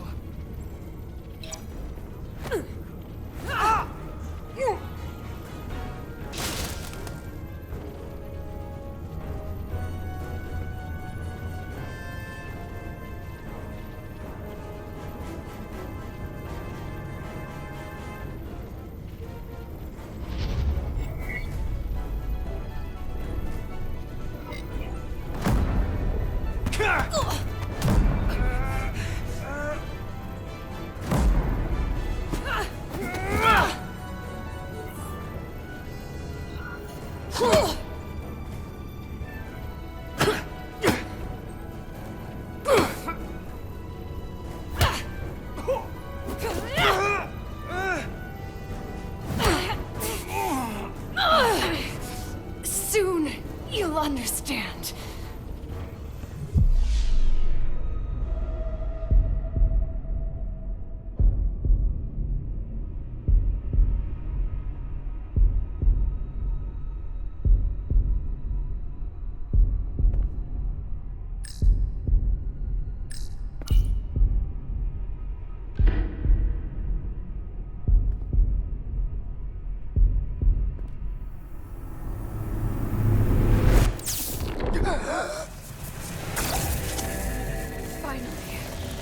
Finally, we can be...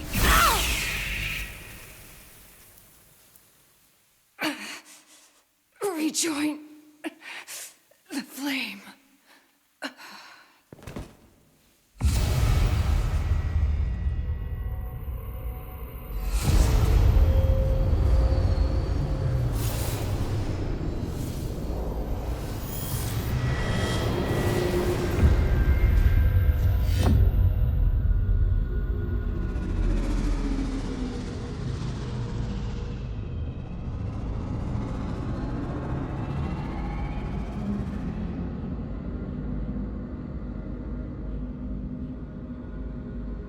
Ego segiu.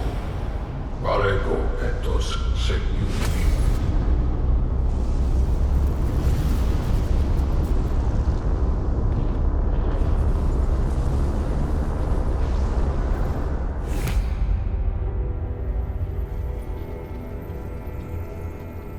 Are you all right? Carter, I'm sorry I hesitated. I tried to keep her from getting you. If I'd just shot her sooner. It's okay. I don't blame you.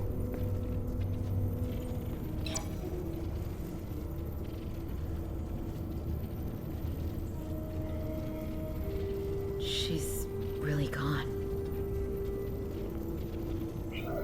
For good. I can't believe it. It had to end this way. She was suffering. And now it's over.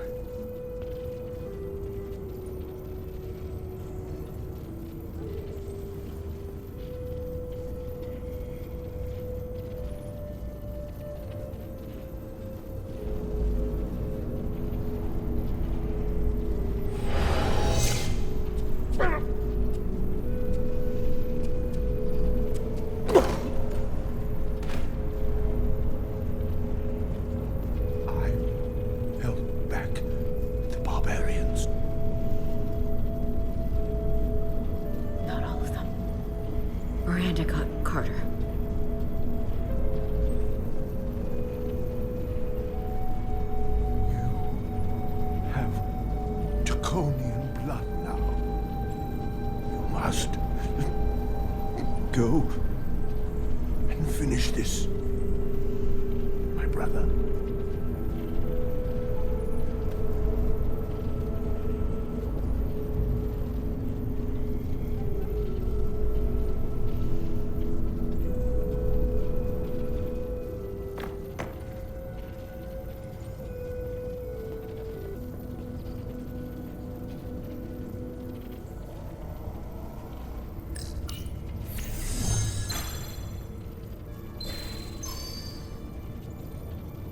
Read it.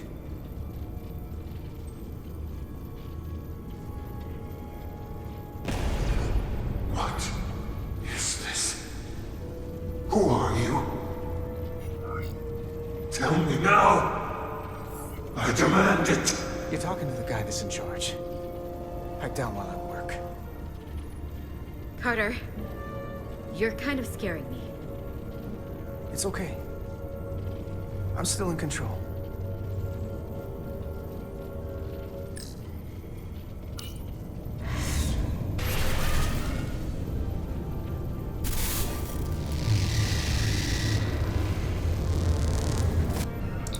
We've reached the Cartabula.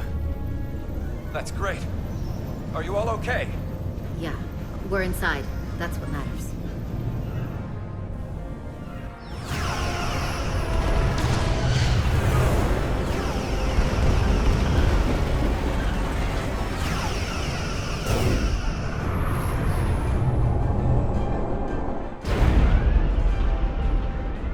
Two of ours are keeping the bioform ships at bay, but they can't hold them off forever.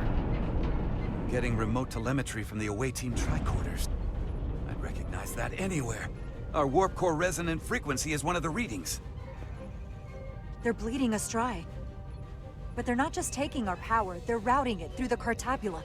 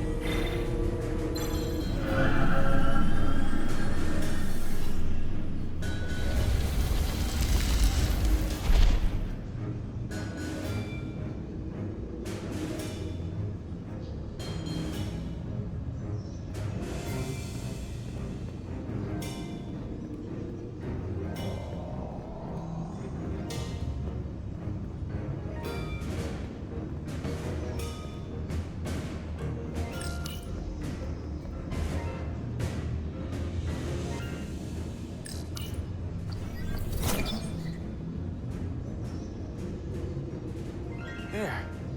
That's the Resolute's warp core resonant frequency. And these others?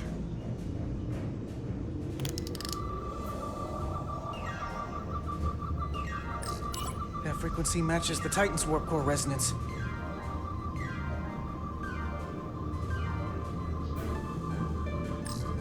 And these two are the Kimball and the Lowell. They're both Steamrunner class. Same engine platform. They're just tuned a little differently. I must be getting information from the bioforming, but this warning, it means that it's struggling with the power stacked up at close frequencies. The Cartabula can't handle the dissonance? Maybe. This is Westbrook. Are you reading these Starfleet engine signatures? We are. And you need to see this. The Steamrunner class frequencies are causing problems for the Ophelion's energy source. Sending visuals now. They're vulnerable. We have to use this. You can break a wine glass if you play the right note loud enough. Sir? The Tacon are so arrogant. They're letting us right in the front door with this energy drain. We can tune our warp core output to those frequencies. Get all our ships to do the same.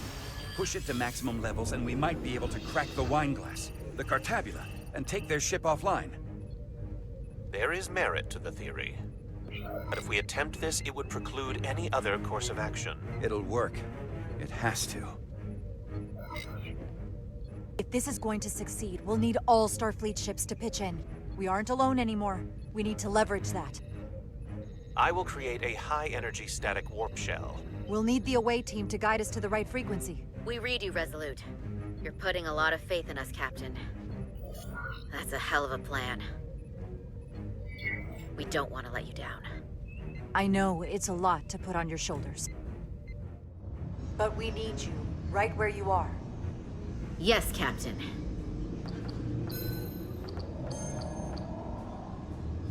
I found an eject routine for the Cartabula. So we can disengage it, just like we did with the Zeldy's warp cores. Yeah, but it'll only activate if this thing gets completely overloaded. So we gotta take it right up to the edge of destruction. We are increasing the warp core resonant frequency now.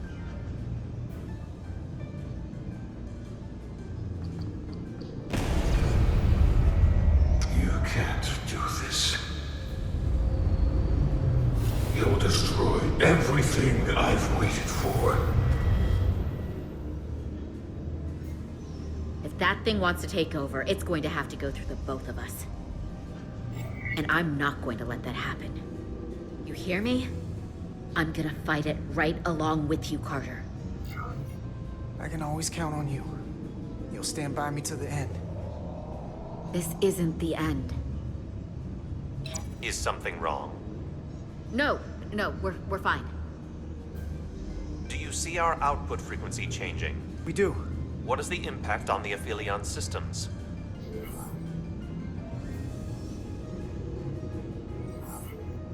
Keep it up, Resolute. It's starting to work. The bigger they are, the harder they'll fall. Inertial dampeners are failing.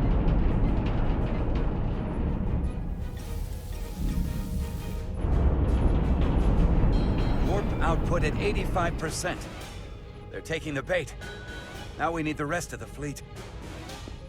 Open a channel to anyone left on our side. Opening a channel. This is the Resolute. We're sending instructions to all ships to output maximum warp power at the designated frequency. We believe this will disable the Ophelion. We don't know that. All we know is it'll siphon off our energy much quicker. You're leading us to disaster. Are you out of your mind? That has given them exactly what they want. You can't just expect us to turn belly up. Our strength in Starfleet comes from our ability to work together, especially when everything is on the line. I can get behind that, Captain Rydek. We're adjusting the Titan's warp output to match the Resolute's. I suggest the rest of you do the same.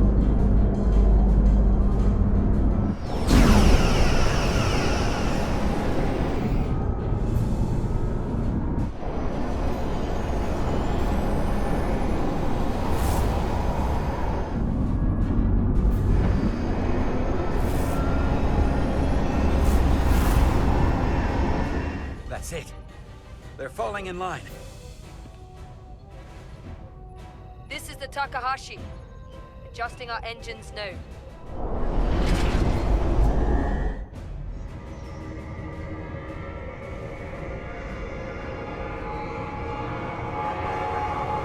The Cartabula. It's compensating.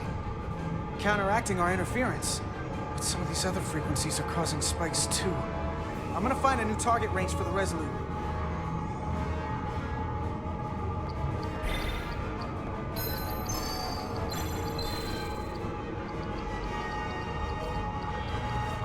Try this out.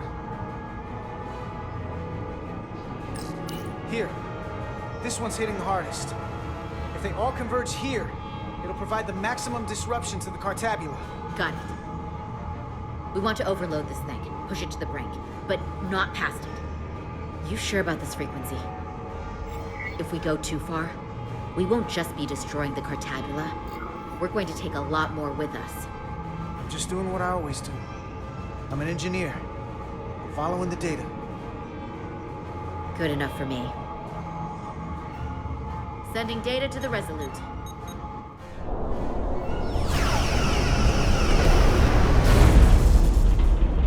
The away team has sent us an updated target list. Sending it to engineering now. We are now running our core at 105% of recommended capacity. If we try to meet that frequency, we will generate a harmonic imbalance of our own and risk a warp core breach.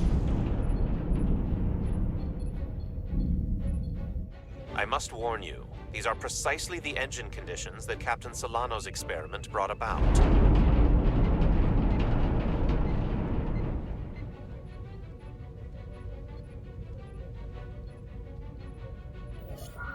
A runaway reaction is a dangerous possibility right now.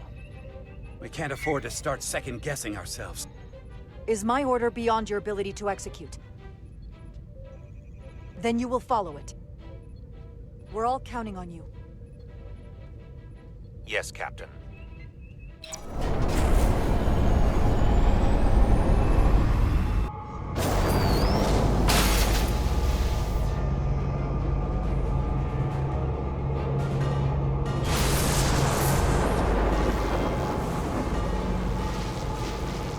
We got an overload here. It's at the breaking point.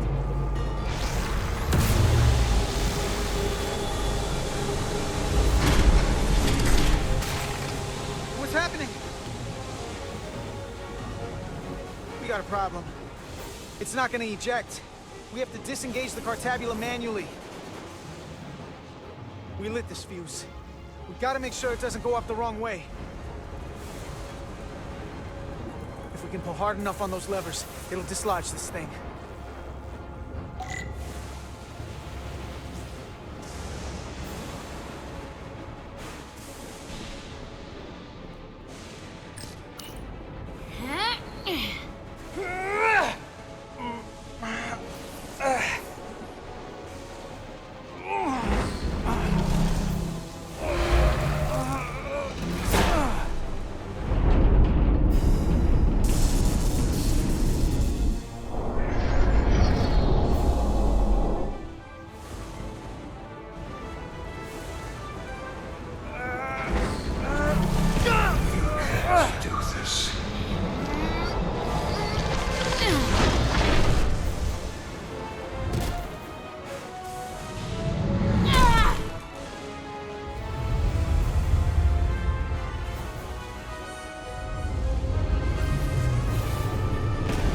Destroy everything I've waited for.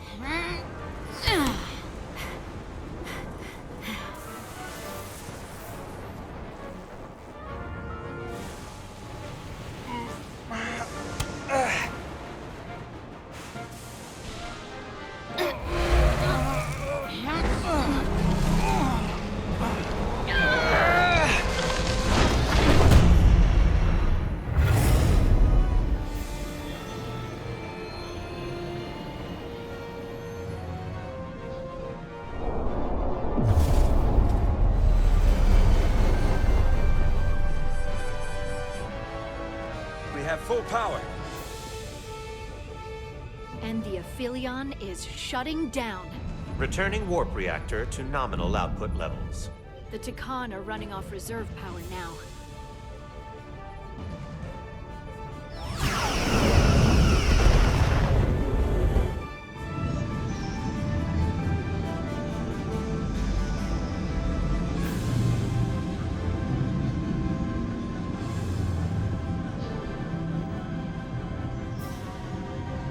I saw what you did.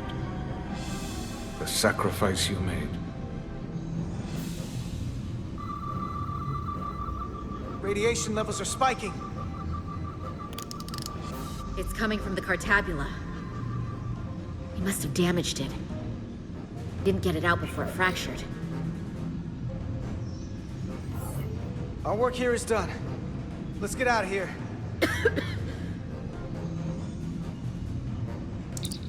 3 to beam back to the Resolute. We can't lock on. Our transporters won't cut through the interference. We can't stay here.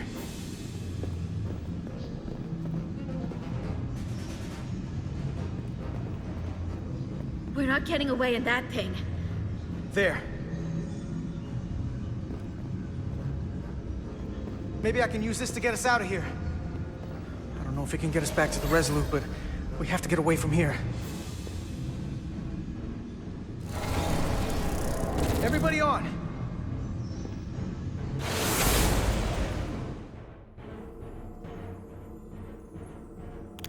Radiation's lower here, but still too high for us to stay on this ship.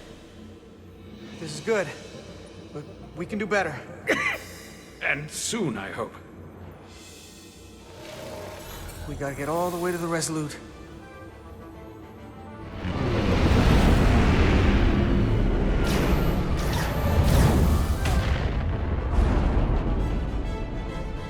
That thing is down, not up. We'll handle the stolen Federation ships, but you need to get a crippling shot on the Ophelion. A direct hit to its bridge will bring it down. Take us real close, Captain. Skim the hull of that thing where it can't get a clear shot at us. Or I can weave us through the battle. And hope we don't get caught in the crossfire. I don't want to get too close to that thing. we can't take much more fire, Captain. Handar can get us through it. Take us along the Ophelion's hull. Get us to the bridge as fast as you can. Aye, Captain.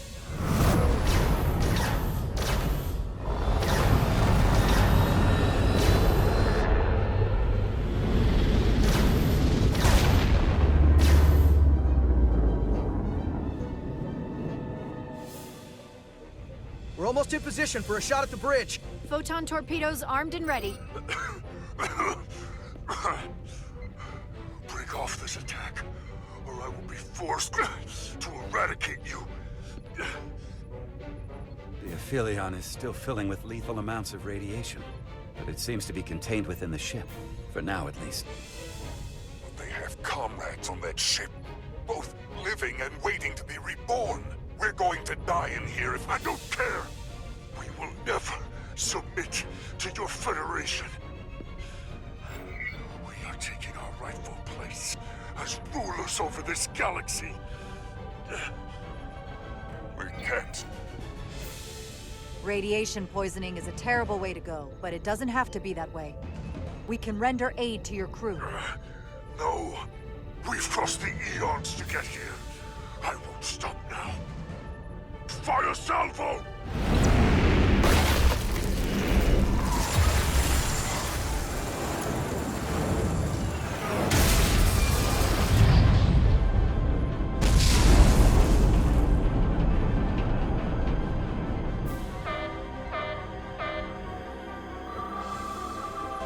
Now the radiation is rising here, too. Targeting the Resolute? I can't let you do that. Get on.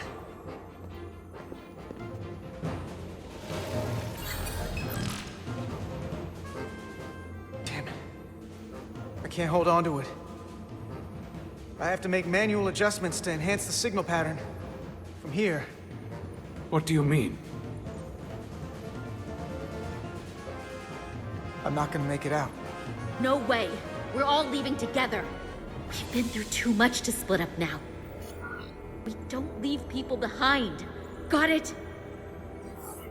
I don't have long to do this. I'm bioforming. It's happening, Nilly. I have to be the one to do it.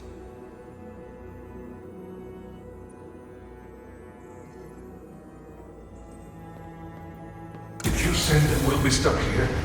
Give in to me, and I will save us, not them. Stop it. What's happening? It's an internal struggle, and he's losing. Not like this. It's the Tacon. In my head. It's trying to keep me from sending you back. There has to be a way for you to... There isn't. The time is now. That won't work. I told you, this body is mine now.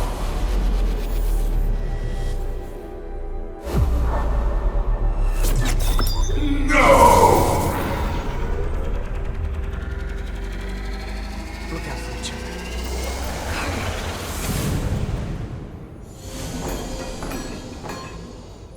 The away team has beamed back.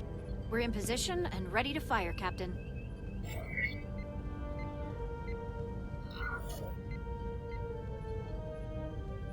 Target their bridge.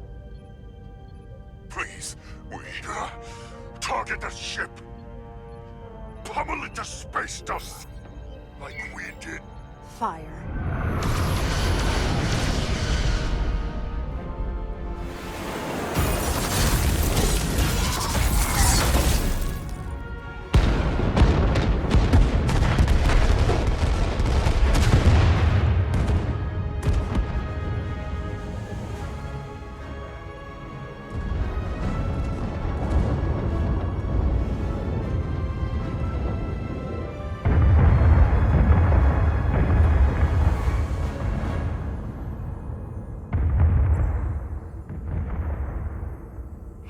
Carter? Nilly. I thought you'd want to know we made it. And that you'll always be my family. Even if I don't get to see you again. You'll never really be gone. Always, Nilly. Family. Forever. Always.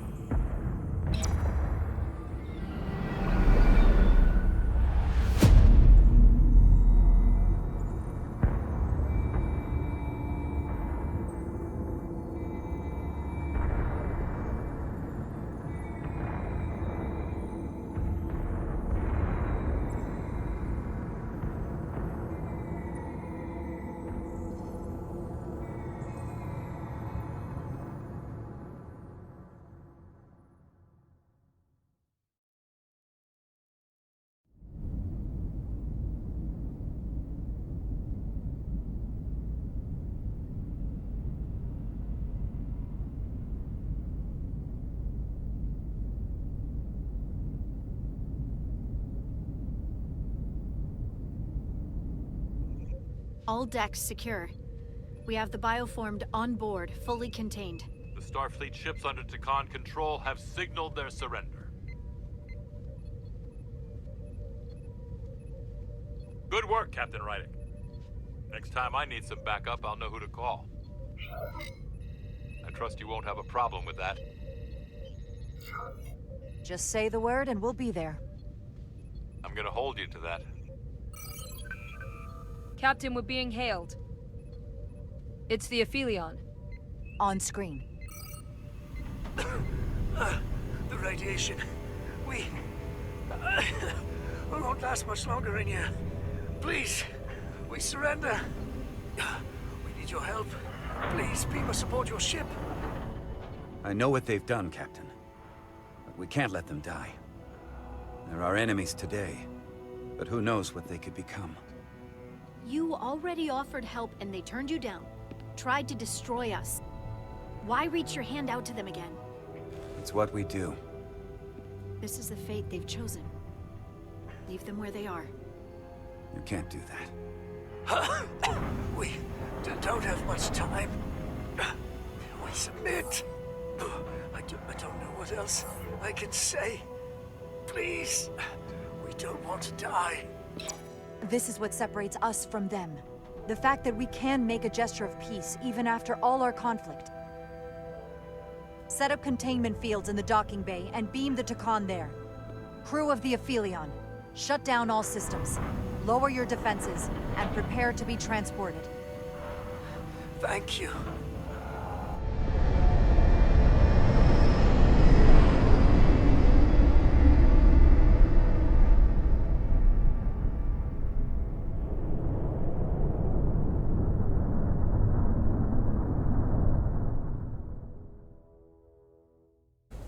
Carter! Hey,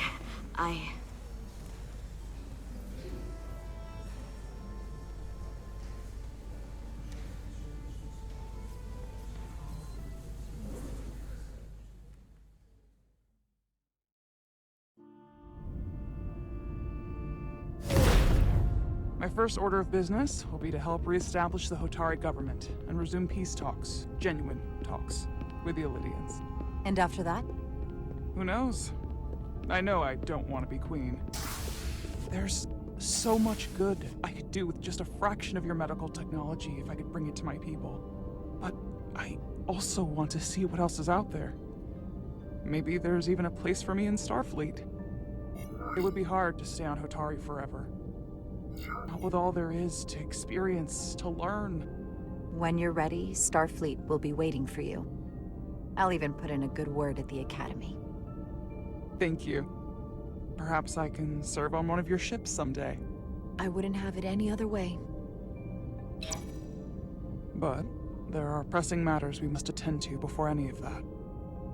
I can't thank you enough for all you've done. I'll see you again.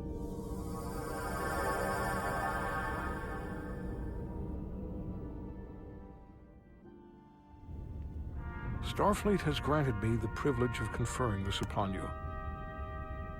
Though I'm sure Captain Solano would rather have been the one offering this. You have acted dutifully and bravely through trying circumstances. I grant you the official rank of Captain. I believe a great many wonders lie ahead for you, Jara Rydick. There appears to be nothing that can stand in your way. Thank you, Ambassador Spock, for everything. It is you who stopped the spread of the Tacon. I should be the one giving thanks.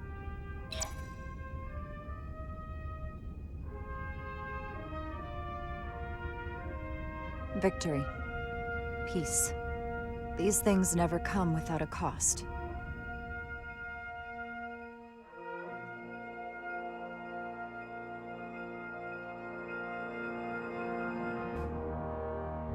For some, it requires putting aside centuries of enmity. For others, it takes facing complicated losses. to Carter. How do you say goodbye to someone who isn't really gone? I thought I knew how to leave the past behind, but I've learned a thing or two. And for too many, they had to pay the ultimate price. In time, history may forget their sacrifices, but those of us who were there never will. Now, all hands honor the dead.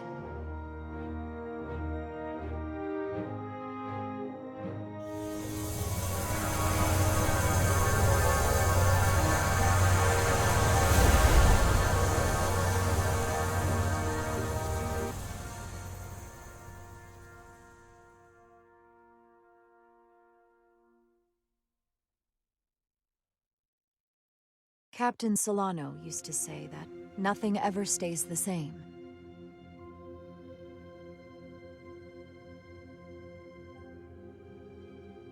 Entropy.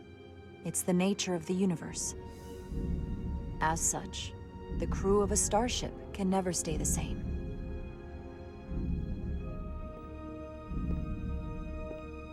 But while entropy says that order inevitably gives way to chaos, this crew has only grown stronger. More cohesive and coherent.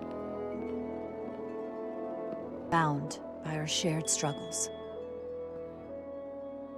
And working together, helping each other, we're able to do more than we'd ever imagined. Some of our differences couldn't be resolved, but perhaps that too can change in time.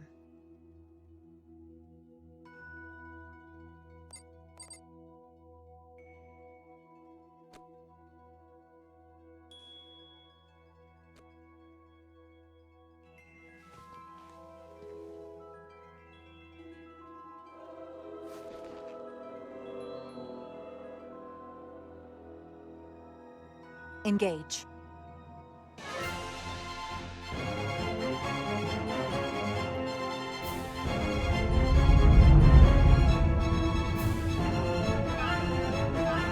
Space, the final frontier. As we take our next steps into the unknown, the greatest insights that lie ahead are what we learn about each other. We might even surprise ourselves. And no matter what threats we may come upon, or mysteries we face, we will not be shaken. We are stronger together. We are steadfast in our purpose. We are resolute.